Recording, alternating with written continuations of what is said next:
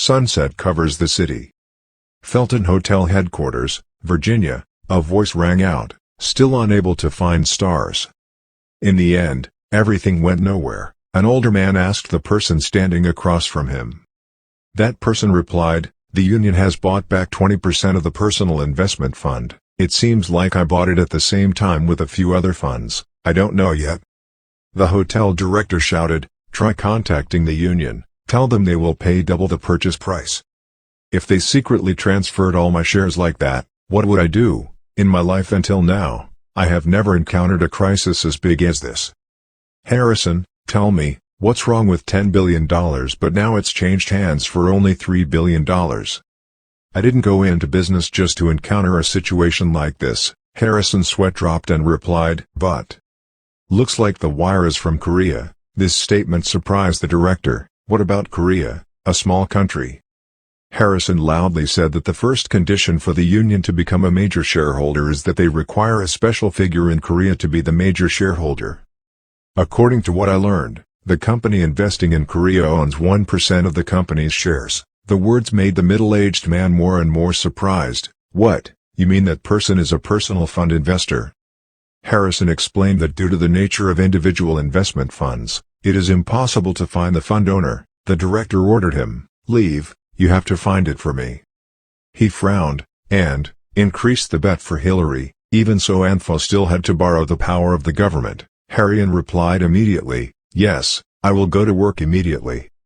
The director was upset. "I don't know who it is, but if you dare to steal from me, I will kill you. I'll skin him and throw him in the California desert." In Korea right now, Taesan is chatting online with Robert. "Robert, let's prepare a free auction. I have sent the documents via email. The object is, Corporation." On the screen Robert wondered, "Boss, how much do you want to do it?" He laughed, "I want to take over the business. I hope you can make arrangements as quickly as possible for me." Robert replied, "Yes boss, I will go handle it right away." And I have something to report. The Felton team contacted the union. Taesan laughed, "Because of the problem of buying shares?" Robert replied again, "Yes, they intend to take it back at a good price." He still calmly smiled, "Please tell them that I have no intention of selling the shares I have. With the current market, please send the business situation report to shareholders, then do what I say." Then he thought, "I haven't even started yet, this bunch." Robert agreed, "I will relay the same to them." Taesan is satisfied. "Okay, so you've worked hard, Robert." He said one more sentence and then hung up. "I will report regularly, boss." Rest. Finishing the conversation with Robert, he walked right in front of the floor-to-ceiling window in the room, looked at the scene, and thought, even if they were servants, I would turn them into the most qualified people. He smirked, "Dong Zong, if you're reincarnated, don't see me again." Suddenly the internal phone rang. Director and manager Hwang Yun-tae of KNB Entertainment Company came looking for him. He turned his head and responded, "Let him in." After that announcement, a man pushed open the door and walked in. Taesan spoke first, inviting him in. "Chief Hwang." Seeing him, the man was startled. "No, you." He said cheerfully, "Please sit down." Chief Hwang is shy. "Oh, yes." He also sat down opposite him and said, "Suddenly calling you here like this, you must be very surprised." Hwang laughed it off. "Right," he thought, sweating, "are you kidding me?" Taesan said something meaningful. "The representative director of KNB has been arrested." Manager Hwang smiled wryly. "Yes, I don't know who it was, but that person's work is truly a good thing for our company." Taesan frankly and arrogantly admitted that I was the one who did that. This startled Hwang. "Yes, what?" He panicked and thought, "What is he saying now? Who is this kid, anyway?" Taesan laughed again. "This star depends on you, Director Hwang." He was shocked. "Yes, what did you say?" He smirked. "I chose you to be the director of this new entertainment company called MTS." Hwang turned to stone immediately after saying that. Taesan smiled at him. Manager Hwang still remembers what he said before. Hwang was startled. Yes, no words. At this time, he was also very confused. "Am I the director?" Taesan smiled lightly. He looked at Huang and continued, promising that he would do his best to take care of those young people. Huang was startled to remember, at the ski area. He suddenly stood up. The future wave of Korean culture will definitely develop to an unimaginable level. Huang is confusing. Yes. Taesan continued, the Korean cultural wave of idols will spread. The man was frightened by his words. He smiled and stated his thoughts. K-pop will hit the world like a new genre. Please continue what you have done for the company. Taesan remembered a girl and thought, Ryon, now I know that you will only walk on a path paved with roses. At a coffee shop, in the air with a steaming cup of coffee, a voice rang out, wondering if business in the artist world is profitable. The other person answered, I don't know if the younger brother from the same neighborhood he mentioned is Ryon. Everything was handled through some lawyer firm. Lawyer Joe's facial expression also became better and better. The other man asked Taesan, do you like her? He smiled and replied, I only take care of her because she looks like my twin sister. Oh, and if possible I want to buy back all the shares of this law firm. This statement surprised Lawyer Joe. What, everything? He calmly said yes, please help me buy it all. The man panicked. They probably won't be able to give it out easily. You're still confident? Please tell me that the first seller will get 100 billion won for me. The second person will be 90 billion. These words made the lawyer gasp in shock. He was sweating. Do you think 100 billion is a small number? He smiled. Some law firm deserves such value. The lawyer raised his voice. That was too expensive. Just 50 billion was enough to buy back the company. He remained calm. Don't worry, just do it. Lawyer Joe was also speechless. Wow, that weird guy.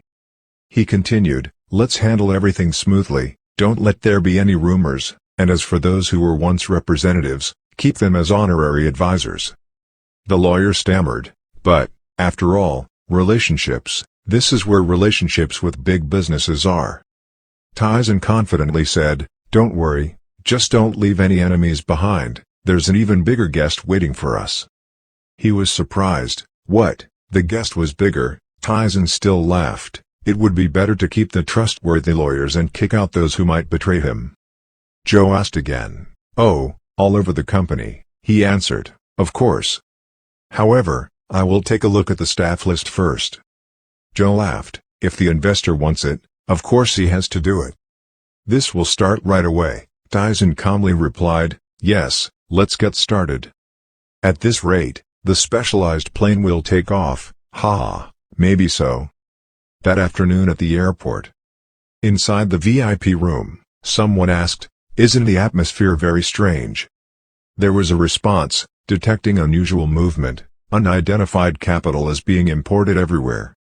The other person asked again. The money's identity was unknown. The person on the screen in front of the man explained again. It started from tax evasion and is flowing to America, Europe and even Hong Kong. The other person asked again. What about the scale? The reporter continued, just at the scale we know, it is more than tens of billions of dollars.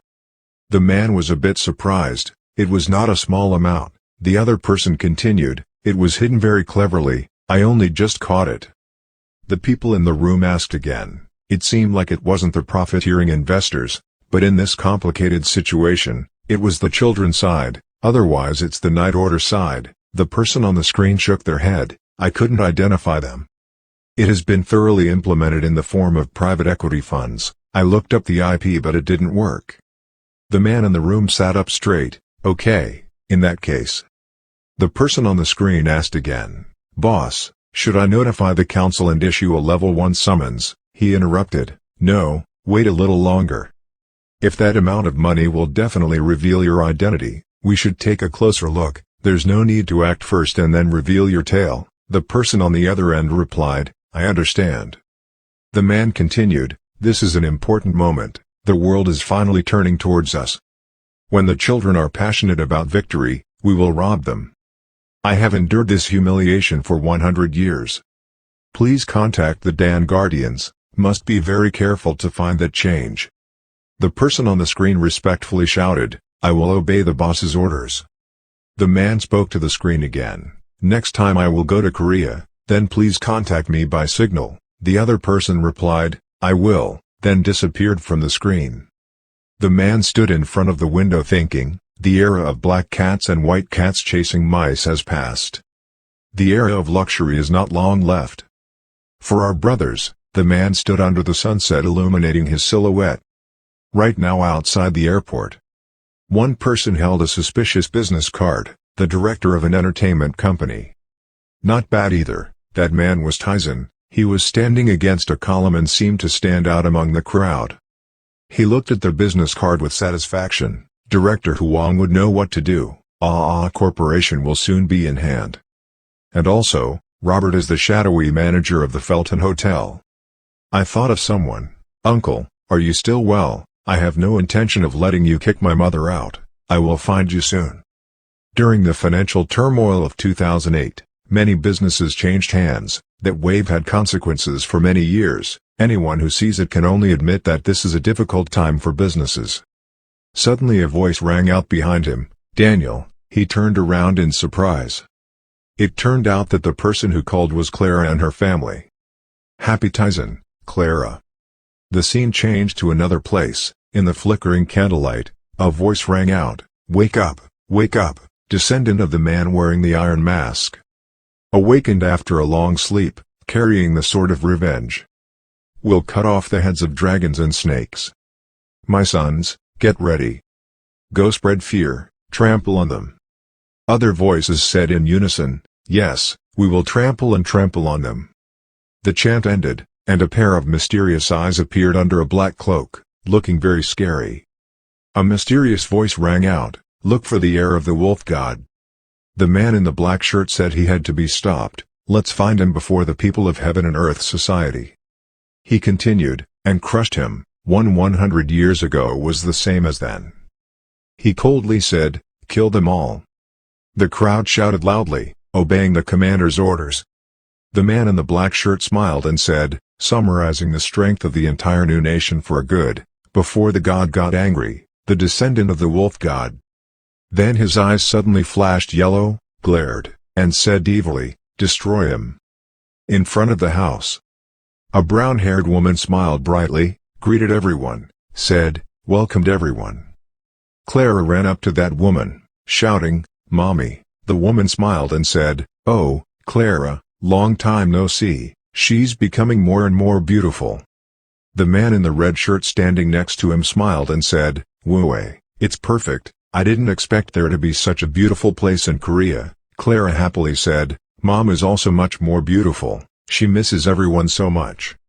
Emmanuel said hello. Hello, I'm Emmanuel, nice to meet you. Li Jiang also spoke up, I am Li Jiang, Clara's father. Li Jiang said, it's rude that I came empty-handed like this. The brown-haired woman said, oh don't say that, I've worked hard to come all the way here like this. The woman smiled brightly. Then said, nice to meet you, I'm Ju Shulran. Jang Taesan stood next to him and asked, where is Dad? Ju Shulran replied, he had something to do so he went out, he would return in the evening with the twins. Li Jiang suddenly panicked and cried out, no, no. Emmanuel worriedly asked, dear, what's wrong? Li Jiang said, this is one of the most prosperous plots of land I have ever seen. Looking at the surroundings, he continued, he didn't expect that I would be able to come to a place with such a beautiful location. At this time, in a music hall, a loud and angry voice rang out, Jang Taesan, who the hell is that again? The secretary answered, being a junior at Dongzong School, the man with the mole on his forehead said indignantly, what, is this junior studying law at a Korean university? The secretary said, this time he just enrolled. That man angrily said, Dongzong and the new student have nothing to do with each other, it's not like that kid forced him to take medicine. The secretary timidly replied, because there was no CCTV around, but it was still impossible to know who the people who attacked the boss that they were. The secretary said that the girl who was with Dongzong that day called the attacker her brother, and according to the investigation, that girl did not have a biological brother but called that person her brother. Then he continued, besides that Jang Taesan, there was no one else. The other man slammed his hand on the table and said aggressively, is this information accurate? The secretary calmly replied, yes, I have mobilized the investigation team and verified this information." The other man was surprised, opened his eyes wide, and said, "So that new student attacked him alone and gave him medicine? Impossible." "So what about those guys standing there? They didn't even see the culprit's face." The secretary replied, "Yes, see nothing, because they are backed into a corner." The man still didn't believe it and asked again, "Is he that good?" The secretary said, "In my hometown, gangsters only need to hold a knife to be arrested." Then he looked straight at the other man and asked, "The president also doesn't know, right?" He said, 2 years ago there was an event in this area that wiped out the gangsters." The man was so surprised that he gasped and exclaimed, "What, that brat, is it Jang Taesan?" The secretary said, "As far as I know, his power is quite large." The other man spoke loudly and powerfully, "That kid looked so young. Okay, release the guys from Team 2 and bring them here." The secretary didn't seem to believe it and asked again, "Two? You said the 2-star team?" The other man shouted loudly, "The kid is very good at fighting, so we have to use Team 2. The secretary replied, "Yes, I got it." The man clenched his fist, thinking, if everything he said was true. He pursed his lips, his face gloomy, and made a decision: he must kill it, Jang Taesan. Jang Taesan's father held up the beer bottle and said excitedly, "Come on, drink another cup, cheer, cheer." Li Jang enthusiastically responded, saying, "If you leave any leftovers, you will be fined an extra drink." "Ooh!" The two men shouted in unison, "Korean soju is amazing." The two twins next to them were bored, thinking to themselves, is this really the first time these two people have met? Then they suddenly remembered something and said, "But where did you and I go? Haven't seen it since." At this time, Jang Taesan and Clara were walking around. Looking up at the sky, Clara exclaimed, "Wow, it's so beautiful, this place is really great." She smiled and continued, "Daniel, I feel like a Korean, just coming here makes me feel better." Jang Taesan smiled and said, "I too, if I come to Hong Kong, I always feel more comfortable." Clara shyly said, "It's not that I don't like Hong Kong, but because this is where you were born and raised, I like this place." Jang Taesan suddenly asked, "What's wrong?" Clara hesitated a bit and replied, "Just." Suddenly, she cried out, "Daniel." Jang Taesan turned his head and asked, "Huh? What's wrong?" Clara bowed her head slightly and said, "No matter what happens, let's not hate each other." Jang Taesan asked worriedly, "Clara, what's really going on?" Jang Taesan held her arms and asked kindly, "Was the company so difficult?" Then he said, "If it's too hard, quit your job and come work with me." Clara replied, "Yes, so I will quit my job." She continued, "If Daniel helps me, you will be kicked out of the house." Clara said, "Daniel?" Jang Taesan was confused and exclaimed, "Huh?" Clara suddenly put her arms around Jang Taesan's neck and said, "For now let's ignore all other thoughts, let's just." She continued, "Simply loving each other." Having finished speaking, she hugged him and kissed him. In the high-rise building, a scream rang out, "Ah, let's meet, let me treat you." Jang Taesan picked up the phone and said, suddenly inviting me, "Is there something wrong?" The blonde girl on the other side said, Today is the day I receive my salary." Jang Taesan said, "Receiving his salary?" The girl replied, "Yes, this time my company changed sponsors. After manager Huang became the representative, the office changed a lot." The girl continued to say that the company offered more delicious and healthier food, the driver had also changed to someone else, and all the interns were signed on a contract and paid according to the minimum wage. For official employees, if you work for 4 months or more, you will receive insurance. Very happy." Jang Taesan exclaimed, "Wow, your company is really great." The girl continued to talk, and the salary was also changed to being paid every 5th day of the month. The girl happily said, "From the 5th of next month, I will receive my salary." Jang Taesan took his jacket and replied, "That's a really good company, don't quit that job and definitely stick to it." "The elevator is going down," the girl exclaimed, "It was so awesome, the best ever." She continued to praise, "Yes, there is no such good company in Korea, maybe the best in the world." Jang Taesan smiled and asked, not knowing who that sponsor was, but it was so great. The girl said, Is that so? I don't know who it is, but that person is as dumb as you. Jang Taesan smiled and said, in any case, comparing with Na is a bit too much. The girl countered, how? Let's put it that way, your brother is the best in the world. She asked him, by the way, are you busy? Going down to the parking garage, Jang Taesan asked again. What? That girl asked, aren't you dating someone? Whether it's a girl or a boy, it's okay, Jang Taesan answered as he walked, because school was about to start so he was a bit busy. He continued, aren't you preparing to release your second album in the spring? The girl was surprised and asked, oh, how did you know? Jang Taesan calmly said, it's related to Syrian. The second album must be successful, because you always support me, so even if you're tired, you have to endure it. That girl smiled and said, he was in such a good mood. Jang Taesan was concerned and said, it's late, go to sleep. The girl replied, yes, I slept well. Fold the phone down. Suddenly, he heard a loud call, hey, Jang Taesan. Jang Taesan turned his head towards the direction of the sound. Then I saw a group of people in black clothes blocking my way. He smiled and thought, what are these people? A voice called out, hey, Jang Taesan. A group of black-shirted people stared at Jang Taesan. Jang Taesan was not afraid and said, hey, you're so quiet. The black-shirted man in the head raised his face and said, whatever, you have the ability.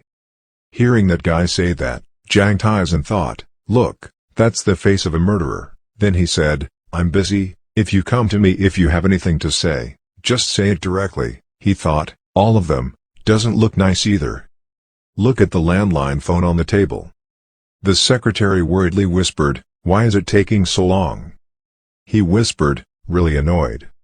At this time, at Jang Taesan's side, he alone defeated nearly half of the black-shirted men. Some of them could not stand up and lay exhausted on the ground. A man in black was so surprised that he exclaimed, what, you? Jang Taesan smiled and said in a provocative voice, apologizing for his mistake. Then he punched that guy's face hard, shouted loudly, go to the hospital and repent. That guy was thrown away, making a coughing sound. Jang Taesan continued to attack the remaining people. Those people were so crowded that all they could do was say, "Ok, hiok."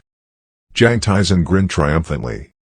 The man with his hair tied saw this and asked in panic, "Who are you?" The man next to him was punched by Jang Taesan, and he let out a howl.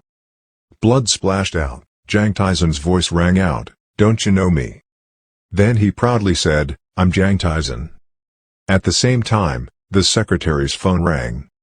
He hurriedly picked up the phone and said, "Hello, Captain Huang, what took you so long?" The secretary urged, "There is only one person to solve, the CEO is still waiting."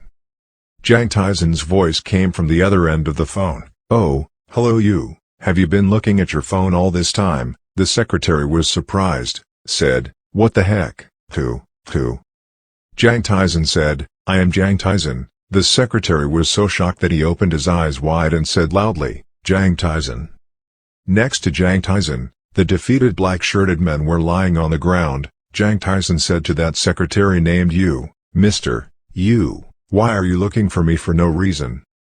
Jang Taesan calmly said, "The matter of Deong-song being high on drugs had nothing to do with me. Could it be that he was so mentally retarded that he didn't know it was drugs?" Walking among the crowd of people lying on the ground, Jang Taesan continued, "The CEO must also understand that." Then he smiled and said, "I don't know much about the rest, but I'm very good at burning down other people's houses. Should I try?" Secretary Yu on the other side said loudly, "What's wrong, you brat? Where's Captain Huang? Give him the phone right away."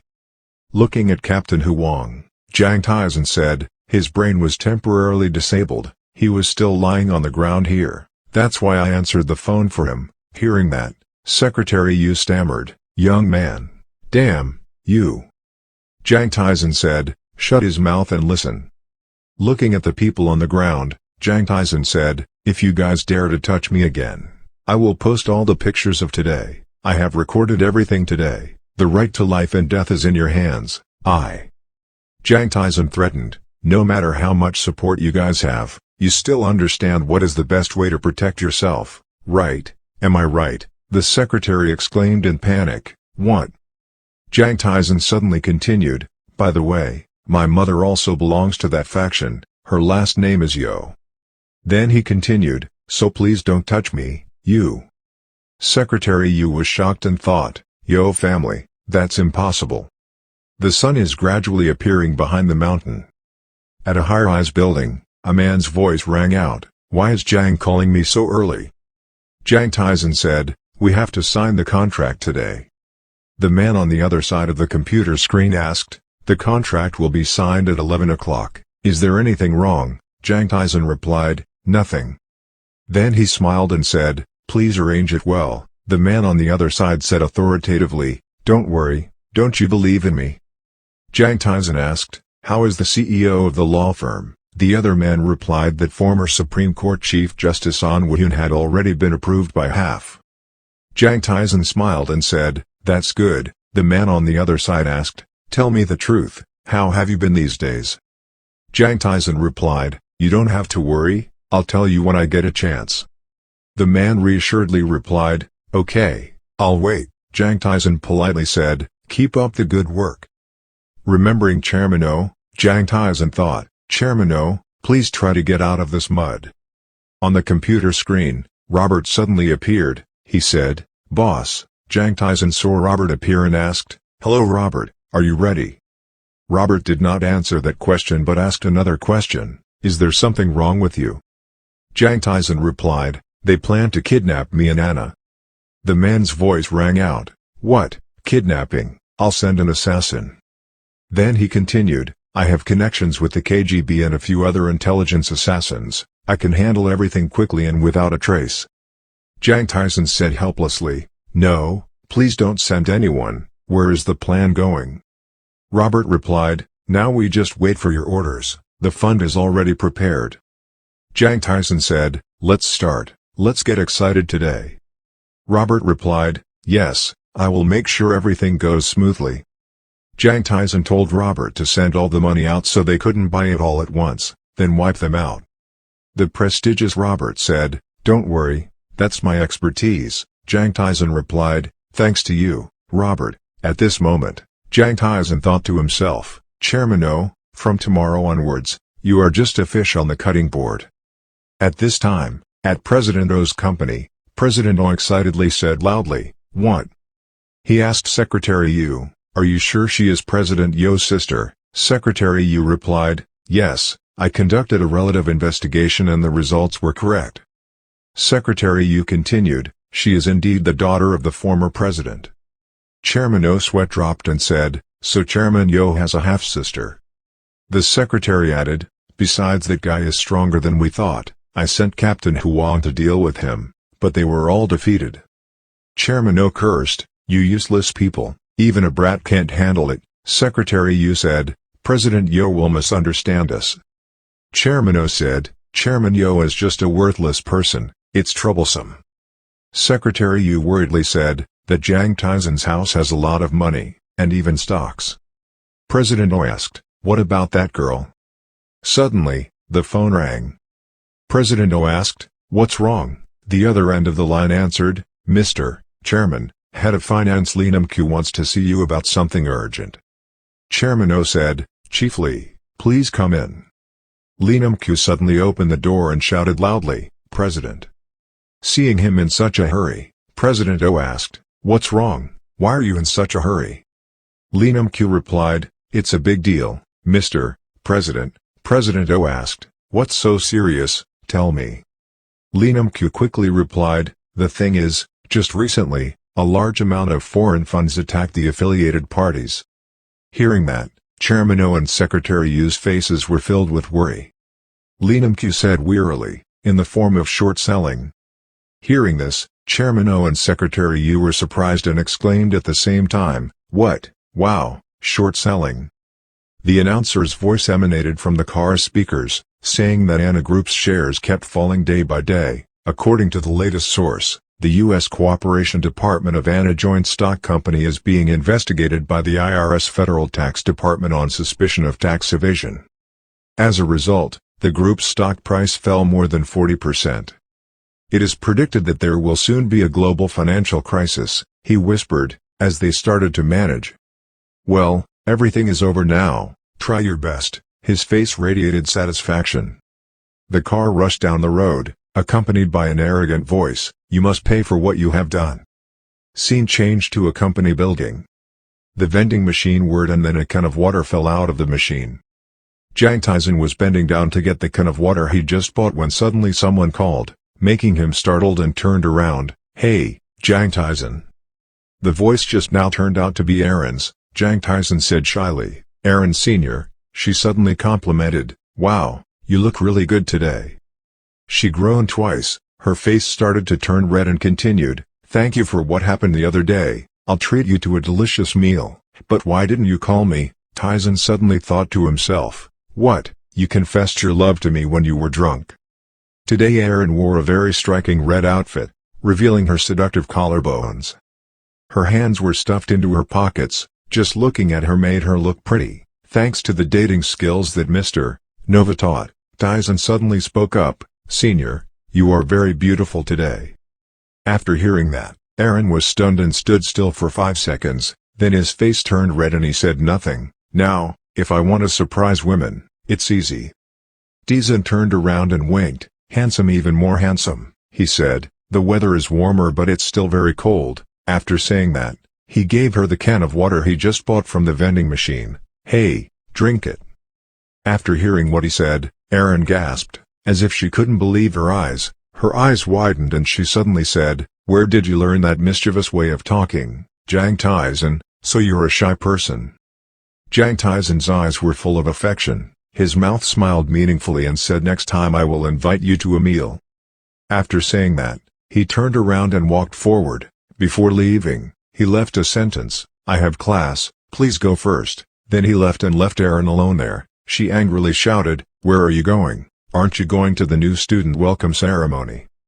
After Taesan left, Aaron wondered if the new students also had a welcoming class. She seemed to suddenly remember something.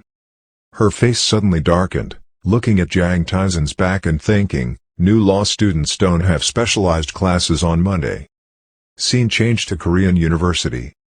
From the classroom upstairs came the bustling noise and laughter of students. They sat and talked and laughed happily. Looking at the students in front of me talking comfortably, walking arm in arm, they talked and laughed as they walked, making the classroom very noisy. Even though there was a teacher in the classroom, no one seemed to care. Everyone continued with their stories. This makes Sun Yuri uncomfortable. Ha, I can't breathe. The more she thought about it, the angrier she became, mentally cursing, Jang Taesan is really a little devil. The friend sitting next to her saw her face droop and asked, Agu, your face looks sad. What's wrong? Your boyfriend dumped you. She lowered her head tiredly and replied, ah, that's not it. Having said that, Sun Yuri raised her head and spoke shyly, thinking about having to draw for another 2 years found it too difficult. I can't breathe at all. Her tablemate was surprised to hear that. Are you serious? We are close friends. A smart student like you is also vague about the future. I can't believe it. She continued, your family must be very busy. Just try to get high scores, then study abroad and become a professor. The teacher stood above and looked around and said, I see there are some new students. Today is the first day, so let's take attendance. You all know that I won't take attendance anymore, right? For an artist, the best words can only be his own paintings. Students who participate in top art competitions will be exempted from all classes immediately. The students sitting below were all shocked to hear the teacher say that. The teacher continued speaking, and of course still guaranteed their students' scores, and if anyone can draw a picture that I like, then I will be able to pass my specialized subjects. Hearing this, all the students seemed happy, everyone had their own thoughts. The person standing above laughed heartily. What do you think? Isn't that wonderful? Having finished speaking, I started taking attendance. Choi Dekiel, yes. The teacher stopped to praise this student for a moment. The sculpture student was very patient. I expect that from you. Student Choi Dekiel scratched his head shyly. The teacher continued to hold the attendance list. Sun Yuri, she lazily replied, yes. The teacher stopped and looked at Sun Yuri and said, last year you were in my class too, right? I also hope to see your performance this year." She obediently thanked the professor. Lee Hankiel, yes. The professor looked at the student below and said, "You're a reservation student, right? I hear your voice as if you've returned from the army." The student scratched his ear and smiled shyly. It seemed the teacher was right. The teacher looked at the list again, then suddenly discovered something unusual. "Oh, what is this? Why are law students in this class?" This statement also surprised the whole class. When Sun Yuri heard about law students, she gasped in surprise, and her heart was also filled with anxiety. The teacher read the law student's name, Jang Taesan. A response came from the last row, "Yes," making everyone surprised, as if they couldn't believe their ears. They opened their eyes wide and turned to look. Who was that? Sun Yuri was the most surprised person. Her face showed fear as if she couldn't believe her eyes. Her mouth opened wide as if this was impossible, stammering and saying, Jang Taesan." Her eyes opened even wider, her face darkened and she looked back, unable to believe it was Taesan. "It's him, Jang Taesan." His face was always so handsome, his blue eyes and attractive smile. The teacher was also surprised by the appearance of this law student. He asked again if there was any mistake. "New student, it seems like he was placed in the wrong class, right?" Jang Taesan happily replied, "No, the arrangement is correct. No mistake, professor." In class, there was gradually a buzz about this student. Yuri's table mate also had to praise him. "Wow, he's so handsome." "Yuri, do you know that person?" Yuri was still surprised about Jang Taesan. She still couldn't believe her eyes. The professor continued, "I don't understand why law students are here, but you didn't register for general courses, did you?" Jang Taesan heard that and could only say, "Yes, I heard that other subjects are also great." When the male students here heard him say that, they were also surprised. Each of them had stupid faces. Then shout together, "Then you must be 100% good at that practice."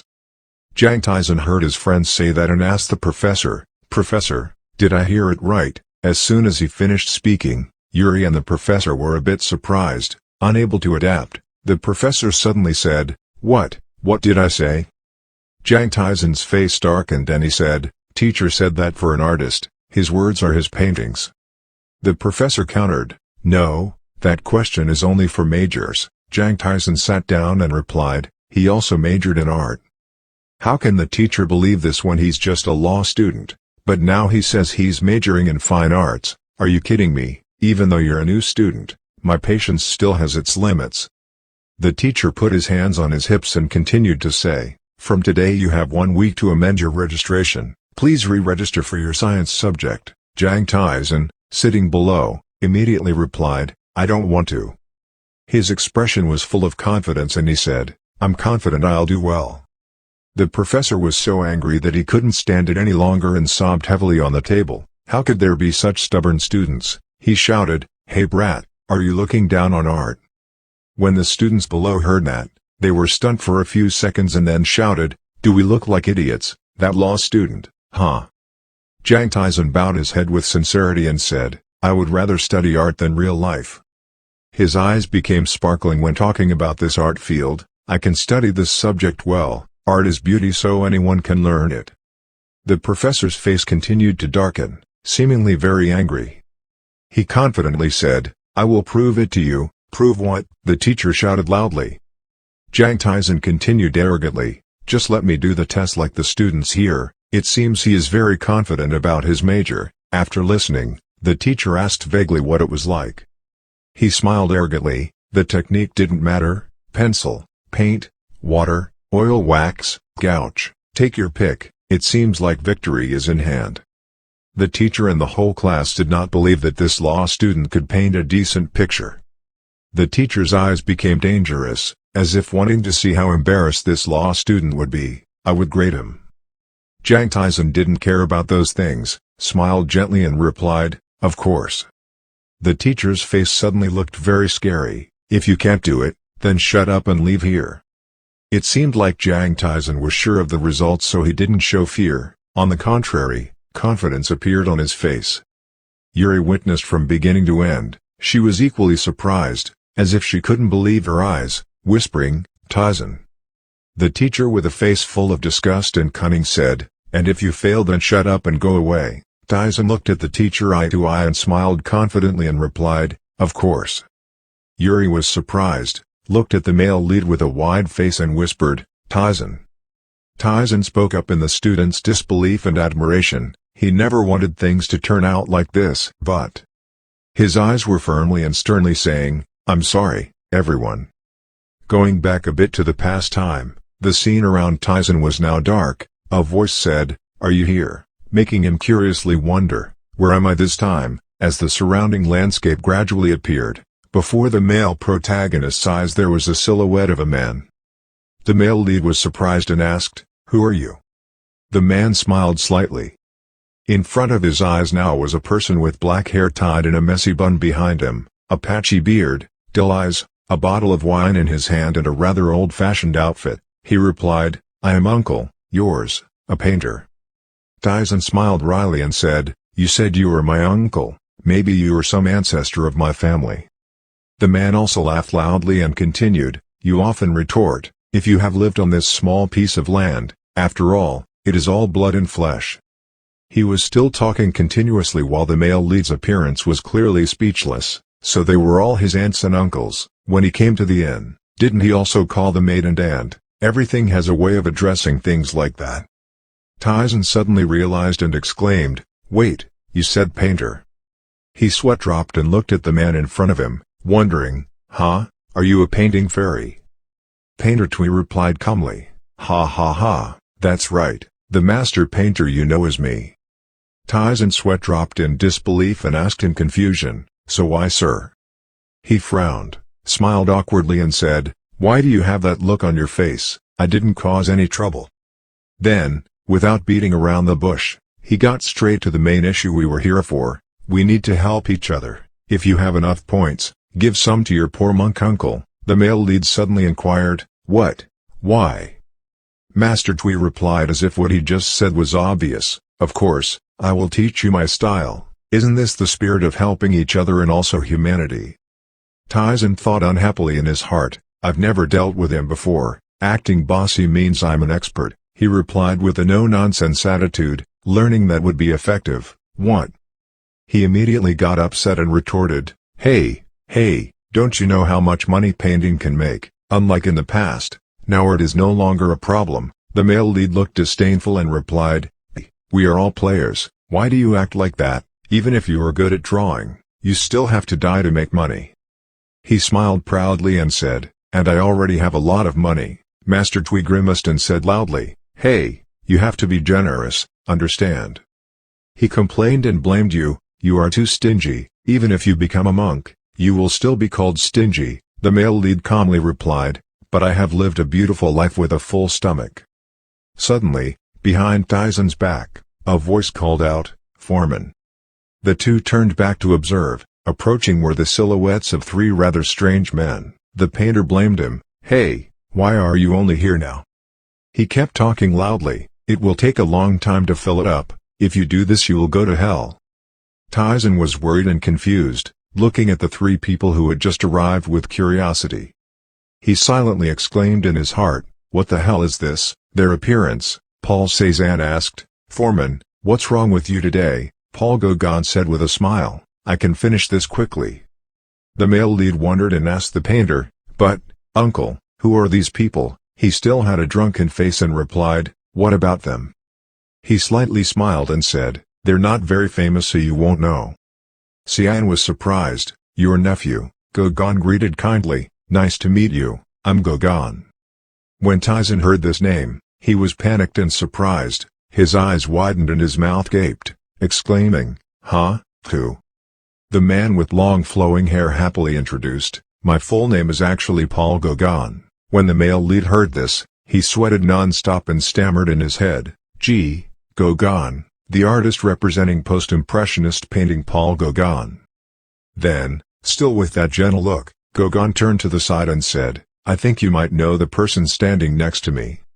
The man next to me also enthusiastically introduced himself, "Nice to meet you, my name is Paul Cézanne," making the male protagonist even more shocked. He silently exclaimed in his heart, "Gasp, Paul Cézanne, the lone pioneer known as the father of modern painting." Paul Cézanne. Taesan's body trembled with excitement. His mouth still couldn't close because he was so shocked. Was this real? His eyes next focused on the man behind the two of them, then guessed, and in his mind, he began to reason. Behind him there was a man standing strangely. He looked so familiar. At this moment, Taesan immediately noticed and realized, his ears were bandaged. His eyes suddenly revealed a look of admiration and disbelief. He silently speculated, Van Gogh. Returning to the present, the male lead is skillfully holding a pen and gliding across the smooth surface of paper. To the admiration and surprise of all the students present in the room at this time, his hands were still gracefully drawing light strokes. The students were still attentively observing Taesan's every move without looking away. They all exclaimed in surprise, "It was crazy," and then silently said in their hearts, "Who is that guy?" A female student with short hair.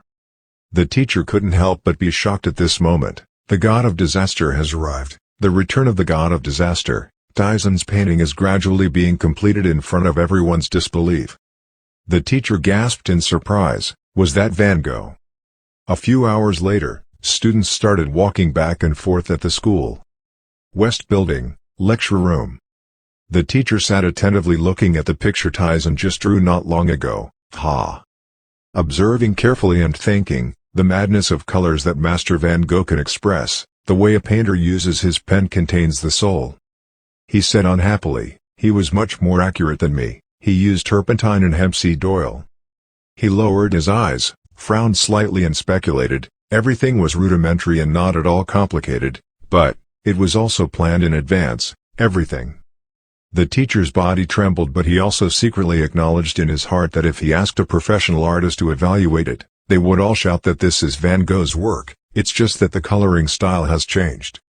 He does not fall into Van Gogh's way of looking at life. The way of painting does not pour out suffering, despair and madness. In the place of madness there is peace, a beautiful reality, no longer a dream again. The father professor suddenly opened the door and called out, "Professor Shim, so you're here," causing him to turn around in surprise. Professor Shim asked confusedly, "Professor Father, what's wrong? You startled me." He said excitedly, "Oh my day, do you know who I just met?" Professor Shim was also curious and asked, "Who?" Professor Father cheerfully replied, "I met a painter." Professor Shim was surprised. What a painter! He approached the table, displayed the painting he held in his hand from the moment he entered the room, and said, "Look at this painting." Hearing that, Professor Shim also came closer to observe. It was a black and white picture of a tiger. Professor Father was still excited and said, "Oh my God, it looks like the tiger is coming to life." Looking intently at the picture, the professor kept admiring, "Look at its eyes, as if it was preparing to jump out and roar for the whole world to know, right?" Professor Shim's eyes widened in surprise. He couldn't believe it and silently said in thought, "This skill has reached an unbelievable level." He turned to his father and said, "Great, is this your work? You're really a great artist." Professor Father quickly denied it. "It's not mine." Professor Shim frowned and smiled smugly and asked, "What, so it was a painting drawn by a former student?" The father professor answered with a confused look on his face, "No, it's a student who hasn't graduated from drawing school yet." Professor Shim was surprised to say, "What?" Then he looked to the corner of the painting and saw a small red mark there. Looking closer, I was shocked to see that on that red mark was Taesan's name. Professor Shim's face was full of worry and confusion. He asked, "Professor, by any chance, are the other students attending the afternoon class?" The professor replied confusedly, "Yes." He stammered and said, "Student, law." Professor Father suddenly asked, "Wait, how do you know?" The two people's faces were dark, unbelievable, looking at the picture in panic and remembering the name, Jang Taesan. Yuki blushed and asked Taesan, "What are you doing?" He replied with a smug look on his face, "Why, law students aren't allowed to draw." She objected uncomfortably, "That's not what I meant." Taesan laughed and continued, "So why do you ask?" Yuki dodged and started another story. "Who would drink rice wine in the middle of the day like you?" Taesan calmly replied, "Suddenly meeting her makes him crave rice wine." She wondered, "Why, you drank the second pot already." Yuki looked like an older person and reminded him, "You're only a first year, right? You shouldn't get drunk on the first day of school like this." Taesan smiled and replied, "But since I met you here, I have to drink. Not everyone I drink with." Yuki suddenly asked in confusion, "Why did you say that?" Taesan looked at her and smiled meaningfully. Yuki blushed at his words. "You're really pretty, senior." Makes her just say words, huh? When it was dark, in a corner of the city, surrounded by high-rise buildings and electric poles. The next day, when it was dawn, Yuki gradually woke up in a dream, feeling like a cotton blanket, a familiar scent that she had smelled before. She slowly opened her eyes, put her hand on her forehead to block out the light and exclaimed, "Ugh, my head hurts." Then she suddenly realized the surrounding scenery. Startled, sweat poured out, worriedly exclaimed in her heart, "Huh, this place is..." She looked around the room and slowly realized, this room again. Yesterday's memories were fragmented in Yuki's head, causing her to not be able to remember anything clearly. She whispered in her heart, and again, she lost consciousness. She suddenly froze, her face turned red, then she lifted the blanket and looked down to check if she was still wearing clothes or not. Seeing that his clothes were still intact, he breathed a sigh of relief and thought, "How much did I drink this time?" She slowly stood up and walked out of the room, still blaming herself. This was all Taesan's fault. Who did he learn to drink like that from? Stepping out of the bedroom, right in front of Yuki's eyes appeared many paintings that surprised her and made her say, "Huh." Gauguin's painting. She immediately recognized it when she saw it. Yuki's eyes were not yet filled with panic, her mouth was open in shock, she was sweating profusely, her heart stammered in surprise, "What is this? Are they all Taesan's paintings?" At Korea University College of Music. The sound of the piano is melodious, full of depth and quiet. The young girl gently glides her hands on the piano. The combination with the piano sound of the male co-star next to her is perfect. A man in a suit sat cross-legged and said, "I also have to leave early this time." That was the associate professor of the music college, Raoul Rayrd. He smiled and said gently, "I'm 40 years old, I miss my hometown very much." Suddenly he heard another piano sound, causing him to pay attention to it, this sound. He looked intently at Taesan sitting on the stage playing the piano, filled with surprise and groaning in his heart. Could it be Rachmaninoff? His face suddenly showed shock, he couldn't believe it and stammered, "No way, why is he a freshman?" The male lead's fingers gently and skillfully glide across the keys. All the students playing musical instruments stopped and listened in admiration, their skills were so great. The others also followed the sound of the piano and gradually approached. They were all amazed by Taesan's talent, standing still wondering who he was, a genius. Back when Yuki was still at the male lead's house, she stood still in front of the pictures he drew and silently affirmed that Taesan was a natural genius. Suddenly, a voice spoke from behind her, "What do you think about my painting?" At the same time, the piano sounded melodious. She turned her head to look at Taesan in surprise and couldn't help but stammer out an answer, "Huh, yeah." Then I had another question in my heart, does he even play the piano? He smiled then looked at Yuki and said, "If you like it, you can take it." Yuki was surprised by the male lead's words and asked again, "Huh, really?" She thought to herself in confusion, she couldn't believe he left Gauguin's masterpiece here. At the end of the piano lesson, Taesan stopped playing the piano and said there were a few more drawings on the drawing board. Then, with a look full of arrogance, he stood up and asked, "How did you like my performance?" Yuki shyly blushed, but not at all awkwardly replied, "It's perfect, there is a clear feeling of pleasure, this is the first time I've heard such a sound." Taesan smiled softly, thanking her. She blushed and looked at the male lead in admiration, there was nothing Taesan couldn't do, he was so cool. Then she hesitantly started talking, "Are you preparing for a competition or what?" He answered quite curtly, "No," causing Yuki to stammer awkwardly, "So?" The male lead's sharp eyes replied, "I want to apply to the piano department of the music college this afternoon." She exclaimed in surprise, "What, piano department?" Her whole body began to tremble because of the amount of information she was hearing. A person studying law had chosen music and arts college as a minor. Her voice stammered and said, "I'm going crazy." At the music college at this time, after finishing the piano piece, everyone applauded enthusiastically. The male lead smiled softly and proudly. Those who appeared there enthusiastically applauded the excellent performance. Taesan bowed down politely and greeted, "This is the first time we met. I am Jang Taesan, a first-year law student enrolling today." The male lead's introduction made everyone there surprised and thought, "He's studying law." Others look at him with admiration in their hearts. Taesan is truly talented. When did he become so good at the piano? At the male lead's company, his lawyer happily exclaimed, "Oh, CEO Jang, the new office setting today is very beautiful, much more beautiful than our law office."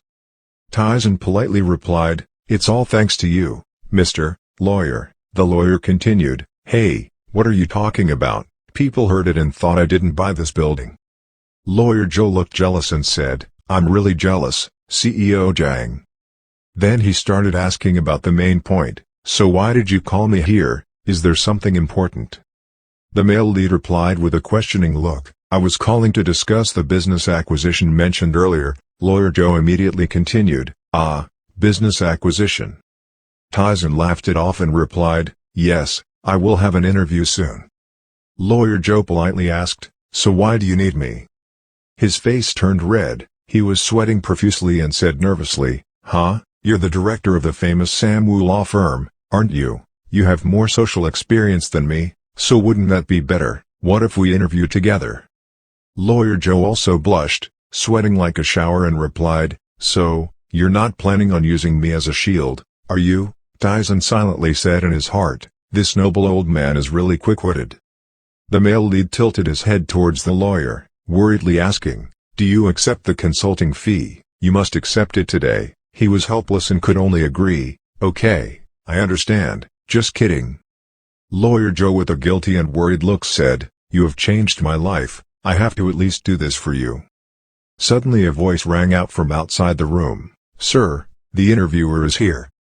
Taesan replied, "Let it in." His employee's voice replied, "Yes." A man wearing a brown suit and leather shoes walked in. He bowed his head in the direction of Lawyer Joe and said, "Hello, Sir CEO," to the confusion of Taesan and the lawyer. The lawyer laughed and said, "Sorry, but I'm not a CEO." The man immediately looked confused at the two people, his head moving back and forth, exclaiming, "Huh?" Lawyer Joe explained, "That person is the CEO, Jang Taesan." He was confused and worried as he watched the male lead speak, "Sorry, this guy is a CEO." Taesan looked at the tall man in front of him with a satisfied smile and thought, "Is a tool, a naive and honest tool." Taesan thought to himself, it was this person. Putting aside his thoughts, he shook hands with the other man. He smiled and said, "Very happy to meet my grandfather, Jang Taesan, CEO of the investment group." Looking at the man in front of him, Taesan thought, this man devoted everything to serve UB in his previous life. The man looked at Taesan with extremely surprised eyes. "Why are you the CEO?" Taesan trusts this man very much. He is about 1 meter 8 tall, and has a strong shoulder to lean on. High and wide forehead, big bright eyes, these are the eyes of a tiger always ready to capture its prey. The man shook hands with Taesan and introduced himself. "I am Han Jin-woong, CEO of Security Company A.T. Taesan smiled at him and pointed to the chair next to him, "Please sit down." Taesan went straight to his problem. It was said that because the company was on the verge of collapse, the company's workforce of 50 was now only 20. After hearing this, Han Jin-woong panicked. "What is this? He is so young." Taesan smiled coldly and said, "Please sit down, I won't bite you, so I'm not afraid." Everyone had now settled down and Taesan spoke. Currently he was just trying to hold on with his family's assets and was in a huge debt. Han Jin-woong trembled and replied, "Yes." Taesan smiled, continued to say, "In that situation he was in dire need of a straw to save his life." The man sitting on Taesan's left noticed eyes staring at him and laughed and said, "Ha ha, don't look at me like that, I'm Yunti, the director of STmanhwa law firm." Han Jin-woong said in surprise, "What STmanhwa law firm, Asian?" Yunti looked at him and smiled and continued to say, "Please don't have a negative view of CEO Jang, I've heard of CEO Han's talent, it's nice to meet you." Han Jin-woong nervously replied, "Thank you." Taesan's voice rang out, "I will take over the company." Jin-woong was frightened by this statement. The lawyer and Jinwoong simultaneously focused their eyes on Taesan. My heart is filled with confusion. Jinwoong hesitated and said, speechless, my company has been destroyed. Even if you invest in it, you won't get any profit.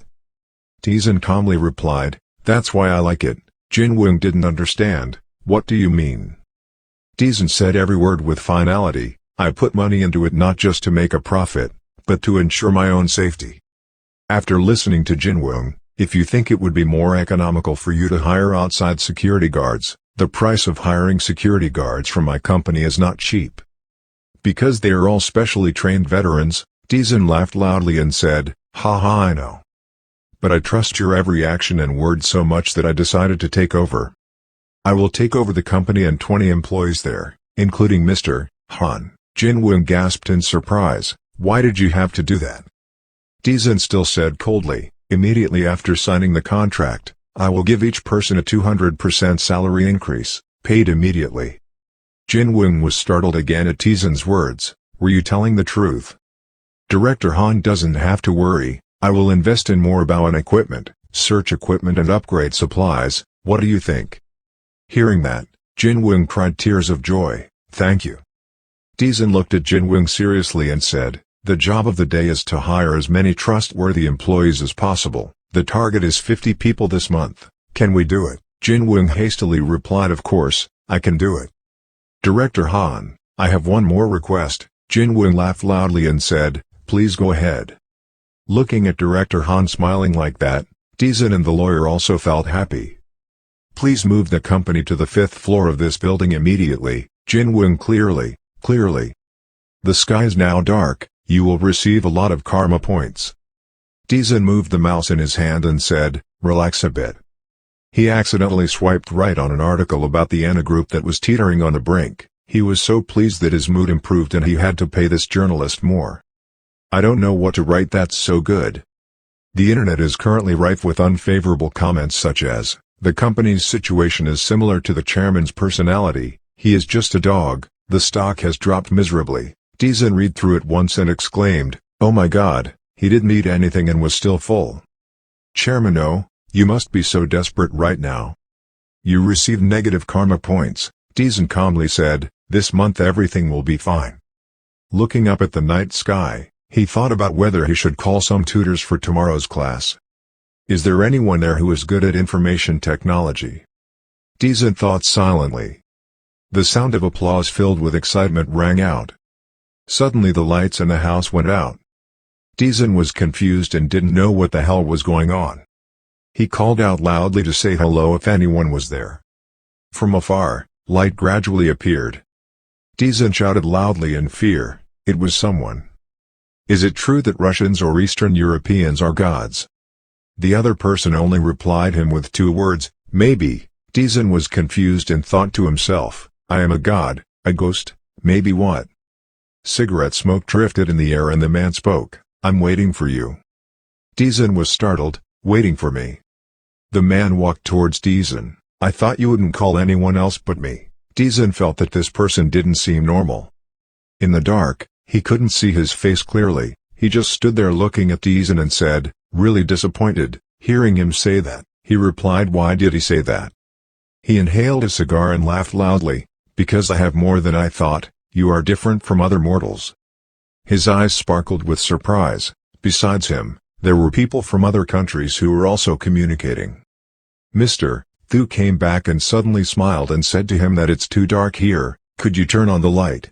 But he just coldly replied, I'm sick and I'll go. This is your first time doing business with someone who doesn't trust you yet.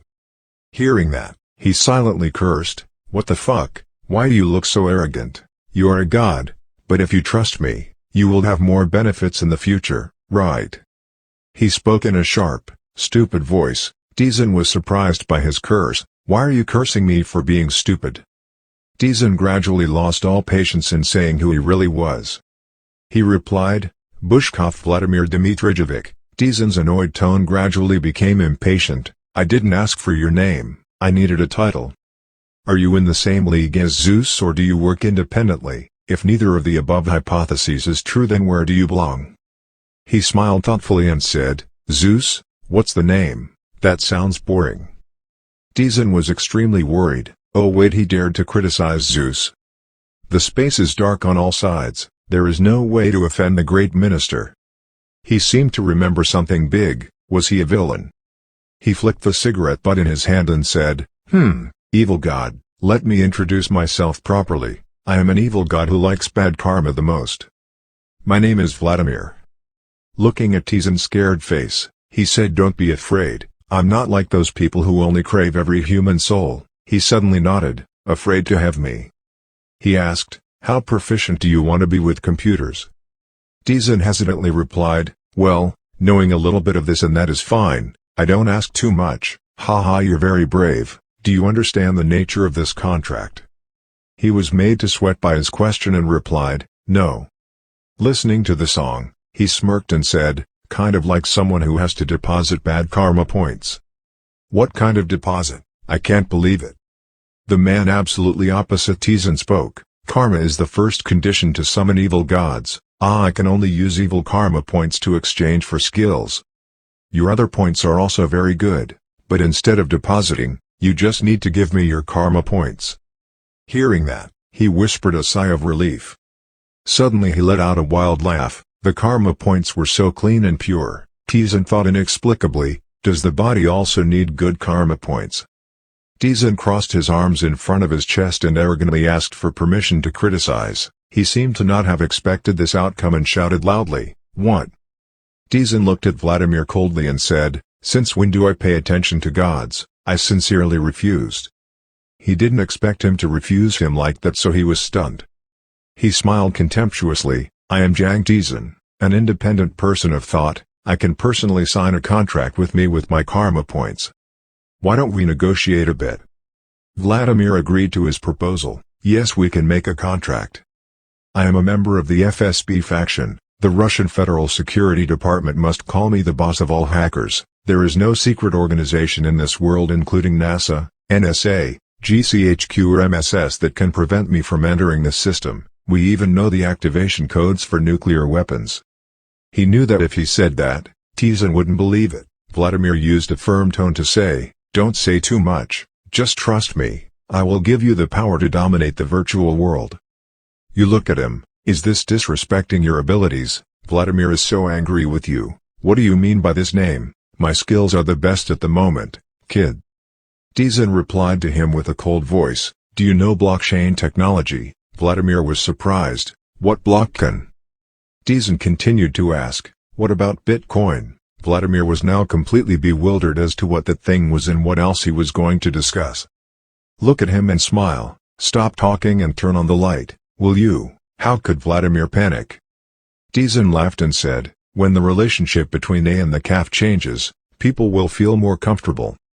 He glared at him. Vladimir looked so funny. If I entered the world of gods, I would consider it as permission. A light soon appeared in Taesan's hand. Looking at the glowing circle in his hand, he said thoughtfully, this morning's sand beads our group leader Yusra bought them for decoration. According to the light, he went down the old stairs. He just discovered an extremely messy guy standing like a lost soul. Taesan shouted, what the hell is that? This is just a normal residential area. Vladimir saw everything exposed and didn't know what to do. Only then did Taesan realize that the evil god in front of him was just a joke. He approached the boy and asked him in a cold tone how old he was. He still stubbornly denied what he meant by saying I am a god. Seeing that he refused to tell the truth, he immediately threatened that most people, when they die, deserve to become gods, but if you don't, God will punish you. I've already died once, so it's over. Sure enough, this threat worked and he shouted in fear, don't come near here.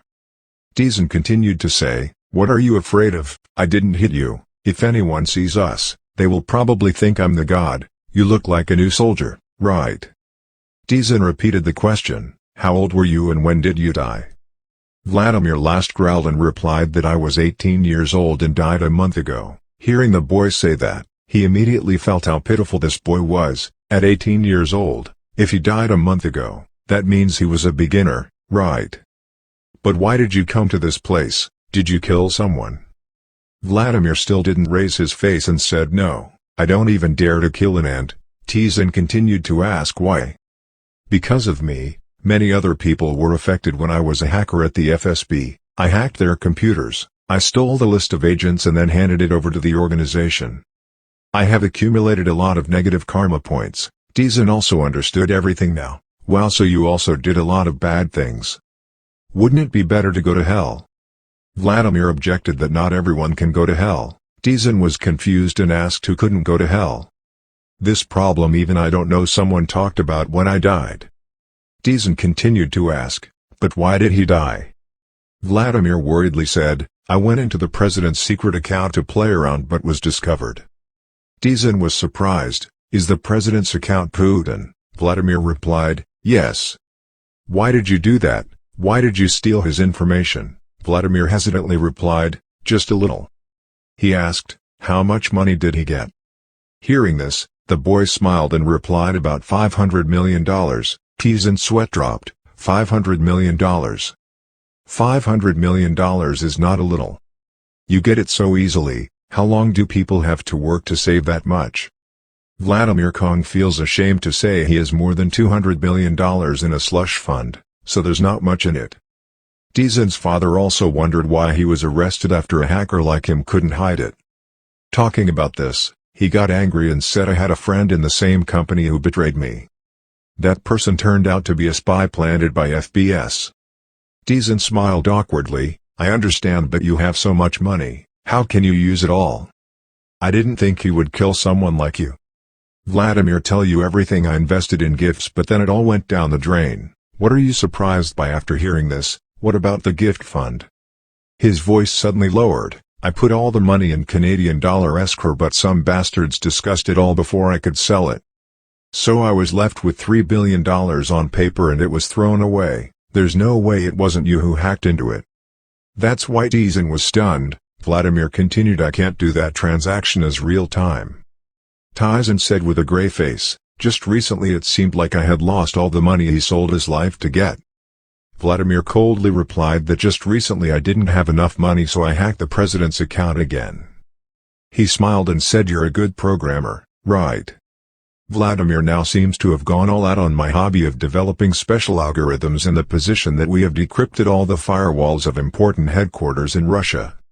He deliberately changed the subject and asked, have you eaten anything? Seeing him mention food, Vladimir thought about his empty stomach. Otherwise, I won't have any points left, so I'm very hungry. Looking at him so pitifully, he curiously asked, why isn't there another god? Vladimir replied sadly, there is a place where evil gods live but they never help each other. After speaking, he burst into tears, please give me some points. I really hate this place, it's like hell, if I had points I would become a purer soul. Please help me. Taesan's screaming makes his head hurt. What the hell is going on? Taesan asked if he wanted to exchange bad karma points for good points. The sun is gradually shining. A series of stock charts appear on the computer. The company's department head reported that since this morning's trading session, the stock price has dropped miserably. A book rushed straight towards the department head along with the director's anger. I didn't want to hear it. What the hell is that? You guys are just going to sit and watch like a scarecrow, right? The employees were scolded by the president. If you receive salary from the company, you have to come up with a solution. Is there any solution? Seeing that the president was so angry, they could only bow their heads and be silent. Looking at the employees, who were all such a bunch of losers, the president slammed his hand on the table and roared, why is everything so chaotic? Director Choi, please say something. Can I get more support for Anna? Director Choi was scared and said, our chairman has asked for a lot of support, the supervisory board has warned him, and they are complaining about the late compensation fee. The chairman calmly sat down in his chair and asked, Captain Lee, how much money do we have left? $200 million, boss, the captain said respectfully. There are still a lot of bills waiting to be paid, but I can't stand it for more than another month, the department head reported. The chairman slammed the table again, his fists clenched with veins. How are these useless guys going to handle this now? The loan limit has reached the peak, so they can no longer borrow from the bank. Public opinion is not good. Details about the debts of the finance department were also revealed. President Anna's face was now red and panting. How dare these bastards not pick up the phone? Company management is lost in thought. Large companies are also on the verge of bankruptcy. If they can no longer borrow from banks, the finance department will depend on them. And academic institutions negotiate with private bond issuers without even realizing it. Doing so is very difficult. There's something very strange about the pressure of an invisible hand surrounding you. Director Choi fell into deep contemplation. As if he had realized something, he sat and whispered, something was very strange. The president now said enthusiastically, how about everyone, let's think of a way, go to the bank manager and withdraw all the money that can be withdrawn. In that situation, only stocks of group companies can be sold publicly, only physical assets such as gold and cash have value, he continued, just need to pass this time, do whatever it takes, just this once. At this moment, Director Choi realized something, his face changed, he thought to himself, could it be?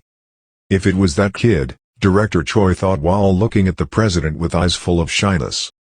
After sitting and piecing together the whole incident, he thought to himself, yes, thinking back, ever since it happened, bad things kept happening. He even imagined the scene of Jang Taesan smiling devilishly, look at him. On the other side, Jang Taesan is saying to Vladimir, do you want to change the bad karma points of the evil god to the good points of the good god? Vladimir thought to himself, in this world I can even change God's destiny, I'm crazy, what am I? Jang Taesan repeats again, the evil karma points of the evil god change into the good karma points of the good god. Vladimir was frightened, tears kept flowing down both sides of his face, he shouted loudly, brother, don't, I will do well, I really want to live like a god.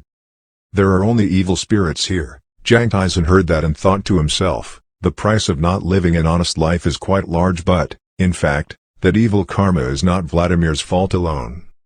Her parents died early and she was raised in the intelligence department of cold Russia. The living situation caused her personality problems to arise, so what is her fault? Jang Taesan asked again. Do you want to change? No. Vladimir finally crouched down. Jang Taesan saw that and couldn't say anything. After a while, Vladimir stammered and replied, I will change. Suddenly there was a bright light, flashing from the middle of the room. This ray of light was so strong that Jang Taesan and Vladimir had to cover their eyes with their hands. They shouted in unison A. That light flashed for a while and then went out, leaving a dark scene covered with smoke. After a while, Jang Taesan and Vladimir slowly rubbed their eyes to see what had just happened. Only then did they suddenly realize that they had been teleported to another place. Jang Taesan said in surprise, What, this is, Vladimir also suddenly exclaimed. Jang Taesan stared blankly not understanding what happened and said, oh my god, why did he suddenly come to the villa like this? Vladimir thought with a wry smile, is it this easy and simple? He happily said, wow, he has really changed into a good god. Jang Taesan was happy to see the other boy like that. The two turned to look at each other and smiled. Jang thought to himself that this kid is simpler than he thought. Jang Taesan thought that, even if he turned the kid into a good god, he still had quite a few points. It was like an investment for him. It seemed like every time an employee decided to quit, he would get quite a few points. Vladimir happily said, brother, thank you very much. Vladimir asked, but how is the money you earned from this incident? Jang Taesan suddenly stuttered and replied,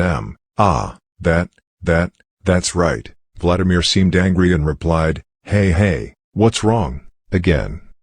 Scene changed to Gangti University. Jang Taesan held the can of coffee in his hand and thought to himself, no, this isn't a level-up regression game, then what is it?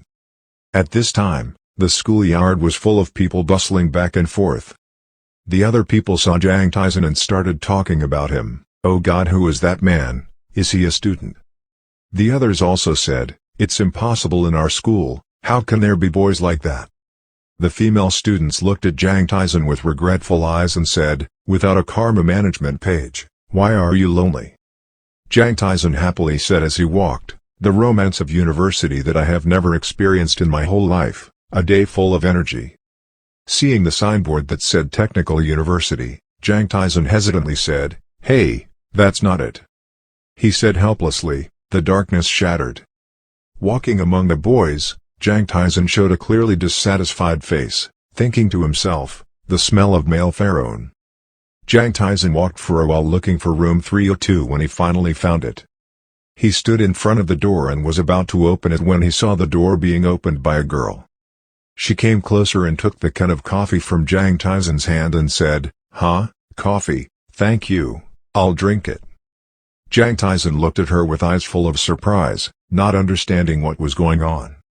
He looked at the woman in surprise as she slowly drank all of his can of coffee, thinking to himself, "What is this?" After drinking, she wiped her mouth with her hand and smiled, saying, "Wow, it's perfect to fuel up with caffeine." Jang Taesan was still surprised. His eyes widened as he looked at that girl, thinking to himself, "The girls at Gangti school, more than anything, are very beautiful." Seeing Jang Taesan's surprised expression, she happily said, "New student, I'm a fourth-year student." Seon smiled shyly and said, "I thought you were my savior, I was about to fall to the ground when you appeared." She continued, "Just trust me in the future, I'm a capable person." Jang Taesan replied skeptically, "What?" At this time, there was a group of people looking at the two of them with a very depressed expression. Seon looked towards those people and said, "Look at the expressions of those people, their faces are extremely jealous of you." At this moment, Seon looked down, smiled evilly and said, "As long as I'm under your command, you can live comfortably at school, how about, thank you." Seeing Seon like that, Jang Taesan broke out in a cold sweat and whispered, "What is that, are you drunk?" She looked up at Jang Taesan and asked, "What's your name?" Jang Taesan was a little shy and replied, "My name is Jang Taesan." She continued, her name was as trustworthy as a person, "Let's go, my place is in front."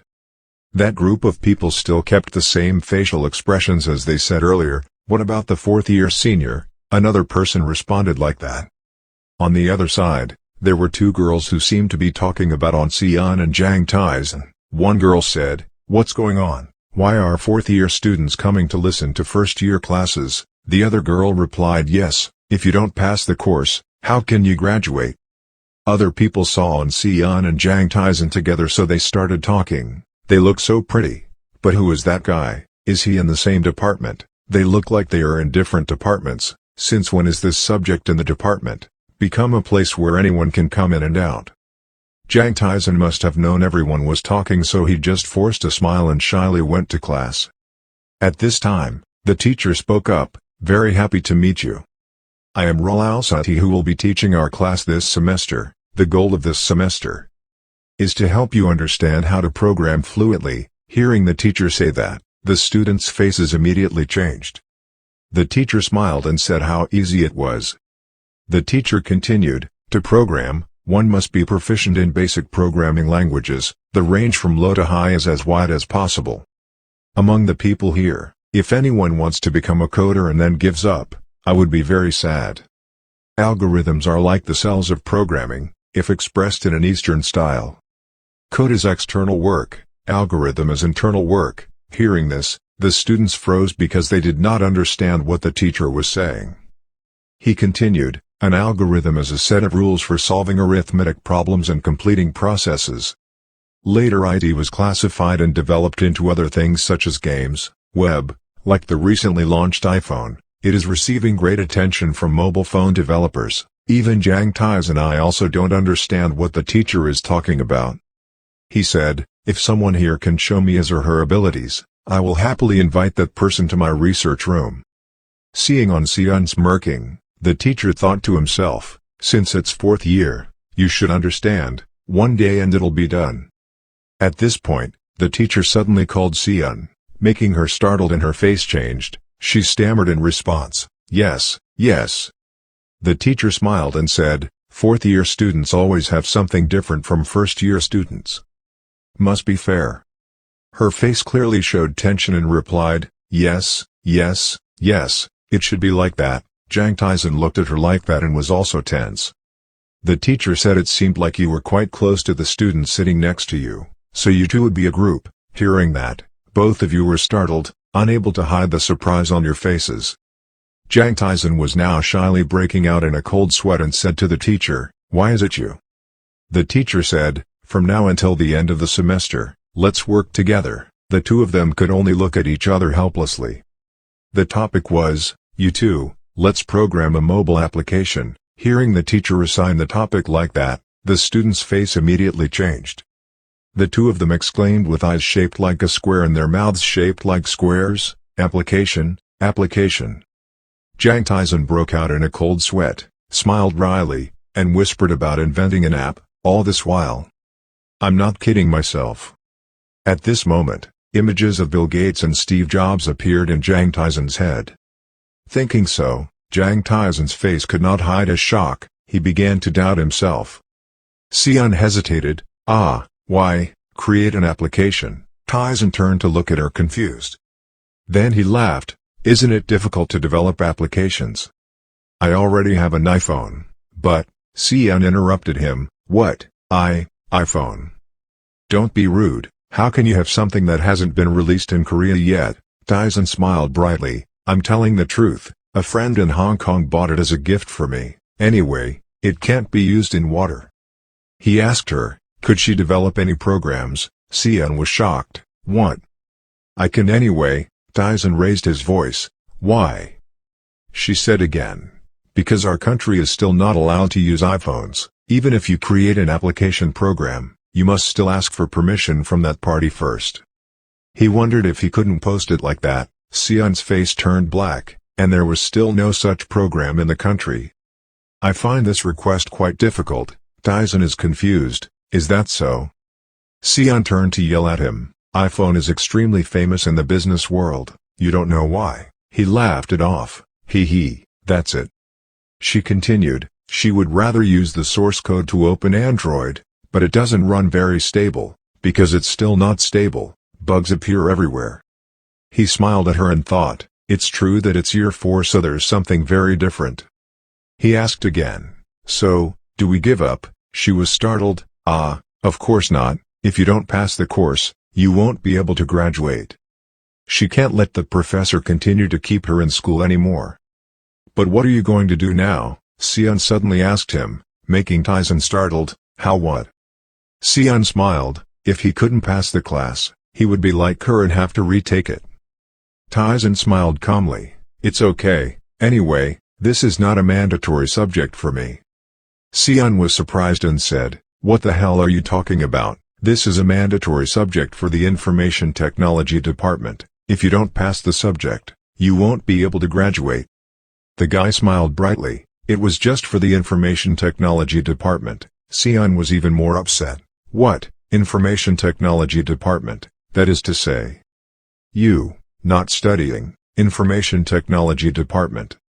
He smiled calmly. Yes, I did not study information technology. Sion exclaimed. What?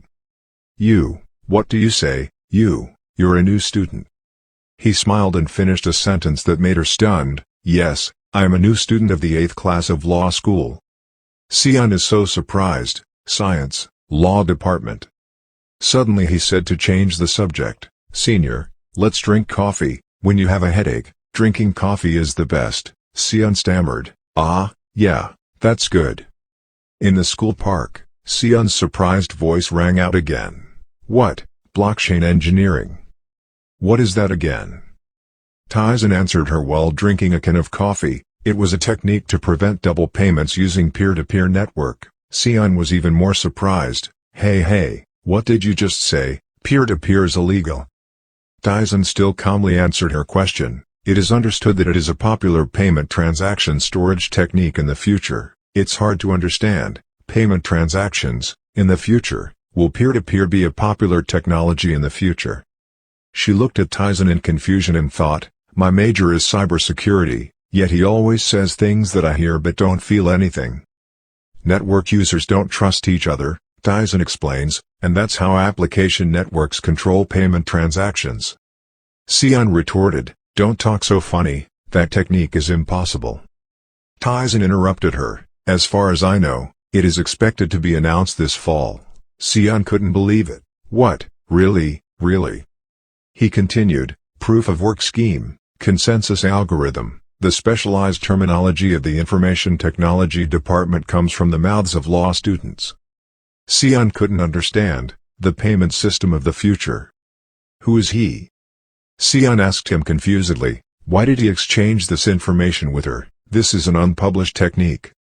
He calmly said that even if his seniors tried to research and develop, they would not be able to follow suit until death. She immediately got angry. What, you look down on me?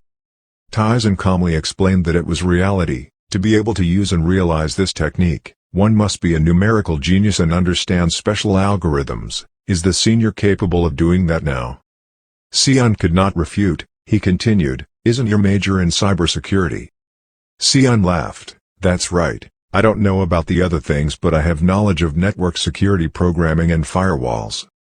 He laughed. In other words, he's like a white hat hacker. I know a great security program. Do you want to try it? Seon was startled. What, isn't that illegal? He calmly replied, for hackers, isn't the most important thing to overcome the firewall? Seon countered, hey, but if you do that, your profile will be read, you know, your parents are just normal people, they can't bear your mistakes. I just want to live peacefully and not do anything illegal. Taesan interrupted her, senior. She got angry again. Why, she still has to get married. He smiled. What if you could take responsibility for my life? Seon was shocked. What are you talking about? His words made her both scared and unbelievable. In that situation, just with those words, not only me but everyone will be mentally disturbed. On a girl who always acts cool, but standing in front of a man like that, she is forced to fall in love. At this time Taesan was driving son Yuri. He asked her, Senior, you didn't come by car, right? Son Yuri smiled. Today I plan to go home by taxi. He smiled and thought, so he wanted to drink. Just now she was a senior at Gongtia school, now she's a senior at art school. Fortunately, I have not yet received any additional negative karma points from these types of actions. Sitting in the car, Yuri said in a reproachful tone. All this time she thought she couldn't make an appointment with him.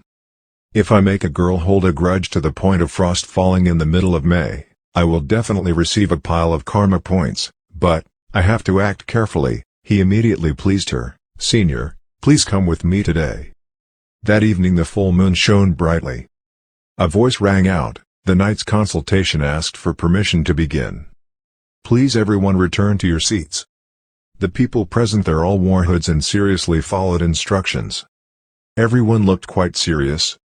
There were 10 people on the round table. The atmosphere looked very solemn.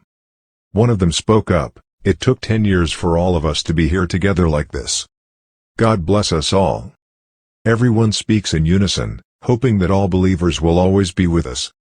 Someone continues, it has now been 486 years since we were humiliated and robbed of that island. In 1912, the island was reclaimed from the hands of the Catholics, but that humiliation remained over the years, flows in the flesh and blood of the Knight's brothers. All must not be forgotten. Everyone spoke in unison again. The hatred had seeped into their blood and could not be erased. The person just now continued, later I will explain the reason for summoning everyone. Rutan, please speak.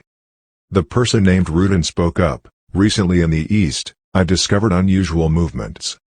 Heaven and Earth Assembly and those who worship the ferocious snake seem to be busy searching for something. Another person interrupted, what is that thing? Rutan replied, I don't know. This is a secret action so I still cannot determine what their goal is. According to the information I have, it seems they are looking for someone. Another person asked, what kind of person is that? The person named Rutan continues, apparently the legendary heir of a family that covers all 3 Middle Eastern countries, Korea and Japan. The person who first spoke up, do you mean the descendant of destruction? Suddenly outside the door there was a flock of crows flying around, making everyone in the room angry. It was really noisy. That person continued, don't waver.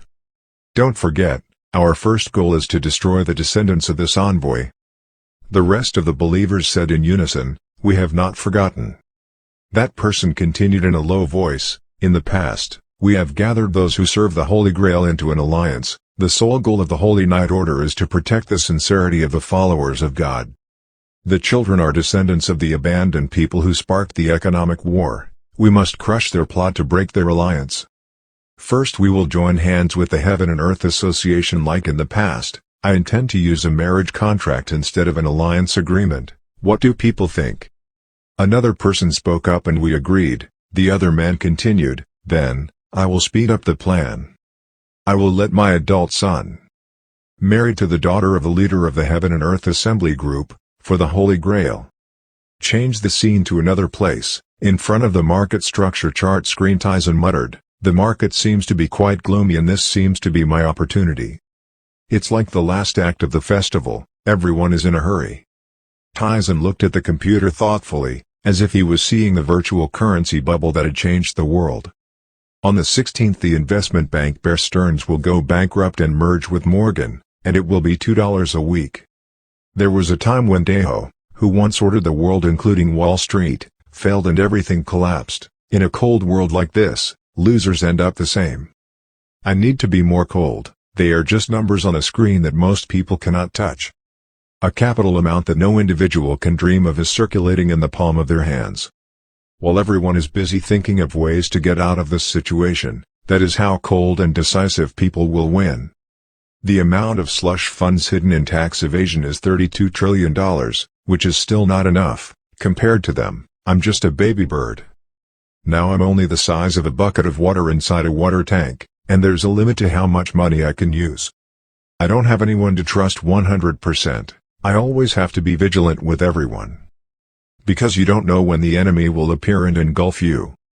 The exchange rate and stock markets created by humanity are being manipulated by invisible hands. This invisible hand force, transferring a huge amount of money, to the point where I can't grasp it.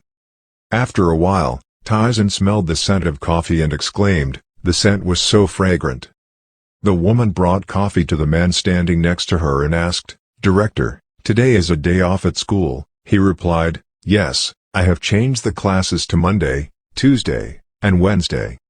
The assistant laughed. How envious. When I was in college I was already struggling to prepare for a job. He teased her back. So is it unfair to her now? She laughed. No, that's not what I meant. Then she asked about something else. Director, was the date fun? He laughed. Ah, let's see. The assistant laughed. Ha, you don't have to lie. How can a handsome guy like the director leave the girls alone? Guys always mistakenly think that it's not the guy who comes to seduce the girl, it's the girl who has already tacitly agreed to it. That means the woman will be more active. Taesan smiled at her. Then he asked, is the working environment good? The assistant was happy. Yes, I didn't expect anything more. Suddenly the phone rang. He picked it up and said hello. The other end laughed loudly. Ha, Director, are you still okay? He happily replied, ah, yes, Director Huang, I still live very well here. Huang asked him if he was busy tomorrow. The candidate interview date that I mentioned before has been scheduled to take place tomorrow, Taesan asked again, interviewing candidates. Then he happily shouted loudly and approved. Scene changed to a certain house. Inside the house, Sun Yuri kept looking at the phone thoughtfully. Her mother, who was next to her, couldn't see any more, so she spoke up. Her phone was about to be punctured, waiting for her boyfriend. Yuri thought to herself, what kind of boyfriend? She said in a long, evasive voice, Mom, I really have a talent for painting. Her mother was confused. What are you talking about? You are the top of the Korean University's art department. Isn't this enough proof? Look at the wonderful pictures hanging in your room. Even if it were hung for an exhibition in a gallery, it would still sell for a high price. The girl interrupted her mother. That's not what I drew. Someone gave it to me. Her mother was startled. What? Who gave it? Could it be the professor? She calmly replied, unfortunately, the school's professors don't have that much strength. Her mother was even more surprised. So who was it? Yuri hesitated. Yes, such a guy. Scene changes to a corporation. A supercar crashes in front of the door. The staff stood in 2 rows to respectfully greet. The director is here, we will guide you inside. Entering the parking lot, Taesan opened the door and got out of the car. He stood waiting for the elevator with an extremely arrogant expression. After waiting for a while, the elevator arrived. Meanwhile, in the interview waiting lobby, the loudspeaker announced, quickly line up, we will be interviewed in order. Taesan stood right at the door, watching the chaotic scene in the lobby and burst into tears. Oh my God. There were 2 girls among those waiting for the interview who were chatting. One asked, can I wear makeup? The other person replied, Of course, you look very pretty today. Another guy complained, heck, I couldn't sleep yesterday so I'm not in a good mood today. Someone comforts you, it's okay, you'll do well, just trust me. Taesan stood looking at this scene and sweated, thinking, it's no different from the chaos and the goblins. Suddenly someone shouted, Kang Go-yoon. He was startled. What, Kang Go-yoon? An unremarkable short-haired girl in the crowd raised her hand. Yes, Taesan was also shocked when he saw the girl. Oh my god, why is the person who plays the female lead in the Goblin TV series here? And there, the boy looking over there was Jun of Mirai Boys. Taesan could only smile wryly looking at the chaos before his eyes. Suddenly someone called out to you, are you here for an interview? Taesan turned around in surprise. Yes, was a blonde-haired boy wearing a black scarf covering half of his face. That boy came before his eyes and said, don't stand there stupidly and go get the votes. Taesan was speechless. Ah. The guy continued to ask, are you so handsome, a singer, or an actor? These questions made him not know how to answer. No, me. The other guy continued to laugh. He looked a bit old. He must be an actor. He was very handsome. I made the boys present here in Squids. He laughed. Ha, you came alone. The boy replied, yes. He continued asking, are you a singer? The boy continued to happily answer, nodding, seeing that he was a singer. I'm Ray Hyuk, the future idol. I don't understand, is it a stage name? The boy was a bit surprised. Oh, can you see, my real name is Dongjun, Ma Dongjun. Taesan wondered again. The real name sounds good, Ma Dongjun replied. I don't feel anything. Ray Hyuk gives me a stronger feeling. Because idols are idols, their names also have to be great. On one side, there was a group of girls looking at him and talking. He didn't apply for a singer job. Phew, so lucky. Why are you so handsome? To raise him as an idol, he's too tall, probably an actor. That beauty must be the main character in the group. Hearing the comments, Taesan turned around and smiled in return. His smile made the girls there fascinated. Kia, so handsome, how can a man's skin be so beautiful? The comments kept increasing. What is he, a trainee? Maybe he's an actor, he's so handsome. Taesan smiled excitedly and thought, somehow I feel like today will be a very interesting day. On a beautiful day, Taesan went to the company and went back to work. He went inside, to room number 501. Taesan opened the door and calmly walked into the room. He briefly observed the room and then exclaimed, looking at it, he knew it had cost a lot of money. It was a rather luxurious room, and clean, he thought, without a speck of dust. Just looking at him, he looked like an entertainment director. When an employee inside the room saw him, he bowed and said, Director, please come in. That person happily asked after Taesan. The director had already gone to work. Taesan also happily said, it seems like there were a lot of people coming for the interview, ha. He evaluated the documents and asked, are these all the people who were recruited? The other person answered, yes, Director, I have recruited people who the director has approved as official employees of the departments, like Human Resources, Operations, Advertising. There are a total of 80 people. Hearing that, Taesan was quite satisfied and said seriously, as I said, there is no abuse of power at MTS, and even if you are an artist under the company, you will not receive special treatment. Just remember this, he clearly advised. The other person was also confident in himself and assured, yes, please don't worry, Director, we absolutely will not go against the director's instructions. Taesan added that investors were preparing to invest heavily in this field. This statement made the other person panic. What, there were investors too? Taesan saw the worried expression of his staff and firmly said, I think they will support us with all their strength, so we just need to improve our strength, to take the lead in the cultural industry. We must grasp and thoroughly meet the needs of consumers. That employee also felt helpless and exclaimed that, indeed, he could only be the director. The more he talked, the more excited he became. Then Taesan asked if he had contacted the lecturers yet. The other person spoke quickly and softly said, okay, I've already contacted the native teachers of English, Chinese, and Japanese. The interns probably want to faint when they hear this sentence, but there's a thing.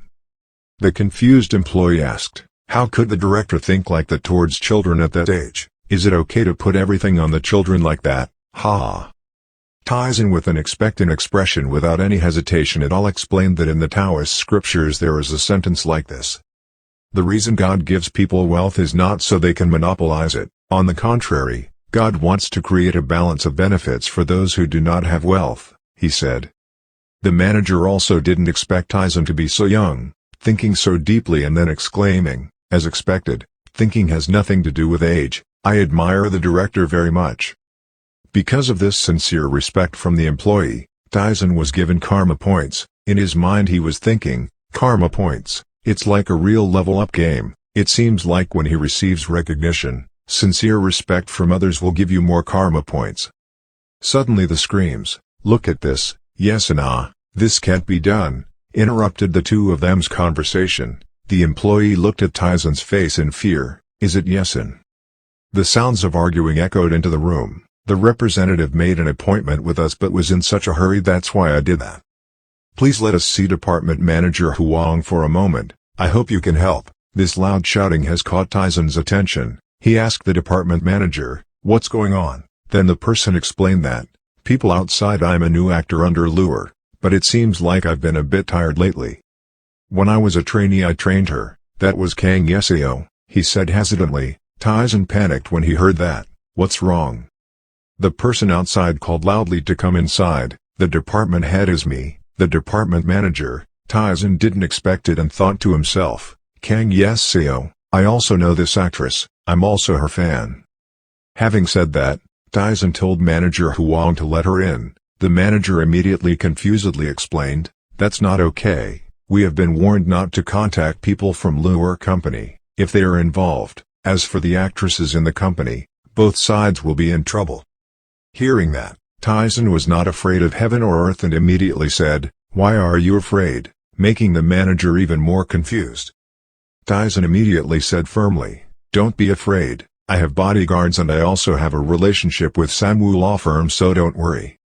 Director, the manager was still a little worried and said. Taesan then said, please come in. The sound of high heels clicking, the girl opened the door and rushed straight into the room. Somehow, she mistook Taesan for Manager Huang, ran to hug him, and happily said loudly, Manager Huang. It was this rude action of the girl that made him confused, a girl crying in his arms. He had never encountered this situation before, and in his heart he could not contain his joy. In his mind, he was exclaiming, oh my God, what a wonderful moment this was. Suddenly, Manager Huang spoke up, this director is Yeseo, and before he could enjoy it for long, she knew she recognized the wrong person. Yeseo was startled away from Taesan, oh my God. Taesan liked it very much but was a little embarrassed and asked, are you done crying? The girl knew she hugged the wrong person and immediately panicked, what, this pervert, who are you? Manager Huang immediately introduced her to Taesan, this is the director of our company. And Taesan also greeted her. After a while, everyone finished introducing themselves and sat at the table to talk. At this time, Yeseo could no longer speak forcefully and instead sat down and apologized, I'm sorry, department head, other than the department head, I have no one else to rely on. Seeing that the girl was embarrassed, the manager immediately said, the director is also my relative, so feel free to say anything. Yeseo thought to himself, even though it's uncomfortable, it's okay. Taesan also happily said, just say it, you have to listen to know if I can help. The girl was upset and told the company representative. Tomorrow I'm scheduled to go to Bali to take photos for a magazine, Mr. Huang suddenly asked, what about the magazine? But what's the problem with that? Hearing that, Taesan was a little interested. Yeseo continued crying while continuing. The thing is that I don't have a manager with me. Both Taesan and the department had heard that and were panicked and said in unison, what, did you come to Bali alone? Because I didn't want to, I refused, but he told me to leave while he was still talking nicely, someone promised to sponsor me. But if I do anything wrong, I will be buried alive, what should I do now, this is going too far.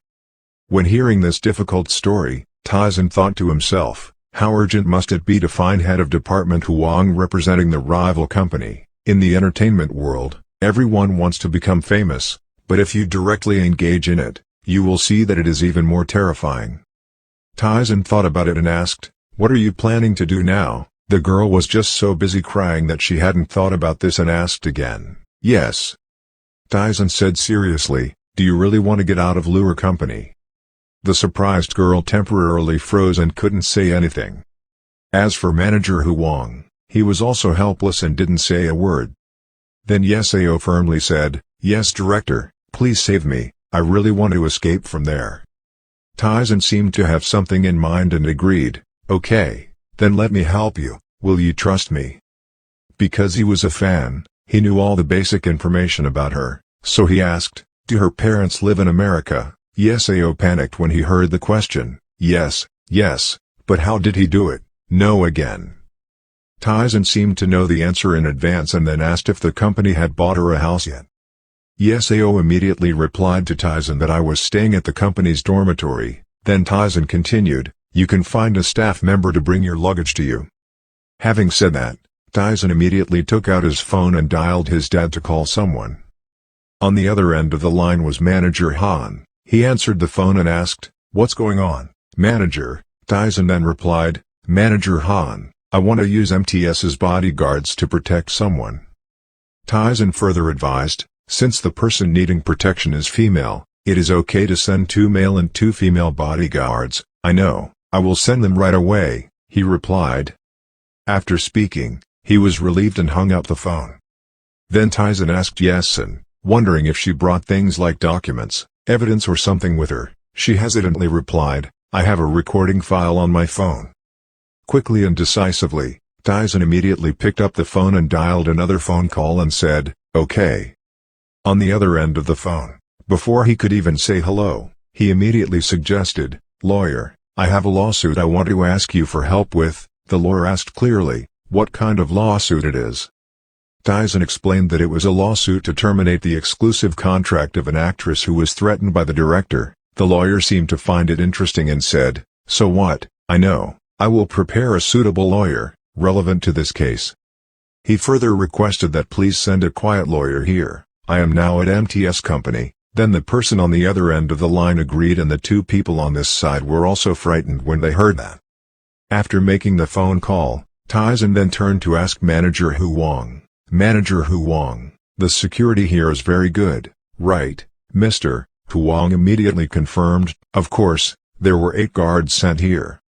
Receiving a satisfactory answer, Taesan immediately said to Yesun, "Did you hear that, Kang Yeseo? This is a safe place." The girl immediately confusedly replied, "Yes, director." But at this moment her tears from fear became tears of joy. Taesan also advised that, "And there is a dormitory in the company building, you should stay here temporarily for a while. The security headquarters is right here, so except for the police station, this is a safe place, best. And the termination of her exclusive contract will be handled perfectly," he said happily. Makes Yesun feel somewhat more secure. She felt like she was getting justice for herself, then stood up and bowed in thanks. "I will trust the director to the fullest. Because of this, thank you from the bottom of my heart." Taesan received extra karma points. After that, in the company lobby, many artists and journalists arrived. A girl with small steps walked in. She leisurely walked and looked around and exclaimed, "There were so many journalists." When she looked at the handsome guy named Taesan, she thought to herself, "Is that person an intern from our company? So handsome." A pair of feet clattered along the hallway. As she walked, she said, "Her friends have gone to interviews, what should I do? I'm so bored." Goon kept walking back and forth in the middle of the hallway, thinking, "What can a little girl like me do?" Suddenly there was a man's voice calling, "Ems, Goon." She was startled and turned around to see who it was. How could she know her name? That man walked up to Goon and began to introduce himself. "Hello, I am Yunjin Shu, assistant in the planning department of this company." After hearing the introduction, Goon was quite surprised. Assistant to the planning department. The friendly man continued, "The director wants to meet you, can you spare some time?" When Goon heard this, his eyes widened and his mouth opened as if he couldn't believe his ears. "Director, why did that person meet me?" she exclaimed while thinking to herself, "What the heck, This grandfather's face looks like a pervert. The planning department assistant acted like nothing happened, leisurely saying that her friend was still interviewing so she didn't need to worry. Goon was surprised again. Huh? What is that? Why did you say that to me? Looking at the surprised look on the manager's face, he had to laugh. Haha, we won't eat you, let's go. Goon doesn't understand what's going on. Entering the director's room, Goon was engrossed in looking around. The manager reported directly, "The director, I brought her there." The director was quite satisfied when he heard that and said, "Come in, Kang-goon." Goon was confused, didn't pay attention to who was in front of him, bowed to introduce. "Hello, I'm Kang-goon." A second later, she raised her head, suddenly opened her eyes wide and looked forward as if she discovered something very horrifying. "Oh, this man." Jang Taesan continued, wondering if she intended to become a celebrity. Seeing the person in front of her, Goon couldn't keep calm and sweat poured down like rain. 9 years from now, Kang-goon will star in the famous movie Goblin Bride. She will sign an exclusive 10-year contract for 100 million. From inside the house suddenly came a voice, "Brother, what's going on?" Kang Yi-seo, who later became very famous, I was also her fan, he asked the person opposite him if it was delicious. It seems that for men, wealth is women. A mouth eats chocolate while talking and chewing sprinkles. If there are too many words, the mouth will hurt. It's too wonderful. It turned out that it was Vladimir. He happily asked while eating, "Brother, is there really anything wrong?" His face turned red like a drunk who drank 3 or 4 bottles of vodka. After hearing this, Jang Taesan shouted like a thorn in his body, "What, are you saying I'm drunk?" The two cousins sat on an outdoor chair talking. The older brother said, "I went to an interview today." Although the younger brother listened, he still held 2 chocolate bars in both hands and said, "Wow, really, you're so cool." The more Vladimir spoke, the more excited he became. His eyes lit up and he smiled. "I really like a rich brother." After hearing this, he looked at his brother blankly, not liking his karma. The younger brother smiled innocently and patted his brother's shoulder. "Hee, it's the same. You have to have money to earn a lot of karma points." The older brother chuckled and thought, "He's quite smart." He said, "I know, it's the same." Suddenly Jang Taesan became serious. He asked, "I want you this." My brother still didn't know what was going on and innocently asked, "Huh, what's going on?" Jang Taesan's face became thoughtful. He said he was one of the geniuses, he could hack any computer. "Right, I see that in addition to America's NASA, the talent from the intelligence department is not average." He looked at his younger brother. Even though he was a boy with a natural talent for hackers, he didn't know everything. The younger brother looked at his brother thoughtfully. Vladimir replied bewilderedly and awkwardly, "That was a professional secret." He continued, "If you want to learn, you have to spend a lot of time with me. It's not easy." Jang Taesan didn't mind anything. He was just afraid of not being able to study, so he replied, "I'm free, don't worry." The younger brother suddenly calmed down. His face also became sad and said, I have had a dream since I was a child." After listening, my brother's eyes widened in surprise. The younger brother continued, "That's why he hacked Mr. Putin's account." After hearing this, Jang Taesan awkwardly asked, "So, what is your dream?" It seemed like Vladimir didn't want to talk. Being the person who made him like him became curious. He tried to ask questions. "Try saying it." He would listen. "Hurry up. You're a reasonable person." The younger brother bowed his head full of sadness. His face darkened. Jang Taesan sat on the side and kept saying, "Can you give me more points, or do I want to level up?" The younger brother was embarrassed. His face turned red and said, "I want to go to the amusement park."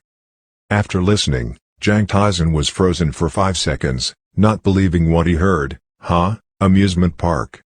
Vladimir was immersed in his dream. His eyes lit up and he looked forward with a bright smile. He wanted to go to the biggest and most beautiful amusement park in Russia that he had ever lived in. "That's my only dream." Jang Taesan looked at his brother affectionately and thought, "I've heard that story before." Vladimir's greatest joy while alive was a picnic at an amusement park with his parents.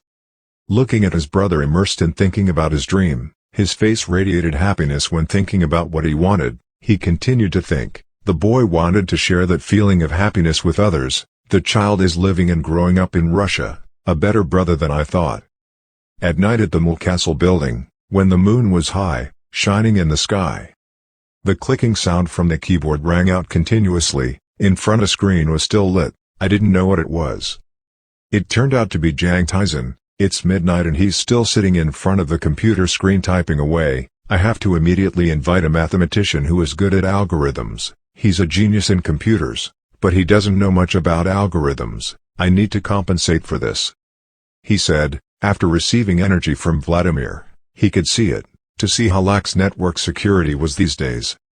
Jang Taesan's face also became more thoughtful and said, to have stronger energy, I need to learn more.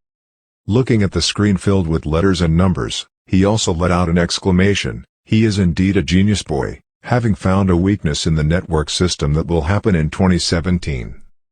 Jang Taesan becomes dangerous. In the next 10 years, I will have all the computer systems in the world in my hands. If I am determined, it will not be a problem. The scene changes to a tall company building, surrounded by works in many fields. Suddenly there was a pair of long, slender legs, walking on high heels, looking very beautiful, surrounded by curious voices. Oh, that girl. Her hair was tied into a ponytail, very youthful and energetic. Some people wondered if she was a student at our school. They all turned their curious eyes towards the girl. Everyone was staring at her as if she were a celebrity. Among them someone asked, "Is that Seon?"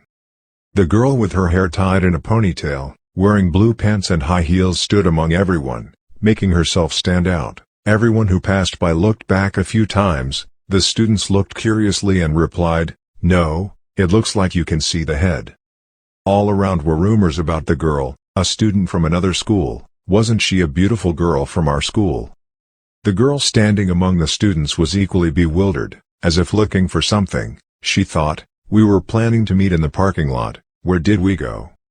She moved forward. Behind them they continued to discuss. Who is that? Seon.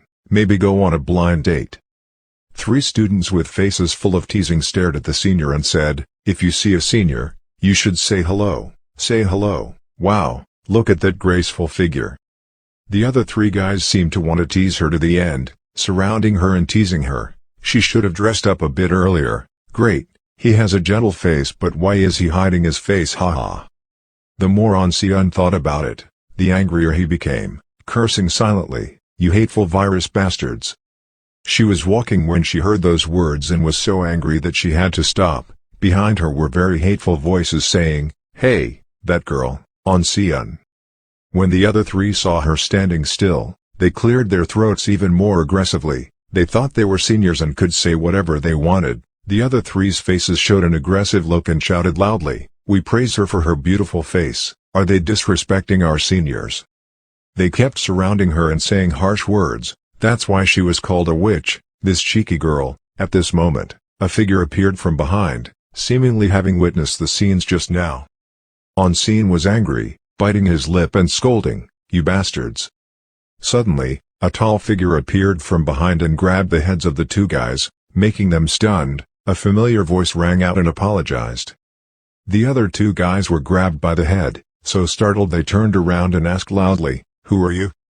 Seon seemed to see someone familiar. Her eyes contained a ray of joy in them. No, Mr. Jang. The other 2 men stood in shock opposite the man. His face looked very gloomy and unpredictable. They seemed to have provoked the wrong person. Suddenly Jang Taesan smiled brightly like a spring flower and introduced himself as Seon's boyfriend. Seon widened her eyes and suddenly looked at the person opposite her, as if she couldn't believe her eyes. She was extremely confused by Jang Taesan. The scene changes to an apartment building. The girl's voice rings out, wondering if his family is a tycoon. A male voice replied, you can make a living in many ways.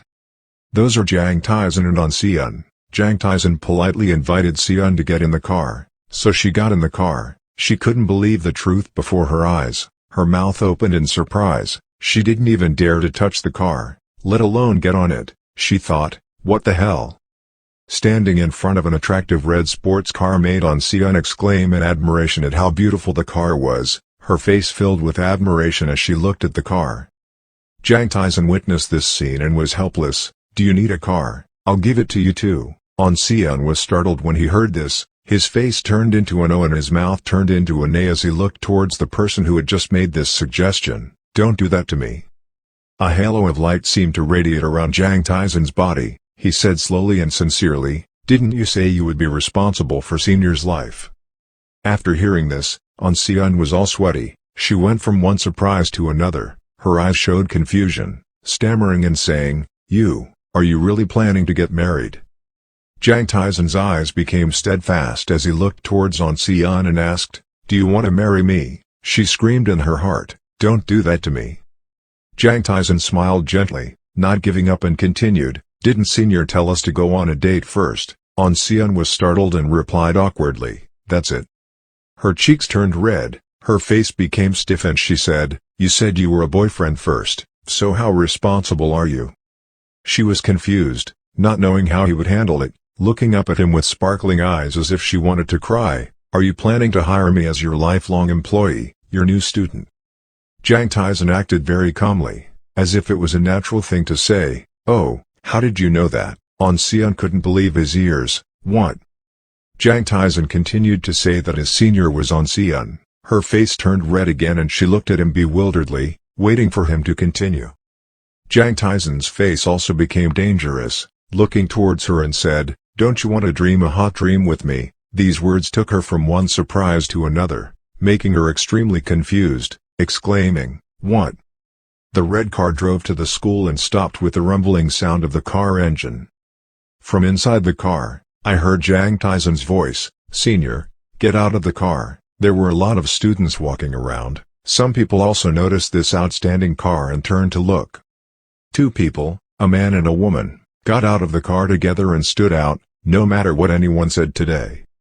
Then I will also be your senior's boyfriend." This sentence made Seon dizzy. What did he say? At the same time, she thought to herself, "Definitely a bad person, what should I do?"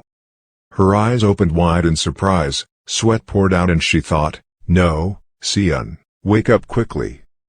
But Jang Taesan acted as if he didn't see that. He leisurely looked at his sister and said very sincerely, "I want to give a gift to my senior." After hearing this, Seon opened his mouth and suddenly turned to look at Jang Taesan. "What, a gift?" Jang Taesan smiled brightly, his eyes filled with affection and said, "That gift is the fastest and strongest supercomputer in the world."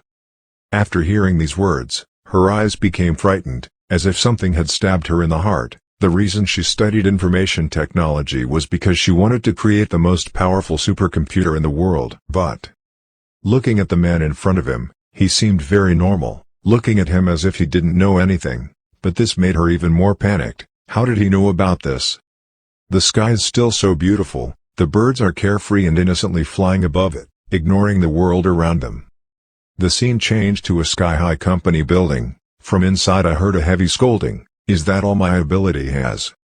The person on the other end of the line is afraid to respond. "I'm sorry, CEO." On this side, the voice of the so-called CEO replied, "Okay, if you can't handle just one woman, how should I trust you?" The man with the angry face continued, "Don't contact me after today. It's not just your company that contacts me." Hearing these words made the person on the other end of the line even more scared and said, "CEO, please give me another chance. I'll send the Aram that's been singing recently to the examiner." When the director heard this, he seemed to realize something and asked, "If it's Aram, is it Unique's Aram?" This man quickly replied, "Yes, it's her." "Isn't that girl beautiful? I choose someone to entertain the CEO, but how can I choose lightly? Tonight I'll let her get on the plane with the director." The other party heard that and said a little smugly, "Really, that's okay, I'll trust you again." With the approval of the CEO, this made the man feel a bit relieved. "Thank you, CEO," the other party replied, "Do it well later." But after hanging up the phone, the man's face showed resentment, his face darkened. "Damn you son of a bitch." Then he turned back to look at the man next to him, angrily shouted, "Director Choi, where is that cunning little girl? Have you found it yet?" Director Choi said, "Found it." The other guy asked right back, "So, where are you?"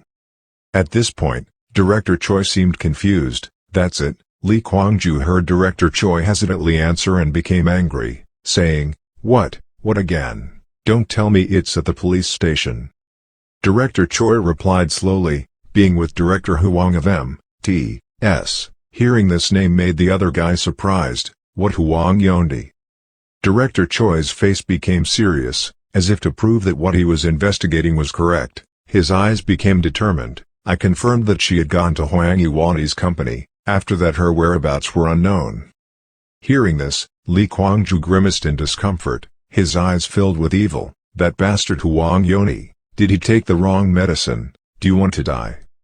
Saying that, he screamed, his eyes became dangerous. He must definitely get that girl back here. If Huang Yonti gets in the way, then drag her back here.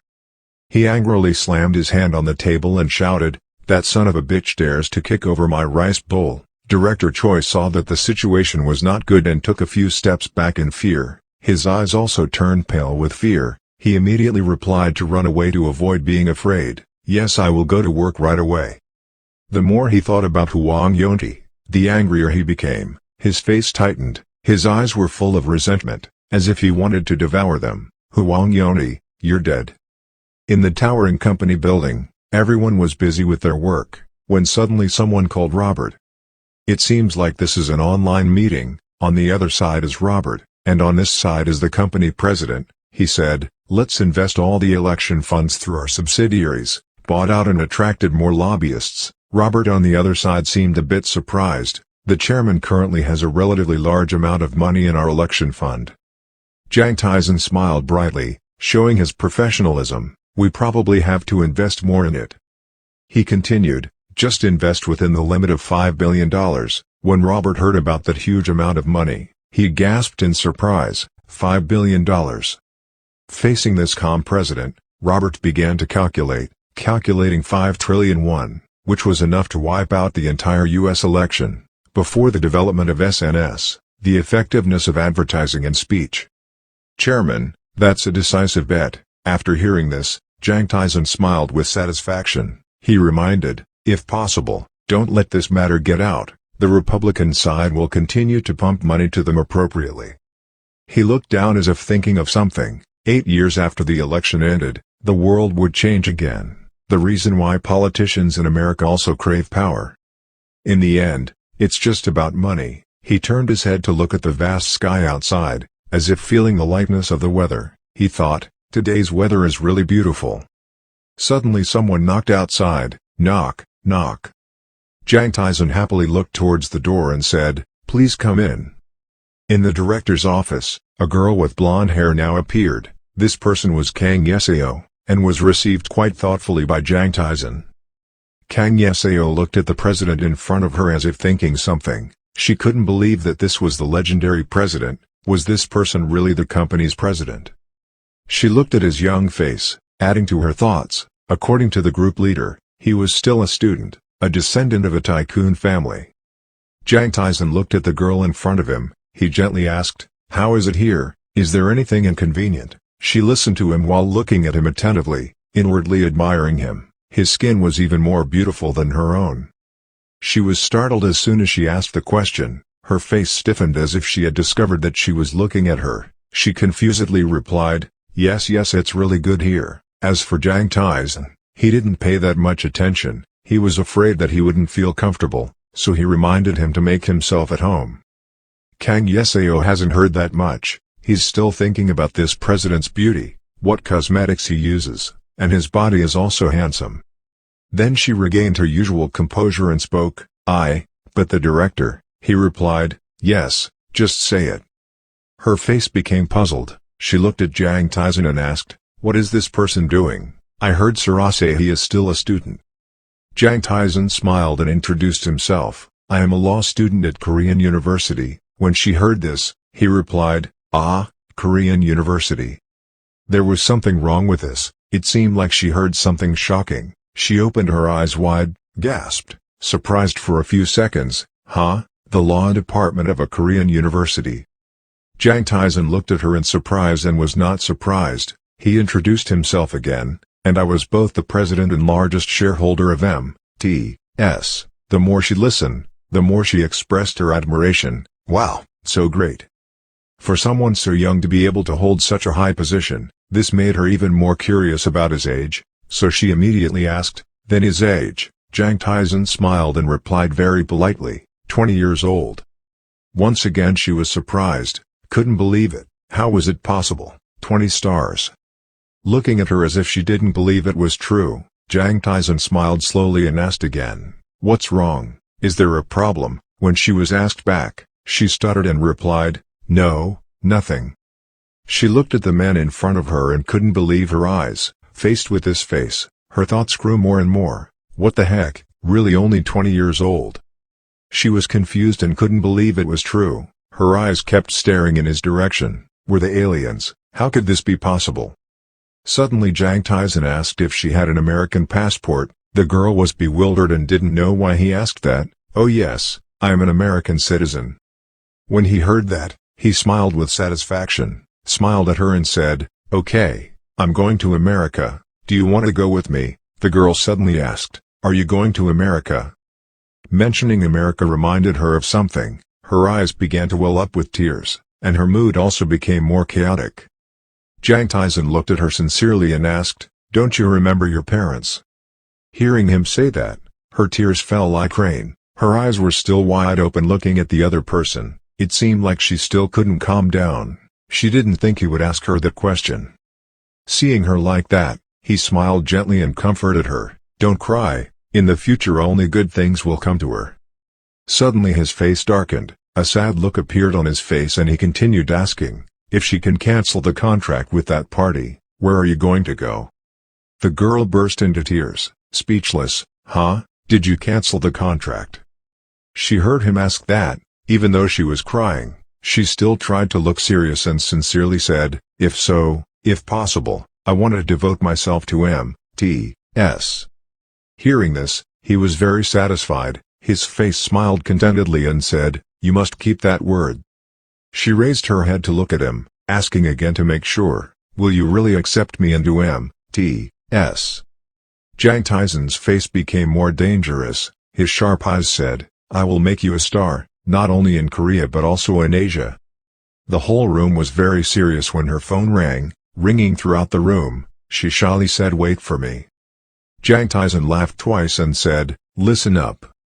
She lowered her head to answer the phone and asked, "What are you calling me for?" At the other end of the second, I only heard the cry of a woman, "Yeseo," excited. As if discovering something bad had happened, she called out in panic, "Miss, what's wrong? Why?" Suddenly the voice on the other side rang out causing panic. Eyes widened as if something serious was happening. The other side spoke up, "Kang Yeseo, up here." When she heard this voice, she couldn't guess who it was, so she asked, "Who is it?" The man on the other side replied, "Have you already forgotten my voice?"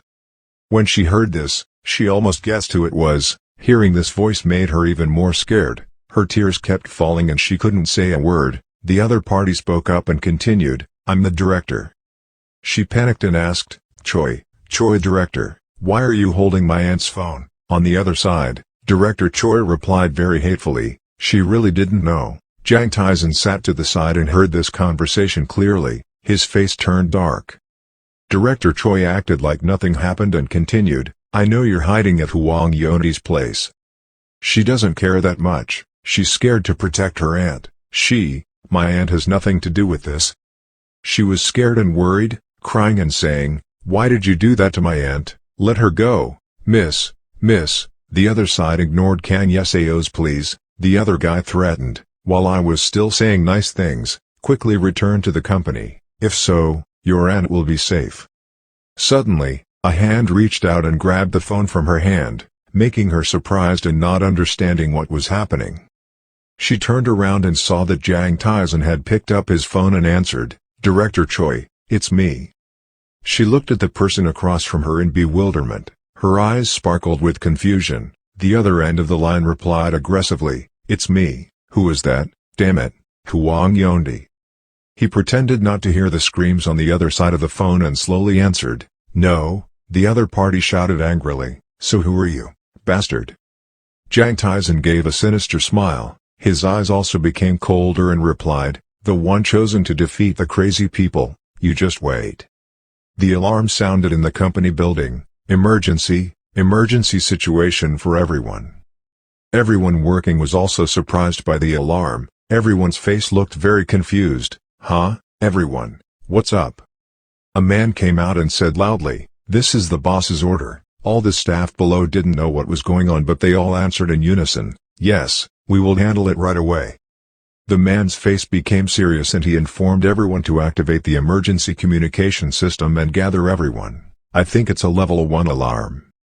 After those people received the order, they immediately ran to carry out the orders. The running made the floor of the house tremble. As they ran, they said to each other, "We have an hour, hurry up." "What, isn't there a war somewhere?" The other man clenched his teeth, revealing teeth as white and even as corn kernels, and said, even though he didn't know who he was, if he dared to touch the boss, then they all must die. His face exuded coldness, his eyes filled with danger.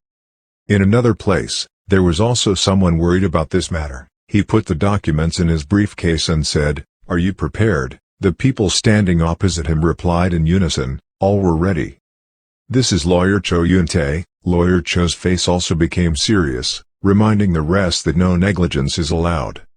He suddenly became quiet, his face suddenly darkened as if remembering something. "That was the person who gave me the lifeline, so I am extremely grateful to that person." The people wearing black shirts standing in line below heard their boss say that and replied in unison, "Yes." Then Lawyer Cho became sinister and said, "And don't be afraid of things like 5 punches without eyes, because if you want to be by my side, you have to endure those things." The men below heard these words and still smiled calmly, as if this had scared them, saying, "Please don't worry, I am a former criminal prosecutor, that's nothing." In an office, a man's voice rang out, "Director Jang, it's time to depart."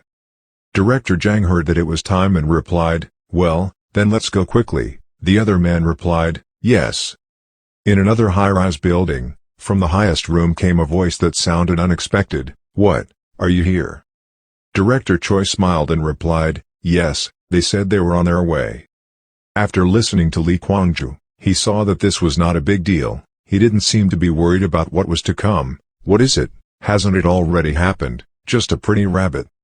This Director Choi also seemed very indifferent, following his boss's words. His face also showed an arrogant look, saying, "We are holding his aunt so he cannot escape. Kang Yeseo is not a cruel name." The other guy heard that and laughed very happily. The danger on his face did not change. "Ha, very good, Director Choi, I like you more and more." Director Choi heard that and bowed down happily, "Thank you." The other guy took a cigarette and put it in his mouth, looking very formal, saying, "That girl needs to be seriously taught this time, she's a stupid girl with a hot body." When Director Choi heard that, he didn't feel very good. His face suddenly looked worried. If he were to educate him, that's fine. Before he could finish his sentence, the other guy stole the other part. He held a cigarette in his mouth while looking at Director Choi with a sinister look and said, "Then send it to Mr. Kwangful for about a month. If you send it there, it will definitely be much more obedient. Anyway, it's time to warn those people." The more he talked, the more pleased he became. "Anyway, nothing will change, from now on, this world will still be ours." When he finished speaking, he laughed loudly and was very pleased. Director Choi, standing next to him, also laughed happily. "Ha, we don't show up often these days, so that's why it's like this. If it was before, the kids would definitely have been taught with a piece of wood, already." Suddenly, the desk phone rang continuously, as if something was going to happen to them. Director Lee Kwang-ju picked up the phone, but the other side spoke with a worried voice, announcing, Director, something big has happened."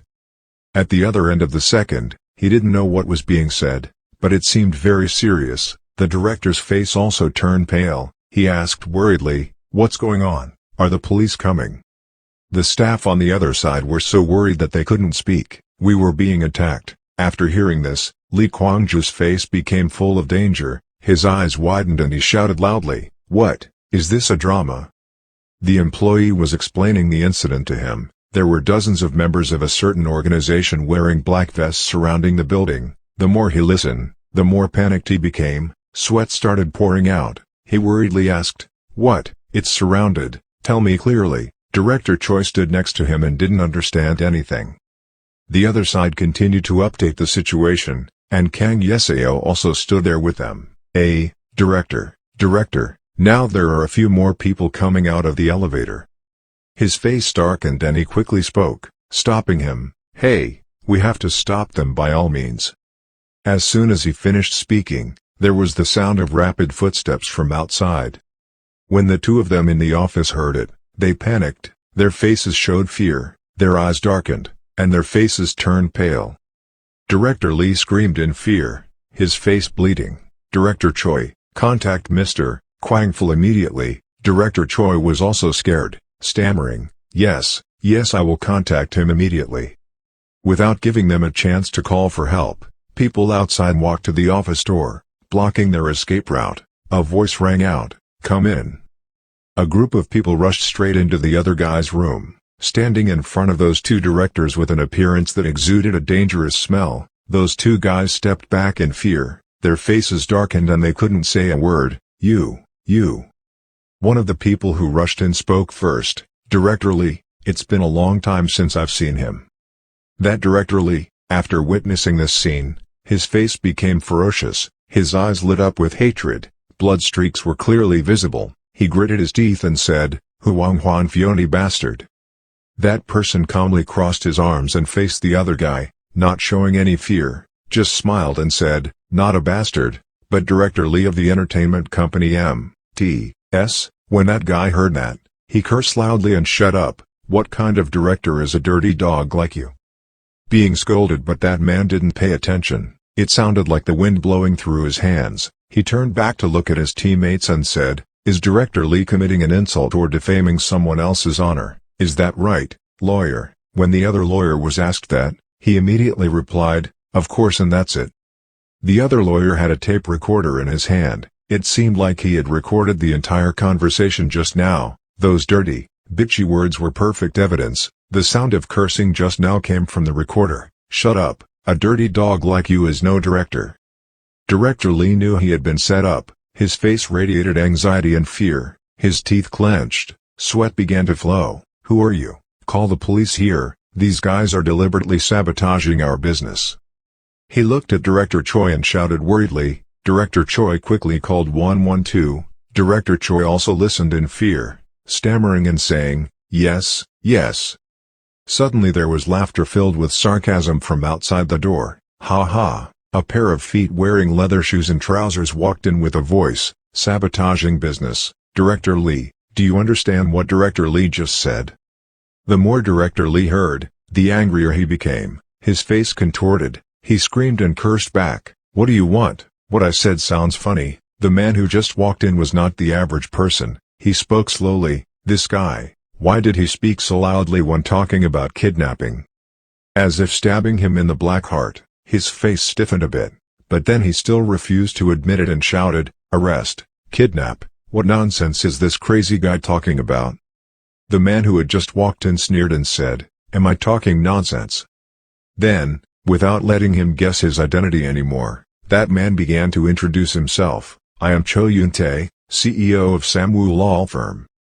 After hearing Cho Yun-tae's introduction, Director Choi and Director Lee gasped in surprise, as if they couldn't believe their ears. Their eyes were wide open, filled with confusion. They didn't expect that the person who came this time was someone else, of STmanhwa law firm. Cho Yun-tae stood opposite Director Lee, his face suddenly darkened, exuding unpredictable danger. He continued, "That's right, you both know that. A few years ago the lawyer defended the director, is me." Director Lee went from one surprise to another, unable to utter a word. Lawyer Cho Yun-tae's face immediately became serious. "Because I'm an ethical lawyer, I won't reveal client information. But isn't that how everyone lives their whole life, a person without conscience?" Lawyer Cho continued to say, "I am older than the director, so if I accidentally say something blank, I hope the director will sympathize. Because I'm a former prosecutor, I have a habit of cursing just when I see a criminal." He smiled provocatively and continued, "So please answer well." Kwang Jua, the young man standing next to him, looked at him with admiring eyes, secretly praising his talent. "Wow, what a great lawyer." Suddenly, Kang Yesin walked in. Her face was a little haggard because of worry. She asked in fear, "Where is my aunt?" Director Choi and Director Lee saw Kang Yesin and their eyes widened in surprise. They didn't know why she was with this group of people. What is it after all? The lawyer looked at the other two men and said dangerously, "Kwangju, kidnapping, You know that is a serious crime, right? In prison for about 5 years. Lawyer Cho's words seemed to hit right at their weak point. The more they heard, the more scared they became, and their faces turned pale. Fear was clearly visible on his face. Lawyer Cho continues to add fuel to the fire. Director, please contact the prosecutor at the Central Procuracy. Okay, call the reporters too. Unable to continue listening to these threats anymore, Director Choi suddenly spoke up. No, it's not kidnapping. After finishing speaking, Kang Yeseo retorted and lied. It was you who kidnapped my aunt to force me to return to the company. Director Choi was worried. His face stiffened, trying to defend himself to escape this danger. Yeseo, that's not it. How could that happen? We only invited you here to discuss your future. Kang Yeseo couldn't stand this talkative person, shouting so loudly, "Where is my aunt?" On this side, Director Lee's face was full of hatred. His hateful eyes looked at the Kang Yeseo faction as if he wanted to devour her. Lawyer Cho didn't want to listen to these ramblings anymore, so he directly requested that the police be called quickly. "I'm a bit busy this weekend. I have to go to a class reunion in the evening." Another voice rang out, shouting at those two directors, "Listen to the bad guys." Director Lee was staring at Lawyer Cho, thinking, "This guy, he chose me, an easy target." A young man suddenly spoke up and cursed the two directors. It seemed like he was not afraid of anything and said directly, "There's nothing wrong with criminals. Do I look like I'm easily bullied? A bunch of miserable beggars." The two directors heard curses like lightning. They didn't know what was going on. What happened? That young man stood in the middle of the large room, speaking loudly, saying he was waiting for the thugs protecting him to come save him. "Okay, just call everyone." He continued to cross his arms and said in front of the bewildered and surprised looks of the other two directors, "I have called the journalists over. They will have a lot of stories to write and report. The company director is a trash, kidnapped, and illegally detained, even hired gangsters." "That's a good story." Director Lee looked surprised when he heard this. He seemed to not believe what he had just heard. He could only utter one word, "You." Then that young man changed his target to Director Choi. He didn't care who was afraid, but he remained calm like that, smiling and saying, "Director Choi, you understand what I mean?" Director Choi was surprised when he suddenly mentioned his name, startled and exclaimed, "What?" Director Choi was also bewildered by this incident. He did not understand anything. His face looked blank and bewildered. Suddenly, Jang Taesan's eyes flashed. Staring at the Director, Choi asked, "Don't you remember, I am that crazy neighbor?" Hearing this, Director Choi seemed to remember something. His face was full of surprise. His face showed disbelief. Jang Taesan continued, "And, is currently president of M.T.S. He still smiled gently like that, meaning that I was also the person involved in this matter. Director Choi glared at Taesan. "What do you have to do with this?" Taesan smiled evilly and said, "Director Choi, you think it's too much, kidnapping and pretending to be a bribery plan to sponsor actors. I will replace the management company to help actor Kang." Director Choi angrily slammed his hand on the table and shouted, "Shut up." Taesan didn't even look at him and said, "Representative Han, go find him." He also smiled and said to the girl next to him, Yeseo also went to look for it. Think about where it is." Yeseo worriedly thought to himself that this man is not simple. Director Choi roared madly, "Where are you going, Yeseo? Her career as an actress will end." Director Choi was now provoked by Taesan and shouted loudly, "Damn bastard." There was a loud noise in the room at this moment. The wooden table placed in the middle of the room was broken in half, and the employees of Anna Company all looked at Taesan in panic. Taesan coldly ordered, "Yeseo, don't worry, go find it." "Yes, Director." Yeseo replied in the surprise of Director Choi. Taesan glanced fiercely at the director and said, "You bastard, don't make trouble and take your seat if you don't want to go to hell." Director Choi's eyes looked like he wanted to kill Taesan immediately. "What a bastard." Taesan looked at him fearlessly and said, "Your plan is over, it's over, bastard. Don't be there and raise your voice at me. If you don't want to die, I'll even know the secret bribe account. Director Choi is scared of my strong position. Who are you to dare to confront me?" Taesan didn't answer his question and said, "Director Choi quickly brought Kang Yeseo's contract here." He didn't expect him to be so stubborn and dare to give him orders. What? Taesan's lawyer Yunti spoke with disdain. They give off a bad smell. Now I will contact the juniors and start the search and confiscation. I am the director of STmanhwa law firm. After hearing this, Director Choi was surprised and speechless. Chaotic voices rang out in the room. And, are you okay? Are you hurt? No, I'm just a little scared. But I'm here, it's okay. Don't cry. Yes, Ao. Hey, I'm sorry. President Anna silently suppressed her anger. Calmly sit down and give orders. Director Choi brought the contract here. You've won bad karma points. You've won bad karma points. After listening, Taesan smiled happily. The idea of having your points doubled. The sky today is extremely beautiful, full of sunshine and wind. There is only one house in the middle of a vast beach. The man said seriously, what is the reason why stocks in Hong Kong have dropped sharply? The blue-haired man respectfully replied, since October of last year, foreign company funds have been sold short, sir. The owner coldly considered, the foreign company sold short. At this time, Zhuge Liang was the 30th generation descendant of Zhuge Liang. Ji Dan's advisors said, private investment funds and investment companies established in the United States, Europe and tax havens are conducting short sales. After listening, the main man's eyes narrowed slightly. The entire stock market in the world collapsed. It seemed a bit serious because China's great dream of reviving China's dream cannot come true unless eliminate militarism and local forces.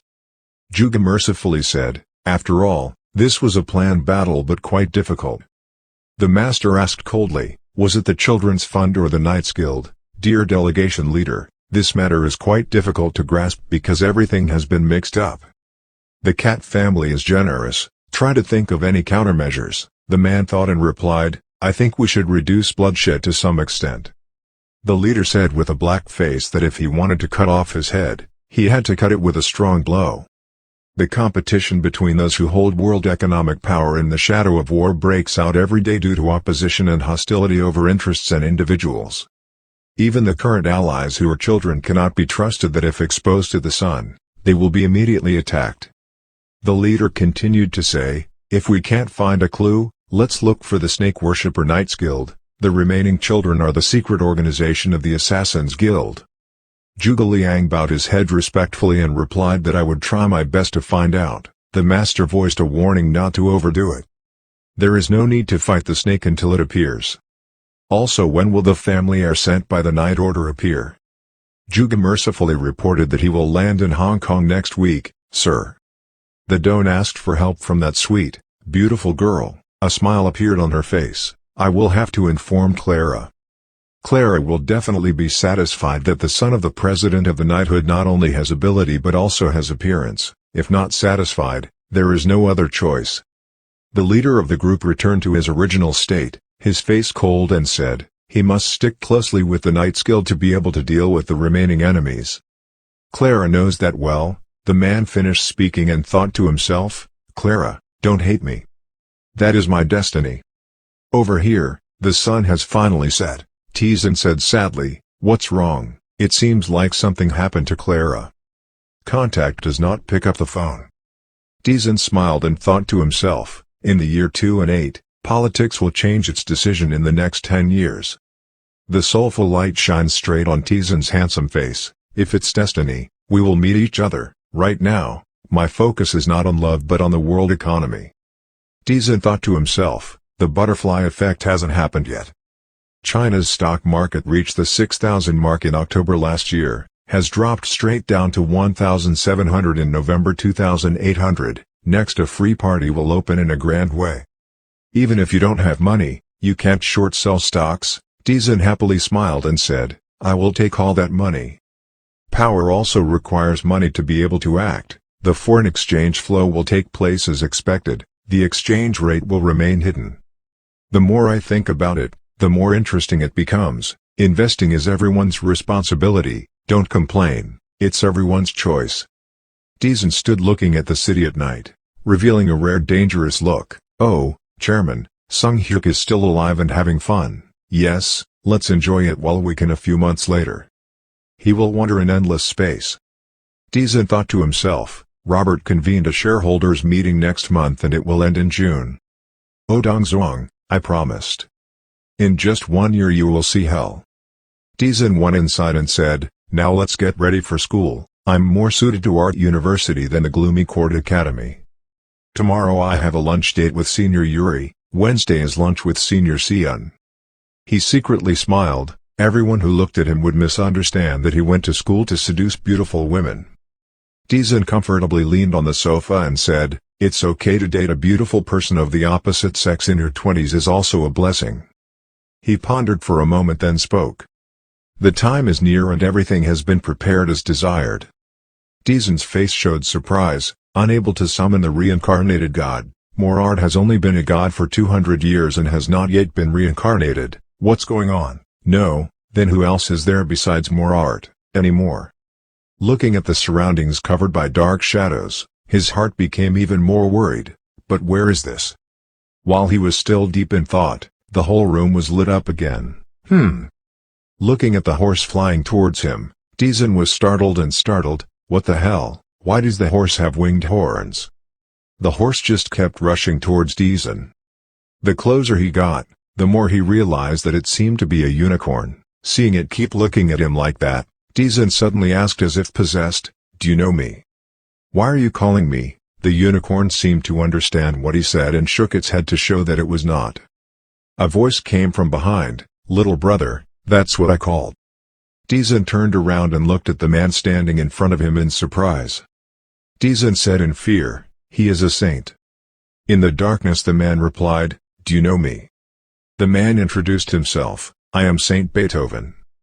Taesan was surprised, he was also here but he immediately recognized it when he saw it. Oh my god. Beethoven's sacred music, called sacred music, is standing and laughing in front of me. Taesan asked, is your ear problem cured? Beethoven smiled and said, my ear problem is okay, once you become a god, all human diseases will disappear. Besides, it's not a disease that humans can cure. After hearing that, Taesan didn't understand. Beethoven further explained, if the explanation is simple, then that is exactly what sickness is like. You said you were sick. That's right, little brother, you don't know that, but most of us who work in the arts can communicate with God. Although I don't explain how hard it is to compose, the gods always wanted to perform the arts, music, and writing that they studied there, so they are also busy, including me. Taesan was stunned when he heard that. Beethoven proudly said, although I cannot know everything, I have left behind a masterpiece, which is the energy I get when communicating with the gods. So did my teacher Morard, as did most of the other famous musicians. All of this is a sensory combination of human and divine communication. Beethoven coughed lightly and said, you don't need to worry, little brother, because you've already met me. Taesan didn't understand anything but still smiled and replied, yes. Taesan looked at Beethoven and thought, I summoned Beethoven instead of Morard, seeing that this situation was not quite right. Taesan asked suspiciously, where are you going? Where has Mr. Morard gone? Beethoven was startled and said, Mr. Morard. He continuously attacked Beethoven with questions, is Beethoven's teacher, right? I want to meet him once. I heard that he has become a god, whether he is here or not. Beethoven was frightened by your sharpness. Taesan called out loudly inside, Mr. Morard. Beethoven quickly stopped, wait, he's on a business trip. Work star. Beethoven made up a fake reason, he had a performance there. Taesan laughed excitedly, what's wrong? I'll wait. I also like Mr. Beethoven very much, but I'm a fan of Mr. Morard. Seeing that he couldn't chase people away, Beethoven got annoyed and said, what are you waiting for? You don't know when you'll come back. If you need talent, ask me. Taesan heard the idea of chasing away guests but still refused to leave. It's okay. Where? Beethoven laughed and said, haha, but you said you liked me even though it was the first time we met. I thought you were my longtime brother. Taesan happily replied, yes, but I have to rent it every day to use it. Is it right? In the room, melodious piano sounds rang out. Beethoven looked at Taesan worriedly. He was disillusioned by the scene in front of him. The performance was so chaotic. Not everyone has become a god. Beethoven smiled brightly and asked, "Little brother, how did the premonition come, even though the instrument is simple? This is the 99th symphony that I have composed." He was secretly surprised. "What is the 99th? Didn't you only compose up to number 9? Beethoven explained that after becoming a god, his mind became clearer, even the hallucinations that had bothered me before disappeared, and the melody just flowed out. Taesan was extremely surprised. Even though the circumstances and musical instruments are simple, the famous song is still a famous song. If 99 of Beethoven's symphonies were released in the human world, it would be wonderful. The music suddenly stopped and he asked, "Why did it stop? Is it over?" Beethoven replied, "Yes, that's a pity. Looking at the band in front of you, you can say the same thing. The last song has a choir with a female singer, so the touching feeling of this sound can explode." "I also think so," he wondered, "is that true?" Beethoven smiled affectionately. There was no one here who was a famous singer. None of the gods here are opera singers. Hearing that, Taesan wondered, why is that? Because they didn't have time to come here to watch the performance. Taesan opened his mouth in surprise. "God, why don't you listen to this famous song? It's really great." Beethoven turned back to look at him and said, "There are many singing birds here. We are overwhelmed by them. What do you say? Birds can sing." Beethoven spoke sadly. The lynx was very beautiful and sang beautifully. Besides, no one listens to electric instruments anymore. We are out of time. Making ends meet is increasingly difficult. Taesan suggested that if possible, please spread these songs to the world and let humanity know about your famous songs. Would that change the music trend? Beethoven replied with a heavy voice, "Of course it was me. Tried but can't." There was no progress. A voice from behind rang out. Taesan turned around and asked who he was. The man introduced himself, "I'm Chopin." Another voice came, even when it came into contact with people and conveyed hunches about new songs, but it quickly disappeared. Taesan turned his head again, confused and asked, "Who are you?" "I'm Wagner." The sound of footsteps echoed along with the voice, "Please help us." Taesan smiled shyly and asked, "Who are you?" "I am Rachmaninoff, the man who has shed his vanity and mediocrity." A series of other voices rang out, "I am Puccini, I am Verdi, I am Schumann, I am Brahms," causing Taesan to stand still in bewilderment. At this time, Beethoven spoke up, "In fact, our industry has dropped a lot now. If we can't pay the rent in a few days, everything will be confiscated. Brother, please save us." One singer among them angrily said, if he hadn't beaten and threatened to take over the remaining karma points, he would have thought to himself, had he been stolen? They angrily denounced a person who was so hateful that even thinking about it brought tears to his eyes. He wiped out all his karma points and told us not to worry but to believe in him, a traitor. Taesan felt something was wrong and asked, "Could that thief be Mr. Morart?" Beethoven's eyes were full of hatred and said, "Yes." Taesan thought to himself, stealing all the karma points and reincarnating. What will I do to help people? My karma points are not infinite. If I help people then. Before he could finish his sentence, they shouted happily, "I also sold my talent very cheaply. I have more than 100 piano sonatas." "Me too." The room just now was bustling with voices, symphonies, chamber music, choir songs. "Just need you to state your request, reduce the full price or not reduce 99%. I will reduce 99.9%. Taesan made a suggestion, asking if everyone was going to work part-time. After hearing this, everyone was confused. Part-time, what was that? Taesan smiled sinisterly. Jin, are you busy and see me for a moment?" Following Taesan's call, Jin also quickly appeared. "What's the matter, little brother?" Jin smiled mischievously and said, "What's going on?" Jang Taesan smiled and said, "They want to see it, sister." His eyes showed evil. Jin showed her shiny butt and said gently, "Don't be rude." The men below looked at it and their eyes lit up. For the first time in their lives they were able to admire such a wonderful scene on earth.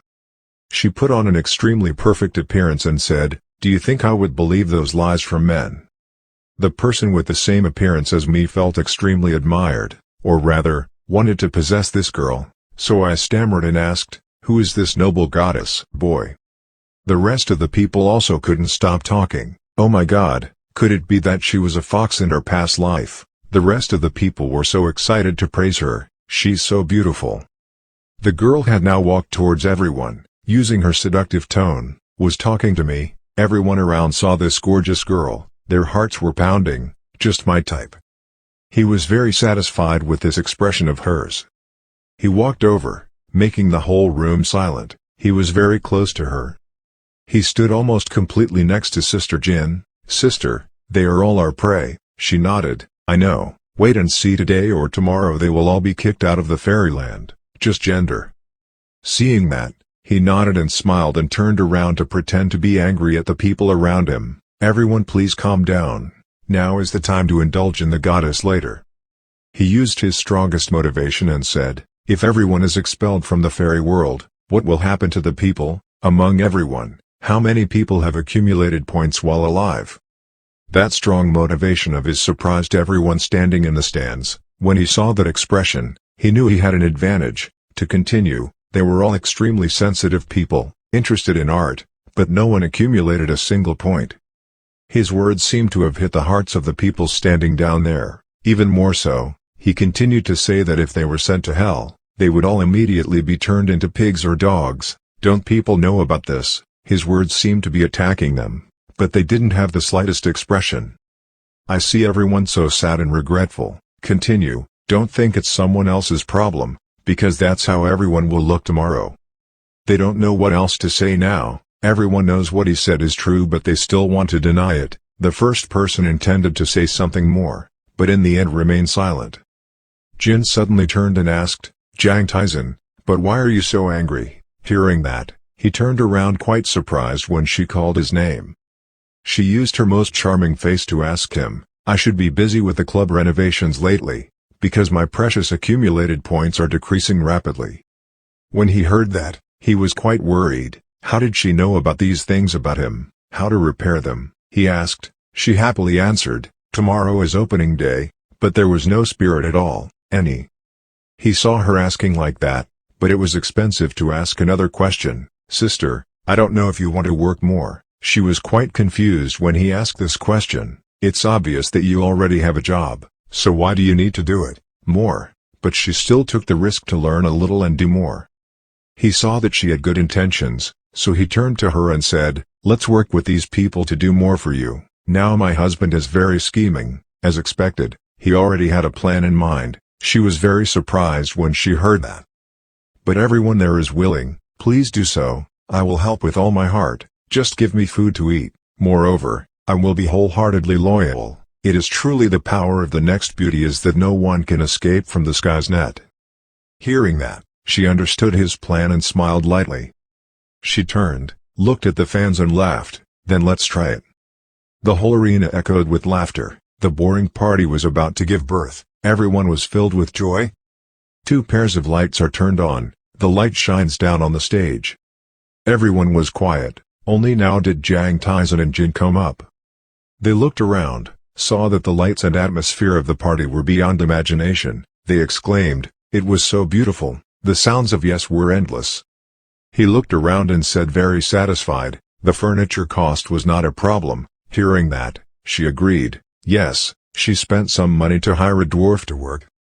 He was so panicked. What, you, a dwarf? She saw his reaction and laughed. Perhaps he had never heard of a dwarf. He thought, oh my god, it's that dwarf. Moreover, the dwarfs are not gods in the afterlife, yet she can invite those people to work. She's really not the type of ordinary girl. He didn't know what else to say. There were also dwarves. The competition was really fierce. She was very pleased to say, yes, if the technology is poor, it would be difficult to live here. After chatting with him, she turned around to attract the attention of everyone standing in the auditorium. Come on, everyone's attention. He said very confidently, because everyone present here is called musical geniuses, I will recommend suitable jobs for everyone. Beethoven immediately had an opinion. Young man, what are you talking about? Please explain it to everyone clearly. As expected, until now you still haven't told them what they need to do. You meet the need right away. First, sell everyone's useless talents to me at a cheap price. Things that are outdated usually no one buys. She was startled when she heard him say that. Really? It's too touching to people." However, he didn't feel anything. His eyes still looked determined. "From now on, please look carefully." Having finished speaking, he turned and hugged Sister Jin's waist. While she was extremely confused with his sudden action, he was unusually calm. "I will dance to the music with her," he said. His words left everyone below speechless. God. Her face was already red. It was rare for him to be willing to express his feelings to someone like that, but his voice was still normal, and everyone should follow their feelings. He happily requested it, then composed the music. Hearing that request, everyone was quite nervous. They must be very lucky to see the goddess and their hearts dancing under the lights in such a sexy outfit. Of course, with such a situation, hey, who would dare to openly disagree? Beethoven stammered and asked, "What is this?" He saw that everyone was still a bit awkward, so he turned to ask Jin, "Sister." She has now adapted to the current situation, so she winked at him. "I'm waiting, little brother." Her voice is really attractive, making even a schemer like Jang Taesan unconsciously fall in the grid. The music has turned on, the lights are also bright. Now, this moment is the stage of Jang Taesan and Sister Jin. The two of them will be the hosts of the party, leading the musicians down there to the pinnacle of their careers. He said loudly, "Let's begin." During that time, outside everything was still happening very normally. The atmosphere was even somewhat quiet. No one knew that inside the other building was a stand with many musicians playing very loudly. Engrossed, Yuri looked at the phone boredly. "What happened? I told you we were having lunch together." She walked back and forth, finally leaning against the wall and saying, "Why don't you go to class? Why skip class?" She thought about Jang Taesan. It's already lunchtime, but... Suddenly she heard music somewhere, probably coming from that house. She found it quite confusing. Violin. The weather was still chilly, but outside, she looked up at that building. This was definitely not her target, because not only her but many people also heard the sound of the piano, so out of curiosity, she went over. Everyone outside was talking enthusiastically. "I'm dying. This music university student, how can he make such a sweet violin sound? I'm getting goosebumps." She heard everyone talking to her. Just like that, they also ran over. She was also very excited to know the owner of the sound. In front of the two people talking to each other, the first person exclaimed, "But this is the first time I've heard this song." The person next to me nodded repeatedly, "It's so good." She was extremely shocked. The sound of the violin sounded like it was coming from afar. Moreover, it was not a cabinet but a solo. She seemed to think of something. In here, Jang Taesan is very happily placing the guitar on his shoulder and playing in his own style. The music sounds very sweet.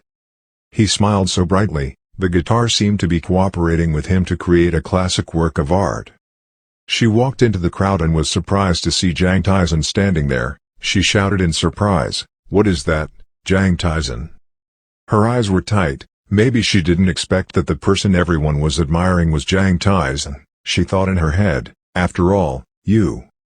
What is it?" The main year, his silhouette shines in the sunlight like the chosen one. Everyone was crazy about the melodies he created. Everyone seemed to lose their minds and screamed, "Great, so good." Everyone's face turned red. He stood in the middle of the stage, enjoying the moment. He was praised by the whole world. A while later, after the performance ended, Jang Taesan came out to meet Yuri. He very gently asked if he was hungry. She was quite happy when he paid attention to her, but as a girl, of course she had to keep the price for herself, so she pretended to be angry. "What, skipping class? So what was this violin recital about?" He got into the car, carefully put the money he earned in a private place, feeling a bit worried. He didn't know, after the contract with the gods ended, the following days would definitely be like this. From the depths of my heart, all the thoughts of the gods surged forth strongly. She saw that he didn't care about what she said, so she continued to scold him. The same with the piano. When did he perform the violin like that? Are you really human? Of course these words of hers made him angry. "I've met a lot of people, so I don't have time to answer in detail. Moreover, this is also my own secret." He didn't say much, just laughed it off. There are many multi-talented people in this world. His words didn't sound very trustworthy, but of course this was the most reasonable answer.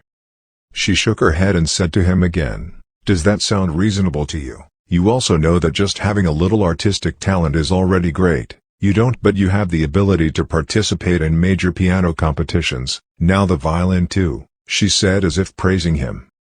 Then she got angry with him when he was the one who should be angry with himself. Besides those things, do you have any other talents? Tell me, is that still true? She said like this has hit my heart again. Suddenly he changed the subject. Let's go to the school cafeteria today. I was very surprised. Why is it the school cafeteria? What's wrong? I was planning to use that money to build a building. She kept thinking to me, with the money I just earned, they should go eat somewhere fancy. But his answer surprised her. I will donate that money. She couldn't understand what he heard, donating. This was the first time she realized he also had something in his heart. That's kind. He asked her to go somewhere. Let's go first. So the two of them went together to the school cafeteria under the attention of those around them. The two walked side by side, not saying a word. He smiled. She was quite nervous. What are you thinking? Feeling like something unexpected will happen soon. He turned around and smiled brightly. Everything was very good, this time with Yuri. She thought that next he would confess his love to her. Her face turned red and she said, "That's so cheesy, you talk like a senior, not more like an uncle." He thought, he was right and he was right, while her face was still red, maybe she really wanted something to happen. While the two were passionately talking to each other, a voice rang out and interrupted the conversation. "Hey Jang Taesan, I'm very surprised and a little dissatisfied, why is suddenly bothering me during this time?" He turned down and saw his three friends, 2 men and 1 woman. 2 boys walking in front happily greeted him. "Damn Jang Taesan, where did you go today?" He wasn't surprised by his appearance, appeared of the 2 people, but was surprised by the appearance of the girl in the back.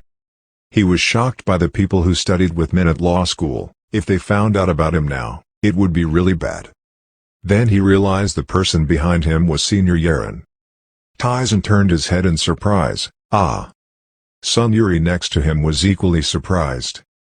2 boys walked towards them. One of them said, "Hey, what are you doing here?" The son also asked, "Are you on your way to lunch?"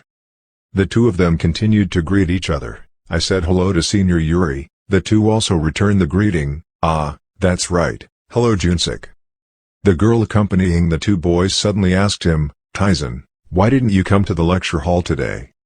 It's so difficult to see your face." He smirked in response. Does Yeren Sr. have to know the reason?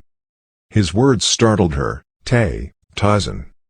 The other 2 friends spoke up to reconcile. Thinking back, it seemed like Taesan didn't come to the lecture hall. Didn't he register for some specialized courses? He laughed, but I said before that I wouldn't study specialized subjects this term. Son Yuri next to him looked at him and then looked at Yeren and thought, Queen of the Law Department Lee Yeren. Lee Yeren, the most beautiful person in a Korean university, is dating Oh Dong-zong, a promiscuous person. This is a stain that Lee Yeren cannot erase for the rest of her life. Could it be that Lee Yeren is planning to use Taesan to bleach herself? The other friend spoke up and asked him again, interrupting Yuri's thoughts, "Taesan, will you come to the opening ceremony tomorrow?" He smiled brightly. "Of course we have to go, Junsik, please text me the location." After saying that, he and Yuri turned around and said goodbye to the others and left. The 2 friends also said goodbye. "Okay, see you tomorrow, everyone, please eat well." Lee Yeren stood behind with a dark face, looking at the 2 people leaving, thinking uncomfortably, Son Yuri. Child X, from the beginning I didn't like it. And Jang Taesan, you definitely. You will have to kneel at my feet. Now, I have no regrets for you anymore. The scene changes to the classroom. Everyone is talking about someone. What, is that person in our class? Oh my god, is that the violin player from before? I'm a law student. He knows how to play both piano and violin. His nose is straighter than mine. Turns out all the talk was about Taesan. He still smiled and calmly accepted all the comments around him. But, he's so handsome. Suddenly 2 female classmates approached and started talking to him. Hey, are you really law students? He thought to himself, he knew it already, so why did he ask? However, he still politely smiled. Yes, I am a student of course 8 of the law faculty. The 2 girls were excited. Huh? 8-star course, wow, our juniors are here. Gradually, many people came up to talk to him. complimenting him continuously. "Among the law students I have ever met, he is the best, good at anything. The violin piece you played this morning seems to be an unpublished piece. Surely your teacher is very good. Can you play it again?" At this moment, Taesan really didn't know what to do amid the sea of praise from everyone around him. He smiled and replied, "Yes, it is a piece of music that has never been published." Other classmates asked each other, "So what? Who composed it? Did your teacher compose it? What conservatory did you study at? If not, then your parents must be people in the music world." He smiled and admitted, "It was all my work. I am the one who composed them." This admission made everyone angry. "Huh? You composed it yourself? The sky is so great. Don't be rude. Not only is he good at playing the violin, he can also compose music." He spoke again. "If everyone is wondering, let me prove it to everyone." The classmates were surprised. "Why?" "I want to hear that and play a song, so don't play the violin anymore. Can you play the piano?" "Don't get up and go to the piano in the classroom, then, I'll play a short piece." He placed his hand on the piano keys, and someone loudly asked below, "What was the name of this song?" His eyes were thoughtful. What was his name?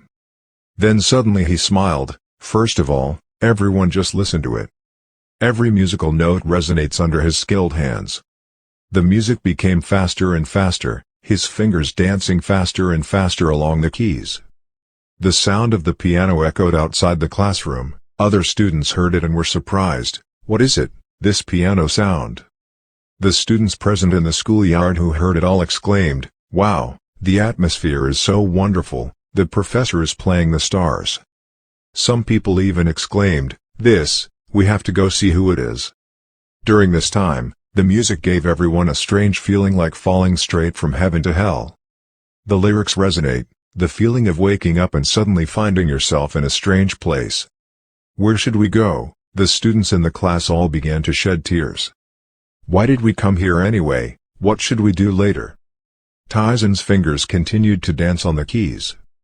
"For a moment we become wanderers with nothing, and immerse yourself in fantasy." Taesan was still focused on his music, seemingly not paying any attention to the things around him. The listeners who sat and listened all shed tears along with the song's melody. A few people expressed exclamation, excitement, and sadness. Among the people listening to the music was a man looking at Taesan with an expression as if he was shocked by something. He thought, "Chopin, just like Chopin. Only Chopin can create such wonderful notes." The audience sat there with tears streaming down their faces, feeling so moved. The music gradually ended. The female students burst into tears. Some shouted, This is no longer a normal song. I want to hear it again. This is the sonata of heaven." Heaven is sad. Yes, it is a tragic paradise. Taesan stood there looking down at his listeners with narrowed eyes and a smile. A sad paradise. Originally the name of this piece of music was Untitled Song No. 77. At this time, at the back of the room, the professor from before asked a few students, "Who was that student?" "A student from our department." The students who were asked turned around in surprise. "Ah, teacher, professor." "Not a student of our department." The professor was startled. "So, who is it?" The other student answered, "He was a new student of course 8 of the law faculty." The professor was shocked. "What, a new law student?" At this time, Taesan walked up to the professor and politely said, "Professor, I'm sorry for arbitrarily using the piano before class." He turned to look at him, and from him the professor saw the image of the musical genius Chopin. He was startled and exclaimed, Chopin." Looking at the professor's reaction like that, Taesan smiled shyly. It seemed like he was tricked by Chopin. Just doing that made everyone applaud non-stop. "I didn't think so. When I play the piano, it's me but not me." There was clearly something very different, like Chopin had entered my body. Suddenly a message appeared in his mind. Half of the karma points were spent on the gods. At this moment he walked in the schoolyard, thinking as he walked, "Why is it divided in two? This is not a new type of voice scam. If you show your talent, I will also receive points." Then suddenly he smiled to himself and mumbled, "Chopin, from now on, if you continue to casually enter me like that, it's not okay. Do you hear me clearly?" At that moment, his phone suddenly vibrated. He opened his phone and looked at the notification and was startled. What? It seemed like it was about to rain, so the opening location changed from the grass field to the 103-star classroom. According to my prediction, it's probably drinking beer with cakes. On days with weather like this, eating onion cakes and drinking rice wine is the best. While he walked away lost in his own thoughts, the other students were looking at him and exclaiming, "Oh my God, so handsome, is that person the one playing the piano from earlier?" The scene changed to another teaching building. A scolding sound rang out. "Hey, this kid can't even do just that." The boy who was scolded was shaking his head and stammering, I'm sorry, teaching assistant." The teacher continued to scold. The professors were also going to attend the opening ceremony but changed the location from the field to the classroom. Even if they are new students, they should have some understanding of the world. Is this okay? Are you planning to live foolishly in this society forever? Do you know that Dongseng makes these things much better than you, huh? Then he pointed to the person standing next to him and scolded him, and he did the same thing. The student council president has to keep an eye on the new students too. The student who was scolded spoke up tremblingly, "I tried everything but couldn't find a more suitable location. There were too many people registered to attend the opening ceremony." The teacher did not accept the explanation and scolded him even louder. "I appointed you to be the faculty representative for a reason. Making the impossible possible is something that faculty representatives must do, understand? Especially in the law department, we have never had to experience such a shameful disaster till now we have, thanks to you." His expression at this moment seemed like he wanted to chew both of their heads off. At this moment, another shouting voice interrupted him, "Really, that was too much." That teacher immediately got mad. UX. The lecturer was standing and scolding his two students when he heard footsteps coming along with a voice saying, That's too much." The three of them turned around to look in surprise. The lecturer heard someone say that and angrily asked, "Who are you?" It seemed like the teacher realized who this student was. The teacher's face also became panicked. "No, it was you." That young man walked closer to the other three people. It seems the teacher recognized them. That young man showed a sinister smile and introduced himself to everyone. "The righteous man of the 8th class of law faculty, Jang Taesan." Hearing this name, the three of them couldn't help but be surprised. Everyone's eyes widened and looked suspiciously at the young man, Jang Taesan. The teacher suddenly became worried. His face turned pale, his body trembled with fear and asked, "What the hell are you talking about?" Jang Taesan didn't pay any attention, calmly sarcastically said, "You're talking too much."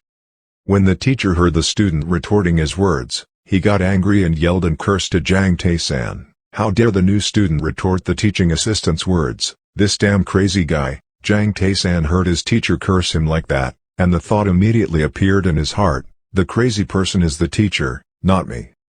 Jang Taesan looked down with a self-deprecating smile. Damn it, the teacher was angry and shouted, "Yes, you bastard." Having said that, Jang Taesan said right in the middle of many students walking around, "After all, he is a teaching assistant. He has no right to call students bastards." The teacher couldn't believe his ears. "What?"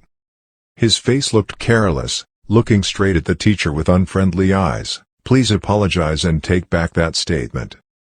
Jang Taesan continued to say, "Especially when we're the ones who will later become part of the legal community that carries out justice and justice in Korea. The teaching assistant humiliating me is no different from insulting the entire student body." The more the teacher listened, the angrier he became, gritting his teeth and cursing, "You damn kid, you're so brave." Seeing the teacher angry did not make Jang Taesan worried. On the contrary, he looked at the teacher with eyes full of confidence. There were more and more students standing and listening. The words Jang Taesan had just said also made them curious. He continued to say, "Didn't the teacher just tell the dean that first-year students are also adults? Don't just talk, take action." When the students heard this, everyone was surprised. They looked towards Jang Taesan to hear him continue. "Are adults cursing like this? I did not enter the law department of a Korean university to hear such words." The two students who were scolded by the teacher just now also spoke up. "That's right, the teaching assistant scolded him like that was wrong." The teacher got mad and immediately turned around and shouted at the other two students, "What? Hey, are you crazy? Can't you see that guy is resisting me?" These two students pretended to be stupid and said, "Probably so," but there was no teacher at all. "That's right," the teacher shouted, "Hey, you hakeball." Jang Taesan stopped being next to him and couldn't hear it anymore, so he spoke up, "Please apologize," but there is no way this teacher would apologize to the students. He shouted, "Crazy, they couldn't even discuss the location, so why should I apologize? No sorry." As if he understood the point of the sentence, Jang Taesan asked back, "So if we discuss the location, will you apologize?" The teacher heard that and stood still for 5 seconds, staring at the student standing in front of him. "What?" But it seems like the teacher has thought of something, smiling evilly and thinking, discussing, "Jang Taesan, you." The teacher immediately became happy, smiled and raised his finger to say very confidently, giving Jang Taesan a challenge, "Okay, within an hour if he can discuss the opening location, making the professors happy, I will publicly apologize." The more he talked, the more dangerous his face became. Refer to the first-year business school students opening today in Polton. Hearing about the opening location, the two students who had just been scolded by the teacher were now gasping in surprise, their eyes wide open as if they couldn't believe this was true. Hearing the teacher say that, Jang Taesan did not hesitate any longer and took out his phone and dialed a number to call someone. Jang Taesan leisurely picked up the phone and said, "Do you need an hour? I'll discuss it right now." The teacher saw this scene and thought contemptuously in his heart, "This bastard thinks Polton Hotel is the name of someone's dog." The other teacher stood next to him, smiling happily. The more he thought about it, the more interested he became. "Let's see Jang Taesan, let's see what tricks he plays." Jang Taesan's phone connected to the other party. A voice came from the phone. "Thank you for contacting. I'm Chang Soo, the representative in charge of the conference room at Polton Hotel." Jang Taesan slowly replied, "Hello, can you help me with something?" The other side of the Polton Hotel very thoughtfully responded, "Of course, sir, how can I help you?" Hearing that, Jang Taesan's eyes flashed with joy. He smiled and said, "I need a venue for the opening ceremony. Can I rent a hall in Polton Hotel?" The teacher heard the conversation just now and was so surprised that he couldn't close his mouth. The other side of the phone continued, "How are you today, sir?" Jang Taesan replied, "Yes." After another hour there were about 100 people, including the professor. The people standing around heard this conversation. Everyone gasped in surprise. They all did not believe this was true. The Polton Hotel Hall, impossible. The hotel side responded immediately, "Yes sir, please rest assured, I will find it right away." To the surprise of everyone here, Jang Taesan made a request to the other hotel. "I wanted to ask Chef Albert Leo, who cooked the dishes I had eaten before. Please take about 3 buses to the parking lot of the Korean University Law Faculty." The hotel happily responded, "Yes, I will arrange it right away, then see you in an hour." The more people around heard, the more surprised they became. They couldn't believe what they had just heard. The chef, the 3 buses, everyone was stunned for a few seconds. At the end of the phone call, the teacher who had been standing there watching the drama could not believe that this was true. He was angry and trembling and said, "Lying is impossible." Jang Taesan didn't care either. He smiled and said friendly, "So let's talk to the representative." After finishing his sentence, he immediately changed his face, turned his bullet-shaped eyes towards the teacher and said, "I'll say it again. Please apologize." The teacher did not believe this was true. He shouted angrily, "Shut up, who are you fooling?" After hearing this, Jang Taesan's face suddenly darkened and he coldly repeated the teacher's last words, "Shut up." He used a suppressed voice and said, "I'm giving you a final warning." The teacher seemed to detect the danger emanating from Jang Taesan's body and sweat suddenly poured out. Something. Suddenly, Jang Taesan turned into another person. Using his internal strength, anger appeared. He stretched out his neck and shouted at the teacher and teaching assistant, "No need." The teacher feels scared and screams, "Ah!" Jang Taesan's face became even more fierce. His deadly eyes aimed at the teacher in front of him. Blue veins appeared on his face, saying a warning, apologizing, "If you don't want to die." The teacher who witnessed this scene was not cold but shivered, jumped back a few steps, sweat poured out like rain. His mouth kept saying, "I'm sorry, I was wrong, I will speak carefully." After saying that, He was so scared that he turned around and ran towards the door. The surrounding students stood and laughed. Ha ha, that senior ran away, ha ha ha. The teacher ran to the door and remembered the terrifying appearance of Jang Taesan just now. He couldn't help but turn around in fear. What the hell was that monster appearance just now? The two students who were initially scolded by the teacher now felt relieved, looked at Jang Taesan and smiled shyly and said, "Taesan, thank you." Jang Taesan humbly replied, "Just helping friends in trouble." Hearing these words, they were moved to tears. They didn't think that anyone would come forward to help them like that. They couldn't help but feel grateful. Taesan. The people around all witnessed what happened just now. They kept praising Jang Taesan. So cool, so refreshing. Taesan is at the top. This causes his career points to be increased. Scene changed to Palton Hotel. In front of the hotel door, noisy conversations rang out. "What? The law faculty is coming too?" "Yes, I just saw you getting off the bus to the auditorium." "Really?" The more these students talked, the more enthusiastic they became, and saw a food cart following them. "The chef also has foreign chefs coming. Without Oh Dong-zong, who would help? The chef participating would cost at least 100,000 won per person." A girl who had always kept silent until now, a thought appeared in her mind. She had to go directly to verify it. In the hotel lobby, people were busy coming and going. The discussions still haven't ended. "That guy is so cool, he didn't even invite a girl group." The food was served on the table in abundance, from European to Korean dishes, making the students even more curious. Within an hour, the hotel hall was rented, and high-class dishes such as like this anymore. In the large hotel hall, such noisy conversations continued. It was said that his family was very rich. "I heard that my grandmother's family is a tycoon." Everyone stood around chatting. "Taesan, that guy didn't know who he was, but he was probably of some caliber. That guy is really good." This girl listened attentively to those gossips, as if she discovered something very interesting. "Is Jang Taesan really you?" The girl suddenly smiled with satisfaction, thinking, "Good job, Jang Taesan, I've marked you." In a tall corporate building, a voice came from the office. "Lawyer Joe, how is the investigation of the Financial Surveillance Service going?" Lawyer Joe seriously reported, "All were stopped." Lawyer Joe gave a friendly smile and continued, "Since it was a legal situation, he should use a little force, but that side would keep his mouth shut. They are really sharp-eyed." Jang Taesan over here is contemplating something and asked, "Do you know who is managing the business?" Lawyer Joe was a bit surprised and asked again, "Business manager, what's wrong? Do you seriously want to take over the business?" Jang Taesan replied with a calculating face, "Yes, I think I will do it soon." Lawyer Joe, with 10,000 questions why, kept asking Jang Taesan, "No matter what size, small and medium enterprise, do I know?"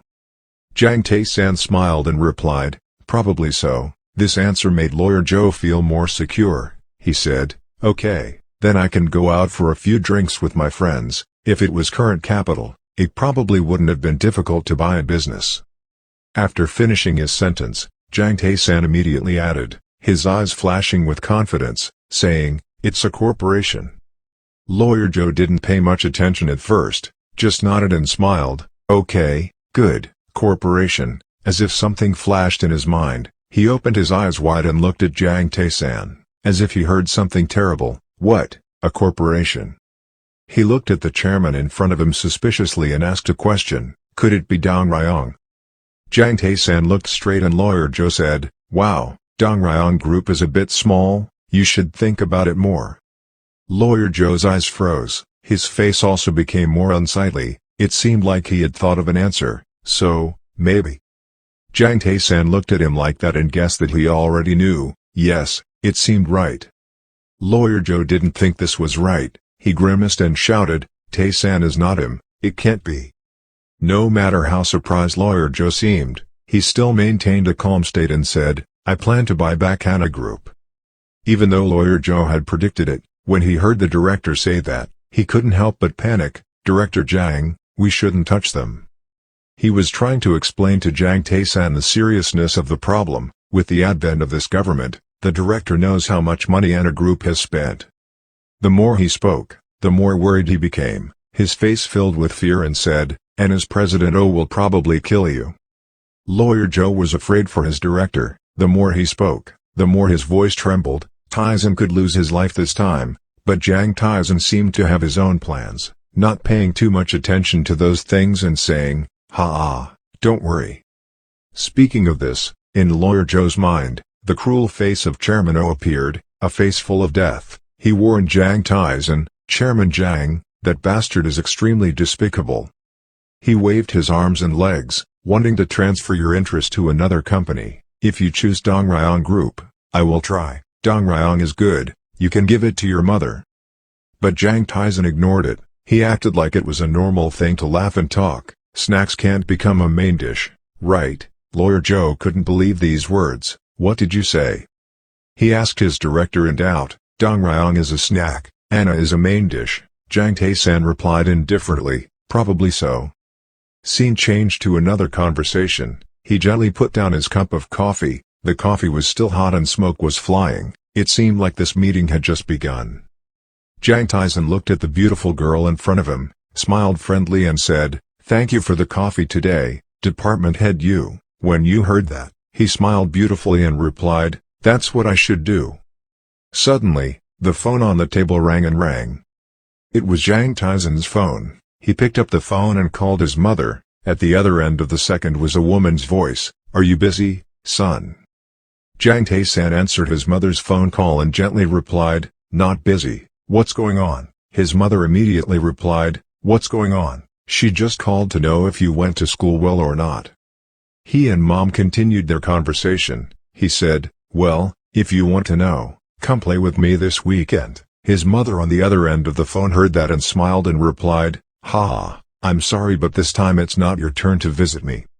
He heard his mother say that and was a little surprised and asked, "Huh? How are you? What's going on at home?" His mother knew he was thinking in the wrong direction, so she said, "There is no problem with the house, the problem lies with the child." When I heard my mother say it, I didn't understand anything. "What was wrong with my child?" His mother slowly replied, "Son, I have my health certificate." Hearing this, he was startled, his mouth gaped open, his eyes opened wide as if something terrible had happened, and he shouted, "Huh? A health check?" His mother heard his voice and seemed to have predicted it. No matter how he reacted, his mother continued to say, "You forgot. No, you forgot on purpose, right?" These words made him freeze. "How can I forget things? Even if I regress, the memories of my time in the army still terrify me." In his mind, memories of the past reappeared, in a place with all kinds of people, a place like a dream garden of a strange country where the good, the ugly, the weird, the strange gathered together. These images kept appearing in his mind as if they had just happened. Manager Yu was sitting next to her, so she heard this conversation. She curiously asked, "Director, why do you have to do a health check?" This question brought him back to the present, startled when he looked at Department Head Yu and thought, "Oh, I forgot." Department Head Yu was right in front of him. At this time, he was a bit shy because of his recent behavior, so he smiled shyly and said, "My mother said she already had a health check." Manager Yu heard that and didn't think much of it. He innocently asked, "Ah, health check. The director must have been ranked first." Jang Taesan looked at the girl in front of him who was still smiling and talking as if there was no problem, wondering in his heart, "Oh, why did she react like that?" Chief Yu smiled and continued, "Just looking at him, I could see that he was very compatible with Marines or Special Forces soldiers." Jang Taesan's face was stunned and he said, "Chief Yu, could it be?" Looking at his face like that, she just smiled and said, "You asked me how I knew your age." Hearing the question, Jang Taesan was stunned. Looking at him like that, Manager Yu smiled happily and continued, "Ha ha, it seems the director still doesn't know much about women. If you're interested, women collect just as much information as men." After hearing this, Jang Taesan's face was bewildered and he couldn't utter a word. Seeing that he didn't answer, she guessed that what she just said was true. She smiled brightly and continued, "I think I've said it before, it's not men who flirt with women, but women who signal to men first." I was very skeptical. He just asked to book plane tickets or hotels in advance and always paid directly, even for snacks or pizza costs up to millions of won per month. Jang Taesan just sat and listened to her talk like that, not knowing what he was thinking. She smiled and continued to get to the point. Just going to work or on vacation is strange enough. He felt like he had been stabbed in the heart, smiling foolishly, thinking, it was all the mistakes he had caused. She continued, and he even studied at a Korean law university. Hearing that, he guessed that there seemed to be no problem. He gently picked up the cup of coffee to drink to regain composure and thought, yes, that much information is not enough to be sure, huh? Manager Yu turned his clear eyes towards him and said, so I searched. I knew roughly the area where he lived, so I looked for the high school, the pride of Jiangju High School, past the law faculty of the National University. He was drinking coffee. Hearing her say that startled him so much that he choked on the coffee. Coffee flew out of his nose and his face changed color. His eyes accidentally fell on the part below her neck. This was probably what made him choke on his coffee, not those words. She didn't pay attention and continued, are you afraid you'll be looked down upon because you're young? He stammered in response, no, that's not it. She continued, you don't know how girls calculate, right? Hearing that, he was startled and looked straight into her face and replied, yes. Her voice continued to echo, there is no company like this company in Korea. Even if the director is a middle school student, I will still stay at the company. What does age have to do with it? He smiled awkwardly, not knowing how to say it properly, naively said, I thought Captain you would sympathize with me. Trong Fan Yu also smiled brightly and said sincerely, the director is also a good person. I will devote myself to the company, he thought to himself, giving his all. She turned back and looked straight into the director's eyes and continued, even if the director goes on duty, I will not betray the director. Not only will I send letters, but every month I will visit. I'll tell them not to bully you because they're older. Hearing that, he looked at her confused and thought, oh, why does it look like I'm going to join the army? He smiled and said, no need to visit. She was startled when she heard that. She didn't understand why he said that. Huh? She panicked and said in worry, Director, did I do something wrong? What did I do wrong? She looked at him with pitiful eyes and carefully asked, do you hate me? He saw her with such an attitude and helplessly said, no, me. I have no intention of joining the army. His face became full of confidence. His eyes also revealed a steadfast look towards her. When she heard his answer, she was surprised and exclaimed, huh? The scene changes to a large company building. A conversation comes from the top room of the company. Boss, that bastard seems to have returned to his hometown. He left home early in the morning and was on a high-speed train. This big brother sits cross-legged on the desk. He is truly a different big brother. The other end of the line is waiting for an order from this boss. What should I do now? The big brother spoke, revealing his white teeth, but did not seem very friendly, saying, where are the people in the security company? On the other side, his junior replied, I'm going alone. Sitting against the light, the big brother's face darkened, making him look even more scary. His voice was equally scary, so, follow him, I'll send them away right away. When juniors receive orders, they speak and obey big brother's orders. He hung up the phone and thought, Jang Taesan, that strange bastard, this kid is really good at taking down businesses, studied all the way to Korean Law University. Suddenly he revealed his straight face, sharp eyes and a cunning smile and said, your luck is over, it's okay to bury you in your hometown. The car sped along the road. The scenery here was so familiar to Jang Taesan. Joy roused in his heart, his homeland. The red car kept rushing forward, finally arriving at Jiangsu City. Suddenly, an image appeared in his mind of a young man with white hair screaming in pain, with a few drops of blood appearing around him. Each imagery appeared in his mind. There was death, blood, images of slaughter that he still couldn't forget. Then a man's face was covered in blood, his eyes were cruel, his face was injured but still showed a cruel look in it. He got out of his car, looked at the familiar scene in front of him and couldn't help but think, missing the atmosphere of his hometown so much. Returning to the place where he was born, Jang Taesan exuded a comfort that he did not have in the city. The more he looked at this scene, the more he remembered his old friends. He returned to Jiangsu City to receive a health check. While standing there admiring the surrounding scenery, something suddenly came at him, making him scream in pain. Ah! Suddenly, a voice rang out, making him stunned. His face stiffened. If the gods hadn't suddenly called, there would be nothing better. It turned out that he was standing in front of a temple. This place seemed very beautiful, he thought. Who is this god again? The scene of the temple appearing before your eyes is so beautiful, it has a peaceful feeling different from the urban place out there. A man walked out from inside and faced Jang Taesan and asked, "Are you here?" He looked at the person in front of him but was not surprised at all. He smiled and thought, "Mr. Barnsdale, anyone who looks at me knows you are looking for me." Mr. Barnsdale gave a friendly smile and asked, "How are you?" Jang Taesan saw that and smiled and asked, "What's going on?" He looked so happy. Mr. Barnsdale smiled happily and asked, "Do you feel the same way?" How could Jang Taesan not know? Happiness appeared on his face. He said, "Yes, it seems like you are very happy." Mr. Barnsdale adjusted his glasses and replied gently, "You have good eyesight." Jang Taesan seemed to have discovered something. He looked at Mr. Barnsdale in front of him and said, the way he spoke had also changed. "Did something happen?" Taesan crossed his arms in front of his chest and asked with a serious face, "It's amazing how you accumulated so many points." Barnsdale looked mysterious and said, "Have you ever heard of the Lake of the Gods?" Taesan suddenly remembered, the legendary lake where Mr. Nova pulled the Elf Queen up, and M's Genie also said she worked there, is a very different place.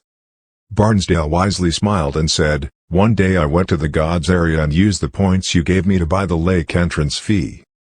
Taesan looked at him and jokingly said, "Lake of the Gods is like a famous amusement park." Barnsdale replied shyly, "I only went there for the first time, because I lost too many points so I couldn't go there anymore."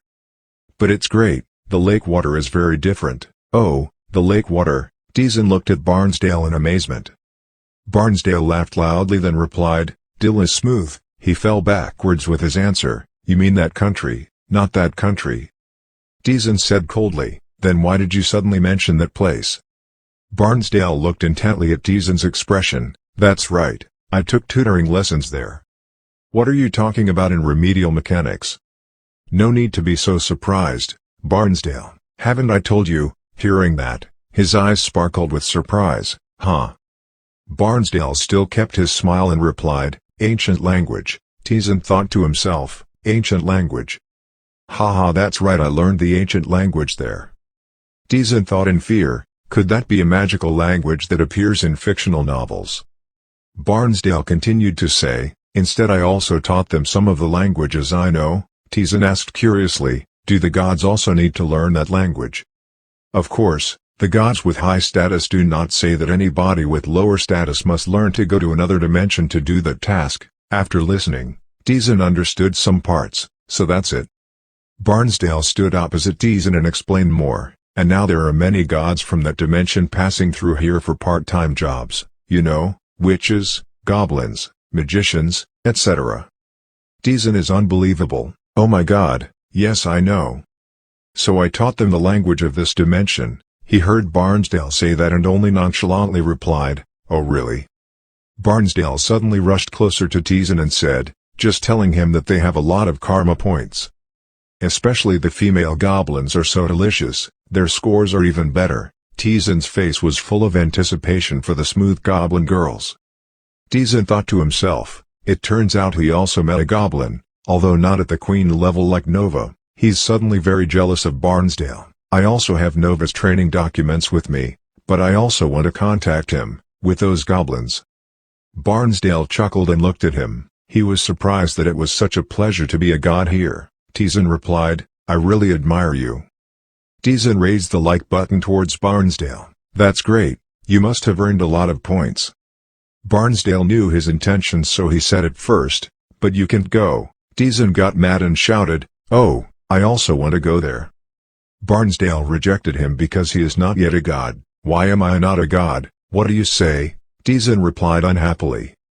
Barnsdale didn't care what he said. "You can't go there like that." Taesan frowned and said, "Only the body is in the human world, but I also said that we specialize in dealing with gods."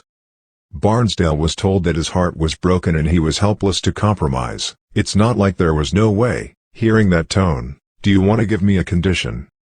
Thinking like that, Taesan still smiled and said, "Yes, what should I do?" Barnsdale looked at him and said frankly, "That was a bit dangerous." Taesan didn't think so, just learning a language isn't dangerous.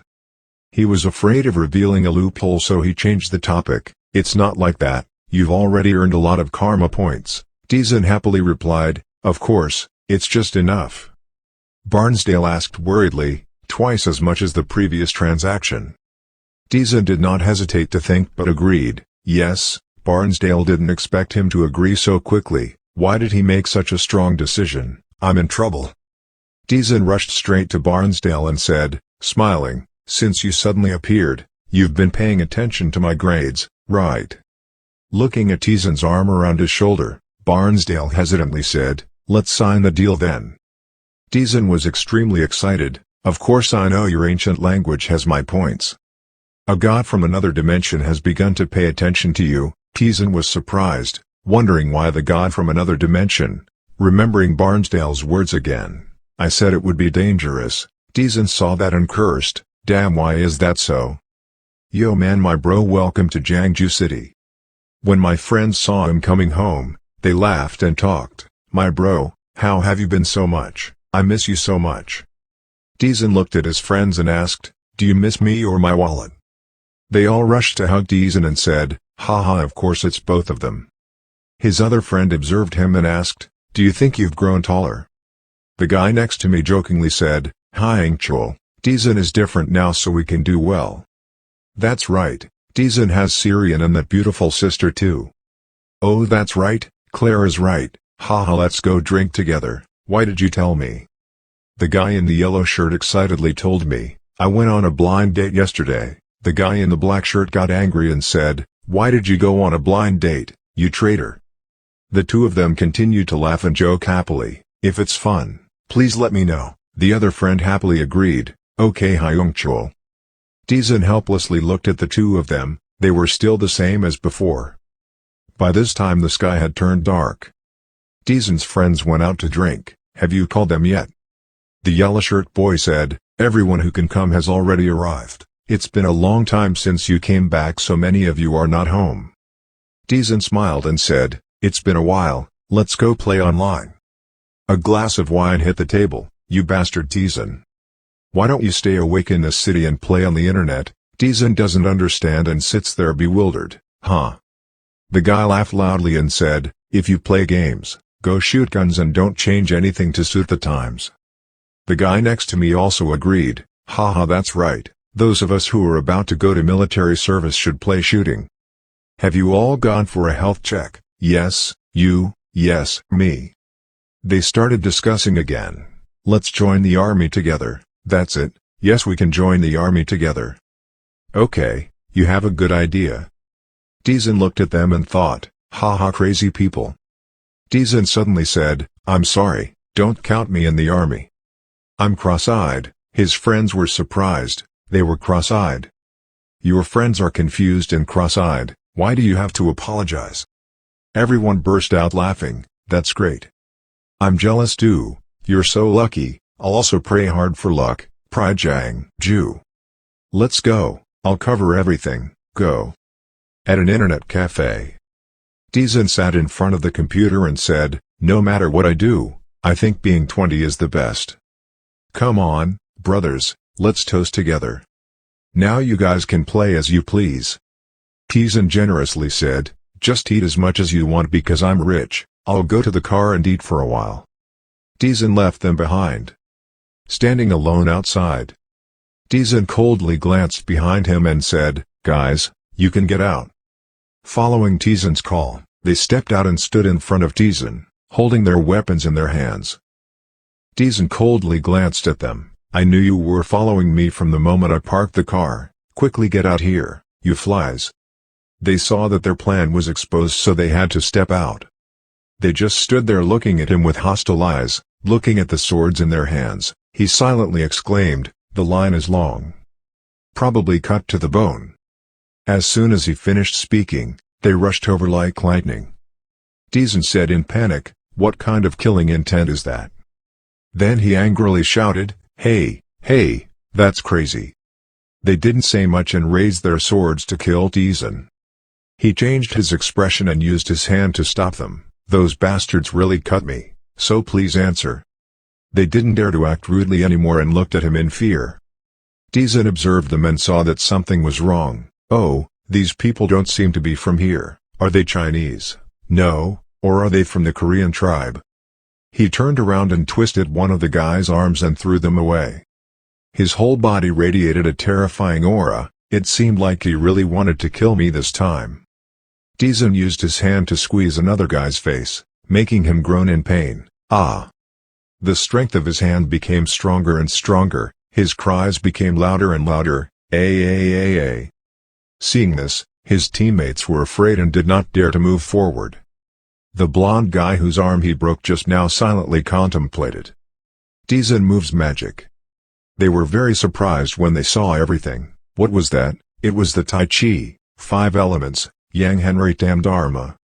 Taesan was very pleased to see their scared expressions. Why was he surprised? It's probably the first time you've met someone like me. The guy in black said through gritted teeth, "Bastard." Then he ordered the 2 guys behind him to quickly attack. Taesan saw them being so stupid and laughed loudly. Ha! It was really funny. The blonde guy was not afraid of death and rushed towards Taesan. Damn it. Taesan glared coldly and said, "Damn you bastards. Today they will surely die." They shouted loudly, "What are they afraid of? Who the hell is that guy?" Taesan silently looked at them like they were crazy and wanted to take his life. Blood splattered everywhere. This time the dead were the bastards. 2 of the 3 of them were dead. The black-haired man covered his face in fear. They died very miserably. Blood soaked the ground red. Taesan approached the black-haired man and said contemptuously, "Why continue fighting? Nothing is over yet. You guys are assassins. Who sent you here?" The guy with black hair and his face covered in blood looked at Taesan in fear. Taesan coldly repeated the question again. "Who sent you guys here when I was still talking properly?" Seeing him so silent, he burst out laughing. "Ha, can't say anything." He put his face close to me, smirked and said, "It's okay, I know everything, so just relax," he said in surprise. "Why is that happening?" Glancing at his arm, he said, "People can still live well even if they only have one arm, right?" He was scared by your words. This guy is crazy. Taesan smiled and said, "You should rest first. Your friends still have enough limbs." Taesan patted his shoulder and said, "Don't worry, you will be next." His eyes widened in surprise. Just as you guessed, not long after you left, there was a call. Wait, I'll say it, I was wrong, please forgive us. Taesan turned his back to him and said, "I'm thinking clearly, but what should I do? It's already late. Even if I want to forgive you, the soul following you says this. Break his bones, peel his skin, avenge us." He looked at his cold eyes and said in panic, "What?" Thud. Blood splashed again and he died instantly. The next morning at the company, Taesan asked, "Director, are you still okay? Looks like he's still healthy." Han Jin-won asked in surprise, "Who were they to dare?" Taesan replied solemnly, "They are professional assassins." Director Han was extremely panicked after hearing this. Assassin. Han Jin-won guessed that by assassins he meant mercenaries. Taesan stood opposite Director Han and said, "Do you know them too?" Jin-won replied, "Yes, I have heard." Han Jin-won frowned and said, "This is an open secret in the security world. If the mercenaries are professionally trained from China, it will be difficult to find their traces." Taesan asked again, "Are there many of them coming to our country?" Han Jin-won replied, "There are many people who have faked passports. They are very skilled at kidnapping and killing people. It is said that their organ trafficking network is very systematic." Taesan thought thoughtfully. Even though he had predicted some of it, the people who targeted him were cold-blooded, not just protecting their lives, but this was a family matter. Taesan pointed at the people behind Jin-won and said, "Is that them?" "Yes, that's right. Today I rushed 10 people over." Director Han pointed to the 2 girls and said, "Please introduce to your sisters, these are 2 female tutors.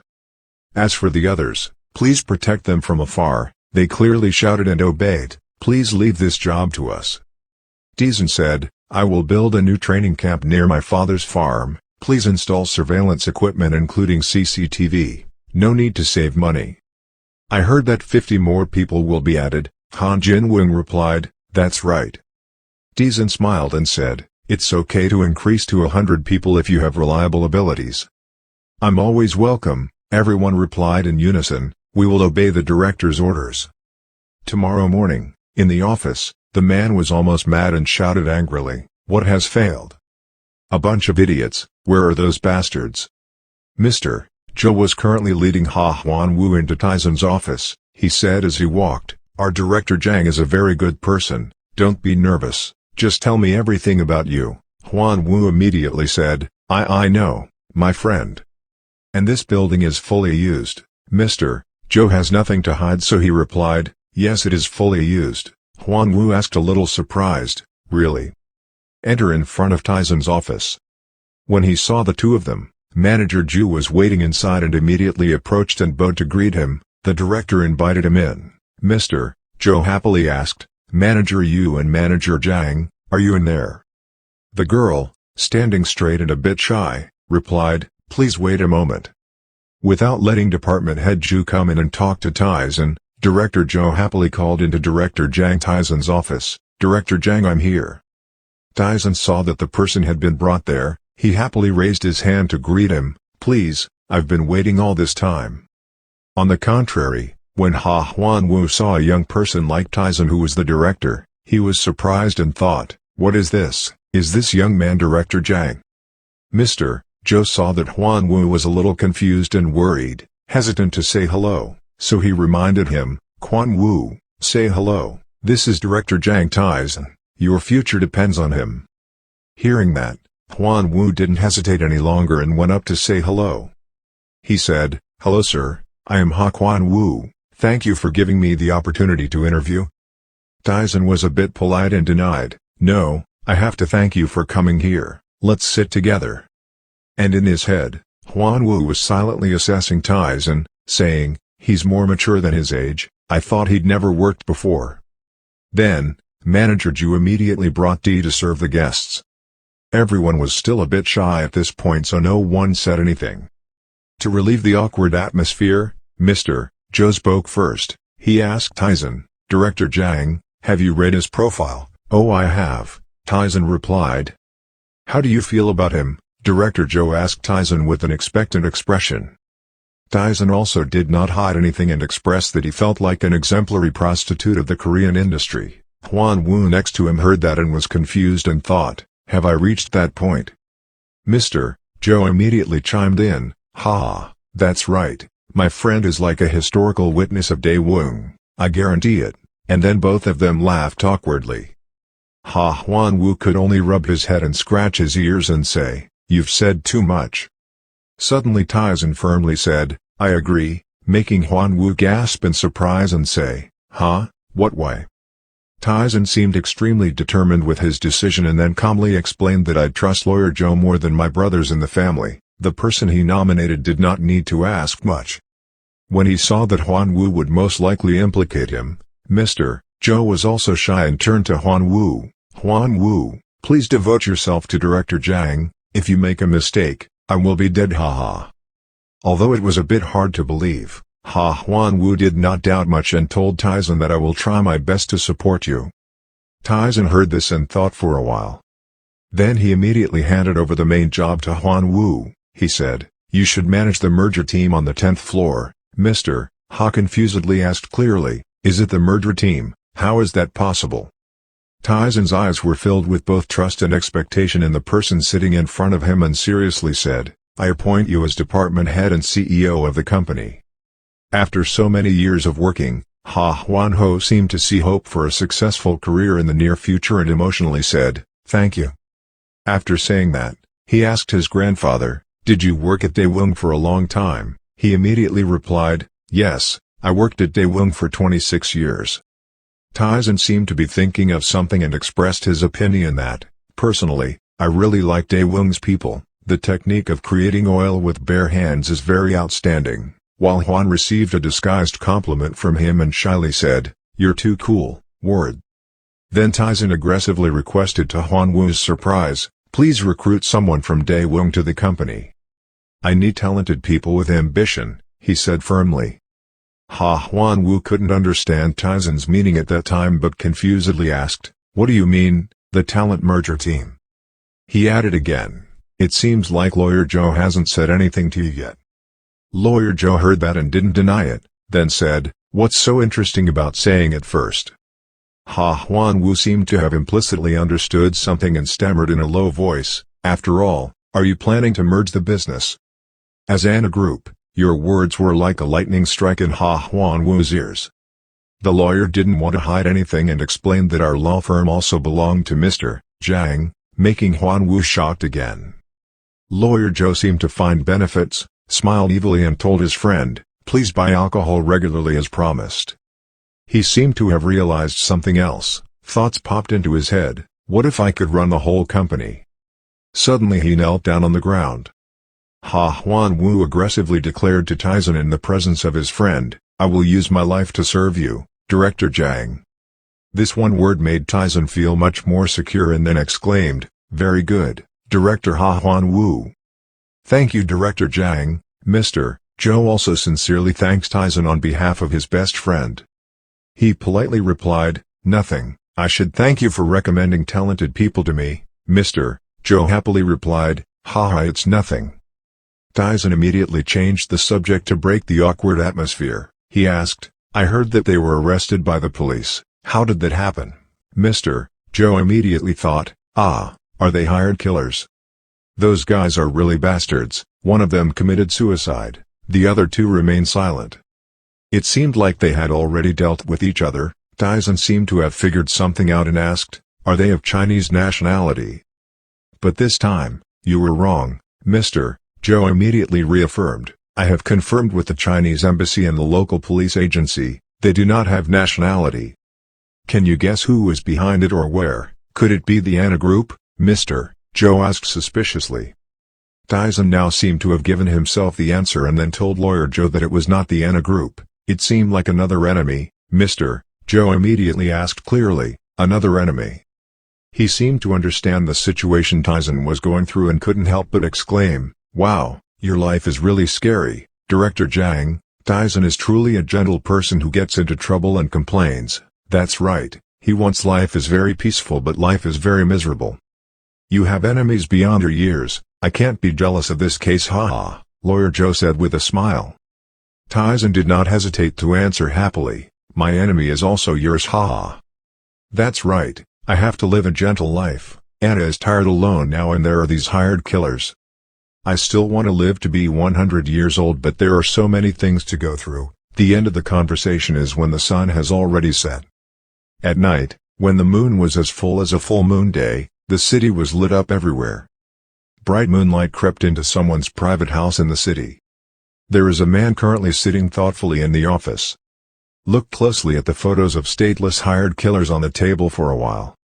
He had some doubts in his mind and then secretly thought that this is not an ordinary fist-fighting talent. Something is very strange. Having said that, he immediately picked up the mouse and searched for information on the computer. He looked at the stock and stock charts and silently affirmed, "Your father is much better than you think. Because I was the youngest daughter, my father took care of me a lot." As he thought, the image of a girl appeared in his mind, which was Taesan's mother. The man read Taesan's documents and had to admire that he had studied law at a Korean university and had a knack for investing. Looking at the pictures of the group of people being beaten by Taesan, he said, "Well, they still know how to fight, but what should we do? The money you guys saved is all for the Jew family." He seemed to be planning something in his heart and then blurted out a sentence, "I will put it to good use haha." The scene changes to another place. Cigarette smoke is now flying blindly in the darkness. Han Dong-chul held a cigarette in his hand while smoking while cursing and blushing. He wore a bathing suit, sat on a chair, smoked a cigarette and exclaimed, "This position is life." He remembered the phone call that had just taken place not long ago. At that time he had failed in an assigned mission and had to beg the chairman, "Chairman Jew, I have failed, please kill me, go, I've sent some capable guys but I still can't handle it thoroughly." But unexpectedly, the president did not blame him but consoled him, "Oh my God, why is this happening? Life is not all smooth sailing. Be careful not to let any rumor spread." That's it. Even though this sentence made him a little confused, he still didn't forget to say, "Chairman, I will definitely not forget your favor." The chairman also added that the money he received before could be considered as an allowance. Hearing that, he felt more secure and immediately said, "Thank you, sir." Thinking back, he tilted his head back, closed his eyes, and smoked a cigarette, thinking about what had just happened. President Ju's failure also earned him 300 million. A second later, he opened his eyes in surprise as if he had suspected that there must be some relationship between Jang Taesan and President Ju. Thinking of the benefits in this matter, he secretly rejoiced. If he did this well, he would also earn some money, ha. Having sat on the chair for too long, he stood up and lamented that he had to pee too much. After walking a few steps, he silently calculated in his heart that he would earn exactly 300 million and then leave this puddle right away. Not only did he sing while peeing, but he also plotted Jang Taesan's plans. He told himself that he must find a gunman too. No matter how excellent that Jang Taesan is, he only needs one shot. Just a gun to the head and I'm gone, ha. He now felt that his plan was very good, so he leisurely said, "Chairman, just wait for me." Suddenly, without knowing why, someone broke into his house, then hit his head against the wall. Blood was pouring, the wooden wall cracked, and he didn't know anything and could only scream, made a gurgling sound after being beaten. His head was pinned against the wall, but he still stubbornly refused to ask for forgiveness and instead cursed, "Who the hell is this damn bastard?" Hearing that, the other person acted even harder, directly hitting his head straight against the wall, causing him to not have time to react and scream out loud. After the other person pressed his head, he whispered softly, "Doesn't this bastard know how scary the world is?" And he couldn't answer but could only groan in pain. Saying that, that person with just one move, knocked his arm straight and fell flat on the ground, blood splattering. He was beaten so painfully that his eyes went wide and his neck was tilted, his mouth gaped open and he vomited a mouthful of fresh blood. Not only that, the other person had no intention of forgiving him, used his foot to stomp his head hard into the urine he had just peed. The jawbone made a cracking sound as if it had been broken, the blood vessels in his eyes were thick as if they were about to pop out, eyes out. "That person is none other than Jang Taesan," he said with a murderous aura. "What you just spit out, you should hide it yourself." Taesan looked at him yawning and was about to die and said, "Jang Dong-chul, this life is yours." As soon as his words ended, he died in humiliation, died before he had even earned the money he wanted, just expected. The entire night sky seemed to be tinged with bright red blood, exposed under the illumination of the moonlight. The next day, when the sun was early in the morning, rays of sunlight streamed into Taesan's room through the window. Notifications were continuously spammed that karma points had been added, karma points had been added, karma points had been added.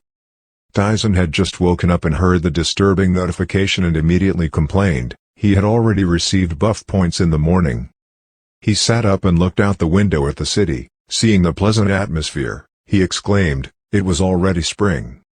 Taesan looked into the distance and said with peace of mind, yes, Ao's matter would probably be resolved soon. A while after he woke up, he got out of bed, calmly put his hand behind his pants and scratched, then walked towards the glass door and lamented, "You two are soul only, whoever hears this will think he loves her." Bottomless greed. Taesan smiled and looked at the city and reasoned, but after regression, what can he do if his opinion changes?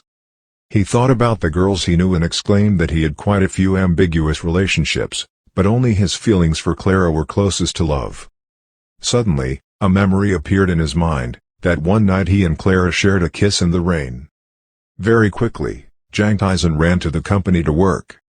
Sitting in the office, Taesan asked the person in front of him, Director Lee, how the work was going. He seemed to have done a good job, so he smiled and talked happily. Thanks to the chairman's comprehensive instructions, the work was proceeding smoothly. Hearing that, Taesan was also happy and smiled, but in his heart he secretly thought, even though he told me to call him something else, he still called me president. Then Mr. Lee immediately reported that Anna Group's business department is aiming for the criteria of trust, respect, innovation, 3 intersecting circles to pursue continuous change and global growth. Not only that, he also learned more and told Taesan, Anna Life, Anna Casualty Insurance, Anna Technology Finance, Anna Bank, Anna Securities Investment. The first part is the financial management department, Anna's property manager. Taesan silently exclaimed upon hearing that. The report is more interesting than I thought. Mr. Lee added that the core of Part 2 is Anna Joint Stock Company, mainly developing in the trading segment, including Anna Construction and Anna Chemistry. Jang Taesan got tired of hearing so much Anna, then looked surprised and said, "Oh, is that so?"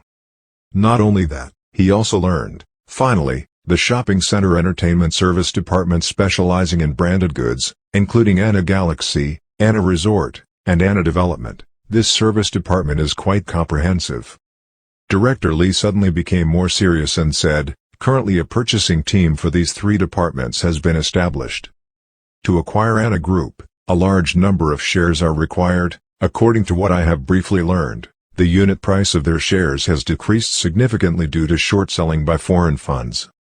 He also knows what Anna Company is planning, he continued. They are taking advantage of public opinion as well as world financial risks. It can be seen that they want to actively promote mergers and acquisitions. While the young man Jang Taesan listened to the long series, he felt very respectful of him and thought to himself, in such a short time, he had learned so much.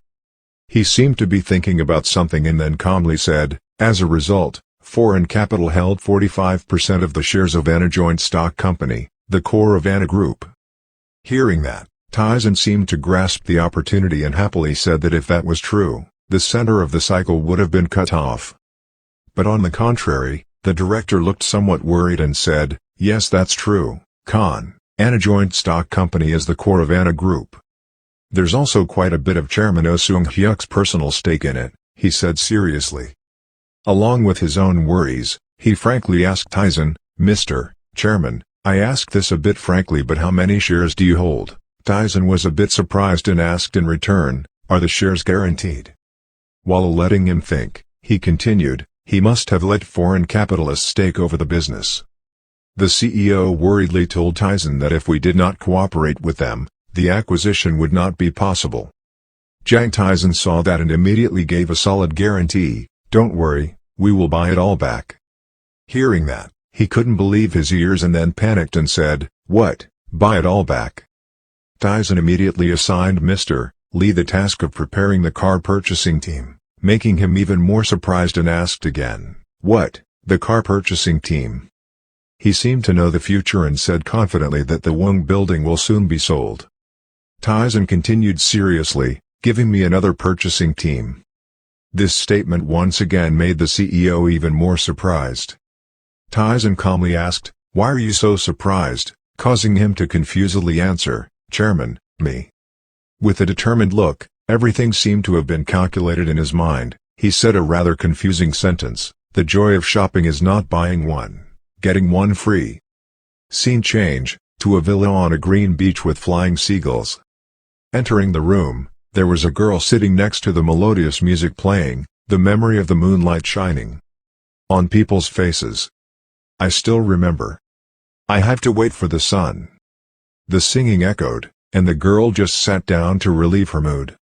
Music is like a medicine to heal, but at this moment her tears were indifferent, as if the girl's mood at that moment had been described in the lyrics of the song. She sat in self-pity, remembering someone, without holding back. "Okay, name it, Daniel." At the airport, after Jo Yoon-tae and Taesan got off the plane, Lawyer Jo said, "Now I'm really happy." Taesan wondered and politely asked, "It seems like this is your first time on a plane, right? You're not a kid, okay?" When Lawyer Jo heard that, he immediately objected, "What are you talking about? You're not a child, so why are you flying on a plane? If you're a student, why would you skip class?" Taesan smiled and looked at the lawyer and replied, "I was exempted from that class." Jo Yoon-tae was surprised and suddenly asked again, "What, you're exempt? Where could there be such a good thing?" The male lead happily continued, "That's right, that good thing is here." After walking a while, Taesan saw Robert and two bodyguards wearing large black suits appear right in front of him. Lawyer Jo also saw them and was worried, panicked and stammered, asking, "Who are those people?" Taesan naturally introduced both sides to them. "Hello Robert, let me introduce you to, this person is Jo Yoon-tae, the lawyer in charge of the Korean legal department." Robert smiled and extended his hand to greet, "Hello, I am Robert Ryan, director of the foreign partner company." Lawyer Joe politely replied, yes, I'm Lawyer Joe Yuntae. Your thoughts are full of questions right now, Robert. The male lead was worried and looked at the two of them in confusion. What's wrong, you two? Joe Yuntae and Robert shook hands in embarrassment. Sweating, Taesan confusedly asked the two of them, what are you doing? Are you okay? He thought, as if he had seen the superiority and defeat somewhere before. The two of them tried to shake each other's hands tightly, making them both tremble and groan inwardly. The boss was so miserable. In another part of the airport, a woman's voice said, the boss had reached a new target. The voice came from the phone. Are you sure? The woman replied, I received the file just now, so I asked for the information. The boss on the phone wondered what the roadmap was. A woman with black hair and black sunglasses was answering the phone. Apparently they were going abroad. Her boss gave orders over the phone. You've worked hard, you leave your position. The person on the phone continued to say that the next operation was expected to be handed over to the Bravo team. She replied, okay. While listening, I pulled my suitcase and walked out of the airport. Approaching a taxi, she opened the door and sat in the back seat of the taxi. The woman's mouth suddenly smiled full of mystery. Sitting in the taxi, the woman told the taxi driver, take me to Iten. Go back to the airport where Taesan is.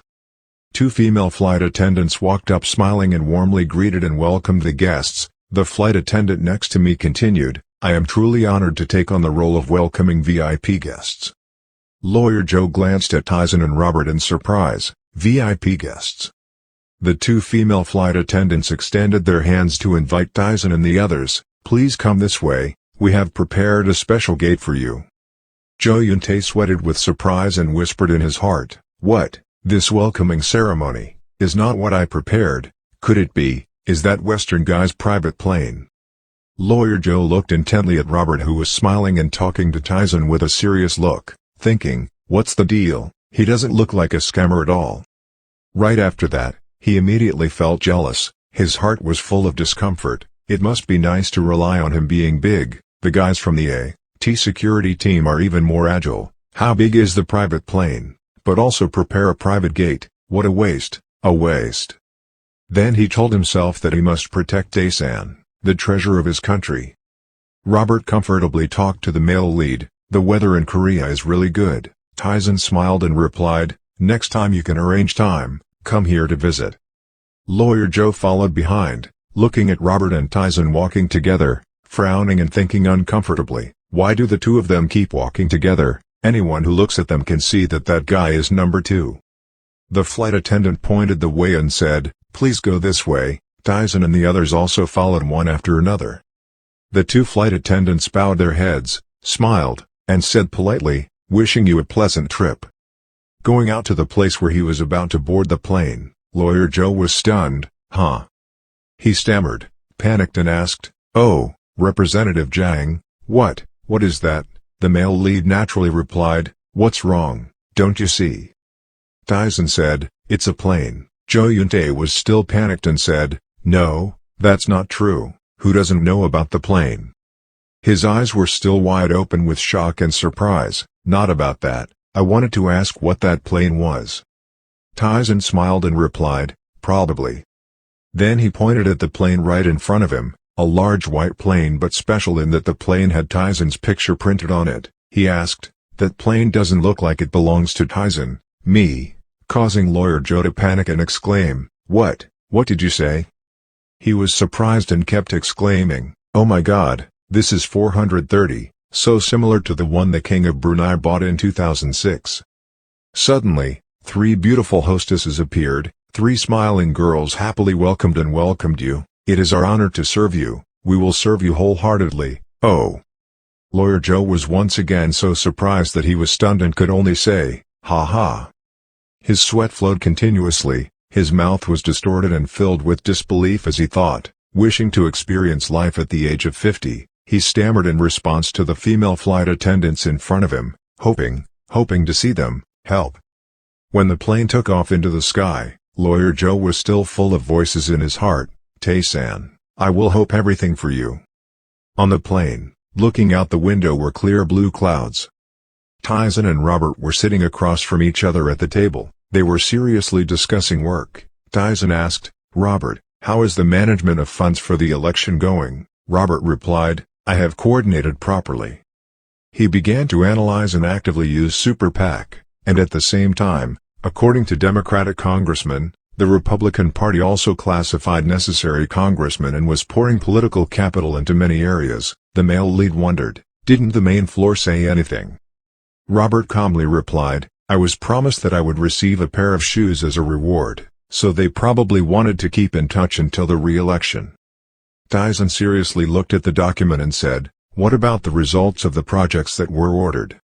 Robert still patiently answered, and had also established a few financial companies on his boss's orders, but it was difficult to find out information about intellectual property rights. He seriously analyzed that the classification of businesses with intellectual property rights through high-level recruitment companies had also stopped. The fields assigned by the boss were such as the internet, radio phone projects, mobile messenger, big data and electric cars are also being reviewed. Robert's face began to become worried, sweat gradually trickled down his cheeks, but it was difficult to give an answer about the patent and its future value. Taesan smiled confidently and said, so I have clearly defined the concept of the project. He calmly, with a confident look on his face, said that he just needs to get a patent or an investment company that matches the concept. Robert was surprised. What, the concept of the project? Taesan seriously said, we must occupy the market first in the near future after 2010. This is a project to expand 10 super trends. The male lead's words made Robert confused and super trendy. Taesan is confident with his choice, saying, first his nanosensor devices and nano-internet connection device network. Robert exclaimed in surprise, what, a nanosensor device? The male protagonist slowly explains that the coming future will be an era where computers, cars, air conditioners, and mobile phones will be controlled by internet-connected devices.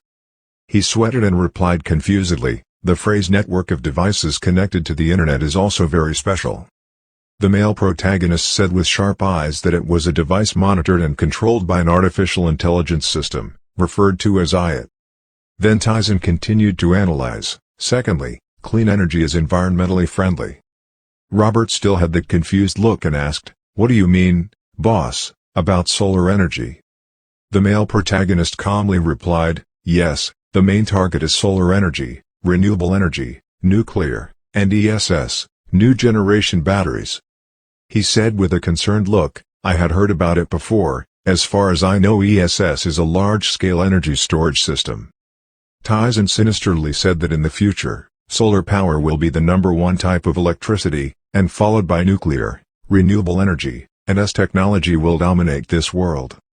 He affirmed that, 10 years later, the panel rate will exceed 30%. Robert was startled and admiring and could only exclaim, ah. The male lead continued to say that the production price per watt will be more competitive than electricity production using fossil fuels. Taesan seriously said, before then we must have the technique first. Robert just listened and answered repeatedly, yes, I understand. The male lead was still attentively discussing future directions, followed by self-driving cars, which I've already told him about. He immediately replied that I had already bought several patents in this field according to my boss's instructions. The male lead praised him and said he did a great job.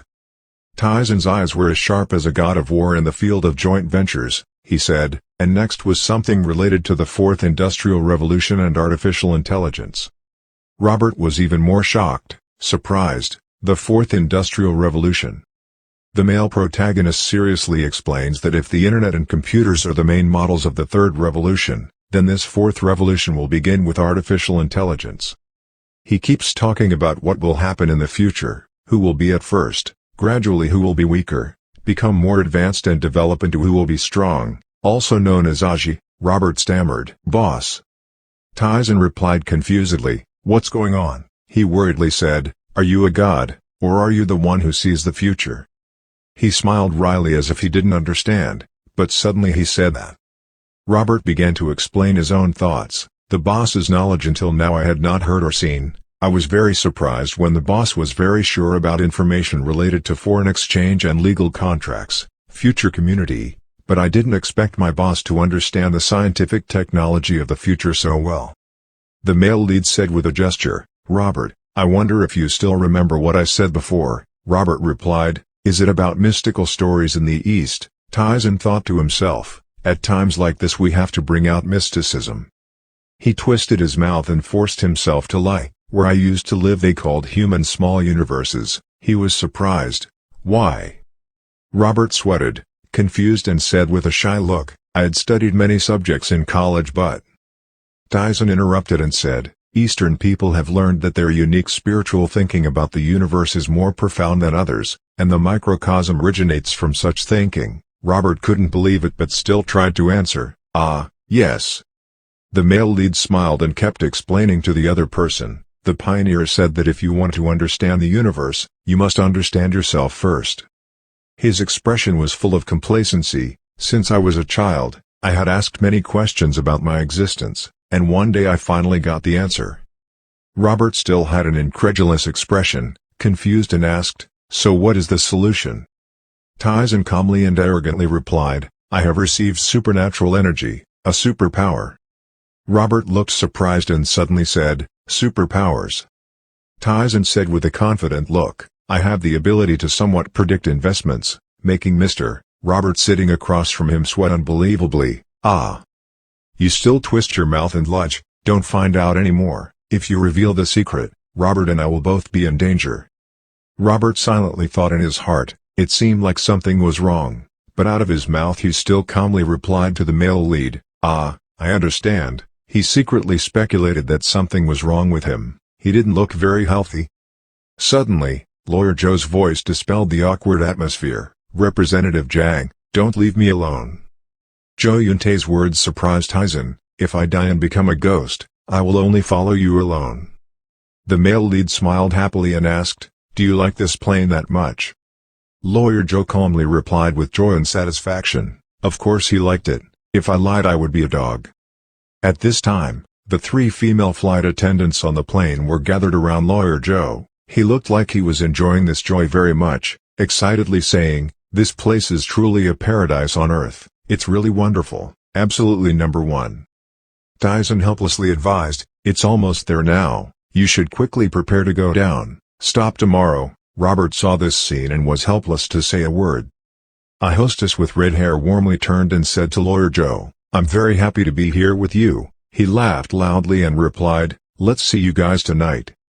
The flight attendant replied, okay. Joe Yuntae is happy and joyful, oh, thank you, thank you. Once the plane landed on the ground, the surroundings were now stretching lawns and trees. Added to that is the sunlight, creating a scene full of quiet and peace.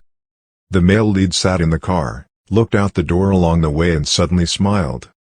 Robert spoke up and said, going farther than I thought, I'm afraid you're a little tired. Oh well, why waste energy like that?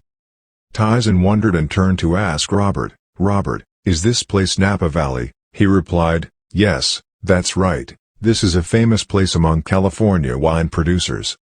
Then he turned to look at the male lead and began telling the story. Moreover, this place also has legend about a fairy who protects small wine. Makes Taesan curious. Fairy?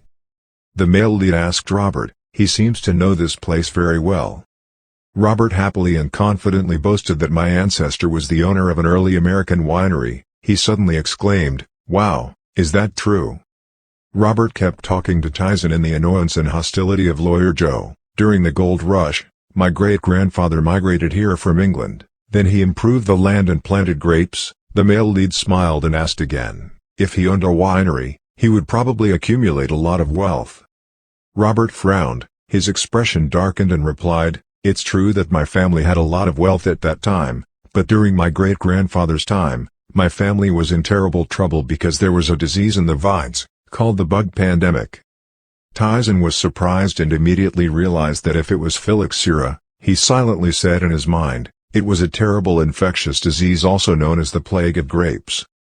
His eyes were filled with sadness and regret. Fortunately, he was also revived, but during my grandfather's time, a law was issued prohibiting alcohol.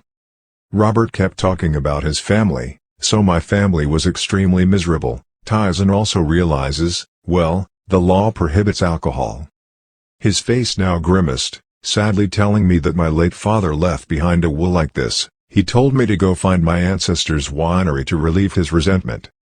The male lead suddenly replied, "So, could it be that this is the place?"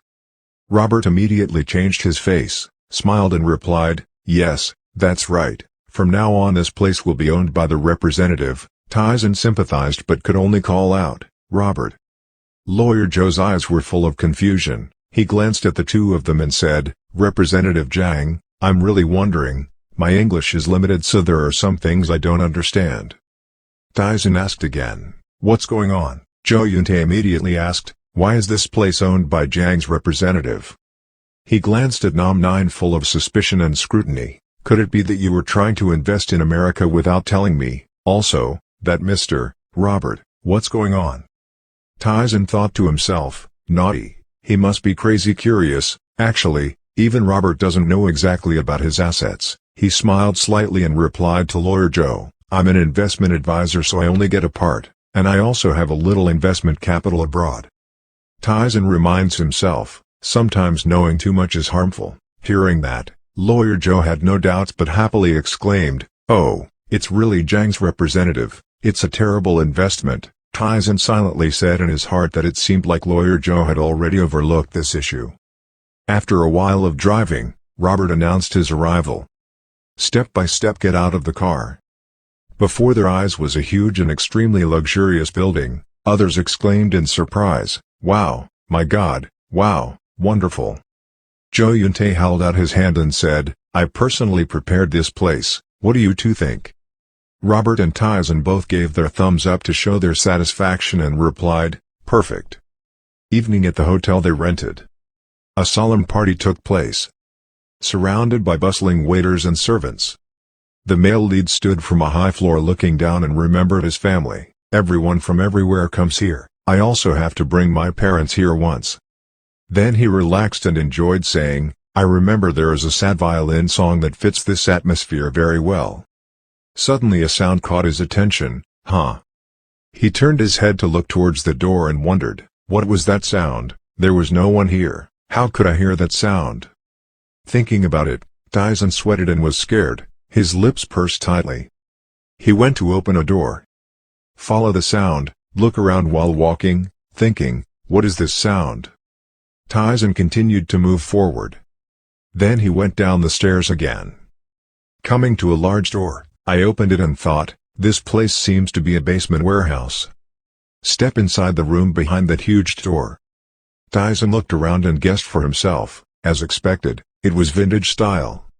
He took a few more steps and saw a strange shadow. He looked up in surprise and disbelief. The person trembled slightly and then spoke, What is that?" Right now outside the hotel, the moon in the sky was bright and round.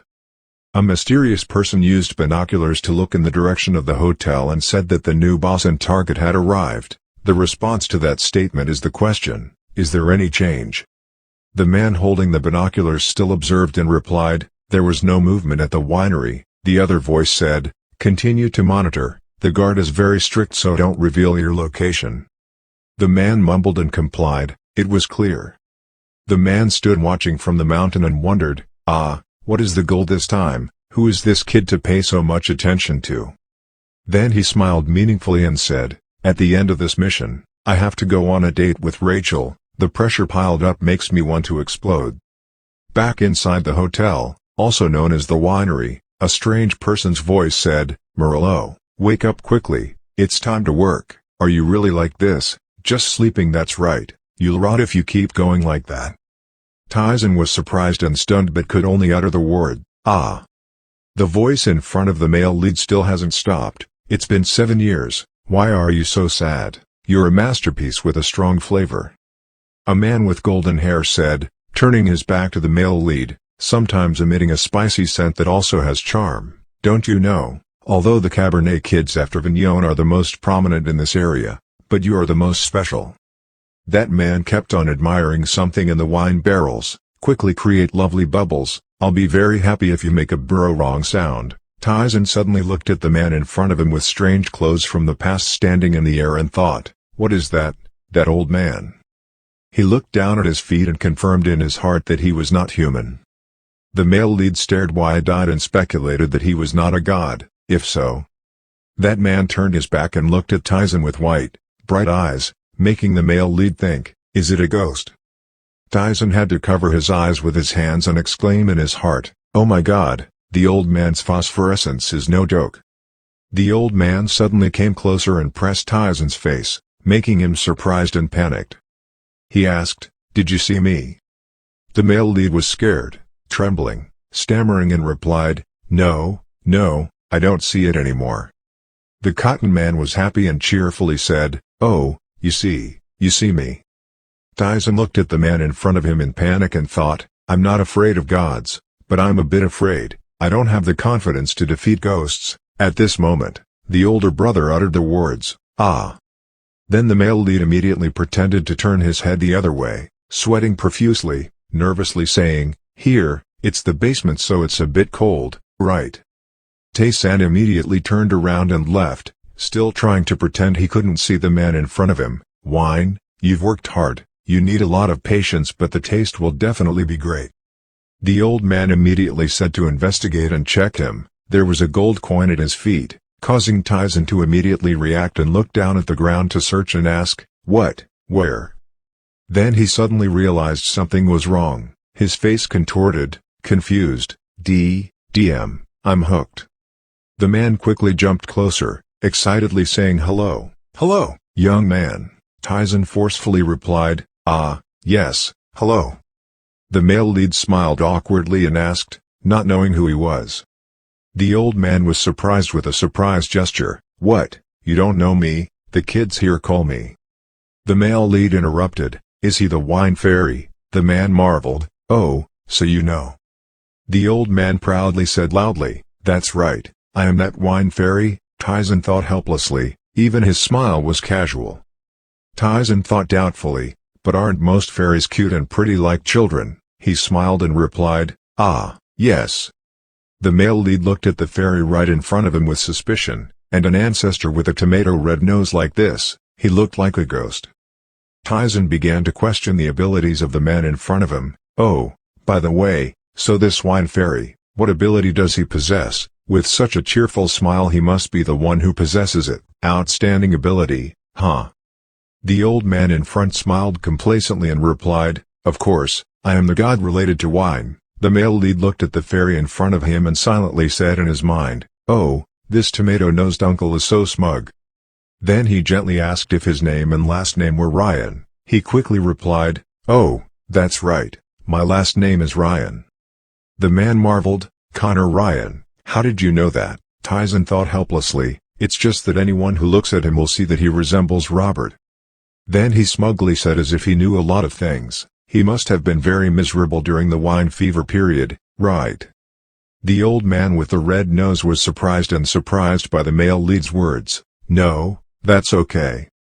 Taesan still continued to speak with that confident look, his eyes looked up and stared at Connor Ryan, he must have had a hard time trying to make a living in a strange land, right? It's very dangerous outside, but he still crossed the ocean to reach another land. The old man's eyes began to look downcast with concern, his eyes flashed with sadness. It was true, but his life at that time was much more miserable. In fact, my father was Irish. As he spoke, his face gradually became heavy. Because of the potato famine, my mother and brothers all died, so my father took me as a survivor to your country with him, but we were both as hungry there as in Ireland. Then his eyes looked up and recalled the memory. We bled to find gold and came to this American land, then worked like crazy to save up to buy each piece of land in this place. We planted grapes. His lips pursed tightly with sadness as he said, my father who died while searching for the gold vein loved wine very much, even his last wish was to drink a few barrels of wine and die. Taesan looked at the old man in front of him and thought sympathetically, so ghosts also know how to remember their deceased father first. But then he proudly told me that at that time it was really wonderful, the grapevines grew so fast, even though they were cheap products, we could sell them immediately when we made them, and in the surrounding areas, the wine our grapes are also number one. The male lead bowed his head to the ground and replied, so that's it. Then he slowly looked up and asked Connor, but this fairy, why didn't he go across the Jordan River? The old man was surprised by his question. What? Taesan worriedly and confusedly said, when people die, they return to the arms of God, right? You're not very good like this. The old man sadly replied, I often follow my son about that. You should know that that boy cannot accept the grape farm and grape production techniques, so I still stay here to help the wine be brewed well.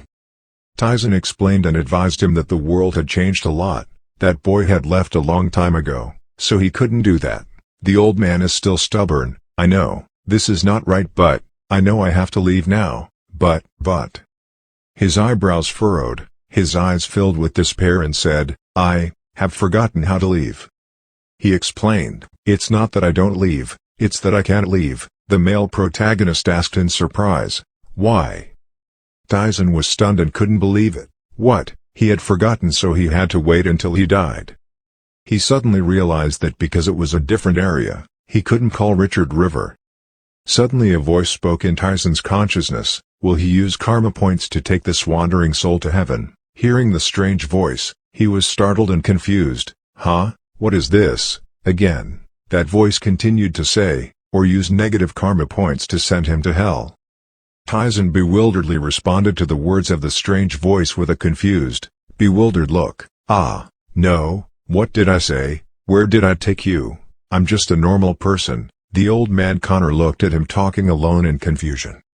Then he shyly raised his hand and scratched his head and said, so I'm not a normal person. That voice spoke again in the male protagonist's consciousness, if you take this wandering soul to heaven, you can absorb his power. Taesan was shocked when he heard this, thinking in surprise, what, absorbing power?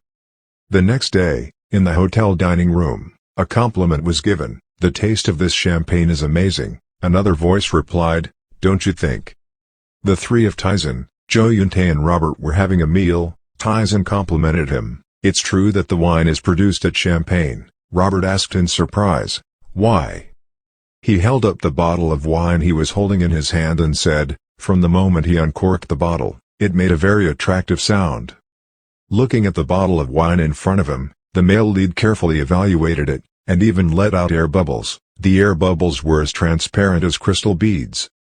Taesan kept talking, containing a special flavor imbued with the earthy smell of this area. The two people, Robert and Lawyer Joe, were amazed, suddenly looked at him intently but could only say the words, huh. Pouring wine into a glass, holding it in his hand, the male lead is sure of what he is saying. I'm sure he bought it at Champagne, the place that produces the best sparkling wine. Then he raised his hand to prepare to eat the cheese displayed on the table and praised it. Comté cheese is also very well fermented, making Robert wonder, even Tempe cheese knows it. Robert was confused and said, it was indeed the boss. Lawyer Joe was puzzled and asked, Representative Jang, why did you suddenly become a winemaker? Taesan keeps talking about wine knowledge. It is made from grapes grown in the first-class Grand Cru with pure lime soil. Looking at this elegance and sophistication, this is an ancient sparkling wine. The wine is not mixed with aged wine but uses Chardonnay, completely free of artificial scents, from grapes grown in environmentally friendly vineyards.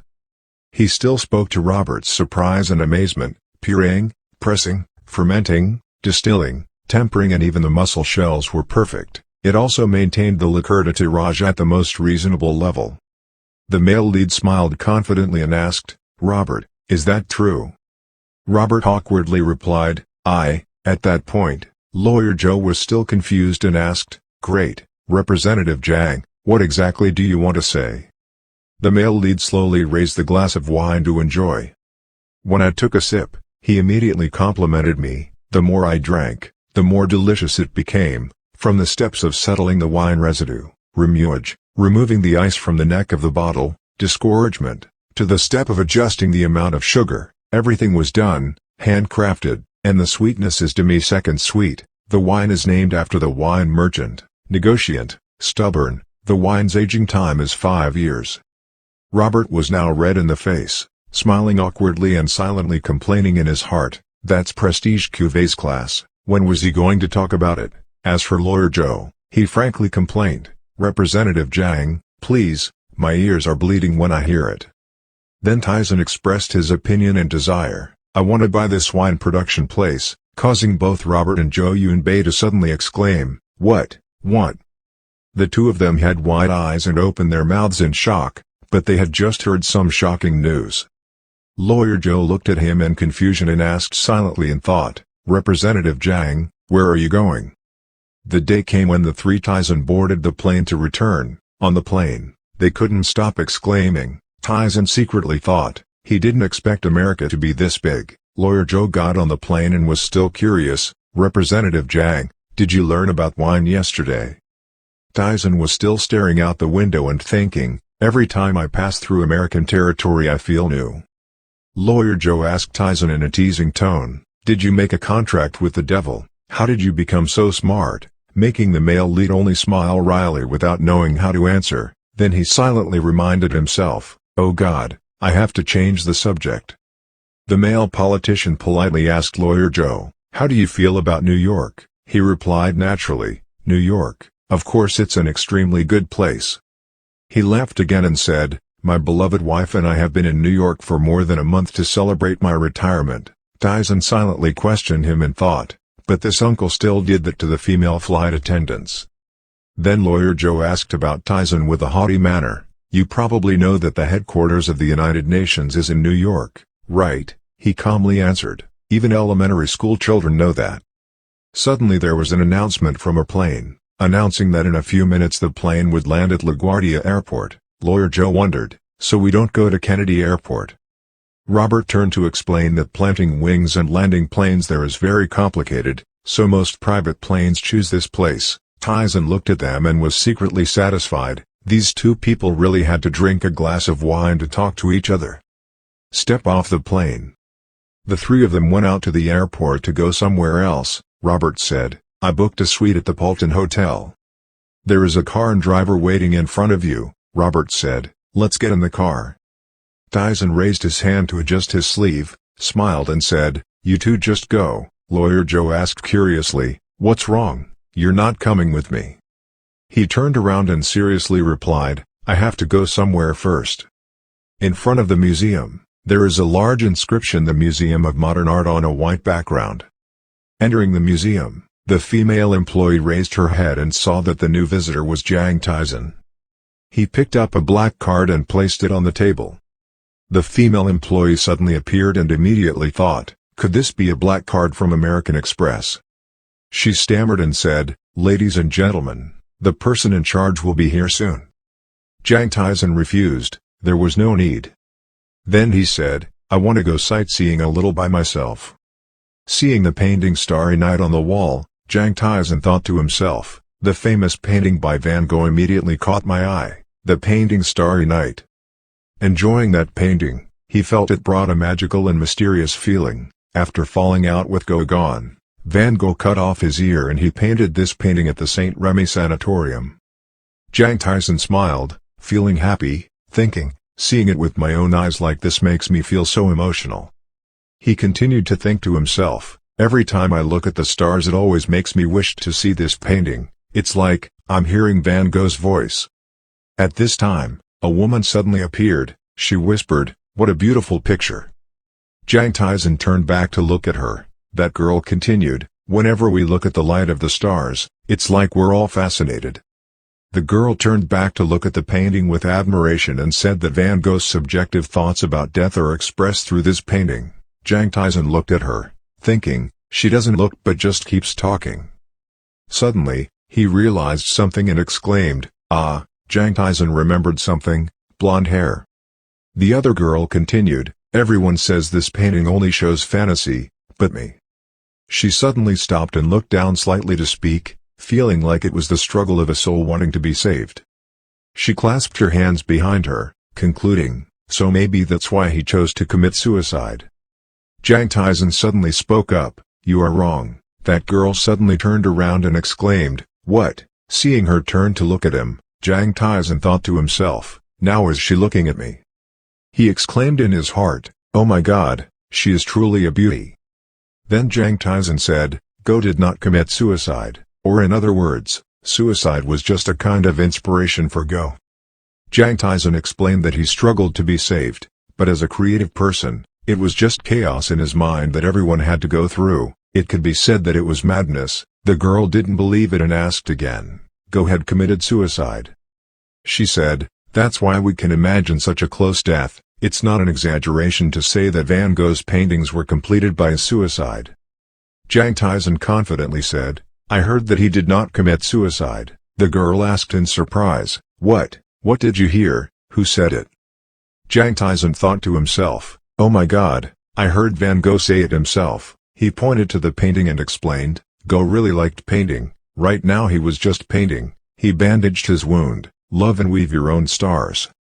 Jang Taesan continued, "If it was said that it was suicide, Gogh would be very sad." The other girl didn't believe what Jang Taesan said and told him that he just said some incomprehensible words. Jang Taesan thought to himself, "It's a bit like a lie, but it's the truth." Then he turned around, waved goodbye, and said, Okay, I'll go first." The girl was surprised and thought, "What is that?" saying that and then leaving. Jang Taesan glanced at the frustrated woman behind him, thinking, "Today I prioritize the painting over the beauty." Then he looked forward and thought to himself, "The paintings of the famous Impressionist artists during their lifetime certainly bring a different feeling from the post-Impressionist works. How can I say it? It's probably sexual. Hope has decreased a lot." Jang Taesan looked up at another painting on the wall, under which the words Paul Cézanne were written. He exclaimed that Uncle Cézanne's paintings were also so beautiful. Then he suddenly saw something. Jang Taesan exclaimed, "Huh?"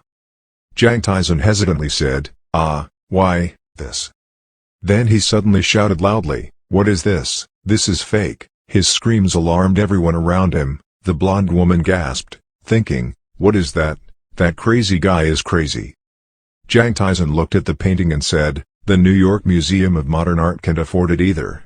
You're not blind." A woman's voice rang out, "What did you just say?" She crossed her arms over her chest, her face turned red and said loudly, "Who are you calling blind?" Seeing that woman, Jang Taesan thought to himself, "What the hell, is she a stalker?" Jang Taesan calmly replied, "I just said this is a fake product, what's wrong?" The woman said, "So you are a strange and disrespectful person." She was a bit annoyed and exclaimed, "Even if you are a VIP guest with a black card, I can't stand the insults anymore." Jang Taesan was surprised and thought, "What, does she know my identity?" Everyone around was surprised, not believing that the painting was a fake. Everyone wondered in their hearts, "Fake, huh?" Looking straight at the woman, Jang Taesan asked, "Who are you?" The woman introduced herself, "I am Sarah Johansson, the person in charge of Mamai, and this is you, rude person." Jang Taesan said, "It seems like I have no obligation to introduce you." Sarah Johansson frowned and said, "You'll have to do that." Then she continued, "Right now you said something insulting about a painting by Paul Cézanne." Hearing her say that, Jang Taesan thought to himself, "Does this blonde girl want to cause trouble?" Sarah Johansson raised her hand towards Jang Taesan and said, "And you're also harming the honor of the people in the museum." Jang Taesan's face darkened, wondering to himself, should he try it in front of this fiery expert? Jang Taesan said, "If I can prove what I said is true, then can you burn this cheap imitation product?" Sarah Johansson didn't answer but asked, "What if he couldn't prove his nonsense?" Jang Taesan replied, "Since you are the person in charge, I will ask you this. If everyone knew about the museum displaying fake goods, would they leave it alone?" He continued, "This is also an unacceptable insult to her colleagues." Hearing that, Sarah Johansson was surprised. Everyone standing around was waiting and whispering. Someone asked, "What's going on?" The man next to him answered, "He said that Paul Cézanne painting was a fake."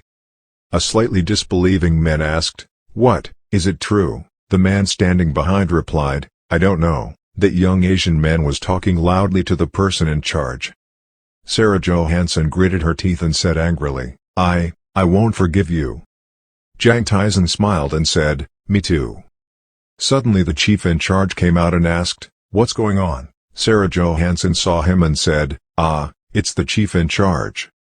She told him that this person said Paul Cézanne's Shoto Noir was a fake. The chief in charge was surprised and said, "It's a fake." Jang Taesan stood there with his arms crossed and affirmed, "Yes, it was a fake." The chief in charge was a bit annoyed but still pretended to smile and said, "Dear guests, if you insult the painting without grounds, you may be subject to criminal penalties." Hearing what he said, Jang Taesan thought to himself, this guy also plays intimidation games. Then he laughed and said, I saw a fake, so how could I pretend not to know? The chief in charge confidently said, if that was the case, I would report it to the police. Then he pointed to the painting and said, the Chateau Noir by artist Paul Cézanne over there is the painting that passed the authenticity test by the inspectors. The head in charge continued, just to make you look like a student, I will be very grateful if you leave here. Sarah Johansson whispered to the manager in charge, this person was a VIP customer, he exclaimed, VIP. Jang Taesan confidently said, let me explain simply why this painting is not real. Then he explained that, as everyone knew, in the last years of his life Cézanne had diabetes. The painting set in Chateau Noir is considered excellent, but no one knows Cézanne's situation. He continued, unlike the characteristics of other paintings, the restored Provence paintings have extremely rough and shaky brushwork. The reason why the paintings all have unclear lines is there. The chief in charge said, that's the truth that everyone knows, so what should we do? Jang Taesan answered, the problem is that in 1905, a year before Cézanne's death, his situation was not very good, and another illness also appeared. The chief in charge was surprised and stuttered, saying it was something else. Jang Taesan said proudly that it was hand tremor. The head in charge didn't believe it and exclaimed, why, how is that possible?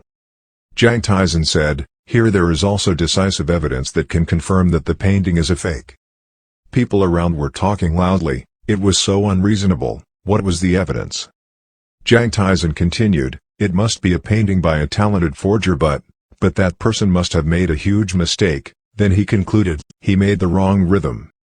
The chief in charge doesn't understand, speak, or rhythm, Sarah Johansson also exclaimed, saying, what are you talking about? Everyone around him was bewildered, asking each other, what nonsense was he talking about? Why was he suddenly saying something rhythmic in an art museum? Jang Taesan answers questions, everyone please try to look closely, just try connecting with paintings in the past, you can recognize very small differences. From paintings painted in 1903 his hands had already begun to tremble in a rhythm of 2-2-3. The chief in charge exclaimed in surprise, ah! Jang Taesan confidently said that the work in 1905 made the hand tremors even more serious. Then he looked towards the painting and said, but this fake painting has exactly 333 brushstrokes, the artist who faked this painting is extremely strong. Everyone around was loudly exclaiming, nonsense, this is so absurd, unbelievable, there needs to be clearer evidence. Jang Taesan confidently said, then I will show everyone, the proof, he continued, I will show everyone that the picture I drew is exactly the same as the fake one, then everyone will believe what I say. During the conference, everyone's discussion rang out, it can be seen that protecting an ANA Group's losses is the focus of ANA Group's capital rotation in Korea. That person said, the focus is on the ANA Group. Another person spoke up, if only ANA received capital, other subsidiaries would collapse like dominoes. The slightly muted man said, according to plan, the stock price was falling sharply for many days in a row due to the owner's distrustful image and the American legal entity's suspicion of evasion.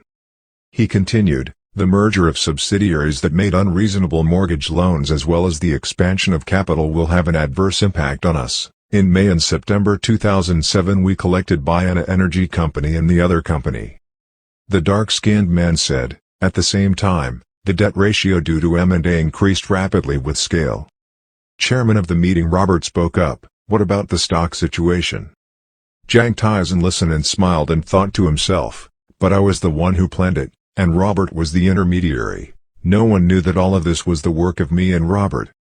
The man wearing glasses said, the total number of shares issued is 64,900,715 shares with par value of 5,000 won, the current market is 13,000 won, the floor price amount is about 843 billion won. He continued, within a few months, due to selling for nothing, he lost 3 trillion won. The man wearing glasses turned his head to the side and said, PER also dropped sharply from 7 to 1,7, as far as I know. The PER of other businesses is 14,4. The dark-skinned man said in surprise, the net debt ratio is 179, 48%. If there is further disturbance, the stock price will decrease further. The gray-haired man stated his opinion. The net profit in the period from 275.5 billion to 538.8 billion was a loss. The investment stance of domestic securities companies changed from consensus selling to selling, strong. Robert asked, "What about the purchasing situation?" The man wearing glasses replied that up to now, he has bought 42% of the shares to Anna Group. He continued, at the same time, the acquisition of shares of Anna Fire Insurance Company and Anna Life Insurance has ended successfully. Robert continued to ask if he had received the authorization documents yet. The man wearing glasses replied, "I have already received the authorization resolution from the investment agencies for a small amount of money." Hearing him say that, Jang Taesan thought to himself, the level is different from the profession I learned at the securities company before. Robert asked, "What do you think about Anna Group's response?" Jang Taesan thought to himself, it's true that Wall Street meetings can't be learned even if you use money. The man wearing glasses answered Robert, the owner's share is 11%, the revolving capital subsidiaries are about 21%, the domestic pension fund and agencies are 12%, and the remaining shareholders are sharing ownership. He continued, the president of Anna Group has close connections with the Korean government. The man wearing glasses looked at Robert and said, large investment agencies or pension funds have no choice but to extend a helping hand to Anna. Another man opined that, if business rights exceed foreign capital, the people's protests can be repelled first and not allowed. Bang San Company is a subsidiary so public opinion will not be allowed. How pleasant. After hearing this opinion, Robert said, anyway, that's what I predicted, if the US government comes forward, it will be easier to solve. He continued, so I have invested in political lobbying and built a force of sympathizers in the Korean media, we don't need Bang San Company anymore. Robert said sternly, if there was an inspection after the new CEO took office, it would be difficult for the old directors to avoid legal liability, they had made significant profits from accounting and public fraud. I'm a ghost? This is a typical example of self-indulgent business that American businesses cannot do. He said decisively, the owner is trash. Robert informed everyone that the FTA between Korea and the US will be announced soon. Because of the situation, investors cannot complain if they want to. In America we have already won 100%. The man sitting next to Jang Taesan's sweat dropped and asked, Representative Jang, is that what you said? Jang Taesan smiled stupidly and said, what are you talking about? I'm just an investor. Jang Taesan thought to himself, now anyone looking at it can see that Robert is the commander. Robert spoke up, so what about the missing Korean shares? Then he nodded slightly and looked towards Jang Taesan. Jang Taesan also smiled and nodded slightly in response.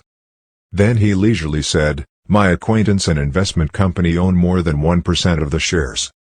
Robert smiled and said, thank you, Representative Daniel. Jang Taesan politely said, ha, it's nothing. Jang Taesan said, when everyone is present like this, I will present the project to investors. Hearing that, Robert asked, oh, what project is that? Jang Taesan said, I want to appoint myself as manager in Korea. After hearing this sentence, everyone in the conference except Robert was surprised and gasped. Everyone exclaimed in surprise, what does he mean? A man did not accept that and spoke up, a man with 1% of shares is so ambitious. Jang Taesan smiled dangerously, thinking, what should I do, or should I just end it?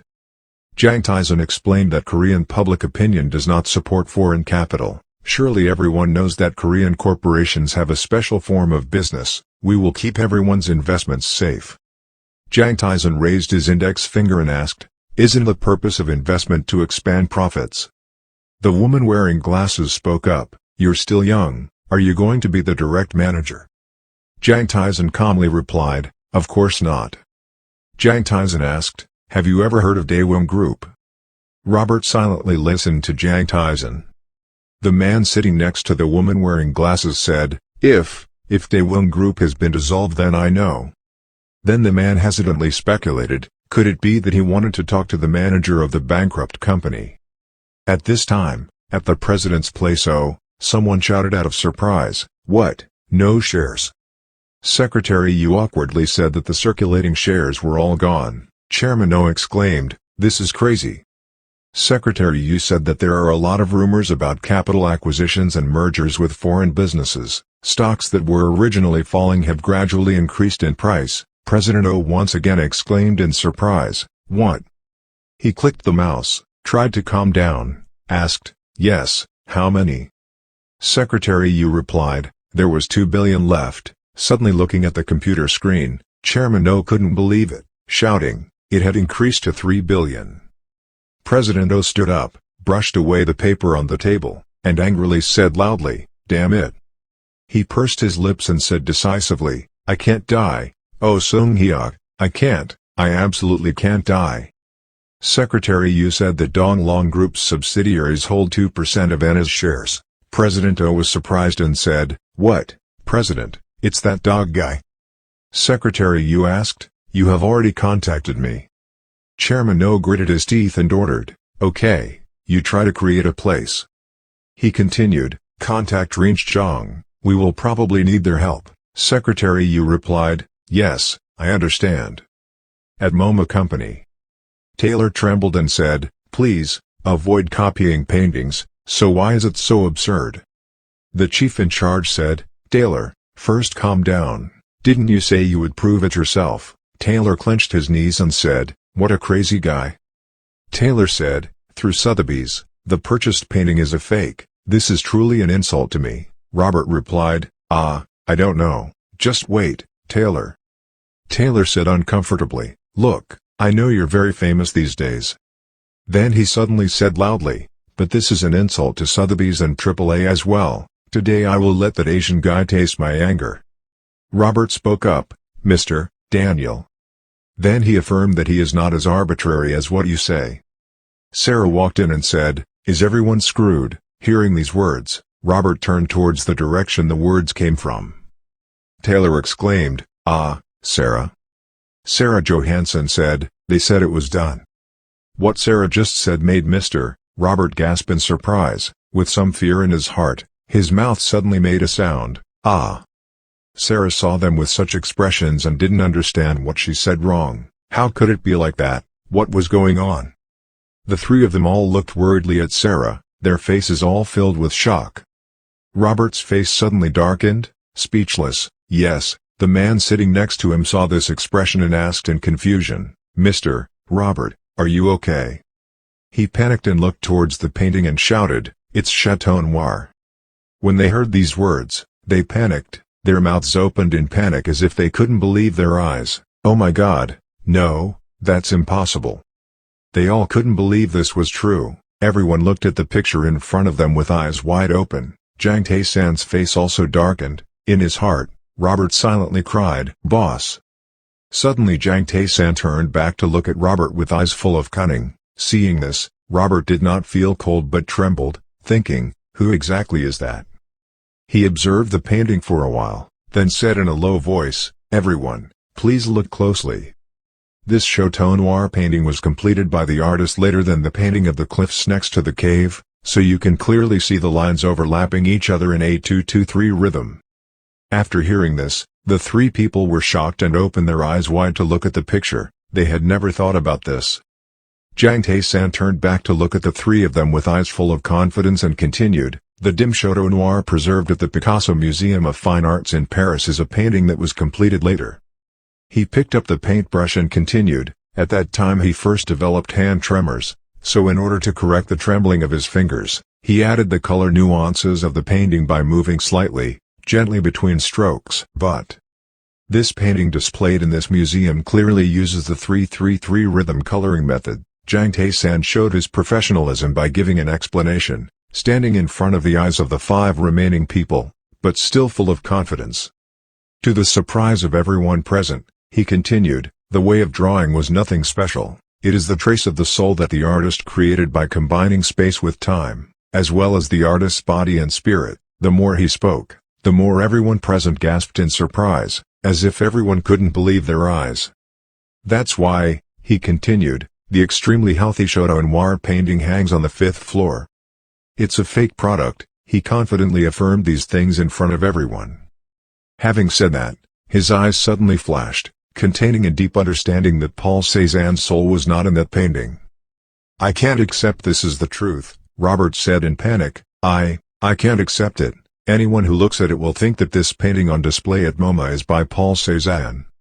The rest of the people here could not accept this myth. They protested. It was a painting that combined an abstract atmosphere, in addition to the poetic vibration in the color mixture. Perfect performance. Seurat also frowned and objected. "What is the rhythm of 2-2-3? Please say something easier to understand." Hearing these words, Jang Taesan only had one thought: TSK, these stupid people.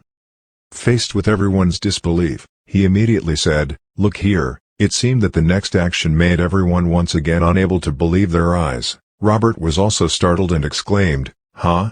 The rest were no less. "Huh? Oh my God, what was that?" Suddenly a figure appeared behind Jang Taesan. He seemed to be a foreigner. Jang Taesan said in a low voice, "I don't even have the smell of my feces anymore." Seeing the figure behind Jang Taesan, everyone gasped in surprise. They seemed to have encountered something shocking. Then they exclaimed, "Is it Paul Cézanne?" Switch scene to New York, high above a restaurant overlooking the entire flashy, luxurious city of New York. Any travel helps relieve the mood. "The meeting between me and Clara also happened like that," Jang Taesan said. A glass of wine was poured, a seductive red color, a masculine voice rang out, and there was a lot of shoto mood and style wine. A girl wearing black stockings and leopard print high heels, with a seductive posture, asked, "Do you know show umuden?" A luxurious meal with expensive dishes and expensive bottles of wine. It seemed like Jang Taesan was remembering something, but at that time I was still young. Clara seemed to have hidden a lot of things from me.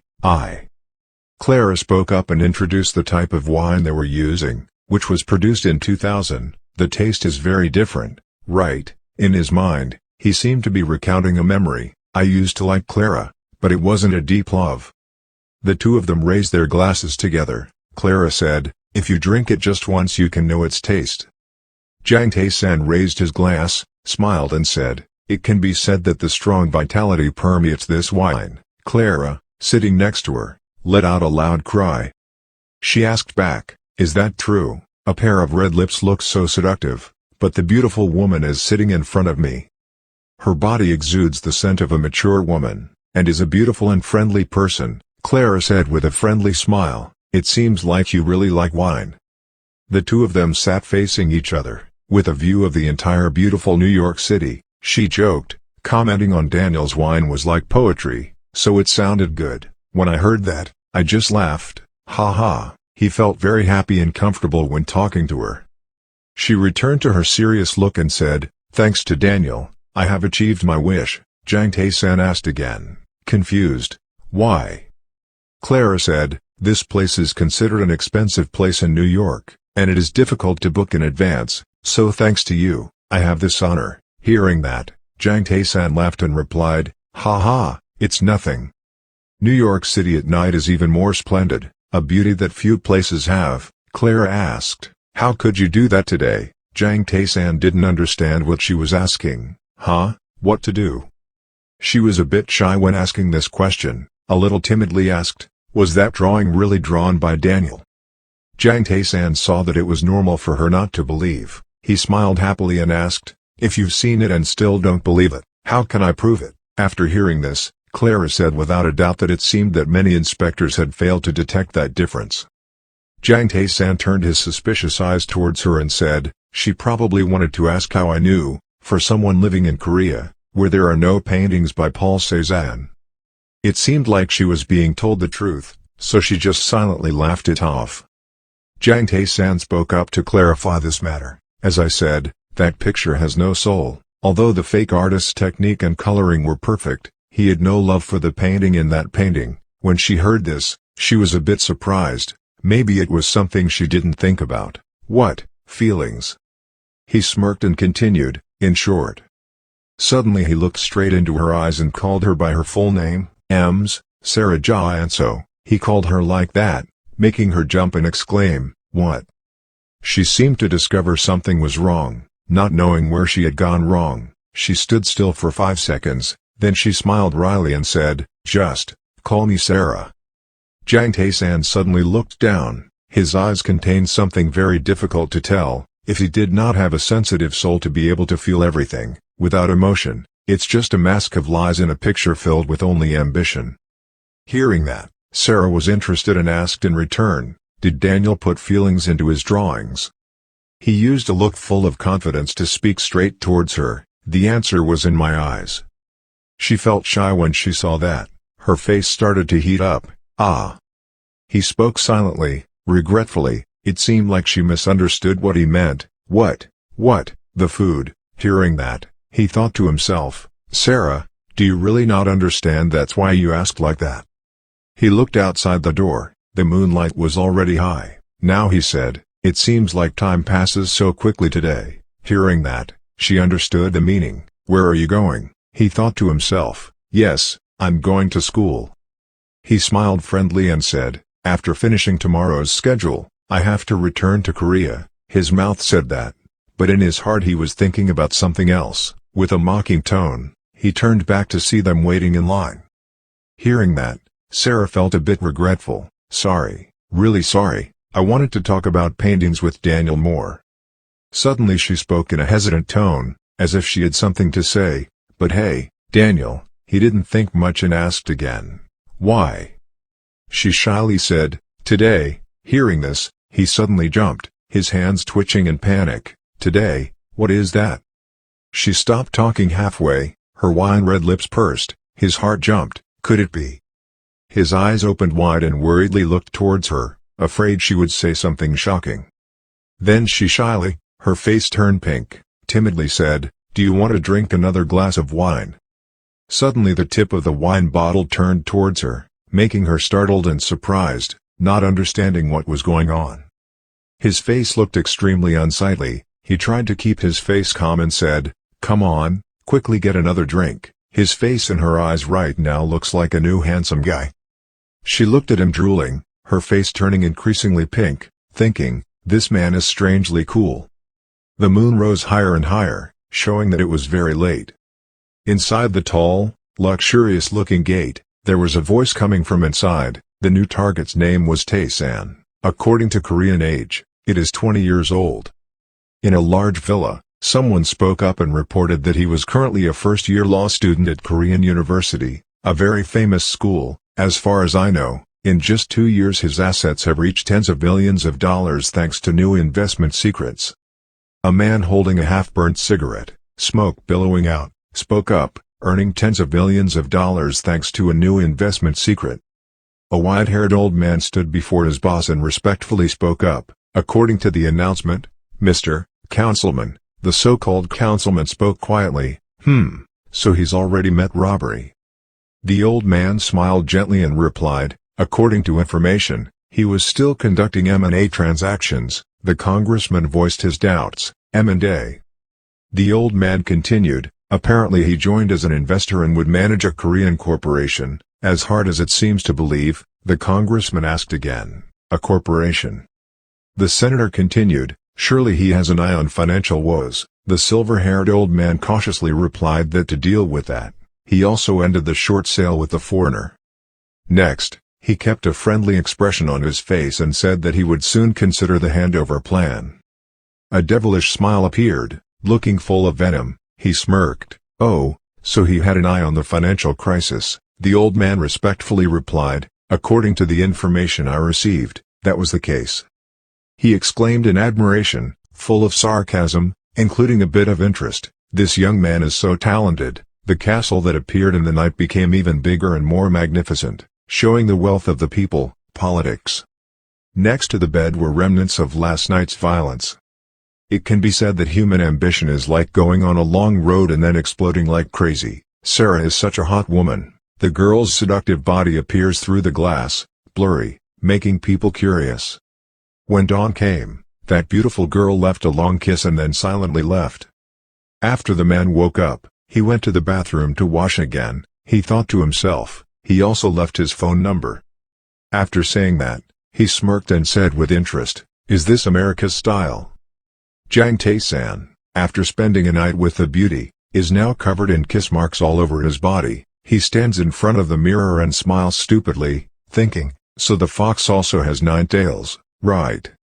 High-rise buildings keep growing next to each other. The attack and the power to elect the president and director of Anna Group have been transferred to the investment legal entity lore. It seems like the script that Robert and I arranged has been completed. Robert sat across from Jang Taesan and smiled happily and said, "Don't you have any other instructions? It seems like I have now become the president of a multi-level company." Jang Taesan smiled in response. How many shares of Donglong Group did he buy? If anyone paid attention, they would see that he had a few bandages on his neck, which he was probably trying to cover up. Robert is a professional worker, he carefully reported back. The sale of shares was not as much as I thought. The main project according to domestic demand is also very solid. The capital rotation structure of Donglong Securities and Donglong Cement is also very stable. Even if you buy the maximum shares of the core Donglong company, you cannot exceed 40%. The owner's ownership is very large, he thought to himself. I also predicted this. According to that line of thinking, in a few years the East Dragon will collapse into rubble, but not now. He quietly asked if there was any solution. Robert grimaced a bit. He offered a solution. We should try contacting Donglong Confectionery Company. The party holds 10% of Donglong's shares, although it also uses the name Donglong. The legal entity is a different person. He looked out the window and silently assessed, Donglong Company.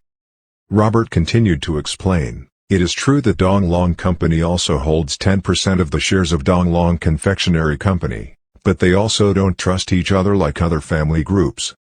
His eyes turned dangerous and filled with unpredictability as he continued, they continue to be shaken by short selling. I also heard that the company's reserves are low due to its intention to enter the Russian market. Hearing that, Jang Taesan also nodded in approval, as expected of someone he trusted. What a good solution, let's shake them up, and I'll try contacting them and see. After speaking, he paused for a moment, then said, Robert. Robert heard the boss call and replied in confusion, what's wrong, boss? Jang Taesan smiled friendly and told Robert the good news, his salary this year is $100 million. Hearing these words, Robert was startled, he couldn't believe his ears. What, $100 million?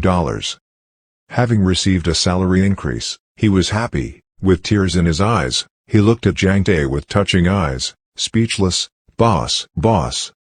The scene changes to a sky-high building, and a slightly worried voice comes out. Hey, are you okay?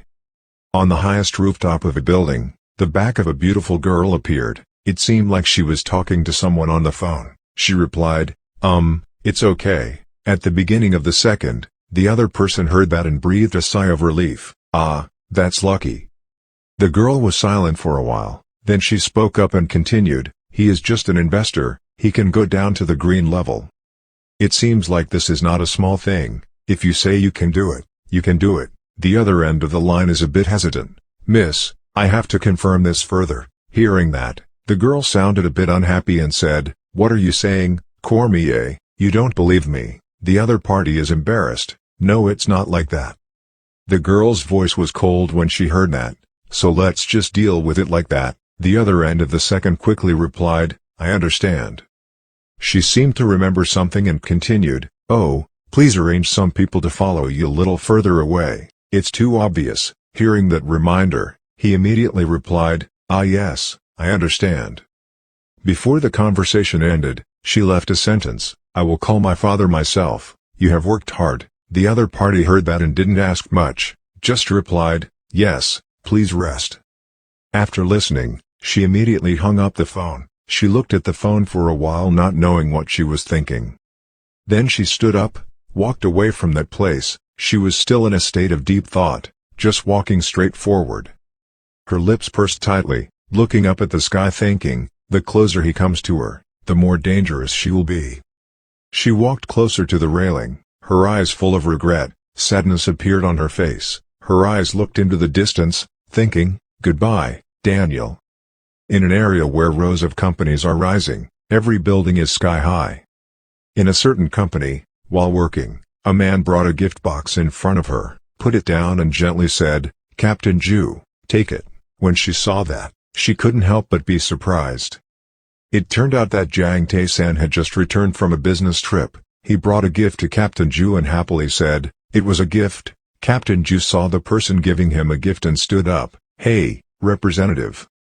She was quite surprised, her face turned pink, her eyes were a bit expectant, but also a bit worried and asked, "What's wrong?"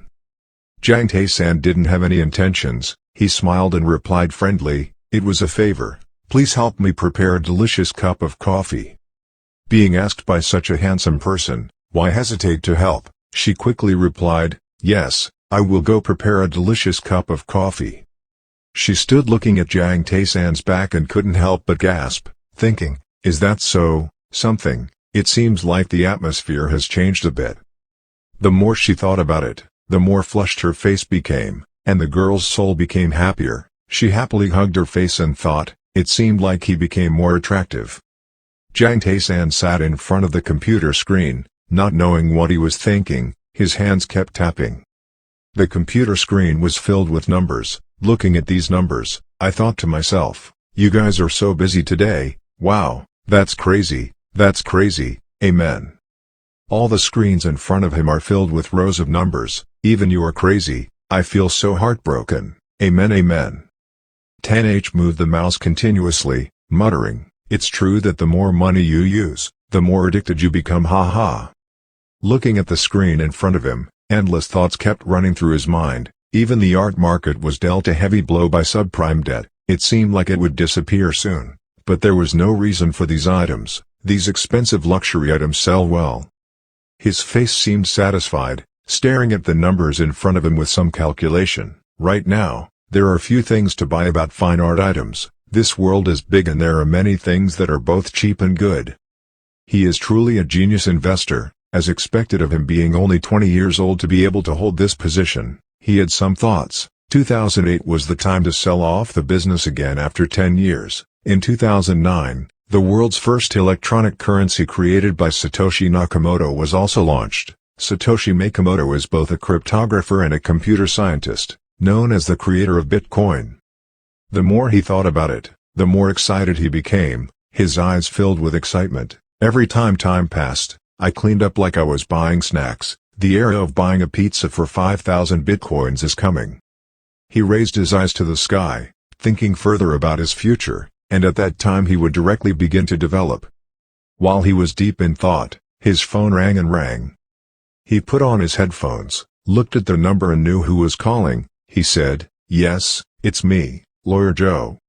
Lawyer Joe is calling to report to you on the situation of Anna Company. Representative Jang, I have just submitted a request for a temporary general shareholders meeting to change the CEO at Anna's headquarters." After listening, Jang Taesan was a bit surprised, a light flashed in his mind, he didn't think it would happen so quickly. Quickly recovering his initial calmness, he curled his lips and said, "You did a good job." After speaking, his eyes became much more dangerous, images of Anna's owners appeared in his mind, he decided to start declaring war. From now on it will be war. Then he immediately turned serious and said, "You've worked hard, Lawyer Joe. Well, I still have one more thing I want to ask you for help with. If you hear Chairman Jang has something to ask you, don't hesitate to refuse, just ask, what's going on, just say it." He said, "I want to buy a school to use as a legal fund." When Lawyer Joe heard about the school purchase, he was a bit surprised and immediately asked again, "School, what? Middle school or high school?" On the other side, Lawyer Joe kept asking, "Was it for Jang Jushi or was it for your father?" Hearing this, he could only smile, not seeing an answer. Lawyer Joe continued to guess, could it be the university? Jang Taesan said softly, Yongyang University has been sold." A thought appeared in his mind, after all, it is a second life.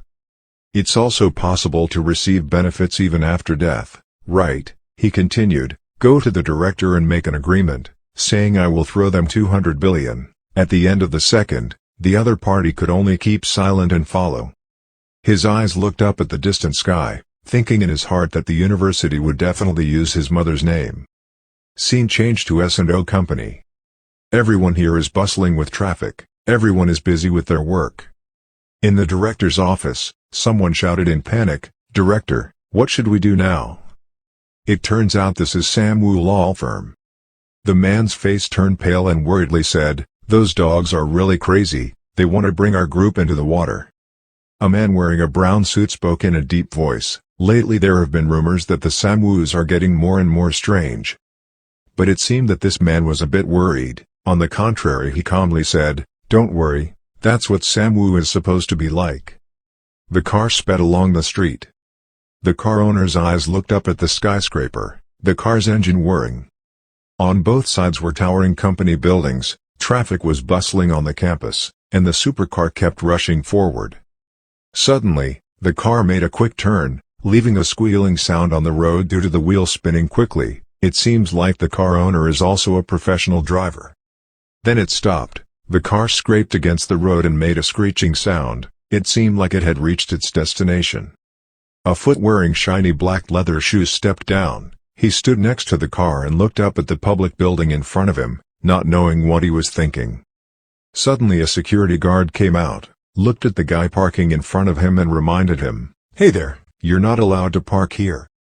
He turned around and smiled friendly and asked the security guard, "Is there anything here?" When I heard the guard, I was a little confused. "What's wrong? What's wrong with you? Why are you looking for your aunt here?" He smiled brighter, radiating a face full of goodwill and asked again, "Is Aunt Jumi Ran here?" When the security guard heard this woman's name, he felt a little uneasy. "What?" He gasped in surprise, as if he had been hit in the head with a shock, speechless. "You mean, boss, chairman?" This time at the corporation's headquarters. Someone asked, "Oh director, how much capital is left?" The respondent replied that currently the amount of usable capital is about 90 billion. Inside the meeting room, the woman sitting in the chair continued to speak. "It seemed there wasn't much left than I thought." Another person said, "We have used part of the loan to invest in Russia to pay off the debt. The bank draft says that even if part of the loan is paid, the request will still be sent." The woman tapped her hand on the table in response. "I also heard that." Then the woman hesitated again. "But this opportunity is truly a pity." The person who spoke was Jumi Ran, Jang Taesan's aunt, Ju Sol Ran's half-sister, and the director of Donglong Confectionery. Suddenly, the phone next to her rang.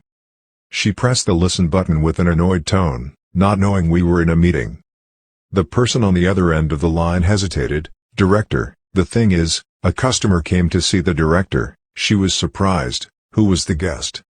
The person on the other line answered. This person claimed to be the director's nephew. Jumi Ran was confused. "Nephew?" Said it was my nephew. "That's right." Then suddenly she got angry again. What nonsense was she talking about? Those guys didn't have any contact and didn't want to chase them away. The announcer stammered, "Ju Sol Ran, she's crazy." What? Then the other side's voice rang out again. But it wasn't telling her, "Hey there, don't go in. Jumi Ran is confused right now." Ju Sol Ran. Suddenly the meeting room door opened. The person coming was Jang Taesan. He happily called out, "Auntie." This nephew missed his aunt so much that he came to visit her. She started sweating, going crazy. Before she could finish her sentence, Taesan rushed to hug her, happily. "I mean, I miss you like crazy." "Right, so are you." Suddenly being hugged, Jumi Ran was confused and couldn't react in time. What was going on?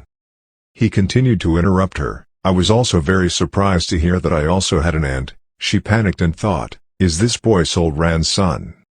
I ignored the looks of the people present in the meeting room right now, almost turning it into a deserted place. "This is a gift for you, and it's just a small gift, but please accept it." He absolutely did not give Jumi Ran any chance to react. "I came too quickly so I couldn't prepare properly. This is a 2008 limited edition watch with carved gems from Cartier. It's only 100 million.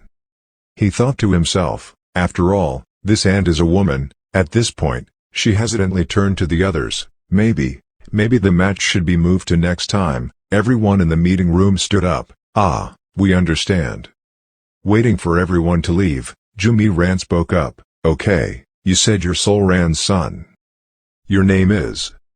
He curled his lips and replied, "It's Jang Taesan."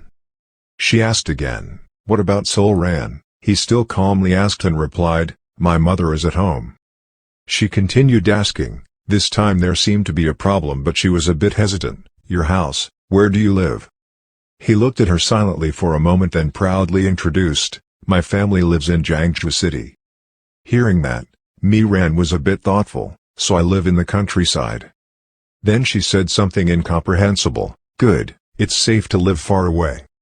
Then she asked again, okay, what are you doing? You look young. He interrupted, yes, I'm a student. So, where? He smirked and replied, I'm in my first year of law school at Korea University.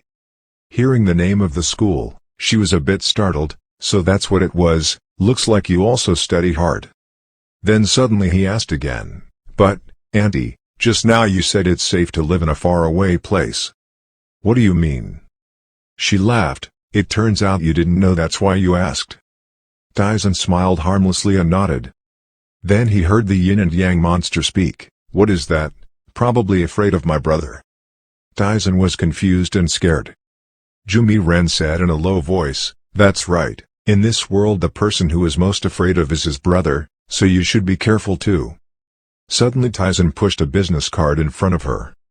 He calmly explained that I was also running a small investment company. Hearing that, I was surprised. What? Just now you said you were a student, is this yours? He smiled brightly, it's really your company. Miran also exclaimed, wow, you're so successful. Then suddenly he asked a question with no beginning or end, only my aunt did it. This question made Miran sweat. Then she spoke up uncomfortably, stop saying those incomprehensible words, running a company is not easy, very tired. Taesan replied to her, I'm sure he will help. Suddenly she called out in a low voice, nephew. Taesan is confused, what's wrong?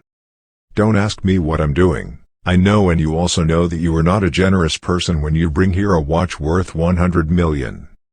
What is your real purpose in coming to see me? Then suddenly she lowered her voice and seemed serious, if she didn't feel sorry for your mother, it would be a lie. When my mother passed away and the new mother came I was only 10 years old, is that appearance good for a child like me? Even so, I don't hate them that much, I don't hate that slow and smiling sister. But if I look like I care about your mother, I'll get beaten by my brother. I also just want to live. Her words made my blood run cold. He thought to himself, what kind of crazy person is this? Then she continued crying, my brother, he is truly a very scary person. These words made him confused, but I still had doubts. It's not enough that he had to hire an assassin to kill someone I didn't even know was me. If I die, he won't receive anything, so why? I can't inherit either. My order of inheritance is also very far away. At this moment, Taesan seemed to be falling into his own confused thoughts, his eyes looking at the woman appeared dull and unbelievable. In order are the parents, then the children. Suddenly he realized something about, wait for it, the weakness of the legal inheritance system. If he kills me and then kills my father, all my assets will go to my mother.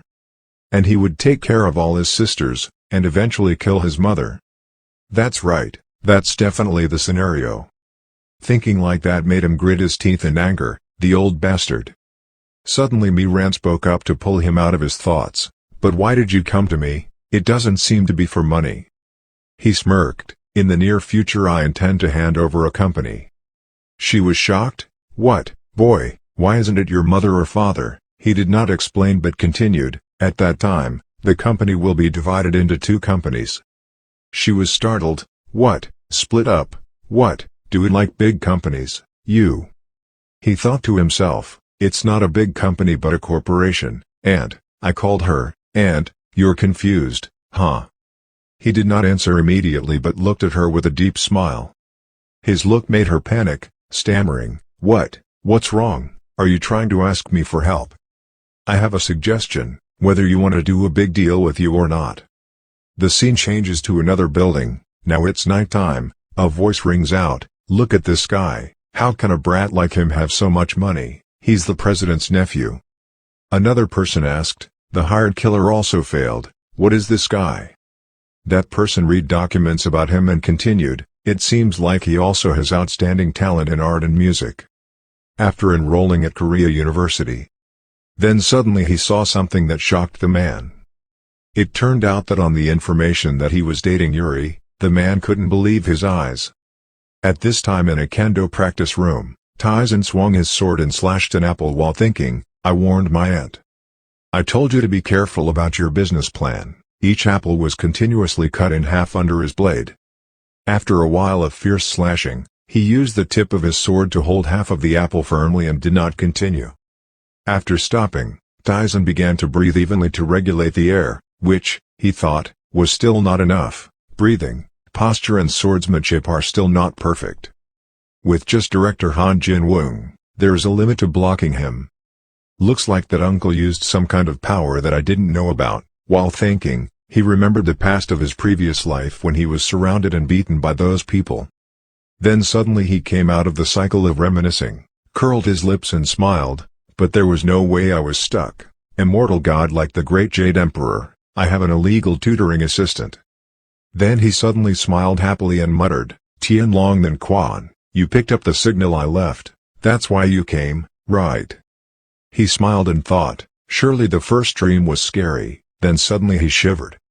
A message appeared in his mind, because he was not level enough, he could not summon a mid-level god or higher. This made him startled and scream, what, not enough levels. He thought back in panic, what, so all the gods he had ever met were not even intermediate level but just low level. I thought just turning points would be enough, it's not a game but there are level limits. At this moment, his phone suddenly rang. I picked up the phone. Director, is there something wrong? The person on the other end of the line immediately responded, apologizing for disturbing the president at such a late hour. The thing is, President. Hearing the director's hesitation, he laughed it off and kept talking. The person on the other end hesitated. I would like to ask permission, could the chairman take a moment now? The director's reserved tone made him confused. Wrong. Now. He asked worriedly, what was going on? Was he threatened by something? The person on the line immediately replied, no, it's not like that. This person wants to meet the president. The director's address surprised him, this one. After hearing what the other party said, he replied, I understand.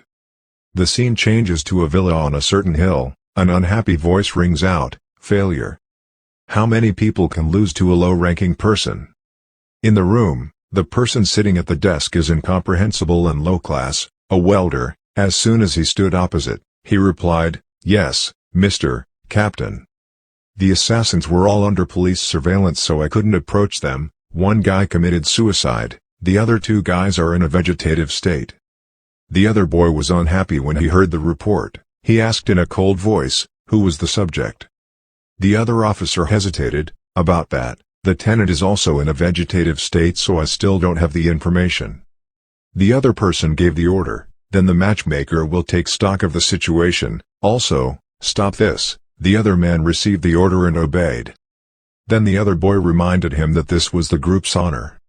Scene changed to a certain apartment complex at night. The street is always extremely deserted, the whole road is asleep, there is only one car on the road. The car stopped, he got out and introduced himself, I'm Jang Taesan. The bodyguard who was assigned to greet you raised his hand and is waiting for you inside. He followed two bodyguards down the hallway to meet the boss in the man's words. Coming to a room, he pushed the door open and saw a figure. There was a big man sitting fishing. He said, ho ho, we finally met you.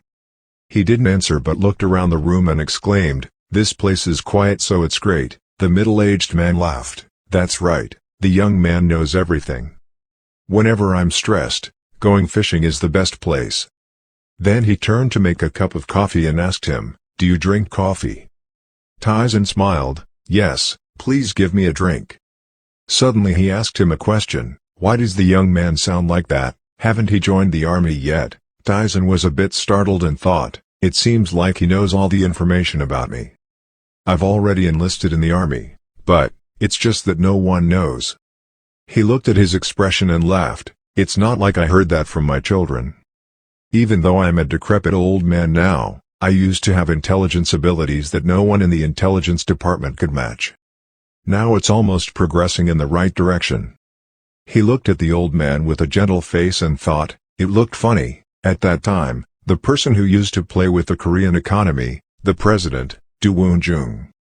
The old man picked up the chopsticks and stirred the pot of noodles and asked him, are you 20 years old this year? He smiled politely, yes sir, Have you caught any fish yet?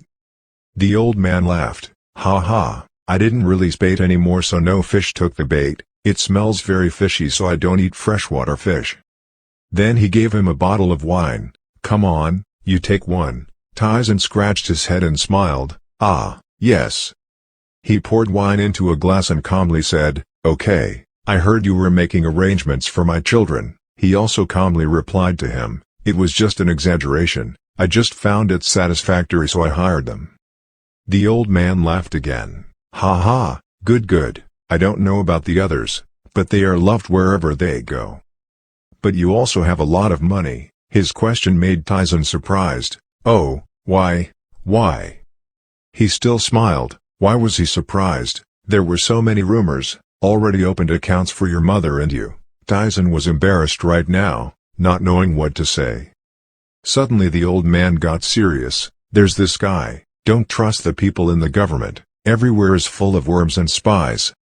The director who was elected this time only had money on his mind. After learning that the previous president was a devil greedy for money, he was chased away. But I didn't expect to become president. This life is truly ironic, the old man exclaimed. At this moment, Taesan seemed to be thinking about something. He looked quite confused. Your expression caught his attention, huh? Then he laughed. Wait, the young man also knows how to read faces. Taesan is shocked, huh? His understanding of himself made him sweat. Wow, the president of a big company isn't something everyone can do. I've never been caught before, but today I was caught. At this time, the old man continued, you should only believe in moderate numbers or the four pillars. Even if you can see the past by reading physiognomy, you cannot know the future. That's human. If times change, even saints will be corrupted, so we have to change the future. You should consider looking at the generals or the four pillars. Don't trust people too much. But don't take it too lightly. The late president's profound knowledge left Taesan stunned. The old man still calmly said, just keep trying every second and every minute. That is enough. Even if you were betrayed and lost everything like me, don't complain. That's destiny. He asked in surprise, sir, betrayed? He calmly recounted, yes, and was stabbed again by the person I trusted the most. The old man started to get serious. Director Jang, they were more than you imagined. They are very stubborn and cruel people. Remember, they always aim for your neck. Hearing him say that, Taesan was both angry and surprised. Who are they? After all, who would dare do that to you? The old man recalled the scene when he was young with a group of people who were all elites. Then he slowly replied, it was the same sect. This name makes Taesan extremely scared. What? One sect association? It's Tanghoi, Director Jung said with a cold face. Taesan gasped. His head made unpleasant buzzing sounds. The snake ancestors had begun to recognize you. Merit points were returned to humanity Du Woonjung as a price for obtaining information. Director Jung squinted at him with a profound meaning. He continued, they are dirtier than parasites. His wide, dry mouth and wrinkles left by old age radiated coldness. Director Jung frowned and began to sit up straight to maintain the necessary serious demeanor. Daewon was hunted by them. Search vigorously. One Tanghoi. Taesan opened his eyes wide in surprise. This was the first time he heard the name of this organization. Dozens of questions flooded his brain. Taesan wondered if One Tanghoi was a gangster organization. What exactly is the One Sect Society? Are you saying someone is targeting me? He asked. In order to not die at the hands of foreigners with black hair and people who are staring at my neck, there is no other way but to throw Daewon out as a sacrifice, Director Jung said with a calm expression. Taesan's face turned pale. His eyes widened when he heard Director Jung mention the foreign woman with black hair. Is it related to Anna Group? Taesan frowned, looking uncomfortable. I don't know the details either. I only learned about their existence only after they went bankrupt, Director Jung said regretfully. Director Jung turned around and smiled widely at Taesan. Do you also see that I am a thief? Taesan smiled politely and replied, you used it freely. Throwing money into politics and also cheating on accounting, Taesan continued to speak while Director Jung slowly narrowed his eyes in embarrassment. If I say more, there are dozens of things. He laughed cheerfully and held out his hand. That's right, I did that. Director Jung pushed his glasses, his face covered in sweat. But at that time everyone was like that. Other businesses also committed accounting fraud. It's the same now, it's even more serious than then, he explained. Yes, I am indeed a thief, he admitted with a smile. I am not satisfied with a small and narrow nation, so I intend to steal everywhere. Taesan looked at him, seemingly shocked by his frank confession. But, damn, the company went bankrupt. Although it seems like an excuse, I don't intend to steal alone, he continued. I just want to give employees more bonuses, and create better jobs for people, he smiled bitterly, mocking the irony of his life's fate. I simply want to be the leader, not only in the small Republic of Korea, but on the large world stage. Taesan quietly and seriously listened to Director Jung. I also know, it's true that President Do Woon-jung gave the union a treat, Taesan thought to himself. At the IMF, when all the big businesses participated in restructuring and exceeded their targets, employees said they had no place to go, so we couldn't fire them even by 20%. The government was not satisfied with that result, so the company went bankrupt, he sighed with regret. Do you know the person named Jo Hun-jae? Director Jung asked. The former director Jiam Gang, Taesan answered. Haha, that's right, that Jo Hun-jae was my employee at one time. I originally fired him when he was negligent in handling his work. That guy took revenge and stabbed me in the back. Taesan opened his mouth wide and asked in surprise, really? He used to be a flatterer and flattered me, but he shook hands with Yang Bong-joon, who used to be the Minister of Economics. Taesan asked skeptically, the two of them are members of the Tong Nyet Tong Association, right? Director Jung calmly said, I don't know, but it's very suspicious. Taesan asked in confusion, what do you say? The one-sect society is not a simple organization, it has gone through 100 years of history. What, 100 years? Taesan asked in disbelief. Taesan was surprised and turned to stammer and asked Director Jung, so since the Joseon period? Not yet, not to that extent, Director Jung replied. Ban Young-jo, Sun Koo-kyung, Chun Il-kwon, remember these names, he advised. It's the creditor, cough cough. Director Jung coughed and choked at his answer. He said with a solemn face and a serious tone, they are bastards who have sold their country many times. The name Ban Young-jo. Could it be that Ban Young-jo, National Daily? Taesan asked in shock. Director Jung laughed and said, you're not stupid, right? Taesan asked again. Yes, stupid.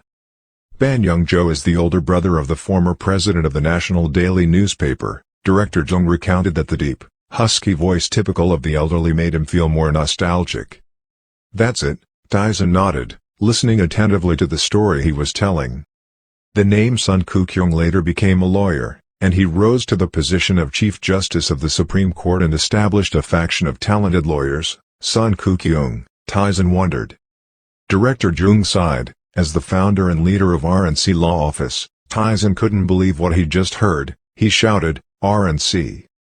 And the name Chun Il-kwon. During the dictatorship era, when he was alive, he was both the Prime Minister and a member of the National Assembly, the President of the Korea-Japan Conference, the first President of the Liberal Democracy Association, and he is also the worst of the bad.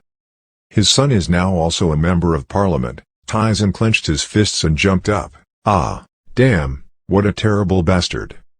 Director Jung sighed. They hid very skillfully. It took me a while to find them. They are even better at hiding than birds and mice.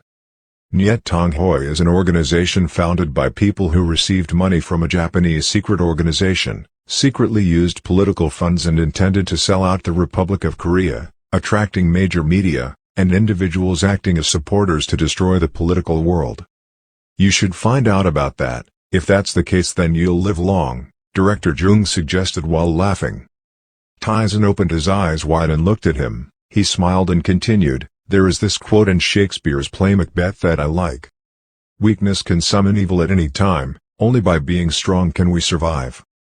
Wow, Dad, what's going on? Aren't you busy today? Haha, you're not busy. We should also take the time to date our daughter, Yuri's father said. Ah, if you have time like that, why don't you make an appointment with Mom? She's probably going through menopause, so she's always nagging. Dad, please take care of Mom a little. Yuri smiled shyly. So we're dealing with envelopes that your mother likes. Wow, you like envelopes too. She covered her mouth and laughed.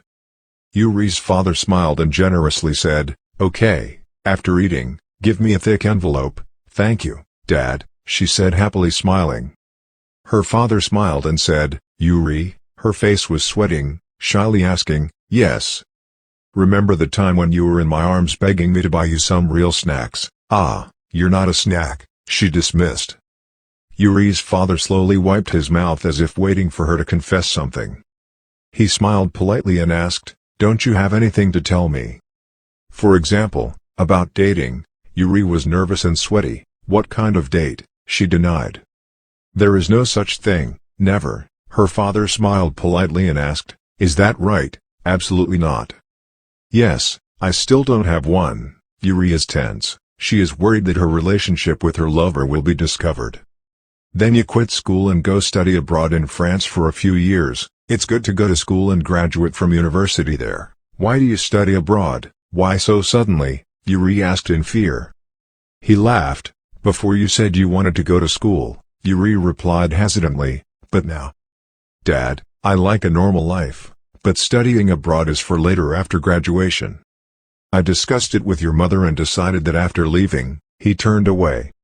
Yuri realized that her father had discovered something. She opened her mouth to salvage the situation. "Father, This was not a request but an order." His face was serious, his appearance completely different from his polite and elegant appearance from before. "I went to experience the world and then came back." Yuri opened her mouth speechless. "Study abroad, graduate, and marry the guy you choose." The story became more tense with each passing minute. The atmosphere gradually became darker than ever. Yuri's father frowned solemnly. He spoke in a threatening voice. This was not a request, but an order. Faced with such unexpected news, the girl heard it as if she had been struck by lightning, unable to believe this unacceptable reality. But he did not compromise. Yuri's father loudly reminded him, "You should go experience more about the world and then return." Besides, he was a bit hesitant, not wanting to say anything, but the matter was enough. It shocked her completely. Yuri's face turned pale. There was not a drop of blood left on her face. She was stunned and speechless. "Ah." Seeing that, he immediately added, "The old man emphasized the noble task ahead for her. After studying abroad and graduating, you can marry the boy I choose for you." Yuri sadly sat still, silent, her face darkened without bothering to answer a word. Frustration and discomfort gradually rose in the girl's heart. Scene change. In the middle of a clear morning sky, the beautiful sun is shining warm rays of sunlight on the world. Suddenly from somewhere a familiar voice filled with panic rang out. "Director Jang, has something happened since this morning?" Inside the neat and tidy office, the lawyer hurriedly ran up. He eagerly asked, "Maybe it wasn't because he remembered that he called me, or maybe you've been causing trouble all night again." In response to those negative words, despite his constant questioning, Taesan still maintained his calm demeanor. He stood silently looking towards the window, looking somewhere far away. Being a genius, he doesn't easily reveal his flaws. Taesan slowly turned his head. He smiled and said, "The purpose of today's conversation, I had a few questions." Hearing that, the lawyer felt relieved. It was as if a burden had been lifted from him. He warmly asked, "Is that so? Our director Jang is so smart. What does he need to ask an ordinary lawyer like me?" A smile gradually appeared on his wrinkled face. Taesan glared sternly and loudly asked the lawyer, "Where was RNC?" He was a little scared in such a situation. He couldn't believe his ears and asked again, "RNC?" That's right, this was the essential wish when Taesan called him here today. He glanced with authority and emphasized, "Don't talk in general terms, but tell me in detail." It seemed that the name Taesan had just mentioned had a terrible secret that made the lawyer's face pale as soon as he heard it. His eyes widened in shock. He hummed speechlessly. It wasn't until a while later, when he had calmed down a bit, that he awkwardly smiled and awkwardly replied, "To talk in detail about RNC, it's a scary place." Hearing this, Taesan was a bit confused. "Mr." Doubtful at his answer, "What, scary?" Immediately without hesitation, the lawyer frowned. His face filled with seriousness and immediately affirmed that RNC had gone beyond the scope of a normal law office. "Indeed, this is urgent news." Taesan darkly and seriously approached him step by step, skillfully probing. "Do you mean the link between politics and the financial world?" The lawyer seemed to have been hit in the heart. Black. He lost his momentum, tremblingly stepped back to admit that of course there was also something else. Taesan faced this very hot news source. He was shocked and asked, "Something else?" "Yes." The awkward lawyer awkwardly bowed his head and replied, "Although I couldn't say exactly." He seriously recounted the story of the past, the origin of RNC, but in the early 1970s, lawyers Lee Young-moon and Jang Taesan were officially established, although under the form as a law firm, but it is a law firm in a strict organizational form. The lawyer broke out in a cold sweat, turned pale and loudly exposed the unexpected truth. However, the real owners of RNC were not those two people. At the same time, he glanced at Taesan with shy eyes full of suspicion. At this point, there was no other way, he asserted eloquently and frankly, but it was senior lawyer Sun Koo-kyung. What a source of hot news! Hearing this, Taesan laughed with delight. He happily conjectured that it was the Supreme Court Chief Sun Koo-kyung. Indeed, this prediction was unmistakably correct. When the lawyer saw this, he was surprised, and laughed out of the question. "What, you know?" Sure, for a smart person like him, this is just a small thing, but Taesan still wants to hide his strength. He humbly replied with a forced smile, affirming that this is an obvious thing that everyone knows. "I'm also a law student." Then, without wasting any more time, the nervous lawyer continued to recount that, according to secret rumors, Sun Koo-kyung had nominated good lawyers he knew to register for a law office and provide support. There were many of him. At that time, RNC had almost no unwinnable case. Once again, his face turned pale and shocked, emphasizing the seriousness of the problem, because Sun Koo-kyung is the chief of the Supreme Court. If he defends, of course there will be arrangements made. This news was so harsh, Taesan was surprised and shocked to hear it. Speechless, his face was blank and bloodless, stupidly listening to him. The lawyer continued in a loud voice, and Sun Dae-kyun, son of Judge Sun Koo-kyung, was the director. Sun Dae-kyun graduated from law school at Hankook University, and after passing the judicial exam, he became a judge, then became chief judge and then joined RNC. Suddenly, a smile appeared on his wrinkled face. The lawyer excitedly smiled at Taesan, but he soon became a director. "You probably figured it out, right?" The story was so difficult, Taesan was horrified when he heard it. He smiled sheepishly and replied, "It seemed like he couldn't touch it." Seeing that he seemed to have become discouraged and frightened by that mysterious force, the lawyer suddenly changed his face and sternly reminded, "Of course, in fact, my Samwoo was also destroyed by them many times, so no law office wants to get involved with RNC." He emphasized the fatal point with a mocking and critical tone, attacking with strange tactics, truly speechless. During the whole time he spoke, Taesan listening attentively, his face darkened. He did not open his mouth to say a word. Suddenly, after rearranging the issues, Taesan had a little doubt. If it doesn't work domestically, why not recruit foreign experts? The lawyer, seeing his naivety, laughed and replied, "Ha ha ha, because the fees are very expensive, right?" Having understood, Taesan smiled triumphantly. He was sure that Anna's side must have trusted RNC, right? The lawyer nodded. "Maybe that's why I'm preparing more thoroughly. Speaking of which, the two of you seem to have a better understanding of the plan you're drawing up." Unexpectedly, Taesan smiled. He asked mysteriously, "Mr. Lawyer, please help me with this matter." He was shocked and surprised by that sudden thing and asked again, What's wrong with me?" "That's right, it's him and no one else." The lawyer broke out in a cold sweat. His pale face awkwardly smiled and continued, "Okay, you just say it. Because Director Jang, even if he jumps into hot water and burns me, do." True to Taesan's wishes, he smiled triumphantly and confided his long-standing plan. "We will have to sow the seeds." His words were so difficult to understand that the lawyer laughed foolishly and wondered, "What, sprouts, are you planning to grow crops?" But things are not just that easy, Taesan thought with a laugh. Lawyer Joe at the time, everyone has a simple imagination. He silently folded his arms and bowed his head, looking deeply and silently calculating. It was true that he was farming, but not on land but on people. Faced with his strangely quiet attitude, Lawyer Joe was frightened, trembling with wet sweat. shirt soaked. Looking out to the whole world, he eloquently affirmed that he would officially plant his people everywhere. After stabilizing the plan in his imagination, Taesan confidently pointed his hand at Lawyer Joe, asking him to open the documents he told me about before. But he didn't regain his composure. His face was still bewildered, not understanding what he was implying, so he widened his eyes in fear and asked again, "What document?" Taesan calmly replied meaningfully, "Ah, it's that thing, there." The lawyer frantically bowed his head, his face pale, and tried to avoid everything. He refused to accept the truth and lied, "Jang, if you say that, the devil doesn't know what it is." At this time, Taesan did not hesitate anymore. He frankly said what he wanted: the corruption documents of National Assembly member Jang Yo-shi. It was too terrible. As soon as he heard this name, the lawyer panicked. "Say, what?" His face was completely drained of blood. He was terrified and shouted loudly, "Huh? Do you still remember that thing?"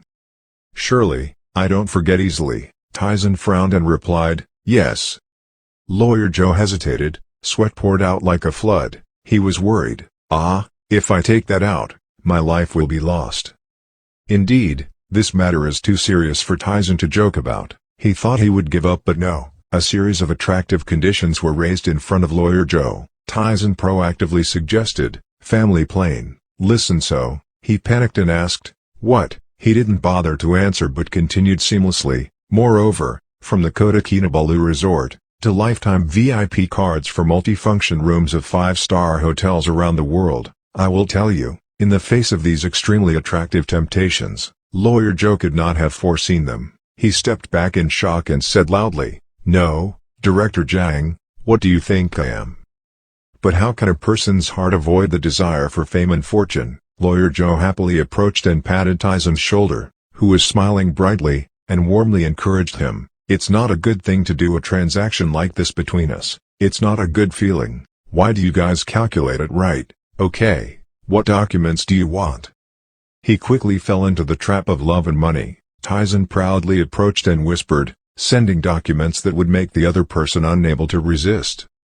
Lawyer Joe was stunned. He widened his eyes speechlessly, looked at Taesan in shock and thought, "That's an important document." "That's perfect," Taesan said provocatively, "and I said it just in case," making him confused and awkwardly ask, "What's more, what else do you need me to do?" "Sure," he asked in a serious tone, "do you know about the first sect?" His face turned pale, he trembled and couldn't speak. "No," he stammered. "How do you know the most sect, Director Jang? Where did you hear it?" "It's not easy for you to confess." Taesan frowned and smiled absent-mindedly. "I just overheard." The lawyer was shaking with anger. He was seething with anger and reprimanding. "Director Jang, aren't you too much?" He spoke casually, making Taesan confused. He looked at him bewildered. Lawyer Joe angrily shouted like he was screaming fire, full of anger, "Even when he was wary of me, you still investigated the law faculty meeting and beat him." Taesan followed suit and was also speechless. He shouted in a loud voice, coughing. He continuously burst out in frustration, "The membership wasn't even 10 people, that's terrible, you're really the best." Taesan couldn't help but laugh out loud, thinking, "I expected too much." Suddenly, in the middle of a tense conversation, out of nowhere came the sound of an emergency phone ringing. Taesan angrily turned around and stared at the landline phone, asking, "What's wrong?" Immediately, a voice rang out to answer him, Director Han Jin-wong is looking for you." This attracted attention, Lawyer Joe's idea. Hearing that, he smiled and ordered, "Okay, please come in here." The other guy immediately continued, he asked to convey that there was a guest visiting. Hearing this, Lawyer Joe was momentarily suspicious. He looked at him with a puzzled face. Suddenly, he proactively asked to leave. "About this, I forgot there was a meeting. I have to retire when I get old," he said and waved his hands in confusion. Right after that, Lawyer Joe turned around and quickly said goodbye. Then, "Director Jang, I'm so busy today, please excuse me, I will send the documents via email. Goodbye." Seeing this, Taesan happily nodded. He smiled and said, "I will contact you later." The scene changes to the outside of a high-rise building. It's late afternoon. The clouds begin to leisurely drift toward the sun. Outside the building's lobby, the sound of 2 people's shoes appeared. They were neatly dressed and carefully walked each step. One of those two elegant men was none other than Taesan, walking eagerly and filled with joy, the guest I had been waiting for all this time. Even the door was already open. Suddenly, from afar, two tall, muscular young men appeared behind him. One stepped forward and respectfully said, "Boss, I'm Han Jin-woong." Hearing that, Taesan slowly turned around and looked excitedly. He quickly assessed the situation before him, a short man in his early 50s with a body as hard as a rock. He was indeed a bit extraordinary. Taesan looked at him with shyness, his eyes full of seriousness and trust, looking straight at me, and I? He proactively extended his hand full of goodwill toward him, openly greeting him. "Hello, I'm Jang Taesan." Faced with his warmth, he calmed down for a moment, looking intently at those hands. After a while, he smiled warmly and shook hands, solemnly replied, "Nice to meet you, I'm Jang Hoon." His dazzling smile was about to signal a successful and beautiful near future. Satisfied, at the same time, Taesan also came up with a plan that had been boiling in his heart for a long time, and met the future director of the National Intelligence Institute at niche headquarters. The man on the phone angrily said, "Damn director, where is he now?" There was a voice on the other side of the phone, "I lost track of him at the meeting." Hearing that you man can't control your anger, why do you scoundrels just compare you to a superior in the state leadership and you become complacent, yet you still consider yourself a member of the niche? At this time, the man's voice became more pacified and spoke up to advise, "Be sure to observe each member to avoid failure and find out if anyone is supporting the previous leaders." Jang Hoon finally arrived at Taesan's company. He enthusiastically shook hands and welcomed her. Taesan smiled and said, "Thank you for coming here today, you must have had a long trip." Jang Hoon looked at Taesan and smiled back, "Yes, who knew he would be this tired when he came here?" Lawyer Jin-woong standing next to him saw that he also had something to do, so he asked permission to leave first. "Please talk comfortably, I have some business that needs to be attended." I asked permission to leave first.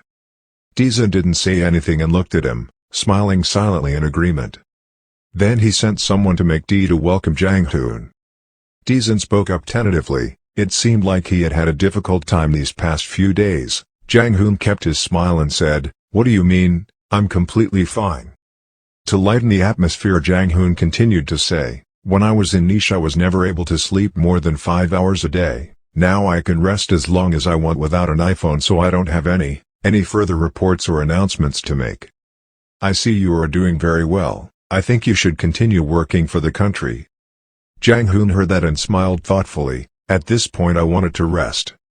Jang Hoon has absolutely no intention of returning to work for niche. Even the president said that he wants to return to his hometown and start farming. "I will also write a few books and nurture my dream of young children." Taesan still had hope that Jang Hoon would return to work, so he deliberately tried to strike a nerve and said, "Don't you regret having to end the day so early?" Jang Hoon replied quietly, "Anyway, I can't. What can be done?" Helplessness appeared on Jang Hoon's face. There was nothing I could do. Taesan didn't think so and smiled. "To be honest, even though this is our first time meeting, there are some things I want to ask you." After listening, Jang Hoon seemed to want to hide, asking me if I had anything. Taesan's face turned cold. "Come to our place and study." Looking at Jang Hoon's scary face, he had no way to refuse but replied, "Yes." Taesan's eyes flashed. He was very satisfied with this answer. "I will sponsor your studies and ensure your life. I have also prepared your visa." Jang Hoon did not expect him to prepare so quickly, But Jang Hoon still couldn't help but worry. It's not an easy thing. The current government has no tolerance. Taesan doesn't consider it an obstacle. It's a good thing. Taesan's face showed a sinister look and said, "I am much worse than you think." As if he didn't expect Taesan to say that, Jang Hoon was extremely surprised. No one ever admitted that he was a bad person. Taesan didn't pay attention to the degenerate surprise and said, "You can bring the other members that you left behind." This statement surprised Jang Hoon even more than the previous one. Taesan smiled and added, "If you want you can bring all of them with you." Taesan thought to himself that Jang Hoon would have a hard time refusing this time. I gave him a condition that was hard to refuse, and I'm sure. That is, if he had love for his agency, even though he knew it was 7, he would still accept it. Indeed, as he predicted, there was a hint of hesitation on Jang Hoon's face. The summoning sound in the company was extremely loud. Everyone gathered. Director Jang here. Everyone's chattering voices rang out. Dad, don't you like us anymore? What is this? Taesan walked up to the group fob and smiled and said, Hey Srian, stop making crocodile tears. Seeing the plan fail, Srian looked at him in surprise. How could he see that? Taesan held the cake box in his hand and said, After all, there are some fruit cakes here that are quite popular. Seeing the food the girls ordered immediately became happy. Fruit cake, Oppa, you're the best. Jamin, the captain of the band fob, looked at the cake box with great worry. My friend, are we pigs? Don't think this is enough, Director Jang. Taesan smiled very shyly. When he talked to me comfortably because we were the same age, maybe I shouldn't have said that. Taesan regained his handsome expression and said, To confirm my love I will prepare a gift. After hearing this, Srian was surprised. What a gift. He smiled and said, I will compose a song for everyone. After listening to the group fob, I froze. Composing music, isn't Oppa a law student, director, you think? Looking at the girls who didn't trust him like that, he confidently said, Its title is divine. He thought to himself, I'm sorry to my parents, I've created enough bad karma. The weather today is extremely beautiful. Taesan sat in the office listening to the phone on the other end. I just learned that Lee Jang works for Anna. After listening to Taesan, there was nothing surprising, it was worth looking forward to. The other person continued to say, I think they spent a lot of money. Taesan asked in return, so what do you think the result will be? The other end of the line thought for a while and then said, there are many undeniable facts that are not something you can do and more or less related to foreign investment, there is no way for them. Taesan smiled and praised, good job pushing it as far as possible. The other person replied, I have brought all the staff in there even though it will take a little time. Then that man gave Taesan a guarantee, but I can still finish before the summer vacation. Taesan said with satisfaction, you're doing very well, keep up your form like that. The other end of the line said, and we will come to an agreement with Director Lee of Jongyong University, he said he can give it to us in the next few months. Taesan said with a smile, that's great information. The man hesitated to continue, but CEO Jang will only release the information I gave you.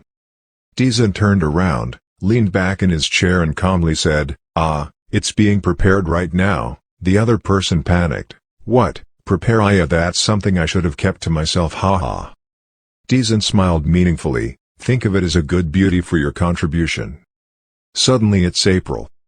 The girl walked from afar and beckoned Taesan. Taesan followed the call and turned around, how is your senior? The girl smiled brightly in the sunshine, okay, are you free Taesan? You said you wanted to take me to a secret course. Taesan felt like he didn't have time and tactfully refused, he's been quite busy lately. The girl didn't complain but said, you should spend some time with me, there are some juniors asking me to introduce them, with you. Suddenly all the attention of everyone around was focused on the video that was spreading on social networks. Did you see that video? Did you also see it? Haha, I don't understand what it is because it's Swed USA, but it looks crazy. One person in the crowd said, because the traffic is so large I can't get it easily, but it is also available on other websites. And it is being shared like crazy. Some people are asking, what is the name of the website?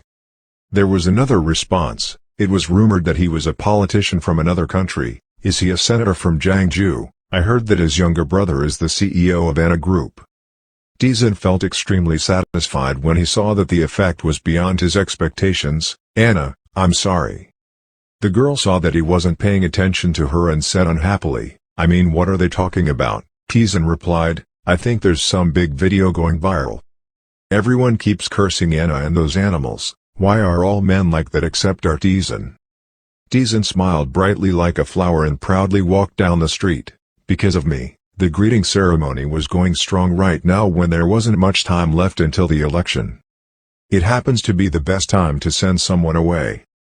The loudspeaker rang out, addressing the people of Jiangsu City, I'm your representative, Oh Ju-hyuk, please trust me again, everyone.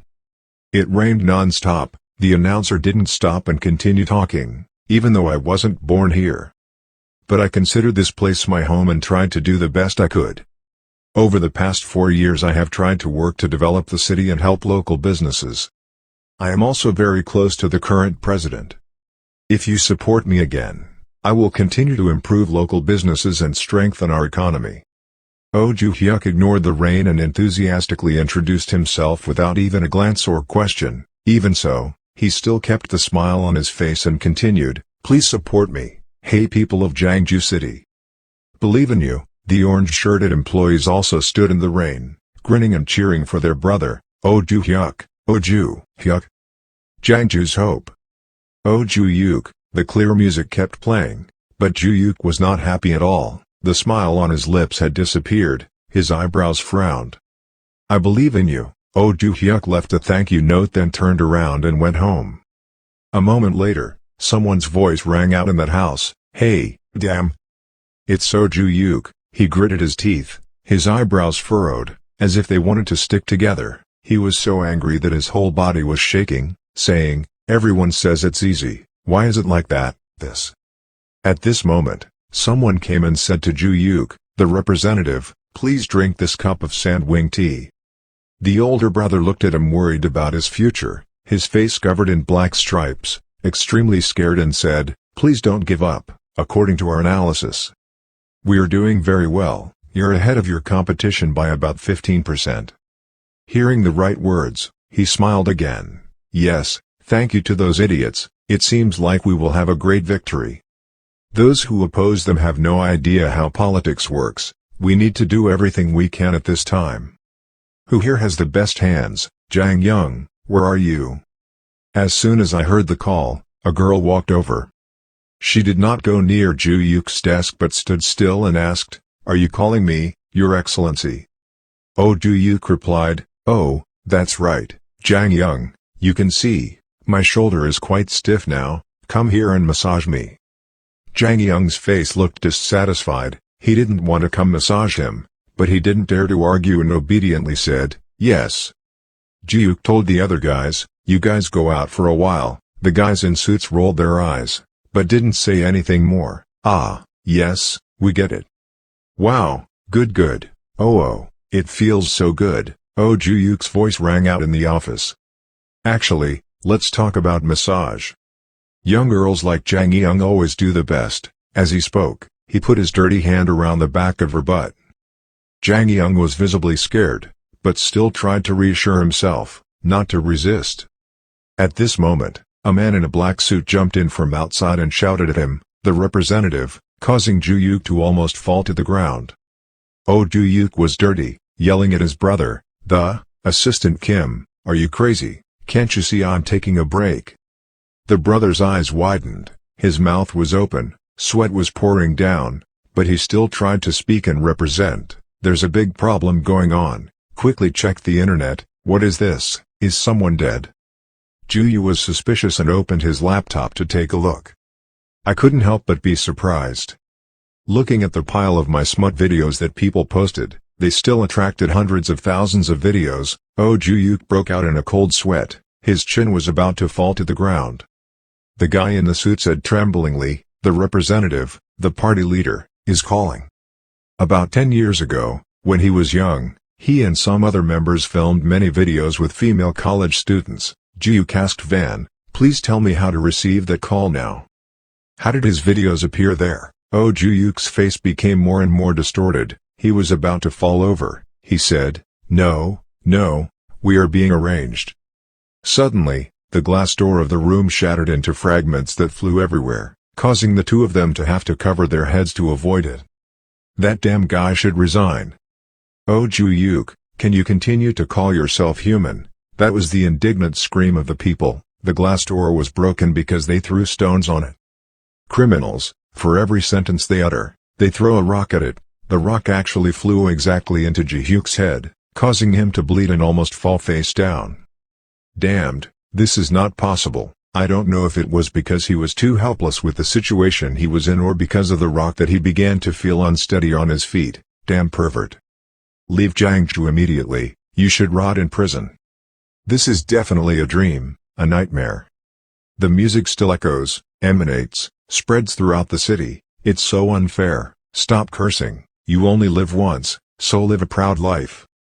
The city's television screens continued to report news, revealing the senator's obscene video. "He's really stupid. You only live once, so live a proud life." Jang Taesan thought while smiling complacently, as if he wanted to brag or something. Why even record a video? Well, this is too good for me. If the O family goes down with that, then it will be really interesting. The more he thought, the better his mood became. Wonderful, as I thought, clearing this guy would be the best. Oh Sung-hook and Oh Dong-ung, you rich people just wait. Besides, you should thank me. Because I have cut down a lot of work to help you. While walking, he suddenly discovered something. Taesan came closer to see clearly who it was and was stunned for a moment. He recognized and silently called out, "Senior." The purple-blue-haired girl was standing in the rain, her hair loose, not knowing who to stand there waiting for or what to do. Jang Taesan didn't hesitate any longer and immediately opened the car door, got out and called, "Senior, why are you here?" Her whole body was wet, breathing heavily, she trembled and called, "Taesan." Taesan took the umbrella with him, ran to her and said, "Stand alone in the rain without even an umbrella, you'll catch a cold like this." He covered her with the umbrella, his other hand reached out and placed it on her shoulder, saying, "Get in the car, I'll take you home." The girl just now was about to cry. Now when the ninth man approached her, tears began to flow, her face was distorted. The problem was, Jang Taesan saw her like that and started to panic. What's going on? What happened? The girl had lost all her strength and collapsed on the spot. Nam Nine quickly supported her neck so she wouldn't fall to the ground and kept calling, "Senior." The girl I accidentally recognized in the rain. It seems like this is not a small problem. In the evening, even though the moon was high, it still rained non-stop. The purple-haired brother listened to the person on the other end of the phone and couldn't help but be surprised and asked again, "What, Yuri has disappeared?" The other one, "She hid herself very well at school." The old man didn't know if it was because he was nervous or what, but his whole body was shaking and his face was pale. "What are you doing?" "I'm sorry." The dirty man slammed the table hard and said loudly, "It's not a matter of whether you're sorry or not, go find him immediately. Didn't I tell you to always keep an eye on it?" The other person replied, "I will go find her right away." The purple-haired man looked at his phone, his face as black as the bottom of a pot, thinking, "Damn." At this moment, he realized there was another case. Sweat was flowing profusely. Wait, maybe it had come to him. Returning to Yuri's place, she was still lying on the bed, her body was soaking wet. Jang Taesung's eyes widened as he looked at the person lying on the bed, his drool and bloody nose kept flowing, losing control. I looked and looked and looked and didn't understand why he turned to stone. The heartbroken girl left in the rain, leaving the person she could not belong to, but with so much sadness in her heart, she realized that when it was time to leave, she would understand. What is love? At this moment, the raindrops that continuously fall cover the tears rolling down her cheeks, and above all, cover the weakness of a girl when she fails in love. Suddenly, a person wearing a suit didn't mind the rain and chased the girl. Jang Taesan stood in front of her holding an umbrella. When she saw him, she thought to herself, "Up until now, I have always hidden my emotions deep inside." The girl sighed helplessly, "If only I could see you just once." "Jang Taesan, the man I know." Then the girl's eyes slowly closed at this moment. All was darkness, there was only one silhouette in her eyes, that was the person she loved. Looking at Taesan calling her name in the rain, she said, "I want to meet you." That was also her wish at that time and also the wish in the dream, a dream that recreated what had just happened, out with her. Recovering from her bad dream, she widened her eyes in surprise when she saw Taesan sitting in front of her, and when he saw her awake, he was checking her body temperature. Then he raised his voice and said, it seemed like her body temperature had returned to normal. The girl cried in panic and called out her name, "Taesan." And Jang Taesan still kept his warm hand on her forehead and happily said, "I don't know what's going on, but don't worry." Looking around, Yuri lay on the bed a bit confused and wondered where this was. Taesan didn't want her to feel sad about this in the future, so he immediately said that in the future, let's pretend nothing happened. Jang Taesan gently removed her hand, but at this moment, she still didn't understand what was happening to herself. Suddenly, the girl quickly grabbed Taesan's wrist. Then she tried to sit up. Taesan said a little confused, "What's wrong with Senior?" The girl cried loudly like a child, begging from the bottom of her heart, "Please hug her." When Jang Taesan saw the girl in front of him burst into tears, he didn't know what to do and said, "Senior." Without giving Taesan any time to say anything else, the girl proactively placed her hand on his face, and he stammered and said, "We're Senior." Yuri used her hand to pull him close to her, preparing to give him a kiss, and then said, "Please love me. Please love me." These requests made Taesan feel dumbfounded at this moment and stiffened despite the girl's scrutiny. Then on a rainy night, in a dim space, the two shared an intimate kiss. Taesan felt a bit embarrassed at times but didn't say no. "If we did this it would be awkward for both of us," but the girl didn't care and said, "It's okay." Right at this very moment, the tears kept falling. The girl seemed to be able to confide in her heart and say, "It's not your fault, just love me in this moment." And Jang Taesan seemed to have accepted her proposal and closed his eyes and said, "Senior." Hearing that, she immediately said, "Yuri, don't call me Senior anymore, my name is Yuri," and at the same time the girl immediately pulled him down onto the bed. In the end, whatever happened happened. The two of them had a passionate night while the raindrops kept falling on the street. The next day, Taesan was the same as usual. He still went to school without any changes at all. At the Korean University of Technical Institute, cheers rang out. "What is this? Is it an iPhone? Oh my god, is it really an iPhone?" Right now there are phones on display before everyone's longing eyes. Turns out, the owner of these iPhones is Taesan. He sat in the back happily introducing and welcoming all of you, early users of smartphone products. Having said that, he immediately said to Seon, who was standing next to him, "Seon, please distribute them." Then everyone was given an iPhone. One of them excitedly tested it and exclaimed that it felt great. "Am I dreaming?" "Too sure." The rest of us happily held the phones in our hands and exclaimed, "Oh my god." Taesan was not surprised when he heard everyone's exclamations and thought to himself, even if you have money for an iPhone, you probably won't be able to buy them, so it's not strange for engineering students to be surprised. "I asked Robert to ship these over directly." Right after that, Taesan, as if he had prepared in advance, confidently said, "On June 24, 2007, STmanhwa introduced something that he saw in front of him, which was an iPhone." The two guys below were a little suspicious and confused and asked again, "Sorry, but why did you give us your iPhone?" Jang Taesan heard that but did not reveal any information at all and calmly replied, "It was a gift." Everyone was in an uproar at this moment. Was this really a gift? Law students wouldn't lie to us, right? That Taesan was real, right? One of them said, "This thing is like a miniature computer," leaving Taesan and Seon quite speechless. Jang Taesan was a bit disappointed, then continued, "The iPhone supports 2.5 grams network, but unfortunately, because this is a GSM product, you couldn't use that feature before. But remember to use it in the next 2 years." He seemed to have seen the future, smiled and said firmly. Another one of the people below heard what Taesan said and spoke up dissatisfiedly, "No way, what the hell is the government doing?" Jang Taesan heard that and laughed coldly. He boldly continued saying, "Now that we show you the application we developed, I want to ask you all this. How successful do you think Apple will be?" As if he already had the answer, he confidently looked at everyone below and asked. The people below looked at Taesan in confusion and gave their opinions. "It's just temporary flashiness. If people are curious about the new phone, other big companies like Nokia will definitely not sit still." Another female classmate added, "I also heard that Microsoft and Google are preparing to launch their own versions." Taesan seemed to be able to see through the world. He quickly replied, "If I had to guess, I think Nokia would lose quickly." And when my classmates heard that, they did not hesitate to deny that. "I'm afraid it's impossible. Don't you know how much mobile phone market share Nokia is controlling?" Haha.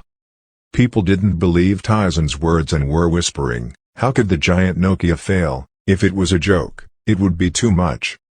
Jang Taesan didn't pay any attention to the gossip. He was confident in himself and then crossed his arms firmly and said, "Believe me, Apple will be a great success and will eventually take over the #1 position." The more he talked, even the girls below looked down on him and cursed, "Are you kidding? That's so exaggerated." Taesan seems to have already made his own calculations and then given his own opinion. "You guys have just tried the Noah experience, so you already know that. But there are three main reasons why people are attracted to iPhones." The classmates below, half believing and half doubting, said nothing more, but listened attentively to what he had to say. Taesan gave the first reason that, first is the phone itself. Those who have used a MacBook or iPod will understand what I'm talking about. They were created with the purpose of providing a unique user experience, bringing humans and machines together. Jang Taesan gives an explanation for the first reason. Under everyone's silence when they were attracted to him, he gave the second reason, that the second reason was the addictive element of the show. "You all know that, if you use iTunes, you must use a USB, a statement that made all the classmates below widen their eyes in surprise. He continued to affirm that that is the addictive direction that STmanhwa is aiming for. Along with his rich imagination, he finally came up with the third and final reason, the customer service center that Apple provides. Further, with its attractive development tools, the talented and curious individuals will be attracted to that market.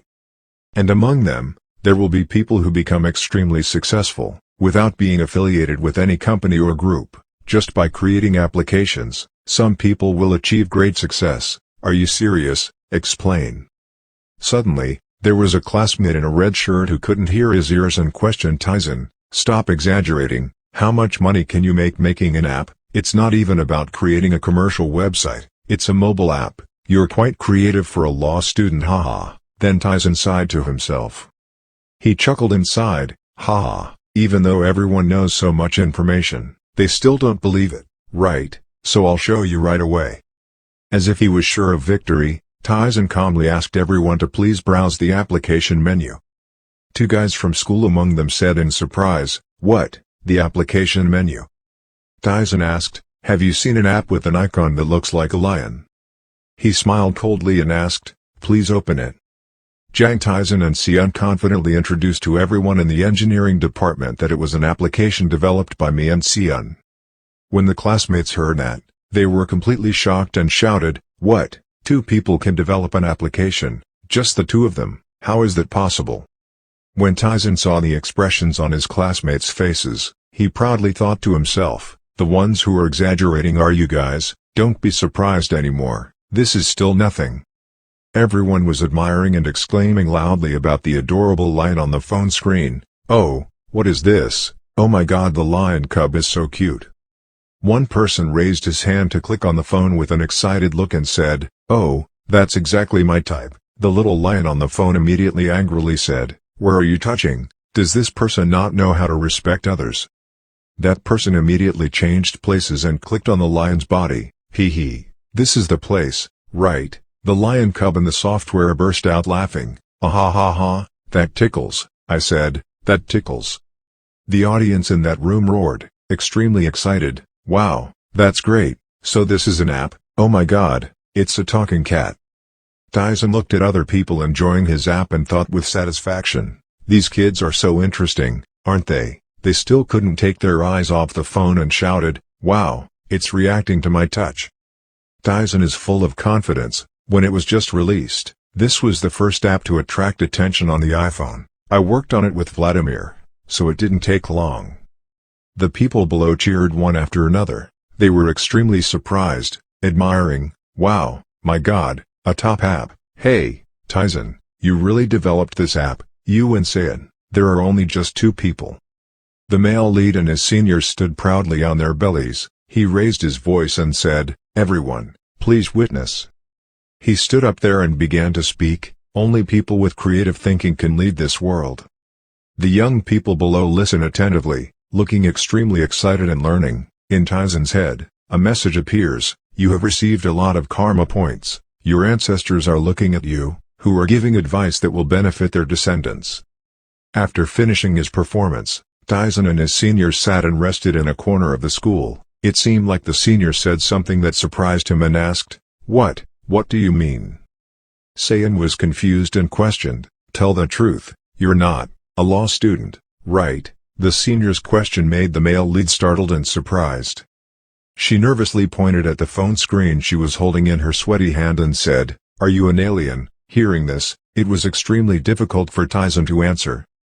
Then he suddenly said something that surprised Seon. "Senior, I'm only telling you this." The older woman was startled and replied, "What, a secret?"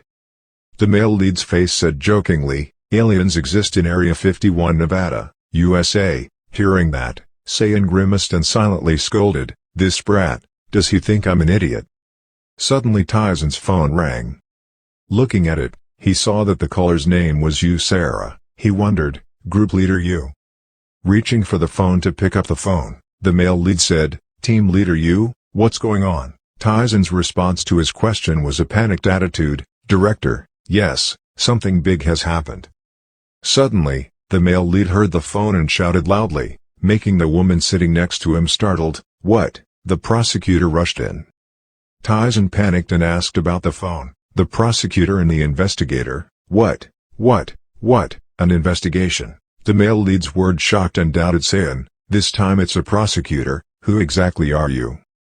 "At Taesan's company right now," a man said. "We will now start an investigation into suspected allegations of insider trading." Then he showed his card to prove his identity and immediately asked, "Please call her lawyer." A girl's voice said, "Yes, you've worked hard." Then she politely asked the man, "It's so hot today, would you like a cup of iced coffee?" Sang-yeol stuttered and said with an unhappy look, "Look here, we didn't come to play." Then he was surprised and doubtful in his heart. What the hell, is this woman the only employee here? "Yu Sarah is still happy to welcome you. If you want to investigate, just investigate, we won't stop you. I also worked at a law firm for a while." Sang-yeol worriedly thought, "What the heck, is their information confidential?" Then he turned and shouted loudly at his subordinates, ordering them to work. "What are you guys doing? Collect everything, don't leave any information out." They all answered in unison, "Yes, prosecutor." Yu Sarah reassured them, "Please, calm down. For the computer, you just need to get the hard drive, right?" She continued to say, "Our company doesn't have many paper records, so it will be easier to collect your information." The prosecutor looked at her puzzled and thought, what is she talking about? Then he looked at the nameplate at the director's station. This young man was the executive director. The prosecutor silently cursed in his heart, "After all the bastards in Korea are the same." Sang-yeol raised his hand to click on the mouse pointer of the computer at Taesan's desk. Looking at the computer screen made him extremely surprised. It's hard to believe but skeptical. No, there is no icon at all, not even a trash can icon. The prosecutor's face was now filled with confusion, thinking, ho, so they hid it all. He stammered and said, "These bastards, what kind of person do they think they are?" A subordinate of the prosecutor approached and called out to the prosecutor, causing him to turn his head and ask, "What?" The employee said, "Our investigation is over." Sang-yeol was surprised. "What is over?" The subordinate explained that there was no such thing as a full box. The prosecutor suddenly exclaimed, "How could that be possible?" Then he shouted loudly in anger, "Then investigate the other floor, and fill all the boxes." His subordinate worriedly said, "But, the other floors were not covered by the search warrant." The prosecutor still resolutely ordered, "I will take responsibility, make sure to get all the information." He said loudly, "Everyone did well. When everyone is looking for investigation." The prosecutor still stood there angrily saying, "What? Who the hell interrupted the official investigation? Did he not see an investigation going on here?" Approaching was a person wearing a brown suit. Lawyer Joe's face darkened and he said to Nam Sang-yeol, "It's me, you bastard." The prosecutor turned his head and Lawyer Joe immediately recognized, "Oh, Nam Sang-yeol, long time no see." He immediately stammered in shock, I am, Mani, senior." Lawyer Joe smiled and asked, "Am I your senior?" The prosecutor frowned questioningly, "Why are you here?" Lawyer Joe replied, "Don't act like you don't know anything." He shouted loudly with anger, "I am the lawyer of this company," making everyone else startled and shocked. His eyes were full of seriousness as he looked at them, holding out his palm and telling me to show him the examination tray. They were surprised and could only exclaim, "Huh?" They all stood there stunned, their faces full of sweat and worry, looking at each other. Seeing no reaction, Lawyer Joe got angry and shouted loudly, "Why are you all standing there like that? Don't you know that in an investigation, the client's lawyer is allowed to participate?" He continued to urge, "Hurry up and give it to me," making everyone on the prosecutor's side startled and confused. Nam Sang-yeol lowered his head and reluctantly said, "Giving it to him." When Lawyer Joe heard that, he smiled with satisfaction. "Hold the search warrant in hand." Lawyer Joe said sarcastically, "Ha ha ha, you guys are making me crazy. What is insider trading?" He glared at them. "This case has already been investigated, why are you here causing chaos again?" The prosecutor hesitantly replied, "Senior, if we investigate, we will." Lawyer Joe immediately interrupted the question, "And why are you guys searching areas that are not covered by search warrants? Are you crazy? That's why prosecutors are despised." His cold eyes looked at Nam Sang-yeol and reminded him that those who work according to the law should obey the law. He looked down on him and said, "How the hell do you dare to act on your own accord like that?" Then Lawyer Joe frowned and asked, "Didn't Guanirol force you to do this?" The prosecutor suddenly looked at him in surprise and confusion. "Huh?"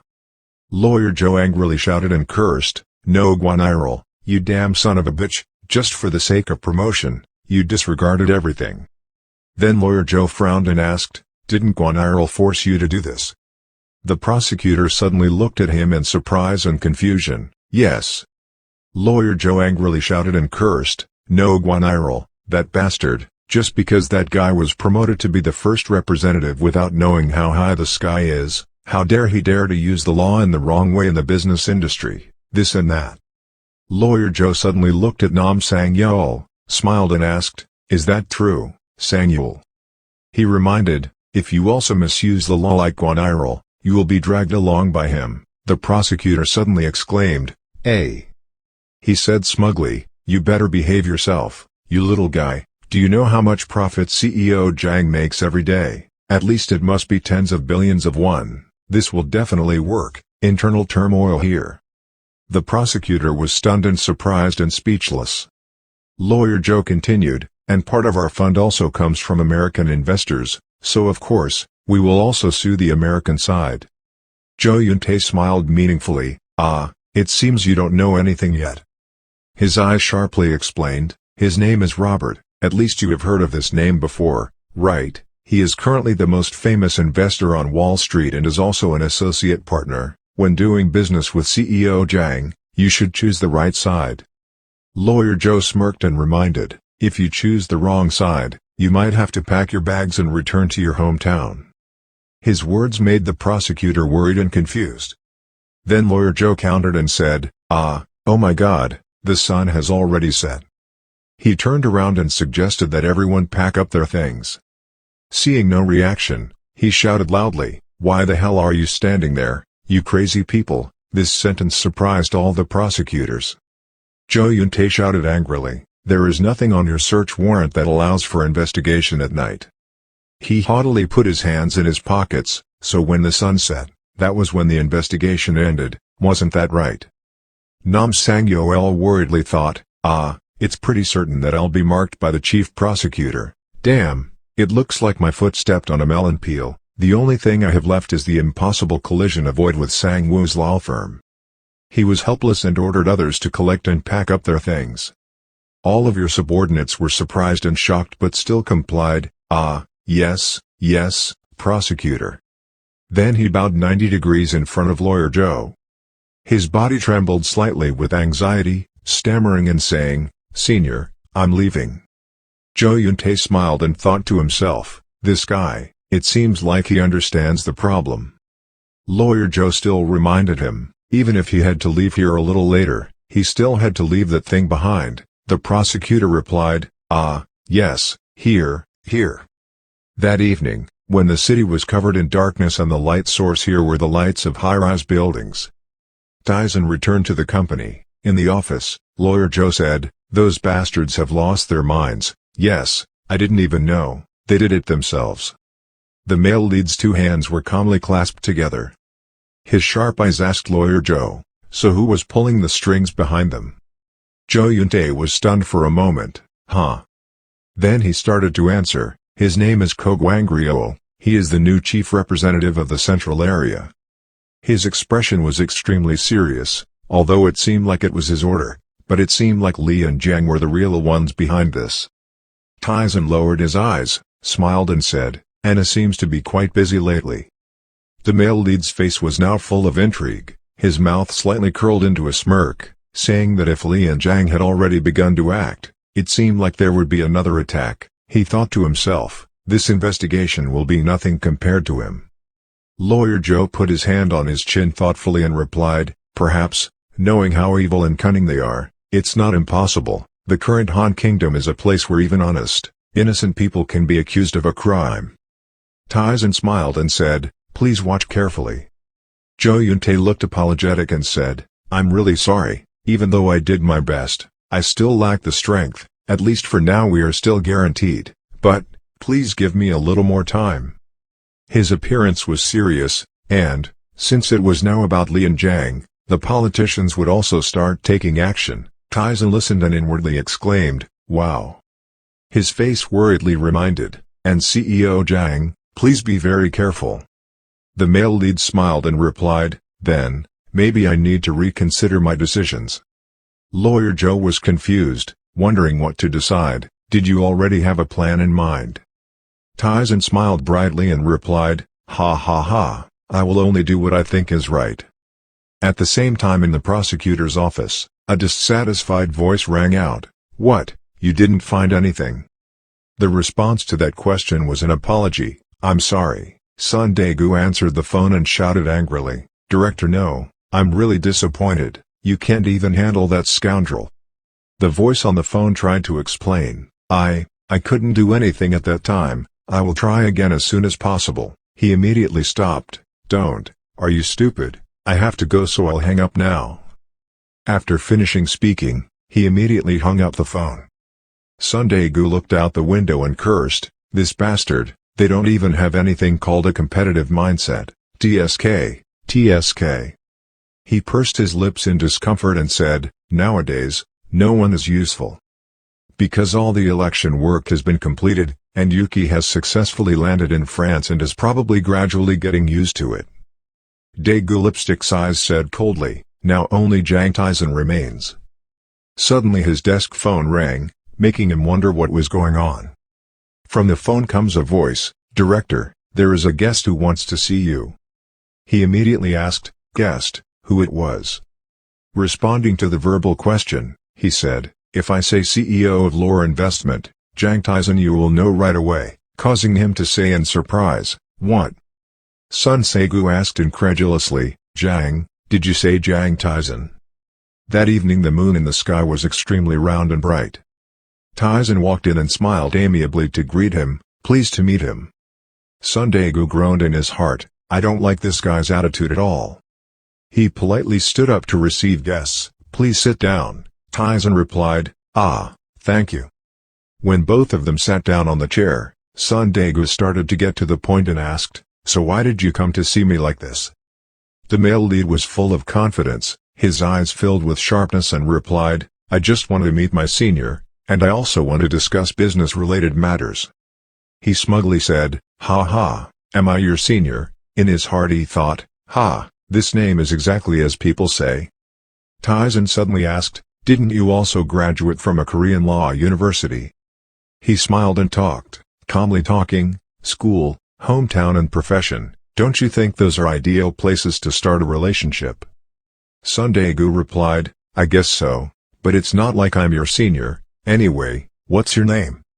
The male lead was now blushing and embarrassed as he protested, "Senior, why are you like that?" Then he confidently introduced himself, "I am the CEO of Lore, Jang Taesan Investment Group. Recently I heard that you were interested in our company, so I came here to meet you. Is that you, senior?" He didn't admit it and said, "I don't know what you're talking about," and stopped talking so politely.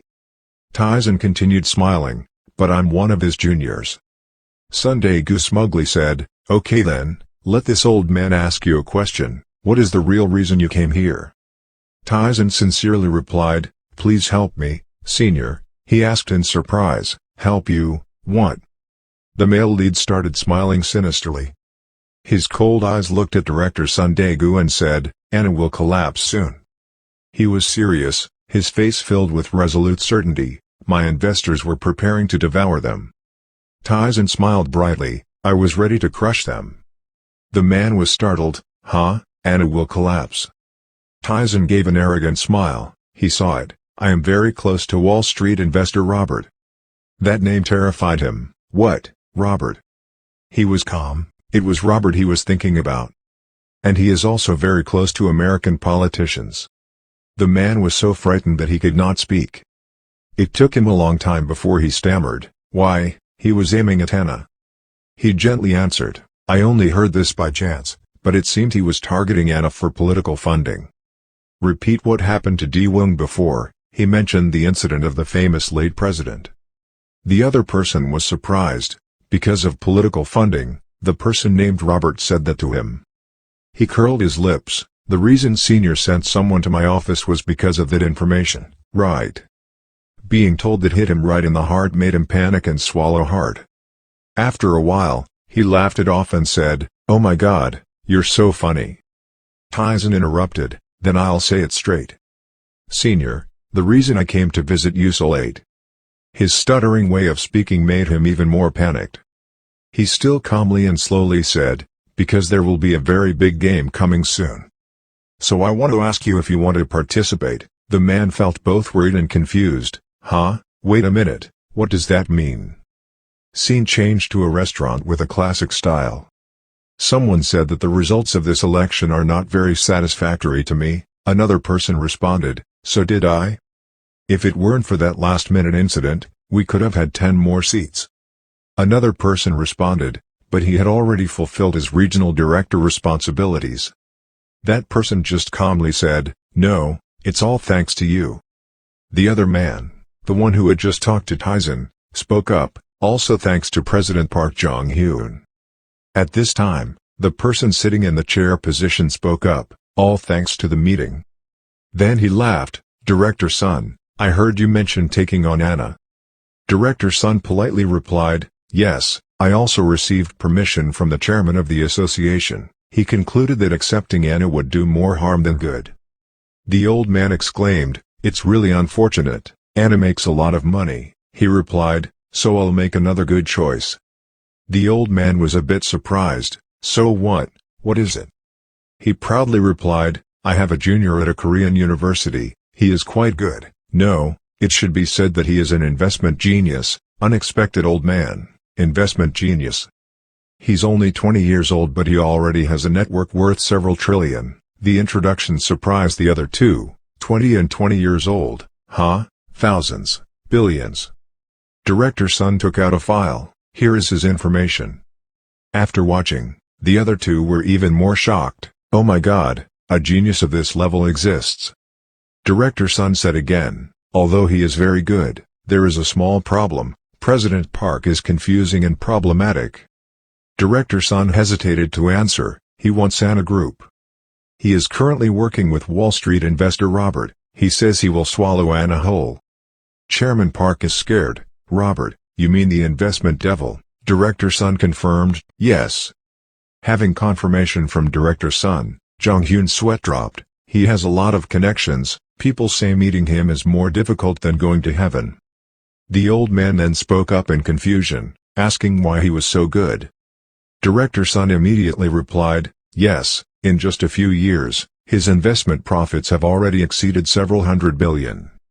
At this time, Park Jong-hyun asked the old man, if it was just Anna, but didn't you just say we would handle it, wouldn't it be better to hand it over to someone else? The old man did not answer but turned to Director Sun. Looking at Director Sun's expression, he probably agreed with him. He replied immediately, it's time for me to deal with Anna. Other directors also agreed. I also know that he also has a relationship with Dong Ryong's President Yo. The old man was shocked. Chairman Yo. He explained, he is the son of President Yo's stepdaughter.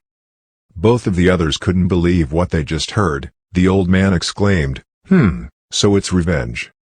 He hesitantly asked, then, what does he want? Director Sun happily replied that there would be a big game coming up. He wanted me on his side when it happened. If we accept, he promises to tenfold the investment amount. The other two shouted, huh, 10 times, what about the dangers? Director Sun laughed it off, I was planning to just observe first, so I hope you two will also quietly help a little. I'm planning to invest 300 billion of my own money. Scene changes to the next morning. At Taesan's company, subordinates are reporting to him, Director Jang, the shareholder meeting date has been set, but I don't understand why the court is in such a hurry. Taesan didn't seem to pay much attention. So what? He's still lucky, the other end of the line continued, and this was even more surprising. I heard that Lee and Jang withdrew from Anna's legal team, he asked in surprise. Really, what a surprise. The person on the other end of the line said, with this in mind, to send all the invitations and determine the date with the shareholders, it would take at least a month. He smiled and replied, so it's all thanks to him. After ending the call, he sent a message, Senior, thank you for your gift. The other party immediately replied, let's go drinking again sometime. He also responded quickly, I will send him the bank account number. The other person texted back, thank you, Junior. Taesan looked at the message and smiled, what's the point of thanking you, I'm about to stab a star into your throat. At this time, the internal phone rang, Director, there is a guest who wants to see you. Taesan was surprised, the guest, the outside assistant explained, they said the president sent them by Anjung. Ah, forgot, Chairman Do Anjung did say he would send someone. He twitched the corners of his mouth and smiled, inviting them in. The door pushed open, and the person who came was a girl. Looking at the person who just arrived made Taesan exclaim and think, whoa. The woman spoke up, happy to meet you, Director Jang Taesan. I'm Do Dohye, he thought a bit surprised, Dohye, what a strange name.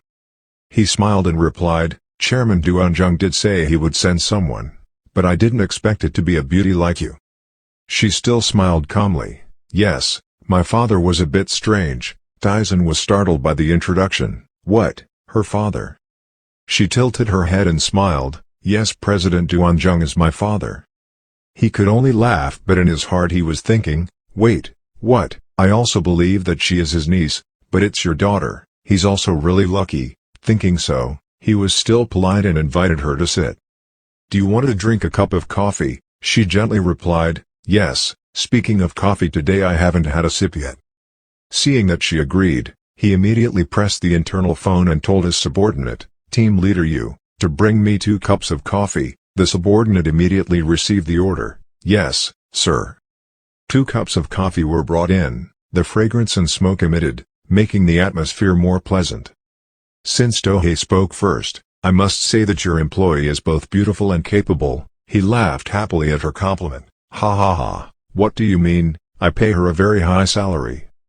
She also happily responded to him, wow, I also want to receive that salary, can I? After returning home I only have enough money for gas. Taesan looked at the talkative girl and thought, she was quite sociable. He was joking with her again, no, I'm sure the president will let you live comfortably.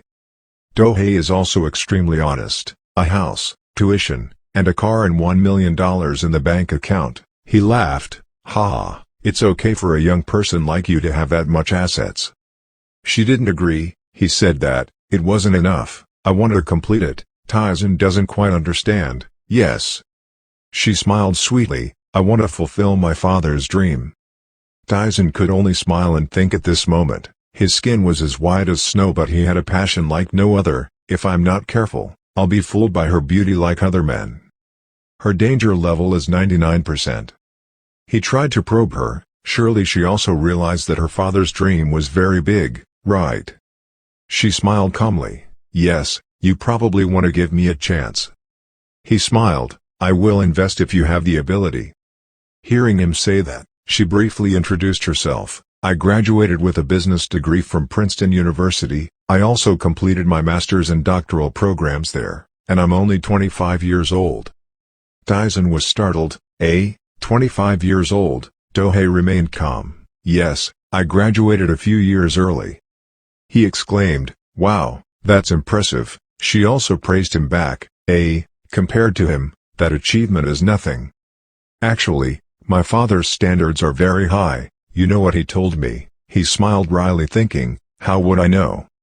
She continued, he said that I can only manage the best in one area. I should not open and manage an entire corporation but should only focus on one area. Taesan really didn't know how to respond and just thought, like father, like son. Danger level increased to 99.5%. At this time, the internal phone announced that the director and department head had arrived. He replied calmly, then he came in. His words made Do-hye stunned. She hesitantly asked, so I got this job? He smiled. She had to practice first. Do-hye was surprised. What are you talking about? Internship? Wow, really? A trainee with my level? I'm a bit surprised. Before he could answer, the department head came in. Director, what's the matter? He smiled and nodded at him. Yes, come in, chief. He pointed to her and asked him, department head, do you know this person? He looked at Do-hye. Yes. The department head looked at her and was silent for a long time. Do-hye sat there and looked back at him and then suddenly remembered something. Wait, this person is. Before she could think further, he bowed respectfully, very pleased to meet her for the first time. Both of them were startled. Taesan then spoke up, let me introduce you to, this is Manager Dae-woong, Department Head Ha-gwang-gu, and this one is. She introduced herself first, my name is Do-hye, I've heard a lot about you from my dad, Department Head Ha-gwang-gu. The manager spoke up, I remember now, her father is. She interrupted him again. My father's name is Do-jung. The introduction made him surprised. Huh? You're his daughter Do-jung? She smiled. Yes, I live in America most of the time, but I am confident I can help you. The manager didn't know how to respond. She continued to say, I plan to join the management board. I believe the leader position will be suitable for me. Both Taesan and the department head were surprised. She's already decided on the position she wants. Hearing her say that, the department head was also serious. Okay, but I have one condition. Our plan is to acquire a car manufacturing company. Currently our target is Samsung Autos of Korea. Do-hye was a bit surprised. Samryong, are you planning to target the domestic market? The manager Ha explained, no, our target is export and foreign market. The Do-hye girl replied, then I think Samryong is an impossible choice. Hearing that, even Taesan looked at her in surprise. The department head is also confused. Wait, why do you say that? Do-hye calmly analyzed. First of all, the market is too small, and the Shanghai Auto Manufacturing Company in China is already ahead. If we continue to follow the same path without investing in new technology, such a company will not last long, right?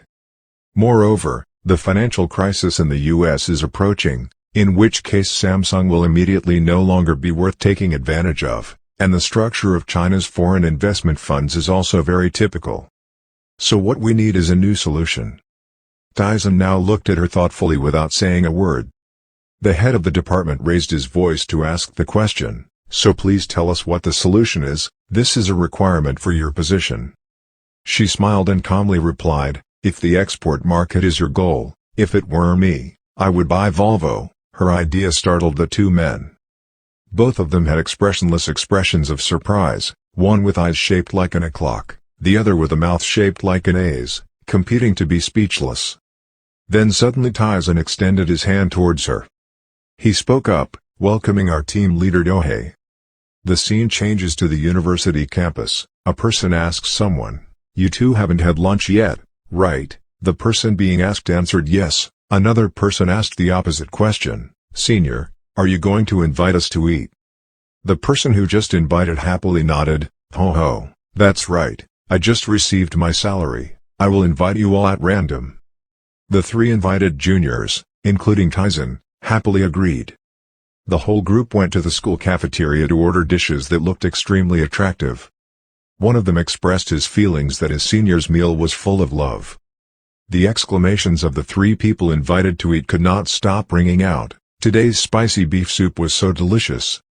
After eating, the four of them walked together, talking while walking. The senior turned to the three of them, right, today the food at school is much better than any other day. But I don't know if it suits Taesan's taste or not. He smiled and replied humorously, "Temple food is always delicious, hee hee hee." The other senior smiled, "Oh, is that so? Then let me invite you guys to coffee too." All three immediately nodded in agreement. Looking at the excitement of the three juniors made him swallow hard. Taesan saw that the senior had something difficult to say, so he asked directly, "Senior, you probably have something to tell us." The senior hesitated for a while before speaking, "The thing is, I actually have a favor to ask you guys." The other two classmates were enthusiastic. "What's the matter, senior? Please open your mouth." The senior now asked, "Do you know that the festival is about to take place next week?" Actually, the professor was very happy about the effect of the last meeting, so it seemed like he had high expectations for this festival. Taesan asked him back, "Senior, this is related to the finance department, right?" He was surprised. "Why, Taesan, you're always so sharp." Taesan smiled faintly, "I know. Let me and my friends take care of the preparations." The scene changes to another building on campus. An unbelievable voice rings out, "What, Jang Taesan?" A professor who was so angry that he was shaking because of something related to Taesan, he just said, "It was Jang Taesan, because of that brat." He was so angry that he slapped the table. From beginning to end, it was all that brat's play. Chairman O pursed his mouth tightly. His face turned red when he heard that Jang Taesan was the mastermind behind everything. Everything that had happened until now was all because of that guy. The manager strictly reports, exactly as presented in the report content. The manager looked at Chairman O, then worriedly continued, he had several conflicts with young Master Dong Sung. He detailed everything without daring to miss a single word. Lee Yiren was the young master's ex-girlfriend in college, formerly Jang Taesan's lover. There was also a time in the Daejeon song when they also disagreed over the issue of sexual harassment. The manager spoke very respectfully, "Mr. Chairman, according to the report, he also had a close younger brother, an idol in a girl group called FOB, who also had problems with the young master. So now young master, he has said this and does not dare to say anything more." The tension in the room was getting higher and higher. The man tried to keep calm and said, "Not only that, he was also entangled with Councilman Oh Yo-hyuk in Jangju." Chairman Oh slammed his hand on the table angrily and said, What is Yo-hyuk doing?"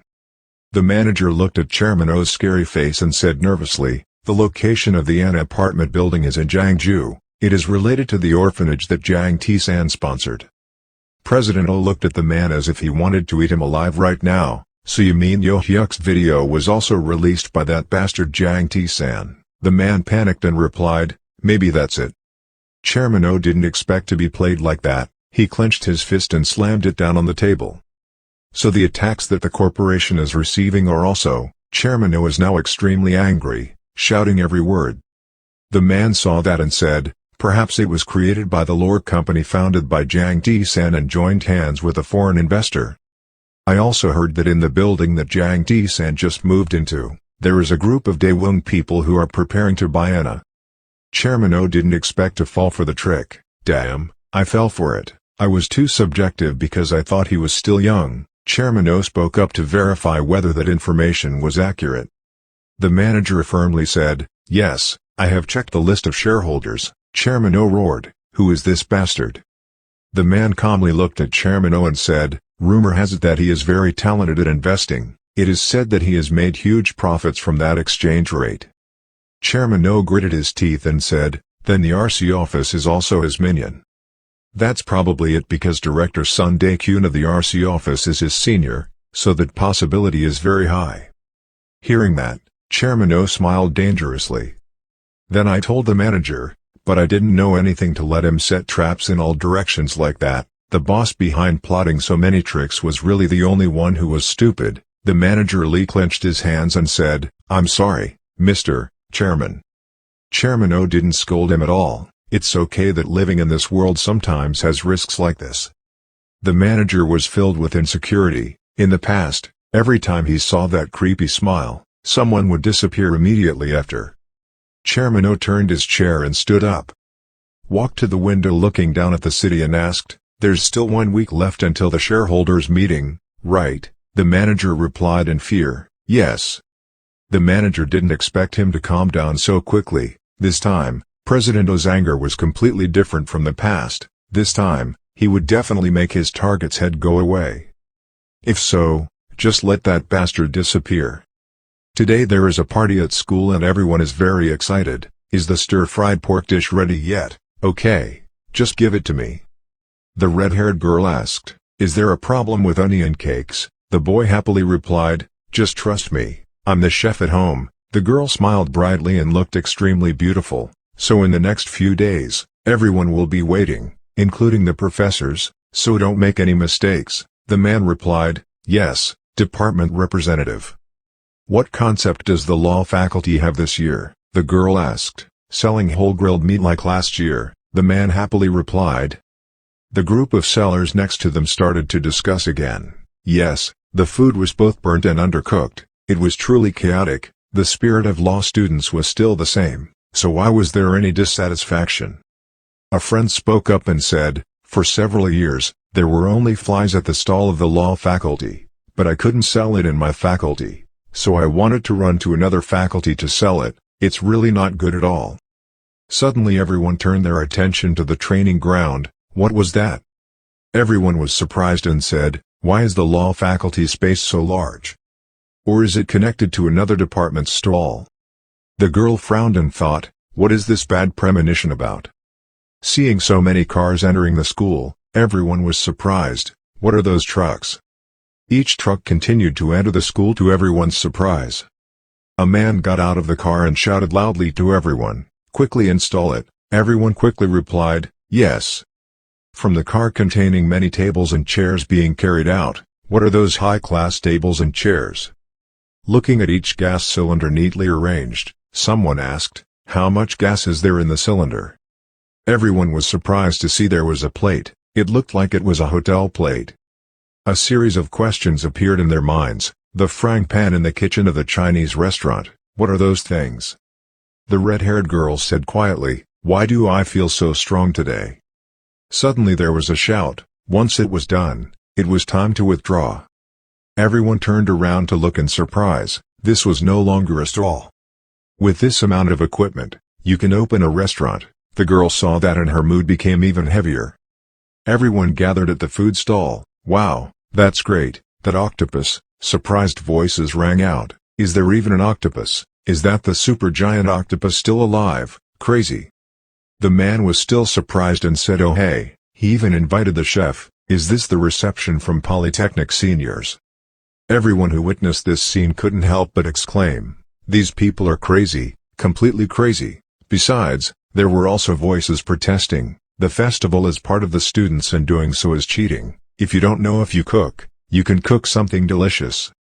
The students in the school all agreed, yes, it was very difficult to get those ingredients. Wouldn't it be crazy to earn so much money to use ingredients like that?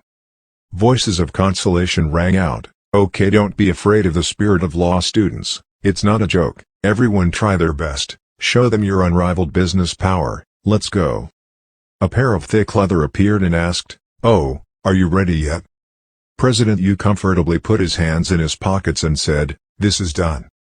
The man standing in the distance grimaced and said, President Yu, isn't doing so a violation of the rules?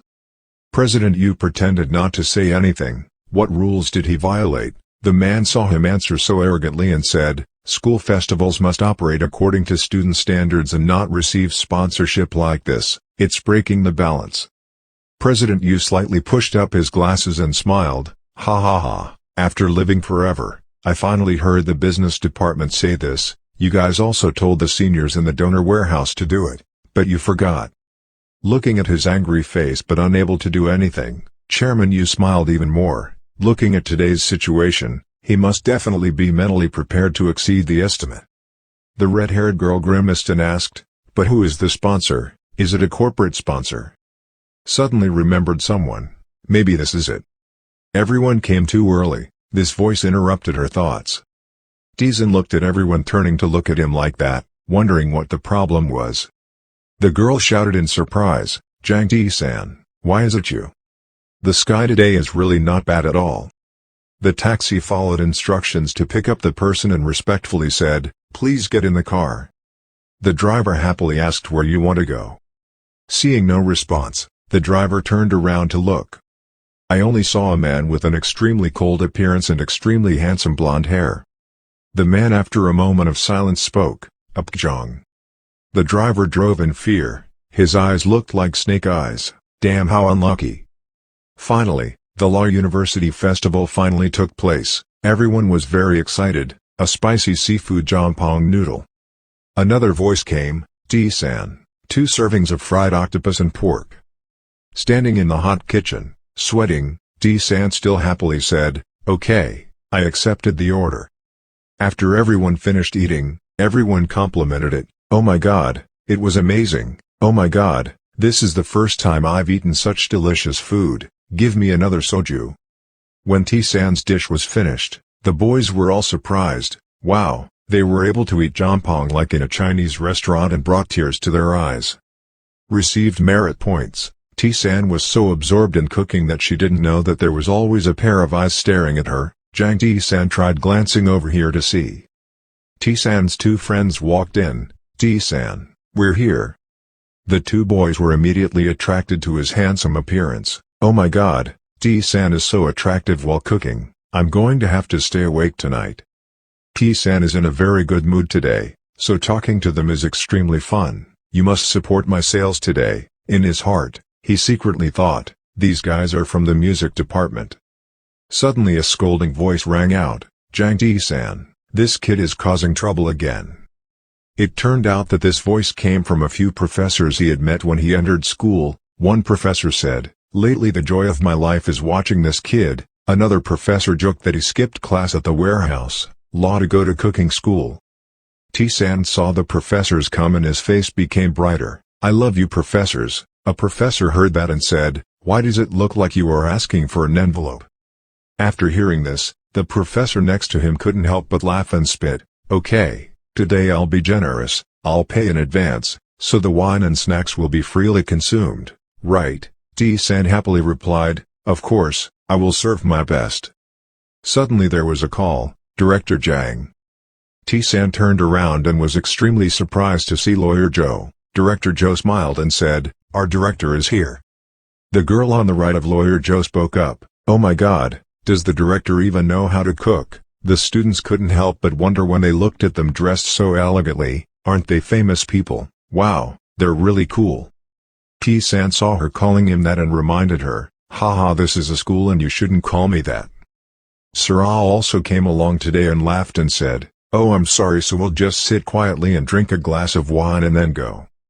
Senior Yu came over and enthusiastically welcomed her, inviting the 2 beauties to come this way. Taesan saw this scene and silently groaned in her heart, so rural. Taesan smiled and said, Senior Yu, you should greet this person first. Yu was suddenly confused when his name was called, huh? Taesan spoke up and introduced, this is Director Joe Yuntae of STmanhwa Law Office. Senior Yu was surprised to hear that. What, the STmanhwa Law Office?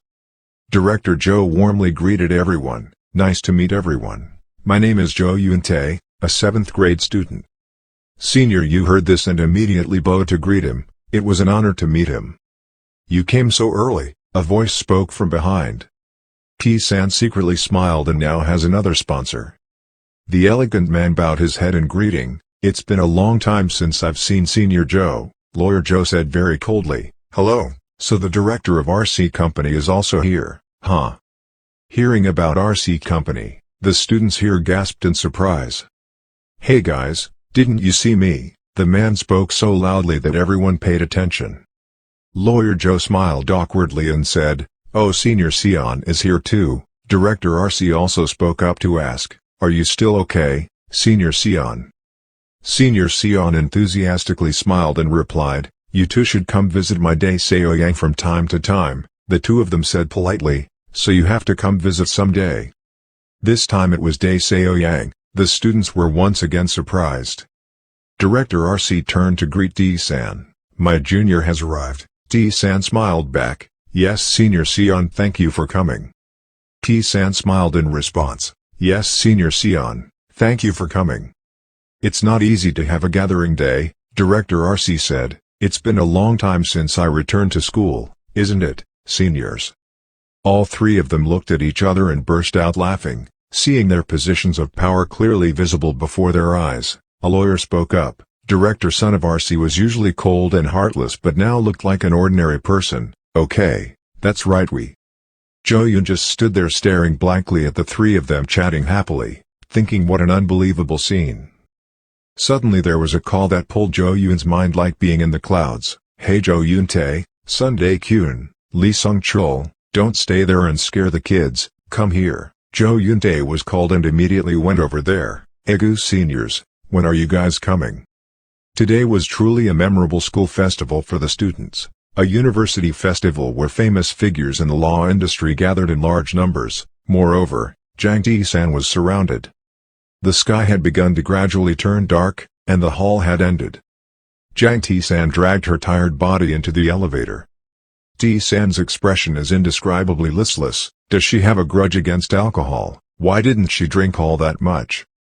Think about how many hours I was energetic just now. Just now, when I was sitting with Aunt Si-yoon, I didn't think she could drink like that. It makes me tired all over. Taesan walked out of the elevator. Standing in front of the door, punching in the password. As soon as he entered the house, darkness covered his whole body. As he was about to turn on the light, he felt something very strange. There was someone else in the room. There was a strange and different breath. And at an extremely close distance, Taesan was in a tense mood as she probed her surroundings. Because this is the house where I live alone, the frequency is also adjusted to suit anyone who would dare to break into my house like that. Just as he was still deep in thought, someone from behind threw a sword straight through him. Without giving him time to react, he continued to attack. This time, Taesan had a shield but was still grazed by the sword. In the darkness, two small lights suddenly flashed. Just like that, he took advantage of Taesan's injury to attack. He leaned forward to avoid it. At the same time, use your strength to jump up high. Taesan just kept hugging her body full of wounds, dodging every sword strike that rushed towards him. What the hell was that? Although he escaped the opponent's sword, his body was too weak at this time so he could not resist the man and collapsed onto the wooden floor. He painfully hugged his biceps that kept bleeding. Oh damn. Because he was in the dark, he couldn't see and act. Taesan found a relatively safe hiding place and thought about what to do. His expression is becoming more and more serious. Is there any way? Taesan suddenly remembered something and exclaimed, it was that thing.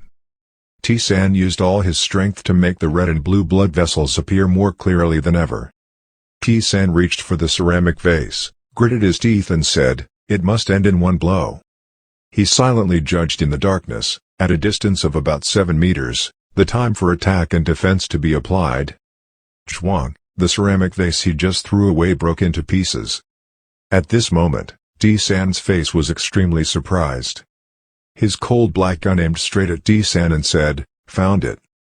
Taesan did not panic and silently looked at him. He curled up tightly. Use all your strength to rush towards him and die. That guy was indeed hit by him and screamed in pain. His arm was severed from his body. Blood splattered all over the glass door in the room. He hugged his arms and smiled savagely. This bastard was proud. As soon as he finished speaking, Taesan couldn't stand it anymore and fell to the ground. Damn it. The whole room, which was clean, was now filled with fresh blood. Taesan fell to the ground, worried. She still had to attend the shareholders meeting tomorrow and now she was like this. At Anna Joint Stock Company right now, an extraordinary shareholder meeting is being held. The chairman of the meeting quickly started and invited everyone to take their seats. Lawyer Jo-yoon-tae impatiently looked at his watch. Why hasn't it arrived yet?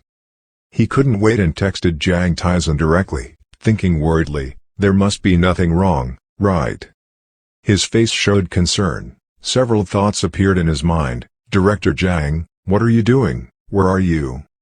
Without waiting for Jang Taesan to be present, the meeting officially began following the introduction of the chairperson. According to the approval decision of the Seoul Central District Court, Anna Joint Stock Company announced the opening of the extraordinary shareholder meeting. The company's usual date is tomorrow, May 1, 2018. The chairperson continued to hold the mic and said that this extraordinary shareholder meeting was held at the request of dissatisfied shareholders about lax management and loss of trust in the board of directors as well as the company's board of directors. Next, lawyer Jo Yoon-tae of STmanhwa Law Office will present his opinion on behalf of foreign investors on the request to dismiss the current board of directors. Lawyer Jo Yoon-tae stood up. Jang Taesan hasn't arrived yet. Maybe he still needs to start first. He walked up to the podium, handed the mic back and smiled. I'm Jo Yoon-tae of STmanhwa Law Office. I don't want to give a long introduction. Jo Yoon-tae goes straight to the heart of the problem. You probably understand Anna's problems very well, because the issue of mergers and acquisitions is not suitable for the current scale. Anna Group is facing a stagnant business situation. The shareholders' faces gradually became unsightly, but it did not affect his words at all. The debt ratio was skyrocketing while sales were falling sharply. He continued, not only that, the real owner who operates Anna, Chairman Oh Seung-hak and his family have scandals in the media every day and seriously affect the image of the business. To hear, Seung-hak had to grit his teeth and swallow his frustration. After the failure to purchase Daewoo Joseon, the company's capital as well as its working fund were exhausted. Related issues are presented in the documents in your hands.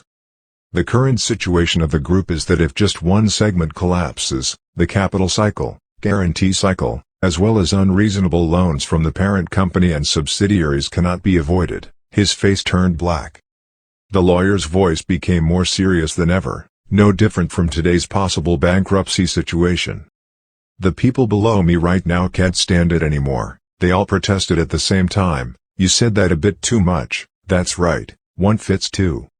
Without respect for the lawyer's face, they shouted, those damn foreigners shut up, this is selling the country, selling the country. Everyone's face showed indignation, everyone screamed, please shut up. Luckily there are still people who think and should speak up. What, who are you to keep him quiet? After all, this is a shareholder meeting. The ruler now speaks up, please be quiet. If there is anyone who intentionally causes a disturbance, we will ask them to leave the hall so that the meeting can take place. Going well. Lawyer Jo Yoon-tae remained calm and continued his speech. That's why, it was for this reason that the overseas investors who were worried about Anna had to come out like this. The audience below still feels a bit confused. What? He ignored the gossip and posed a problem. The company's owners are the shareholders, not an individual or a family. These words probably touched some of the people sitting on the board, podium. He said one more sentence. Let the corruption that has existed for so long end today. Two people including Oh Seung-hak and a CEO knew he was mocking me so they were very angry. What? Mechanical, corrupt. When the audience below heard that, they were very surprised. This man was so honest and spoke so harshly. The right tree is not afraid to die, the lawyer boldly suggested, as the authorized representative of the shareholders holding 49.42% of the shares. We request Chairman Oh Seung-hak and current executives resign. The chairman of the board of directors and a number of other executives were especially shocked when they heard the number 49.42%. Everyone sitting below, no one was left behind, was extremely surprised. Oh my God, when did they collect so many stocks?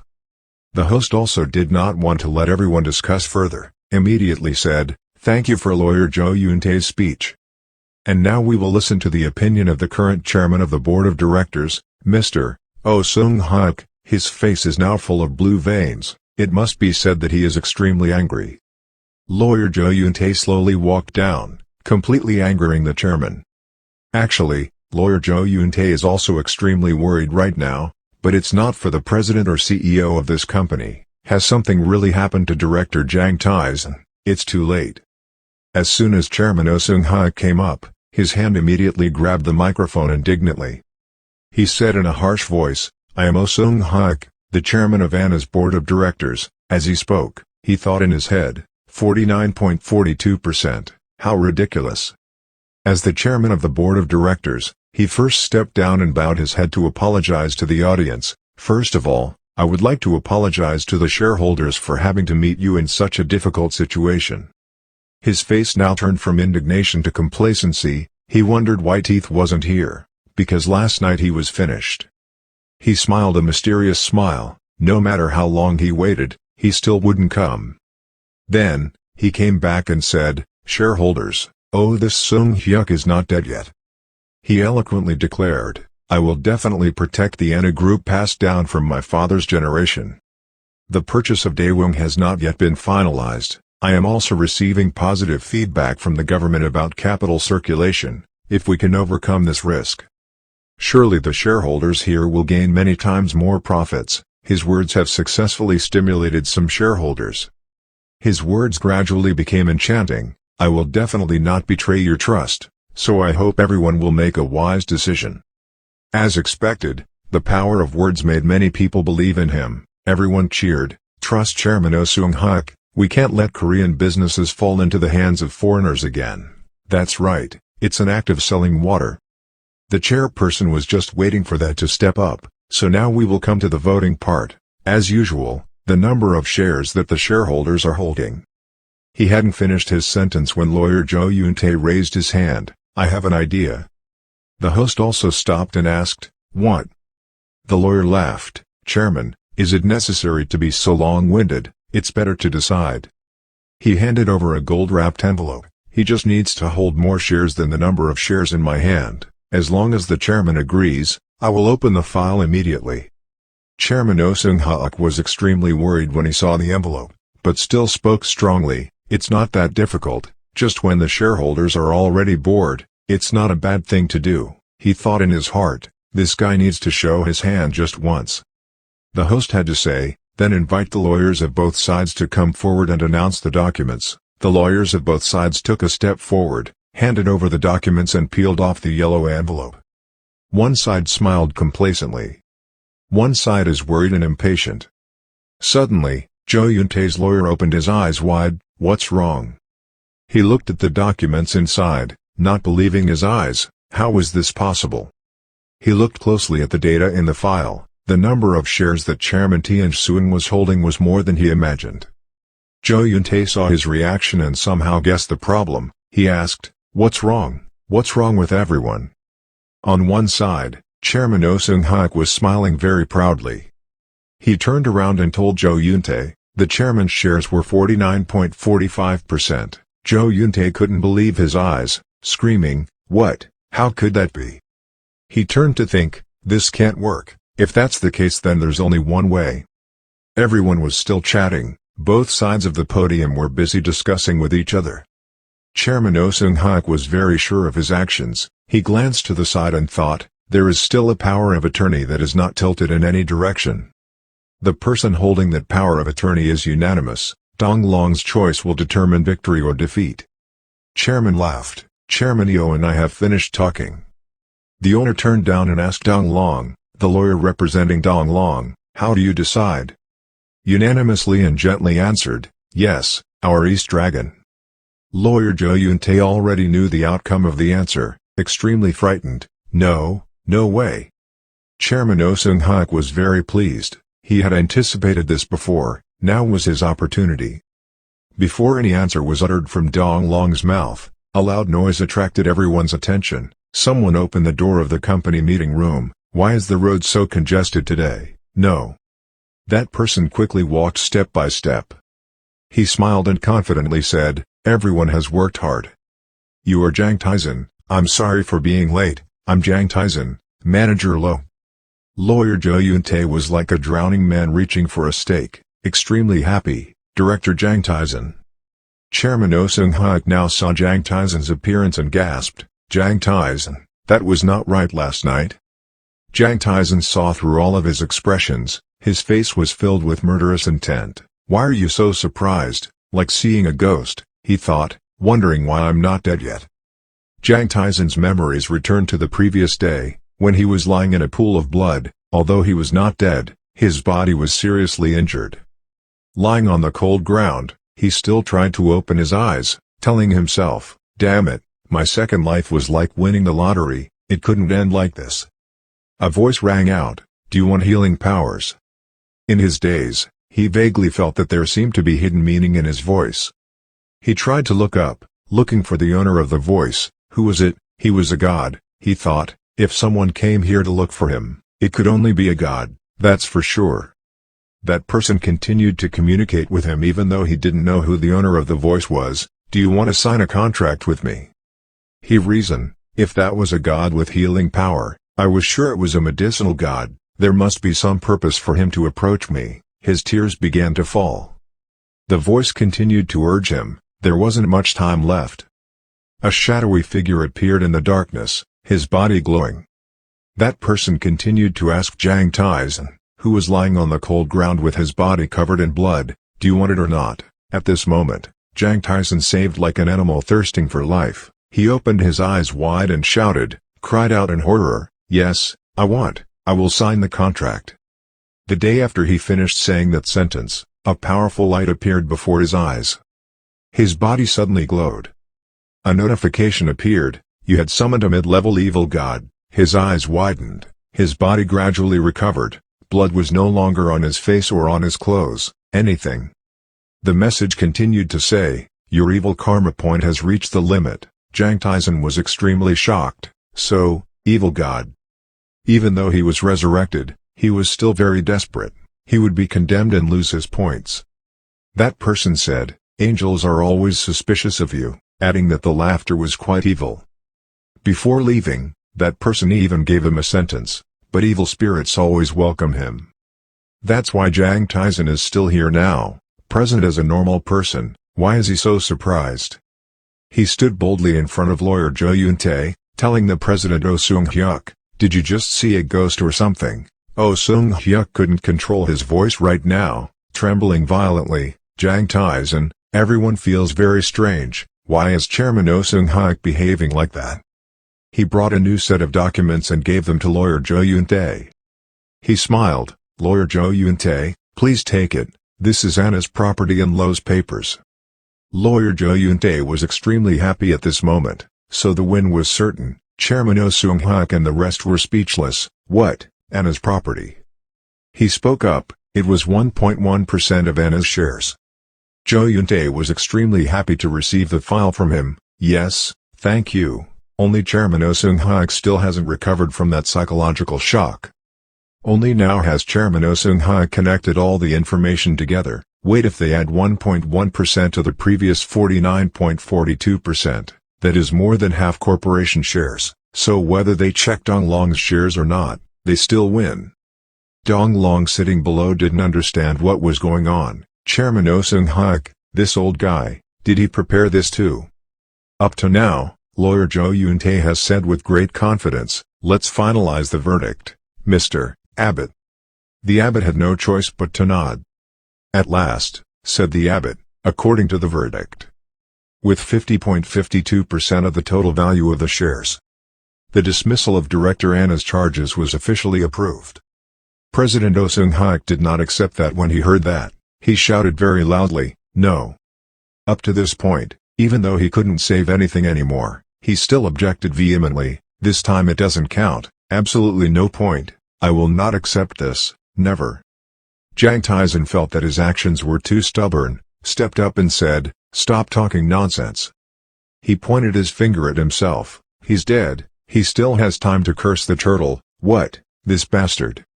He jumped up and down like an animal, an uneducated bastard.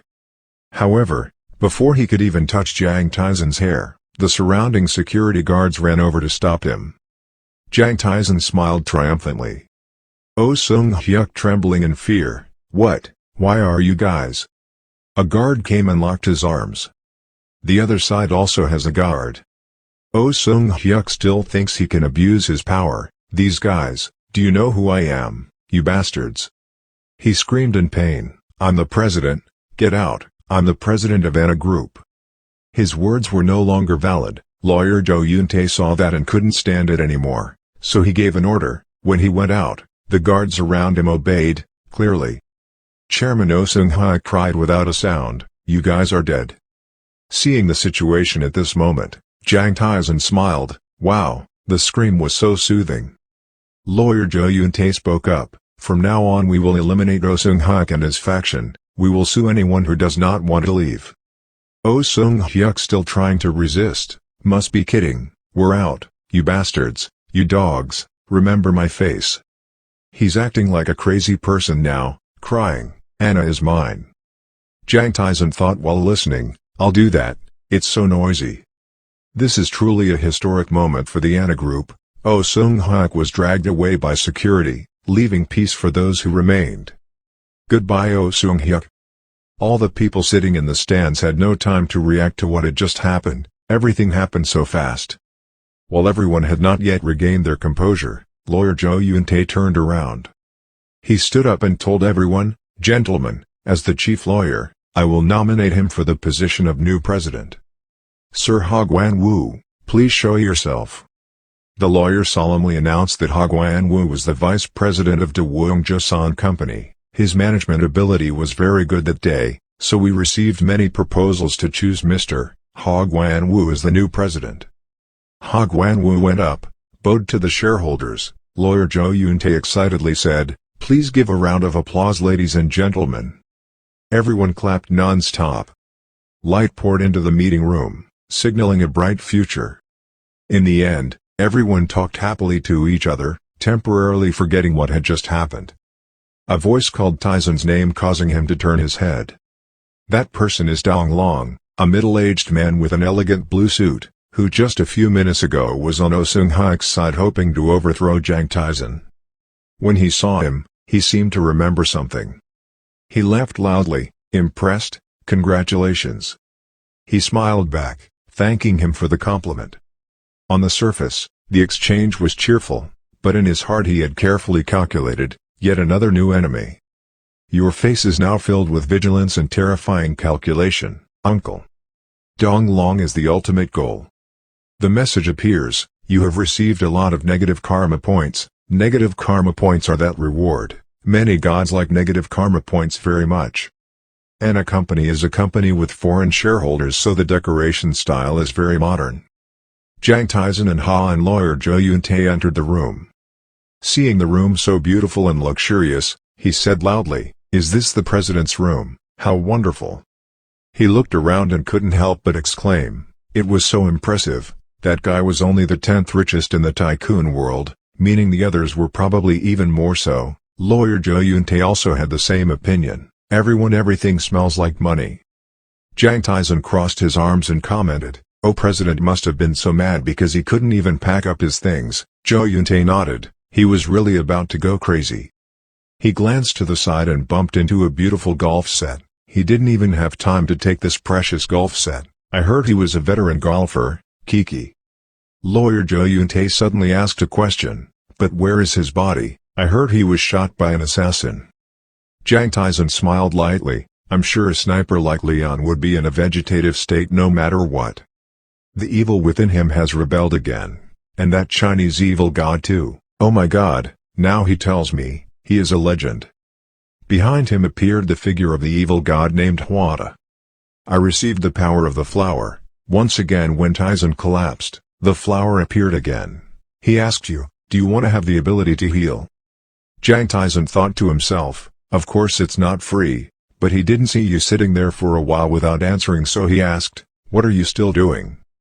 Suddenly there were footsteps of unknown demons or gods. They were walking towards him. After that, Hoda happily advised, the polite waiter came in. "They are all noble gods who will become your regular customers." Then Taesan heard that and immediately panicked and said, "What, regular customers?" He turned back to look at a group of people coming closer and closer, panicking and saying loudly, "Hyol." After saying that, one teacher and one student immediately brought out the table and chairs to receive guests. Seeing that everyone was quite chaotic, he immediately shouted at the people below, "Let's line up," and then he thought to himself, "That way I have become a powerful assistant of the flower." He looked at Ho Dao's gentle, helpful appearance and immediately wondered, but what is the reason why Hoda became an evil god at the level of a devil? He attentively observed every word and small action of his.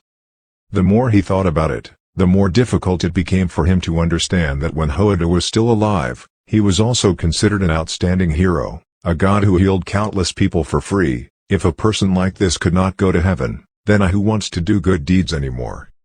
He couldn't understand and asked himself, why did he come to the world of evil gods? Hoda seemed to be able to hear Taesan's thoughts and replied that I came here myself, making him surprised and ask again, "What?" Jang Taesan couldn't believe it and opened his mouth and stammered, You came here by yourself, why? Then he calmly looked at him and answered, because in the world of good gods there was nothing to do, making Taesan's shock even more shocking, as if he had opened his eyes to the thoughts of talented people. Hotuo further explained to him that the good gods are self-controlled and restrained every day, so there is no way they would get injured in a fight, haha, but in this place it's different. Thinking about the scene after the conflict between the evil gods and the injured people piling up, he continued, this day is like having a battlefield. The karma points that a good god earns in 100 years is just the same as earning here in one day. Jang Taesan also had some idea at this point and wondered to him, could it be because of that? Hotuo seriously added that it is good to increase karma points steadily, but we cannot do it alone. Then he asked Taesan, please come and work part-time, haha. He seemed to have already thought of the answer for himself, thinking to himself, that's why he personally came to me, whether he was a god or a human, he would act according to his needs, even though it was a bit awkward, he still agreed to say, ah yes. Then, Mr. Joe's call pulled him back to reality. He asked, but is your body okay? I heard you were shot by an assassin. He seemed to be thinking about something, then Taesan smiled faintly and replied, I'm fine, just a little graze. In his mind, he was thinking, I have handed over the assassin to Captain Han Jin-wong to secretly handle. When he answered the phone, Mr. Jin told him, yes, I understand. The assassin died at his hands, so Taesan didn't worry much, but thought to himself, the assassin appeared silently, so it was convenient for him to kill him quietly. Seeing that Jang Taesan didn't say anything, the CEO immediately reported, I have temporarily frozen all documents of the finance department at your request. Daewoo's employees who are familiar with financial accounting are also welcome, closely monitored. Taesan heard that everything was fine and happily said, you worked hard, director, from director to general manager, you promoted really quickly, haha. Mr. Ha immediately politely replied that it was all thanks to the chairman's grace.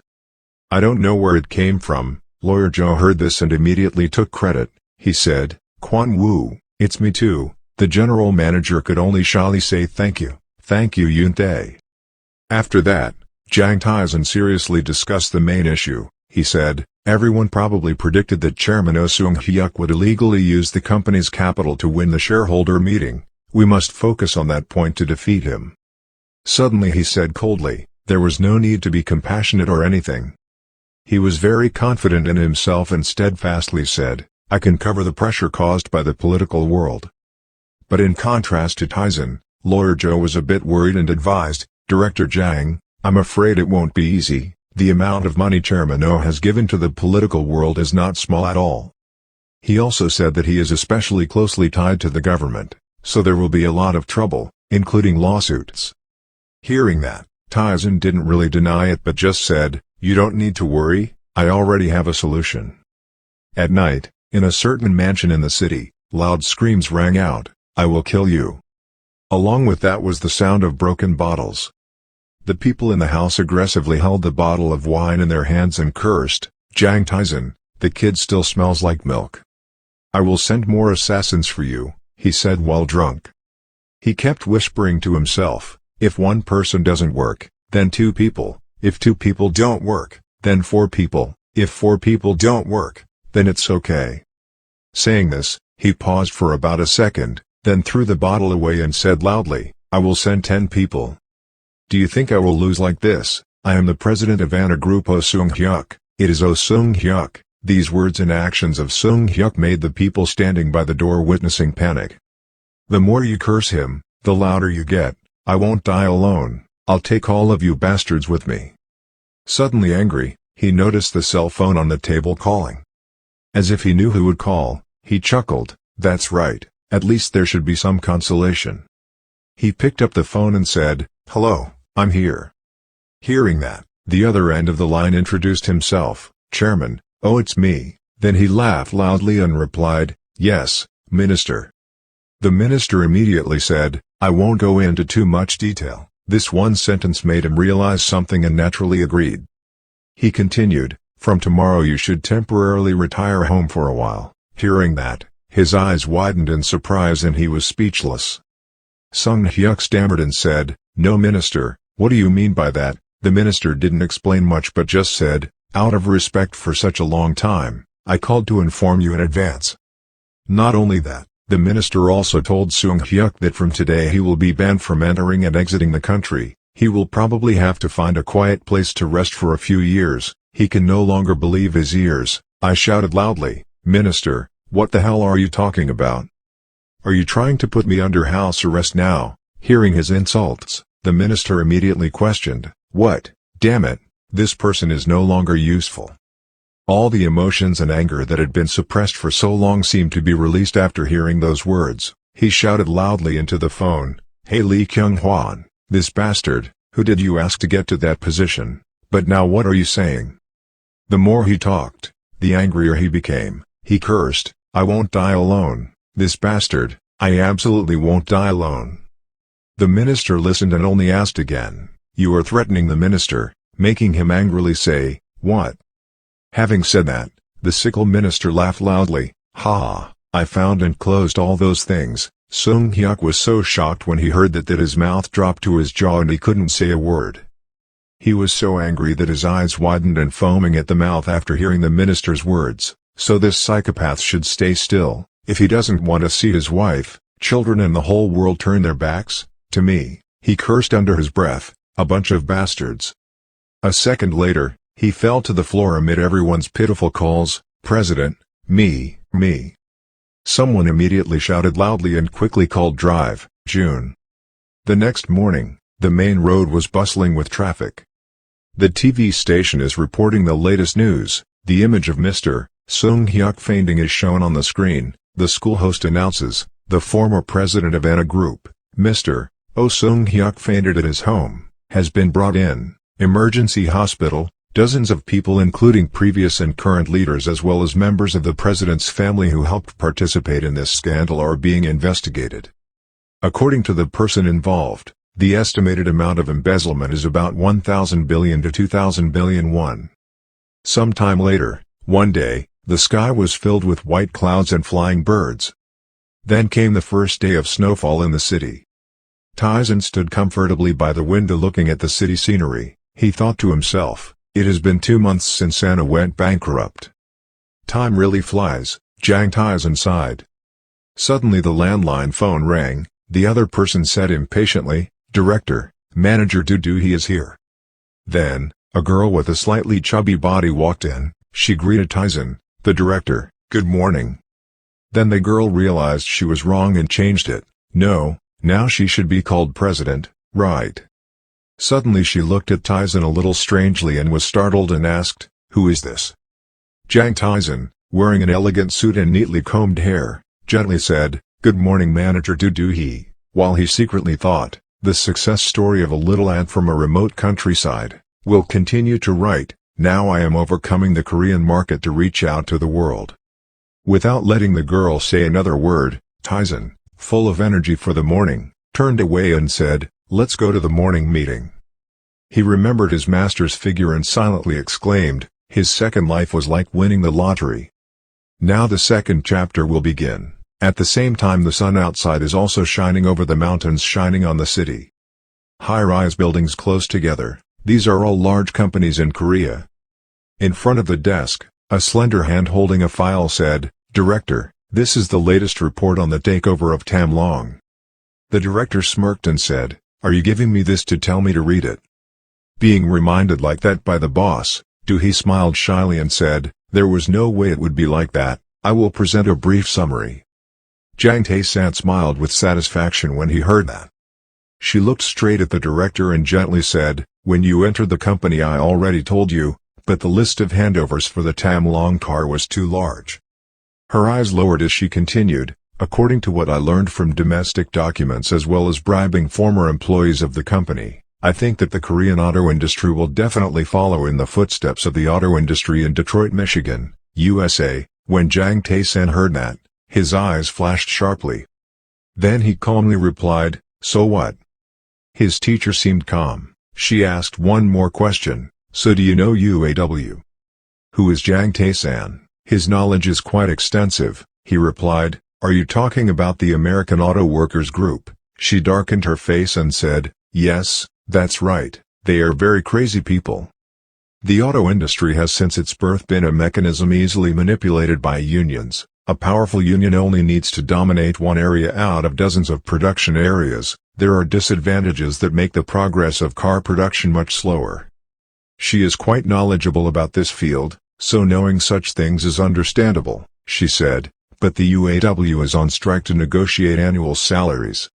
With a low-efficiency production structure and high costs, there is a lack of synergy between workers and the company, and labor flexibility is also reduced. When Jang Taesan heard this, his face fell, a depressed face not knowing what to say. She didn't pay attention to the director's expression and affirmed that the answer was too obvious. Her face was a bit dissatisfied, saying, "It could only be disintegration." After she finished speaking, Jang Taesan calmly spoke up, "I think it's not bad to share benefits adequately but..." Before she could finish her sentence, the employee countered, "If according to my prediction, the U.S. auto industry will have to pay the price within the next year." Jang Taesan didn't say anything when he heard that, but the sales in the United States are very good, maybe it will collapse. She replied that even if it did not collapse, the government would certainly pour in a huge amount of public funds. Public funds are the government's capital to restructure financial institutions or businesses that are in a weak business situation. Jang Taesan was a bit surprised when he heard that, public money. She immediately thought about the future and said, "I predicted Bear Stearns' future when he went bankrupt. How far will this new subprime crisis spread?" Subprime is a subprime loan, a loan with an interest rate higher than the standard rate granted to unqualified individuals. She smiled and continued, "Surely one of the problems that will be encountered later is that synthetic dough will emerge as a new detonator. If considering investment losses, synthetic cod is linked to corporate credit reaching a minimum of 90%. Then she gently uttered a sentence, "and $1 trillion would disappear into thin air." Jang Taesan probably hadn't thought of this. What she said surprised him. He didn't believe it would happen like that. To his surprise, she continued, "This wave not only hit the United States but also hit hard in Europe and Asia, so finally the appearance of the American hero." She was not worried or had any unnecessary expressions, saying, "The Federal Reserve would stand in front as a rescuer." Her words left him shaken. From beginning to end, what she said opened up a new horizon for him.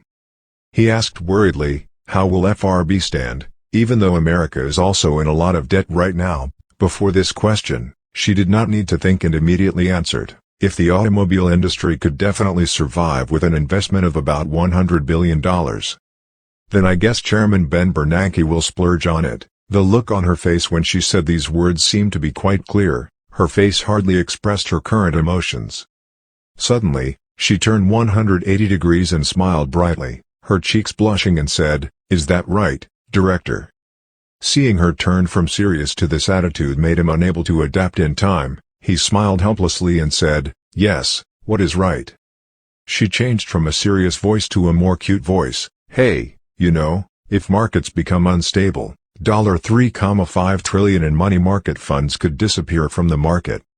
Then her eyes lowered, with a hint of sadness in them, saying, "Suppose, if he collapsed, the United States would go bankrupt. To prevent that, Ben Bernanke will receive instructions from above and print money." When Jang Taesan heard her say that, he couldn't help but be shocked. His eyes opened wide as if he had discovered something. Above. In his mind, the image of 5 men appeared. "If it was the top of Ben Bernanke, then you mean the Child family." The Rothschild family, major shareholders of the Federal Reserve, many investment banks, including Morgan, are direct and indirect members of the Rothschild family. Even 50% of the world's assets belong to the Rothschild family, 20% belongs to Rockefeller, and the rest is scattered among a number of organizations headed by overseas Chinese. Hearing these words, she was also surprised. This was the first time she heard about this family, so she was a little surprised and let out a small sigh. Jang Taesan finished speaking and smiled, as if he was thinking about something. After listening, it was as if she had opened a new page of knowledge. She smiled and said, "As expected, there's nothing you don't know, sir. Thanks for telling me about the Child clan." Jang Taesan thought to himself, "I have obtained information about the descendants who serve other ancestors." Hearing the compliment she gave him, he smiled friendly and said, "It's nothing, so Dodohi's career and type points have been granted. July 10, 2008, 5:20 a.m., New York Mercantile Exchange. They gathered in groups and made a commotion. The scene was full of chaos. There were two men standing in another place talking to each other, wondering if the oil level would be the highest today. Isn't that crazy? Now it's the highest. Look at those crazy pig traders. There were so many people that there was no space left to squeeze in. They were all people who were interested in this matter. The other person said, it really felt like walking on thin ice. There were only people below, people crowded together like ants. David, but don't you think the recent flow is strange? The other person quite surprisingly replied, what? The people below were all busy with their thoughts. Everyone's faces were tense. The blond man looked forward and said, I have a feeling they are raising prices but will cleverly push the goods away. When the brown-skinned man heard that, he turned around and said, it turns out he felt the same way. Perhaps the new traders are the problem. Damn, it turns out there are people who want to take all the money from this exchange. Suddenly a loud voice rang out, August transaction selling price 146, August trading selling price 146. That voice kept ringing, making everyone look up in bewilderment. The September transaction price was 146,5. Okay, done. Hearing that, the two people looked helpless. The blond man said, he is crazy, isn't he? The person next to him also frowned and said, it was no different from a battlefield. The shouts were heard continuously, bye, okay, all done. The scene became chaotic, thousands of people crowded together like that. The moon was high, almost everywhere was asleep, but in one office the lights were still on. Jang Taesan sat in front of the computer screen, smiling sinisterly and saying, bored, American hero, nothing new. He kept looking at the computer and smiling, continuing, selling at a great price haha. When people cry because the world is collapsing, heroes scatter printed dollars from the sky. If you don't eat this money, you are one of the three stupidest people, Brandt sued. From the moment he bowed his head, raised two scenes of war without gunfire. Although this is not an exact system, through the secret legal entity and Robert, the income in a recent month has exceeded $100 billion. However, compared to the assets of the Rothschild family, it is only the size of a toenail.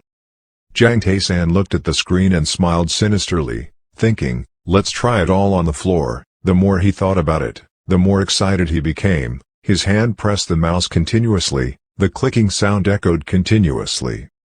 He excitedly looked at the screen in front of him, his heart was dancing. If he earned hundreds of billions of dollars, what would he do? In the future there will be countless people whose business value exceeds $1 trillion. While lost in thought, the phone in his room suddenly rang.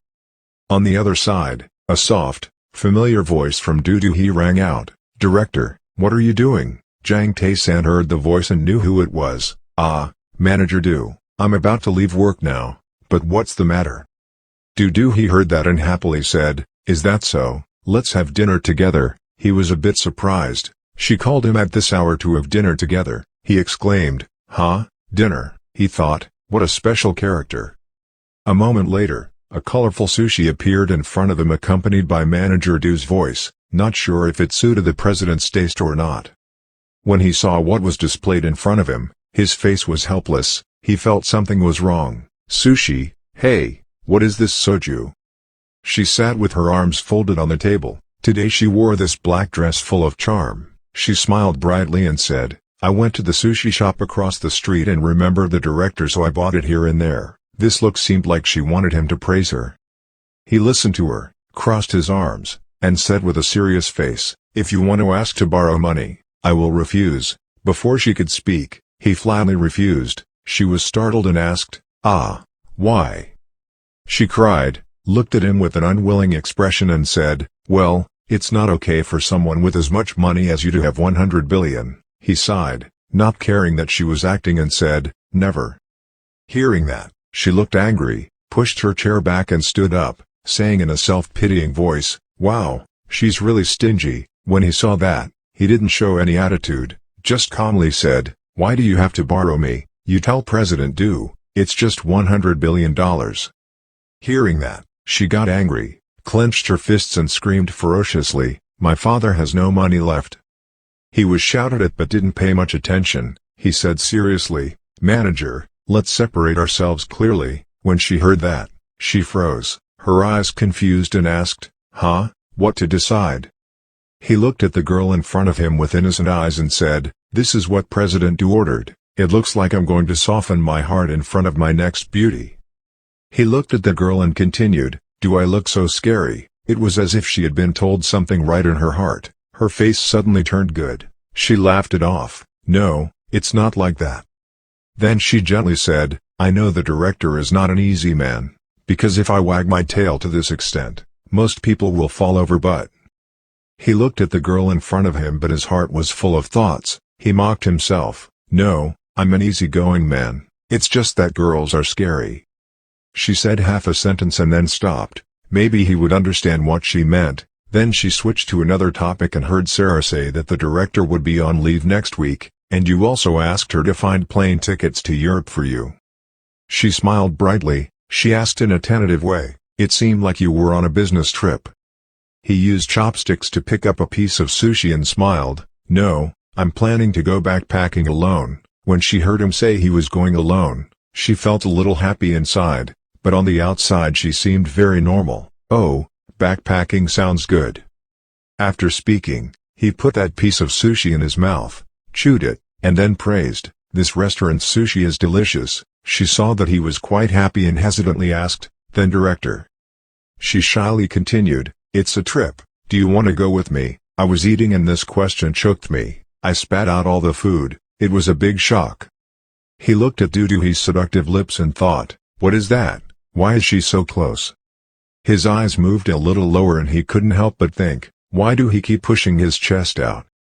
His eyes were dizzy, his nose was bleeding, his mouth was drooling full of lust. The more he looked, the more his eyes hurt. Just right, I'm also a man. In the darkness, a black figure appeared with a voice, "Jang Taesan, in the end, it depends on how capable you are." In a building, someone was still awake. A voice came out, telling them to invest $5 billion in these difficult times. The man looked at the number on the computer screen. His voice was a bit disdainful. 30 billion seems like a small amount of money. Yuri really has an eye for men, what a pity.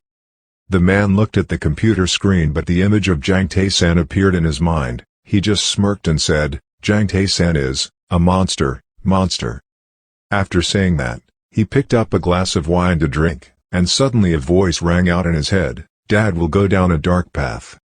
He took a sip and then looked at the photo hanging on the wall, his mind filled with thoughts. His father's voice still rings in his ears, "Children, go on the path to happiness." His eyes were sad, there was a little regret, a little pain. His heart suddenly ached, thinking, "Dad?" In his mind, the image of his father now appeared, and he couldn't help but miss him. His face became more and more gloomy, thinking, now, times are changing. The scene changes to the vast sky, the plane flies in the sky. This is the university president's first summer vacation, Jang Taesan's first backpacking trip. The starting destination is Paris, the capital of France. The scene before him was so wonderful, Jang Taesan couldn't help but exclaim in admiration, "It's so wide. This is a trip where I want to enjoy freedom rather." Jang Taesan satisfactorily looked at the beautiful scene before his eyes. In his heart, he couldn't help but think, he looks majestic but he. Actually, if I came here with Dudu I wouldn't have the confidence to withstand her temptation. He smiled guiltily. He also said he wasn't very nice, ha ha. Walking on the streets of Paris, looking at all the new and beautiful things around him, he couldn't help but marvel, wow, what is all this? Walking in front of a statue, he was startled and thought, these are all treasures. Visitors are standing in front of a painting, both visiting and looking at it. Jang Taesan also stopped and looked over. A thought appeared in my heart, Mona Lisa. He stood and looked at this picture, inwardly exclaiming, now he understands that one real thing is better than 100 fakes. While occupying the threshold of the Mona Lisa painting, there was a loud voice, don't push. Jang Taesan was startled and turned to look. Behind them was a chaotic scene. They were so crowded together that they shouted, please get out of the way, you also have to think about the next people. Among them, Two young men in white shirts saw this scene and also came to join in the fun and said, "Ha, what a commotion." Many people on the street turned to look at them. Suddenly the sound of footsteps rang out. Something big was happening. VIP has disappeared. What? The sounds of gossip kept ringing out, making it impossible for others not to pay attention. Jang Taesan heard him clearly thinking, it seems like some important person has disappeared. Men dressed in black gathered in the middle of the hall. One of the three spoke up, "Shush, keep quiet." Jang Taesan stood quite close so he heard very clearly. In his heart he chuckled, so loud that everyone heard. "I also sometimes look around everywhere to find someone. The girl left me and went to France." Jang Taesan was a bit sad, thinking about something in his heart. In his mind, an image of Yuri suddenly appeared. She was crying, a senior at the University of Fine Arts who loves painting, son Yuri.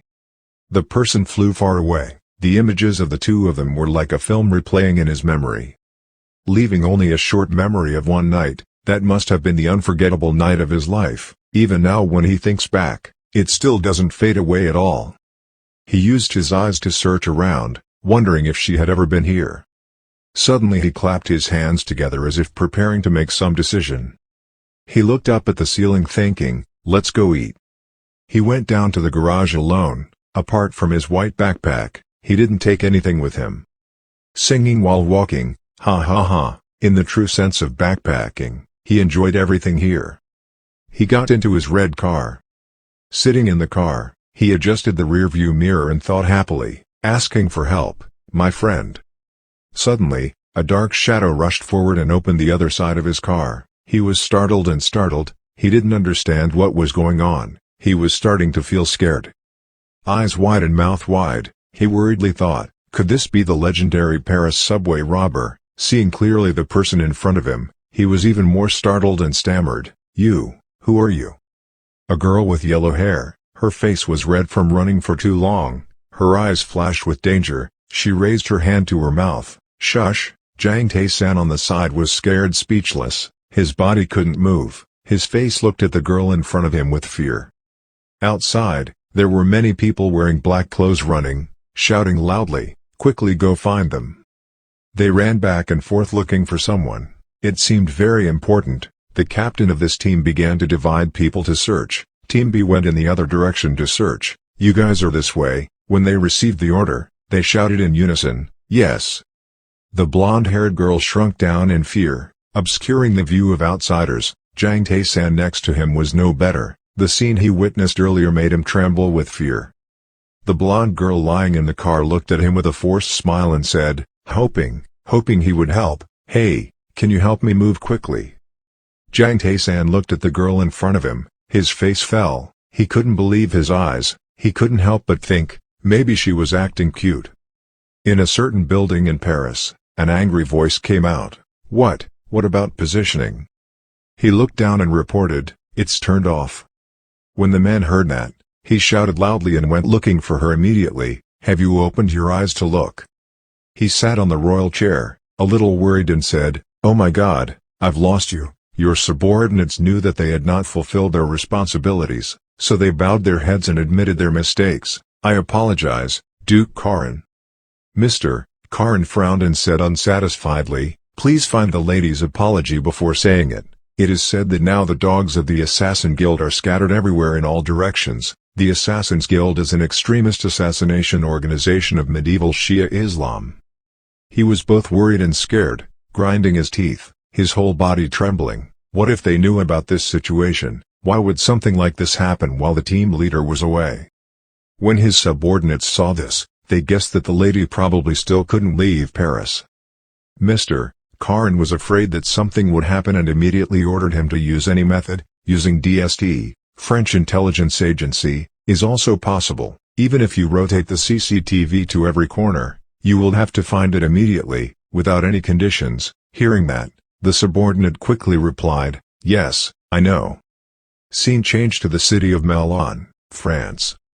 The cart was filled with goods. Looking at it, I thought I was buying it for a month. A girl's wondering voice rang out continuously. This was okay. Unground pepper tasted much better, so the pepper jar was added to the cart. Every time she took a step, She seemed to discover something new, exclaiming, "Oh my gosh, there's even milk chocolate." Jang Taesan pushed the food cart helplessly, not bothering to answer. As for the blonde girl, she looked from east to west and said, "You said you sometimes go camping, right?" She clapped her hands. "So the office also needs a tent, right?" Jang Taesan heard her ask that. His face showed even more helplessness. He didn't know what else to say to this girl. He stammered and said, that Vivian."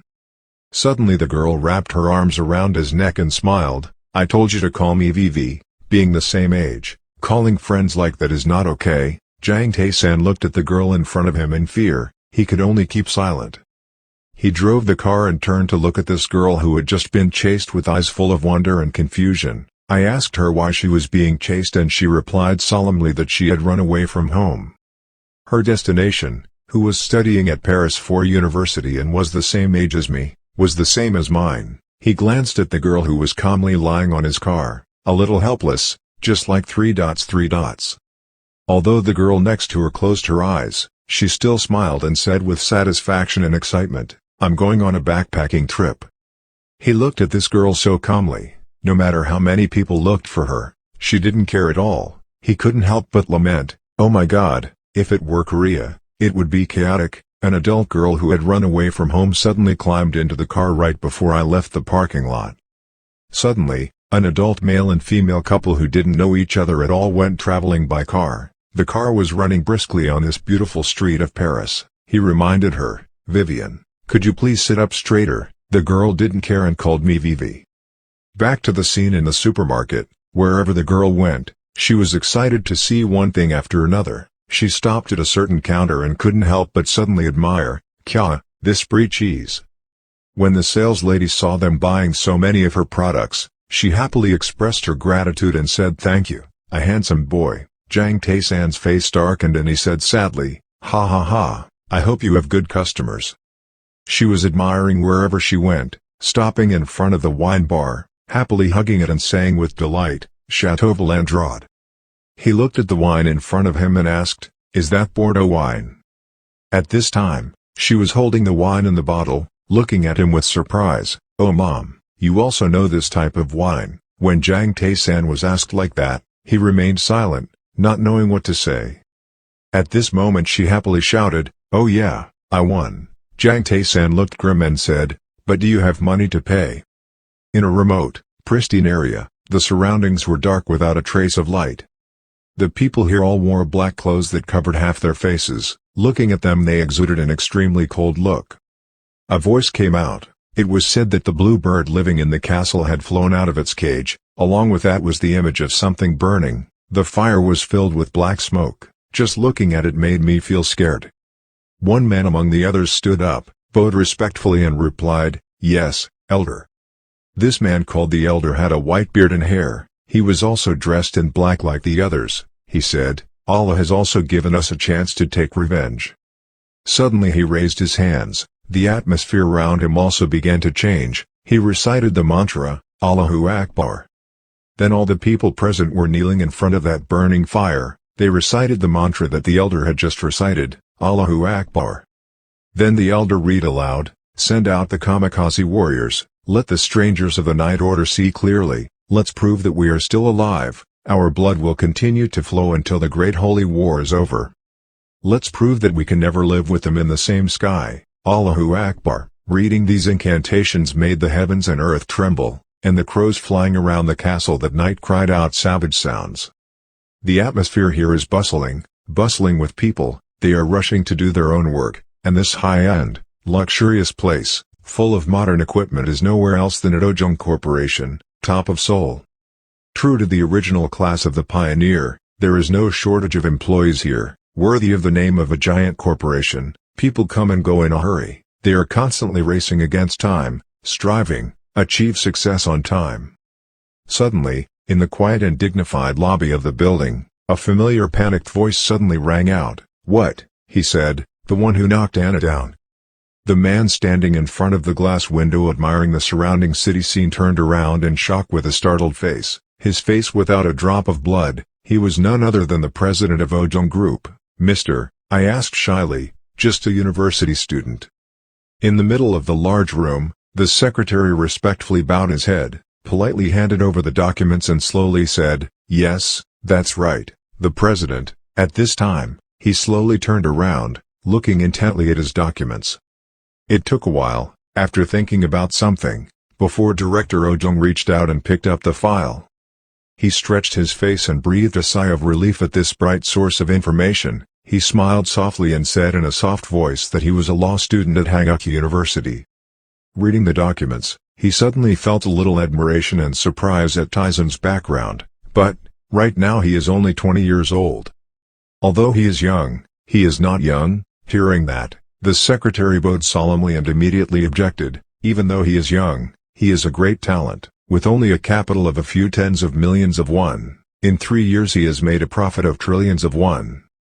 It was truly too terrifying. Director Ojung was horrified at his amazing development. He couldn't believe his old, weak ears. He asked, "What, goods, thousand of billions?"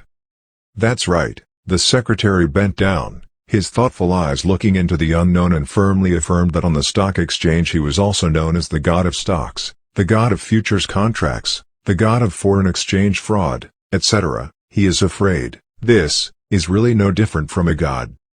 Extremely talented, Director Ojung was amazed. He adjusted his glasses in surprise, attentively looked at the pile of documents and wondered, "So, you mean this kid has become Anna's new owner?" The secretary answered frankly and without any hesitation, in a loud voice, "I still don't know who the owner is, but, based on the information I captured, it seems that in addition to the investor Robert in America, there are others." Having discussed with many other investment companies, in response to his assertions, he focused and listened without moving. Director Ojung was immersed in doubt, knowing that Taesan was still young. Why did he have such huge power? He was suspicious and carefully flipped through each page of documents and exclaimed, the investment capital was quite good. But, he paused for a moment and then suddenly said, "This seems to have something." "That's right, there's definitely some problem." The secretary immediately spoke up and suggested a bold idea. "Would you like to try meeting once?" He frankly and without hesitation asked, "Maybe you should try to meet face to face and consider." Director Ojung was a bit hesitant when he heard that. He hesitated and replied, "It must be so. Anna also doesn't. It must be a small corporation, so there will probably be a lot of work to do in the future." He sighed dejectedly and handed over the job. "You choose a date to go." The secretary nodded. "I know." Through the window, in the distance, high-rise buildings can be seen. Could it be signaling a development? Stop at some point not too far away in reality. Director Ojung gently folded the document. He meticulously asked, "That's how it is, and how is the preparation for the smartphone business going?" The secretary immediately tightened his face and replied in a serious voice, "Yes, right now we are going through the Korean Communications Commission to prevent the iPhone from being put on the market. Perhaps we have to create the product as quickly as possible. This is too urgent, it must be done immediately." Director Ojung smiled at the secretary's answer that touched my current thoughts. He softly asked, "American children have a lot of ambition, tell them to adjust well." He instantly relaxed and respectfully nodded, "Yes, I know." The scene changed to a time when the sky was already dark. In that dark sky, stars were now sparkling, in the middle of a dense forest with tall, muscular trees. Suddenly in the flickering, dazzling firelight resounded, an excited voice of a teenage girl in her 20s, "Wow, you're a chef." It turned out to be Vivian, Daniel's companion, Taesan's new name on this trip. The girl was surprised, her eyes widened in amazement at the table of delicious food that was still steaming. She felt exclaimed, "Could it be that you cooked for me?" The girl was surprised and couldn't believe her eyes. "Oh Mom," Taesan laughed, softened his voice, gallantly replied, "Cooking is my hobby, let's eat quickly, before they cool."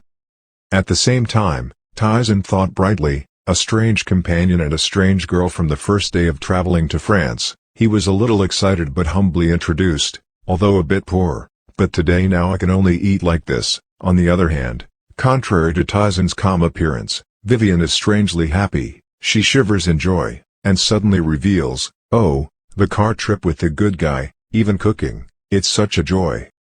Suddenly, as soon as she brought a piece of food to her mouth, Vivian was startled, her eyes widened in shock, she gasped and gasped. This dish is so delicious. Vivian only ate a few bites but her face was already satisfied, her body trembled with joy, tears welled up in her eyes, it was so delicious. Immediately, the girl rushed closer to Taesan, she hugged his arm and cooed, "Daniel, I like you so much," making him turn pale in shock and quickly shrink back, screaming in surprise, "What's wrong with you?"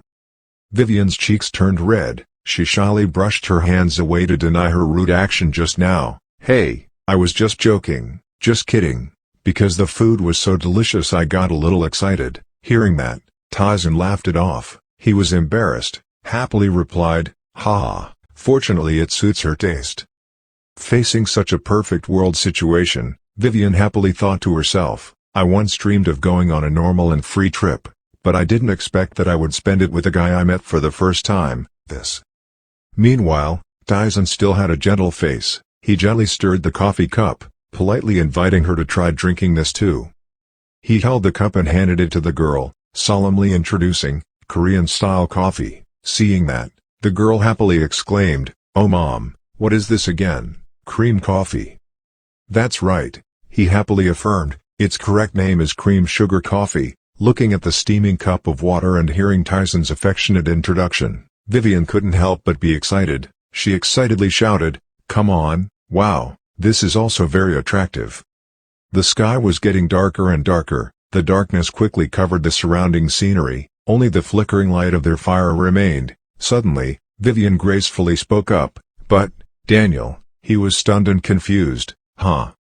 The girl blushed shyly, her cheeks reddened, and stammered brightly, "I'm scared when I sleep." Her words were so short that Taesan couldn't understand, his face was dull and he asked, "What are you afraid of?" Hearing that, Vivian immediately calmly suggested, "Please let me sleep with you in the tent, this is too shocking." Taesan was spitting out a piece of coffee in his mouth, he was shocked and couldn't believe what he had just said. "Listen." He turned pale and thought to himself, as expected outside, it was dangerous at any time, there was no other way. He helplessly tried to talk down and avoid it. Taesan had no choice but to avoid it. "Vivian, if you sleep inside one person's sleeping bag can sleep comfortably because it is very soft." Seeing that, Vivian felt a bit uncomfortable, holding a cup of coffee in her hand, she laughed, angrily thinking to herself, he was completely unyielding to temptation. The girl then pretended to be stupid and asked, "Then, just keep sleeping like that?" Taesan shyly lowered his face, avoiding her pensive eyes and replied in a low voice, "Because I have to drive tomorrow." Every doubt suddenly arose in his heart, what was this incomprehensible comfort? Well, there was no way she could seduce him, Vivian had to accept the truth and take the initiative to say, "Okay, let's go see the beach." At the same time, she thought to herself, this guy really has charm. Drooping. The scene changed to a strange place, the place was crowded with people. Suddenly a tense conversation rang out between the two people, still unable to find anything. The other guy was confused and scared and stammered in response, Still sure, I'm sure." The ruler angrily looked at the surveillance camera and angrily cursed loudly, "Damn it, if you lose the lady." Things had become too serious, he loudly threatened the group of people standing behind him, "Our honor will end here." Edouard, the captain of the knights, became tense, he frowned in worry, if the young lady encountered any trouble due to the assassins' group, the Middle East would rise in a bloody storm. He was in a critical situation, his face tense and not moving at all, he was really too worried. The assassins wanted the storm to rise, because the bloody wind had to rise for the warriors to rush into holy war, just increased. The situation is becoming more and more serious, Edouard is frightened. The armed Sunni Muslim organizations in Iraq have gradually expanded their activities since Hussein was assassinated. Terrorists have begun to disguise themselves as civilians, refugees flooded into Europe. The story gradually got worse and worse, and as they crossed the border into the country, they were not the names I had known in the past. These barbarians are all cold-blooded people who do not hesitate to kill. He is zealous, if he memorizes strange spells, strange things will happen, even to them. Even if you get hit by a bullet, you won't die but will fiercely attack again. Edouard frowned nervously, the assassins of that monster assassin guild, they had evolved into monsters. Things gradually became too dense, too out of reach. Edouard could not hesitate any longer, he shouted loudly, his face full of blue veins, his eyes glowing red with anger, ordering the gathering, starting from now on, issued a special guard order. The situation at this time was already worrying. The war with heretics had been going on for more than 1,000 years. He stood eloquently and shouted at the crowd, all intelligence agents should monitor all of Europe including Paris. Immediately, the group of people quickly responded loudly and seriously, yes, yes. At that time, Edouard was still feeling anxious and worried that perhaps the moment when the fierce bloody battle would occur was approaching. The scene changes to a crowded and luxurious street, bustling with music and music. Taesan and Vivian are eagerly chatting next to each other. Suddenly, Vivian was attracted by a group of musicians. The girl excitedly called out, "Daniel, look over there." She delightedly admired and clapped her hands, eagerly saying, "Festival, festival." Seeing the prosperous and noisy scene before her eyes, Taesan immediately looked around and thought to himself, this is Cézanne's hometown. An innovative idea flashed in his mind. Edouard proudly smiled and elegantly exclaimed, "Oh ho, that's cool." "That's right." Vivian turned to look at him and nodded. She proactively suggested, "Daniel, let's take a picture." He was very comfortable, quickly agreed, and in just a split second, they had a smiling, eager photo taken together. Unexpectedly, Vivian once again surprised him. The girl rushed closer and hugged Taesan's tall, muscular arms, causing him to turn pale in shock and quickly shrink back. The photographer saw this and happily asked, "Are you two lovers?" Young people are so bold these days. "It looks really nice." At that question, Taesan laughed. He faltered and replied flustered, "Ah, yes, that." Contrary to his hesitant attitude, Vivian eagerly and loudly replied immediately, "Yes, that's right, we get along very well, right?" The old man smiled when he saw that. A smile bloomed on his wrinkled face. The old photographer did not hesitate to answer, "Youth only comes once, this is the time to fall in love like that, nothing is enough, so let's love each other." Having no choice, Taesan had to frown and laugh. Vivian next to him was the opposite, happily raising his hand to express gratitude and agreement. Suddenly, a song rang out from nowhere, attracting Taesan's attention. He was startled and suddenly realized, "Oh, this song is..." He suddenly stopped in front of the woman playing the piano. His eyes fell on this gentle girl. He was anxious. "Isn't this piano sonatas? It's so perfect." The girl is constantly playing the piano. Each resonant melody emitted is skillful and attracts the hearts of listeners. Both Taesan and Vivian were delighted. They passionately looked at the girl playing music, listening attentively. At this moment, a thought flashed through his mind. Taesan smiled contentedly. This music was composed by Mr. Beethoven. At the age of 34, this was the work he dedicated to his guardian, Count Waldstein. At the same time, the girl at the piano was playing with all her soul, enthusiasm and all her might, each lyric coming out like a very special sacred sound. Not only the two of them, but soon a whole group of people flocked to watch, crowding around the girl's instrument. Finally, the last key ended, the song was performed, and the girl stood up and respectfully bowed to the audience in her elegant, flowing, blue dress. She was panting heavily, tiredly frowning regretfully and softly saying, "I want to play one more song for everyone but now I'm exhausted, because of the performance tomorrow morning, it'll probably be tomorrow, now we have to stop here." Hearing that, Vivian was a bit disappointed. She said, "I want to hear more but..." She was a bit hesitant. Seeing that, Taesan glanced away, turning his attention to look at her. Taesan was shocked and surprised, unable to believe that a girl who was so easily excited could have such an elegant hobby. He asked loudly in surprise, "Do you want to hear more?"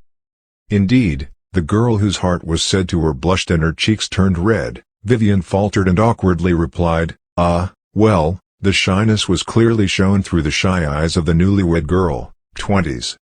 Then, Taesan suddenly put his hands on his hips. He gradually fell into deep contemplation as if he was thinking about something, making Vivian next to him feel a bit worried and surprised. Up on the stage, the female singer spoke up and said, "I wonder if anyone will perform another song for me."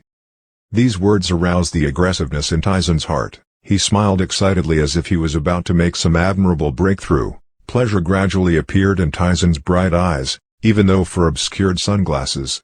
Jang Taesan's fingers danced on the keyboard like a skilled musician. Going back about a minute or two ago, Vivian asked Jang Taesan, "Really, can you play the piano?" Jang Taesan nodded, "I have quite a few hobbies." So Jang Taesan spoke to the pianist, "Hello everyone, at least I'm a guest performer of the symphony orchestra, can I play?" The pianist smiled and thought, "Sure, she must have heard my performance."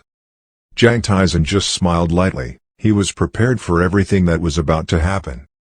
Before sitting down to play the piano, he told Vivian, "Please rate it for me."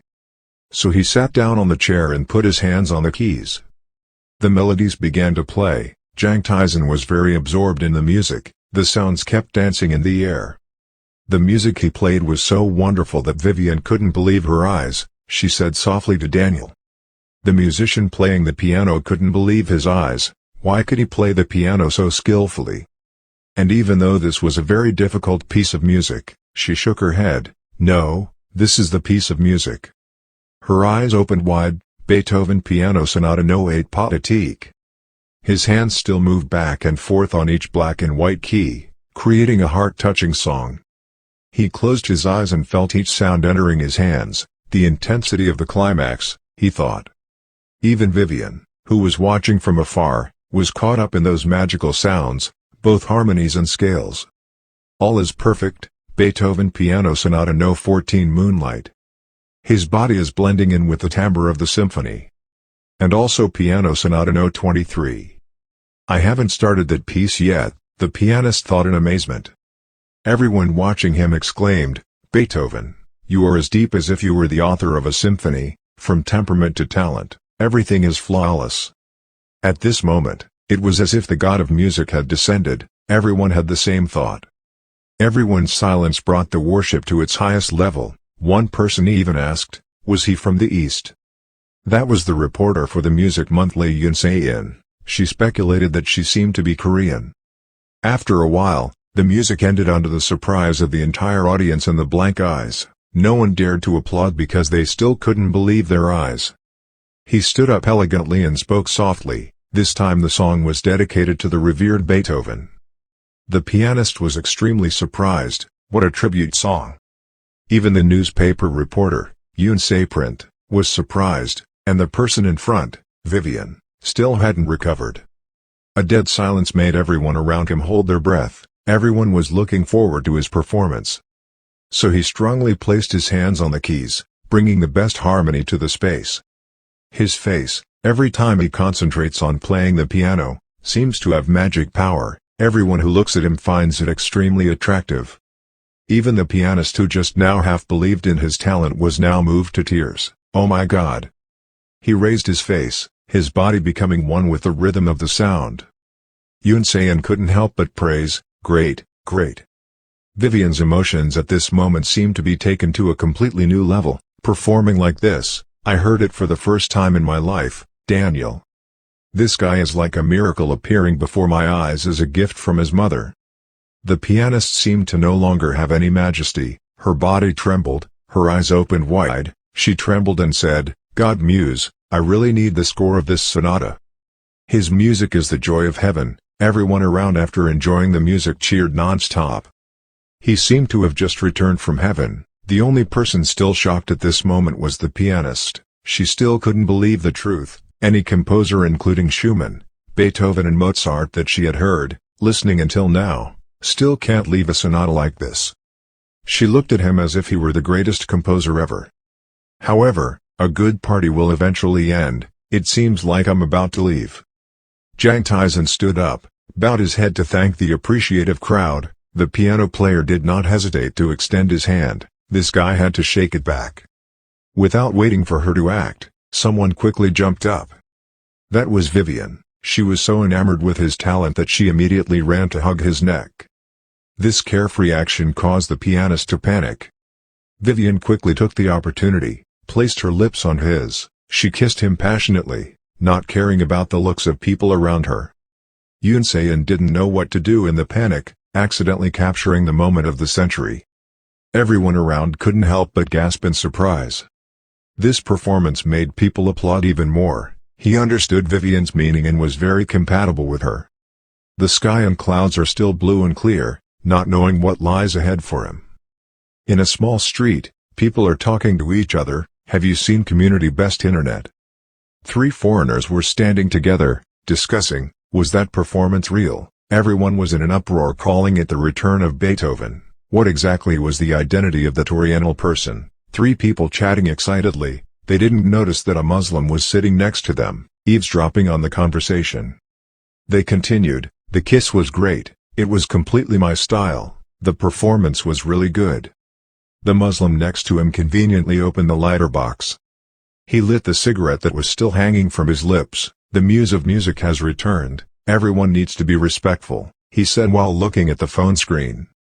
On his phone screen was the image of Jang Taesan and Vivian kissing each other passionately. He said a meaningful sentence, it turned out to be here, the bluebird. Then, he called someone, hello. His face gradually became strange, it's time to gather my friends, I will wait for you. At this time, Vivian and Jang Taesan continued their trip together in the new car. Vivian gently asked, are you hungry? Let's try some food. Jang Taesan was bewildered. Vivian smiled happily after feeding him. How delicious, right? Jang Taesan nodded in agreement. Since that kiss she treated me like a lover. A while later, the two of them arrived at the Notre Dame de la Garde church. She happily said loudly, wow, I see the Notre Dame de la Garde church, Daniel, this Marseille. Looking out into the distance, she was even more excited. There was the sea. She excitedly suggested, if we go to the old port, there will be a delicious restaurant, let's have lunch there.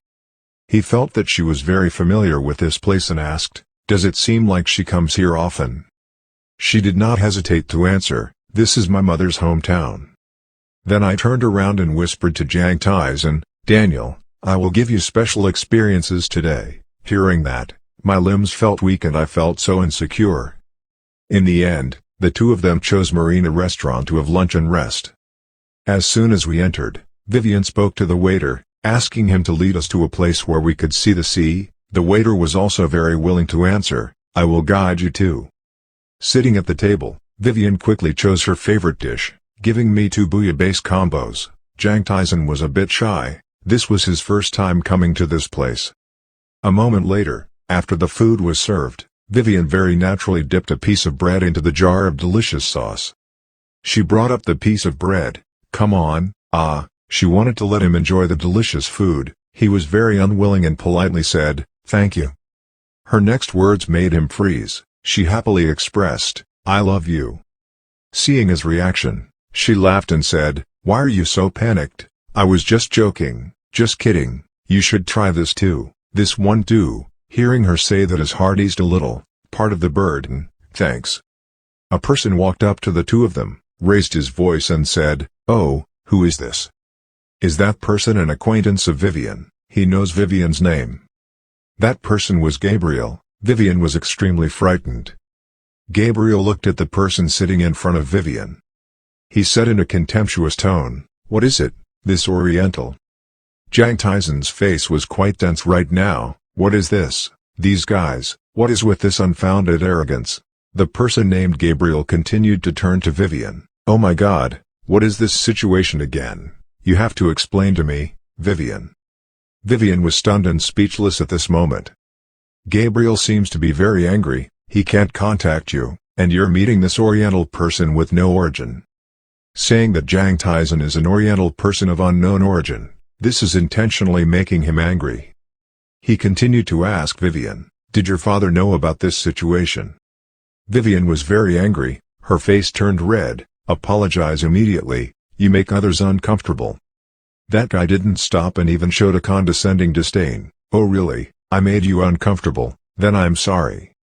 Even Vivian can't stand his behavior right now. He didn't know what he meant and added fuel to the fire. The princess living in the castle is upset, she has to sincerely apologize. He continues to make things difficult for Jang Taesan. Hey shady Oriental friend, if you've already finished your meal, get out of the way. At this point Vivian doesn't have the patience to talk to him anymore. She stood up, banged on the table and shouted, what are you doing? Gabriel found Vivian's strange actions quite confusing. because she had such a serious face. Could it be that the two of them were dating? He made a threatening face. Tonight I have a luxurious party to invite you, but that's how you dress. Vivian is not a gentle person. When she saw him criticizing her, she immediately said back, "What? Who are you talking about? The party was like that." Only now did Jang Taesan speak up. "Come on, that's no good." His speaking attracted the attention of the other two people. Gabriel insulted him. "This guy is crazy. What right does an Easterner like you have to interfere?" He screamed until his face turned as red as a tomato. "Who are you to say something so loud that it's not good?" Jang Taesan saw that he was a person who didn't know right from wrong and thought, "Phew, should I let him know?" He used a shady face to ask him, "So where did that poor party take place?" thinking in his head, "Because now I'm being made fun of so much." Gabriel and his companions heard him call their party a poor party and were extremely angry. At the company, everyone promptly passed around Jang Taesan's video. Everyone exclaimed, "Wow." They talked and praised, "What is this? This is the director. Is the director a professional piano player?" Suddenly the camera panned to the scene of two people kissing. The whole company was shocked. "Oh my god, that girl, what is that lover?" The female staff couldn't help but scream. Some covered their faces with their hands, embarrassed. "I knew it would be like that." Someone asked, "Is she the director's girlfriend?" Others answered, "No, just like before in Hong Kong." In the comments section of the video, people expressed a lot of interest. "I heard that this guy is Korean. Is it true? Can you believe it? How can this beauty be Korean? There is no artist that I don't know." Really? The music department student at Korean University directly clarified that this was a new law student, leaving the music department in ashes. Really crap. As expected, Korean University law faculty is an insurmountable four-dimensional wall. I admit it, there are only living monsters. But that girl is French. Why did she suddenly kiss her like that? France is a passionate country. The female employees in the company can't avoid this handsome look. Men or women, I don't like it at all. In the beautiful faraway country of France, Jang Taesan was still discussing work. The person on the other end of the phone said, "Boss, it's ready." Jang Taesan replied, "Is that so?" The person on the other side continued, "Doing a short sale on Carrefour." He nodded, "Just need to show a little taste." The other person obeys, "I will replace the executive board." He smiled, his face showing a bit of murderous intent. "For now, wait a moment, Robert, with a whole party tomorrow, I'll ask for your perfect help." The person on the other end of the line replied, "Don't worry, I'm waiting," delivered with top experts. "Thank you, Robert." Jang Taesan said goodbye. The person on the other end of the line was also very quick. "It's okay boss, if there's any problem, just call me."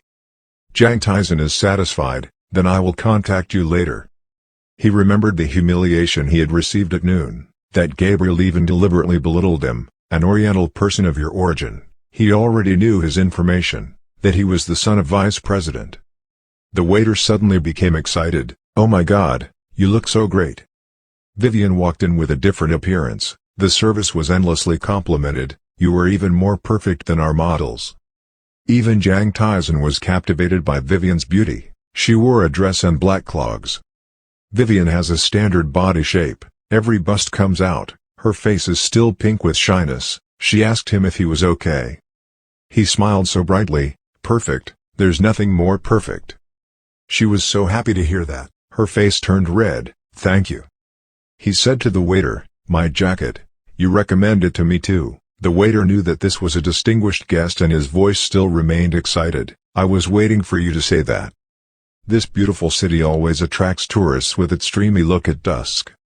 Somewhere in the city, there was a person standing on a high-rise building watching the sunset, thoughtfully saying, "Carrefour is one of the 3 leading multinational enterprises in the world after Walmart and Tesco."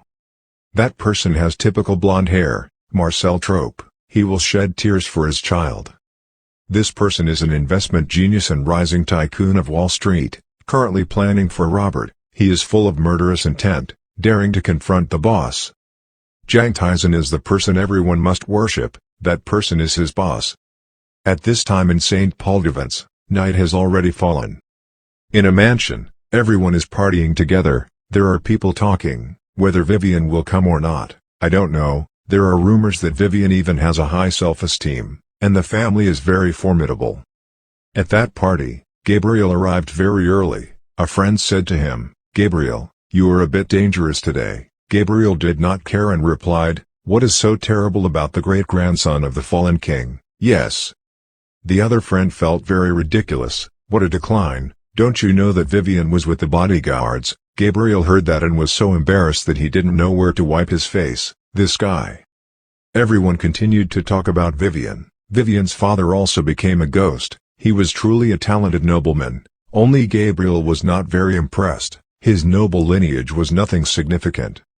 Then the conversation turned to Jang Taesan. A girl said, "But who is that guy? So handsome." The man next to him nodded. "That's right, he's an Oriental but he's tall. The body is also beautiful." "Is she an athlete? Looks like a model." "What? How is that possible?" Gabriel was now shaking with anger. Everyone could feel that anger. His friend knew he was very angry, so he went to where the two were talking and explained, "Ah, Lily, Claire, probably not. After all, it's a smelly Oriental person, probably can't come to this place." That friend smiled wryly. The other two knew their mistake, so they gently agreed, "That's right, I was thinking too much." The person named Claire didn't know what to say. "Why didn't I pay attention and bring up something trivial?" A girl wearing a pink dress walked up to the lobby. She was happy to see Gabriel. "Gabriel, we meet again." Gabriel saw her and happily greeted her, thanking her for joining the party. "Miss Ellie." Ellie was very happy. Luckily it was near Provence. She even introduced her companion to Gabriel, who was a pianist who had been selected as a guest performer for the Vienna Philharmonic Orchestra. Her name was Ayla Duncan. When Gabriel saw a beautiful girl, he felt like he had struck gold. He quickly greeted her. "You're strange, I know your name sounds familiar. It's an honor to meet you in person like this." Ayla Duncan heard that and politely replied, thanking him for inviting me. This girl is the pianist who had a crush on Jang Taesan before, but now no one recognizes her. Gabriel thought this girl would definitely belong to him. Complacency arose in his heart. He turned to Lily and suggested, "Lily, please guide me here." Someone else also came. She shouted, "Gabriel." That person is Giselle. Gabriel is very friendly with Giselle. "Giselle, long time no see." "Giselle," I said with a smile. "I immediately flew here from Paris. The villa is so gorgeous." Gabriel turned to Claire. "Claire, my important friends depend on you." Giselle is weak on alcohol, so she only needs water. Giselle laughed when she heard that. "What are you talking about? Ha ha. Everyone is very close. Nice to meet you, Giselle." Looking around one last time, Gabriel calculated, "It must be enough now."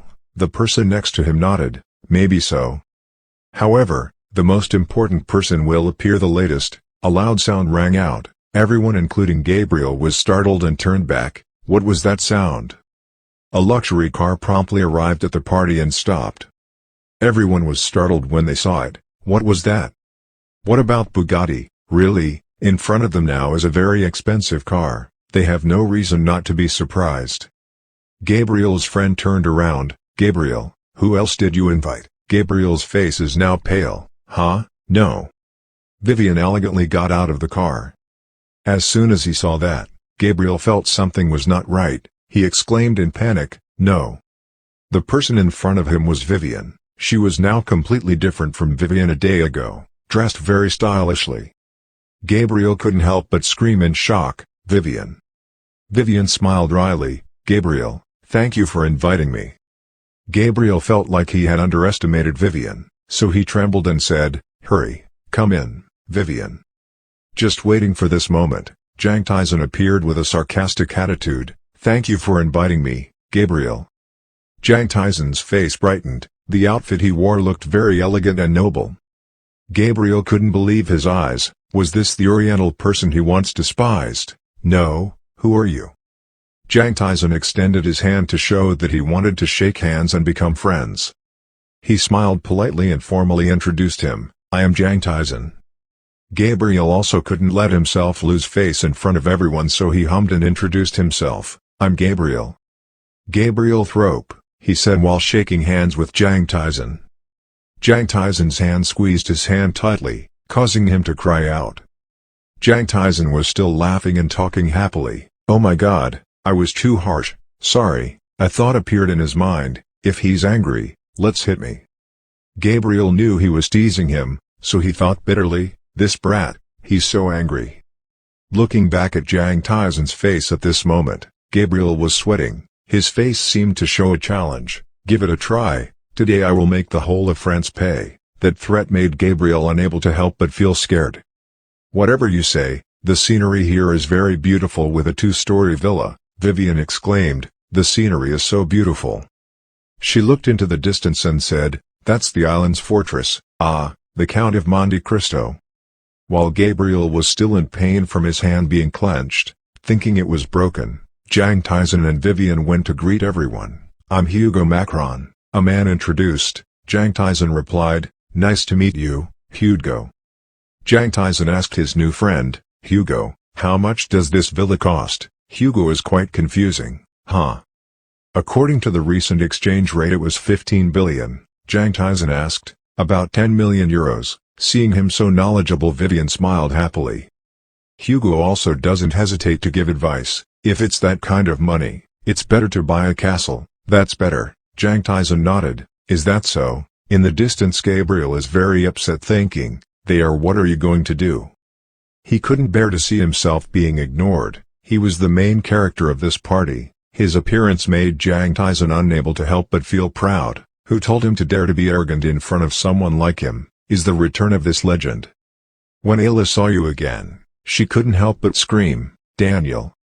When Daniel saw Ayla, he immediately recognized her as the piano player from this morning. Ah, Ayla, I see you again. Ayla saw the person she admired for so long suddenly appear in front of her and was so happy. Oh my god, I didn't expect to see Beethoven's reappearance here again. When Daniel heard her say that, he humbly responded, words, ha, what are you saying? Gabriel didn't quite understand what Ayla said, the reappearance of Beethoven. I still continue to praise Jang Taesan, now he is all over YouTube, and everyone calls Daniel the comeback of Beethoven. Jang Taesan was shy when he was praised. Oh my god, you're too praising. Ayla shook her head. Ha, what are you talking about? Yesterday the masters gathered in Provence were all in an uproar because of you.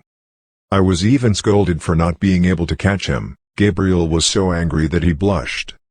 Ayla introduces Ellie. Ellie, it's this person, the person I talked about yesterday. Right in front of us here is the great pianist who let us see Beethoven again. Ellie is very excited to hear that. Oh my god, really? Everyone is talking about it very excitedly. Beethoven's comeback person, is this the main character of YouTube? Oh, it's exactly the same. Oh my god, is it real? Really a genius pianist. Yesterday's talent. Suddenly all the attention was on me, which Jang Taesan was not used to. Ha, I'm not a genius, I'm just a small talent. Ellie directly suggested, I really want to see and listen to the Sonata of Heavenly Joy live, and also want to try playing with my violin.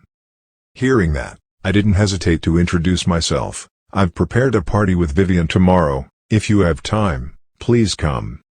I'm so happy to hear that, really, Daniel, I can go too later, Jang Taesan happily replied when he heard that, of course Miss Ayla.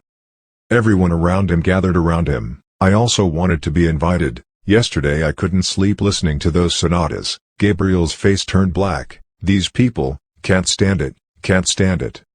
Two people, a man and a woman, also approached Jang Taesan and Vivian. Hello, my name is Andre Bergson and this is Isabelle Chanel, my girlfriend. Gabriel couldn't believe her eyes. Could it be that this is an international fashion business? Is that Chanel? As usual, Jang Taesan bowed his head respectfully. Nice to meet you too. I'm Daniel. Gabriel was so angry. It seems to be right. Vivian laughed loudly. Oh mom, Isabelle, long time no see. Isabelle was very happy when she saw someone she knew. Oh my god, who is this? I got to meet Vivian here. Isabelle is very friendly. Even in my dreams I never thought you would come here. Vivian is as cute as a puppy. What is the matter with such a noble person coming here? Isabelle continued to ask. Vivian, but what is your relationship with this person? She answered immediately. You saw the video of her with you yesterday, right? He is the pianist. Isabelle didn't hesitate to get closer. Not that.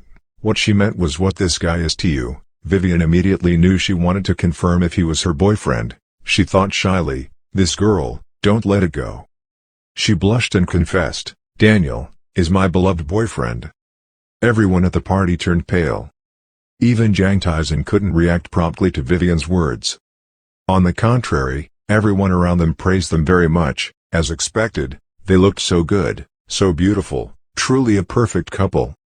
Not paying attention to everyone's gossip, Jang Taesan walked up.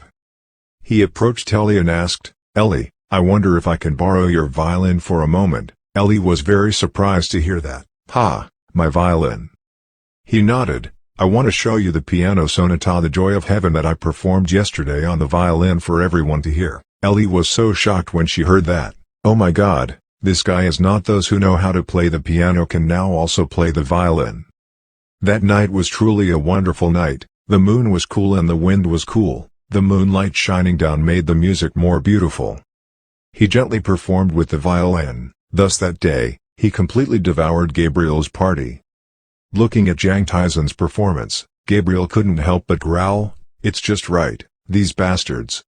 He had turned to stone without knowing when, muttering in his mouth, was all of this a dream? The next morning, Jang Taesan invited everyone to his party. His party took place on a large boat, and many people came here to participate. Everyone lavishly praised Jang Taesan, calling him a Korean tycoon as fine. What is this? This is a yacht, not a yacht boat. Gabriel was also invited to this boat. He sat there bitterly planning revenge. Yesterday it ruined his party.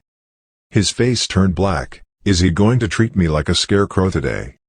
Looking at Jang Taesan's face, Gabriel trembled a bit. What exactly was the identity of that brat? He is angry. I absolutely will not forgive him. I will eliminate him. His phone signaled that someone was calling. He picked up the phone and replied, I'm Gabriel. The person on the other side shouted in his ear, hey that kid. Where have you been, what are you doing? That's Gabriel's father, he replied tremblingly. What's going on, Dad? His father fiercely warned, you dare to touch the Valois family, you are really crazy. He still stubbornly denied, that's not true, father, that's actually the case. His father announced a shocking news, it was so loud. Because of luck alone, now even the boss of the company has changed. Come back home immediately, and ban all parties, until you graduate. Hearing this, he couldn't control himself and dropped the phone to the ground. On the phone, his father was still complaining, stupid. This is a nightmare for Gabriel. Back to the story of Vivian and Jang Taesan. After a morning of partying, the two continued to travel in an eye-catching red car. Passing through a field, Vivian looked out and praised, looking like in a fairy tale, that's it. She turned and smiled at Daniel, I like it so much, Daniel. She hummed the melody, it would be nice if time stopped like this. Jang Taesan realized something was wrong. He looked out. Why is there suddenly so much fog, he wondered. I'm confused, no, this fog feels like it's artificial. Vivian looked outside, it seemed like she knew what was going on. The Assassin's Guild. Jang Taesan was startled, what, the Assassin's Guild? According to his feelings, he felt there was also murderous intent, so he decided to go out and take a look. Stepping out of the car, he felt the killing intent getting stronger and stronger. His reckless actions made Vivian in the car turn pale in fear. Even the French Legion mercenaries who have survived on the battlefield for more than 10 years are no match for the assassins. These are monsters that can still withstand even if they are hit by bullets. An ordinary person like Daniel was no match for them. She was afraid. His face turned red. They were completely different from the guys he had attacked in Chuangchao. This time it was real. He looked around and determined that this place was surrounded. He conveniently picked up a bottle of wine and thought, although I don't care, what if someone like you who doesn't know any martial arts is their target? He smashed the wine glass in his hand to shatter it. Holding the weapon in his hand, he decided that he could only use martial arts first. At this time, Vivian also got out of the car. She pulled Jang Taesan's shirt. Her voice trembled, Daniel. She became sad. Sorry, it was me. He saw her and said, ah, Vivian, you should be inside, why are you out here? Seeing this guy go all out for him like that, Vivian really appreciates it. He smiled. Stay close behind me, absolutely don't get separated anywhere. Hearing his concerned words, she cried with emotion, must save her life, definitely. Jang Taesan took a step forward, weapon in hand, ready to fight any opponent. Vivian has a watch she uses in emergency situations. She clicks on the watch's bezel. Sure enough, all the bodyguards in the Vivian company receive the signal. They quickly set out to save the young lady. The signal was detected, because where is it? It's the wine factory of Shine Leg's commune, Rose's recently. Black cars drove very fast on the road. Everyone in the car was impatient. Damn it, speed up more. The bodyguards realized there was a traitor in the organization. Step on the accelerator harder, an artist shouted, just endure for another 10 minutes. On this side, assassins began to appear. The head assassin said, Bluebird, let's go home. He took a step forward. Around him is a team of many assassins. He provokes, Allah wants your blood. Vivian is scared. What are you talking about? Allah, tell me about peeling malt candy. Jang Taesan joked, actually I'm also very scared. Why am I talking so nonsense? The cold-blooded assassins saw that he was not afraid of them and were very angry. One of them threw a dart at him. Fortunately, he had a bottle of wine there, so he immediately put it up to shield himself. Luckily, he himself was not injured. He trembled with extreme fear when looking at the dart. If this was a real bullet. The assassins quickly ran towards the two of them. They jumped up very high, intending to attack them from above. Every assassin looks bloodthirsty. Their speed is unreal. Both Vivian and Jang Taesan were stunned by their actions. Suddenly, Jang Taesan realized he still had the glass he just broke. I picked them up, turned around and challenged them, let's give these bastards a try. I kicked that pile of glass at the assassins. You guys messed with the wrong person. The assassins were attacked by glass and blood splattered. However, one of them, despite bleeding, continued to run forward as if unharmed. In this case, Jang Taesan has really never met him before. What, that brat? He ran and jumped up. One of his jumps was 2 to 3 times higher than a normal person's jump, almost putting the lives of Vivian and Jang Taesan in his hands. He held out his clawed hand. Vivian was extremely scared when she saw that. At this point, Jang Taesan threw half a broken wine bottle at him. Before he could react, he was thrown out. Luckily, he hadn't done anything to Vivian. His face was both scary and painful, making Vivian scream in horror. Luckily Jang Taesan stopped it in time. Vivian is safe now. After he threw the bottle of wine, he mumbled and said, I told you guys hit the wrong person. Vivian was extremely frightened, tears flowing down. Daniel. However, that was not the end. There was still an assassin hiding in the bushes nearby. He laughed loudly. This guy has white hair and wears a scarf like the other assassins in the same group. Only this person did not attack Jang Taesan but asked, who are you? Hearing that, Jang Taesan turned around and asked, me. He smiled dangerously, if it was about me. Suddenly a notification appeared, the descendants of the other gods have considered him an enemy. He had officially intervened in the Millennium War of the Gods that had not yet ended. When he heard that he suddenly asked, what, muscle? He communicated with the message. What was he suddenly barking at? The 1,000-year war of the gods. The assassin on the tree observed his strange actions and was speechless. Is he crazy? He is. Who are you talking to? The assassin continued, snorting, smell of another god. Are you a descendant of snakes? Hearing that, he thought it was good so he replied, yes, I actually am. It's so funny, you're a descendant of the Iron Mask. He was angry, bastard, he knew but he was still joking. The two of them were talking to each other, only Vivian didn't understand anything. The descendant of the Iron Mask. The assassin whistled, I was about to blame the others, but I'm so sorry. In the midst of the mountains and hills, a strange whistle sounded. Jang Taesan turned around, there it was. Vivian saw it and said in fear, I hate it. In front of the two people was a deep black space. Somewhere there were bright eyes. Coming out from there was a group of wild animals, including dogs, wolves, and even brown bears, all with strange appearances. He picked up the wooden stick, ready to fight them, not forgetting to remind them, stay back, Vivian. Vivian trembled. All she could do was call Daniel's name. He was very brave in front to comfort her. "Trust me." The fog had not yet drifted to either side. The bodyguards who came to protect Vivian knew that this was the fog of the Assassins Association. They have this place surrounded. They have to act carefully. Wherever they go, they are on high alert. They are ready to kill anyone who enters this territory. They cannot let their guard down for even a second. At this moment, a bodyguard wearing elegant clothes and leather shoes walked over. He was equipped with an anti-smoke mask. This was Miss Vivian's main bodyguard. He and two other teammates went deep into the assassin's territory. He sent a signal to Vivian. "Lady, please endure just a little longer.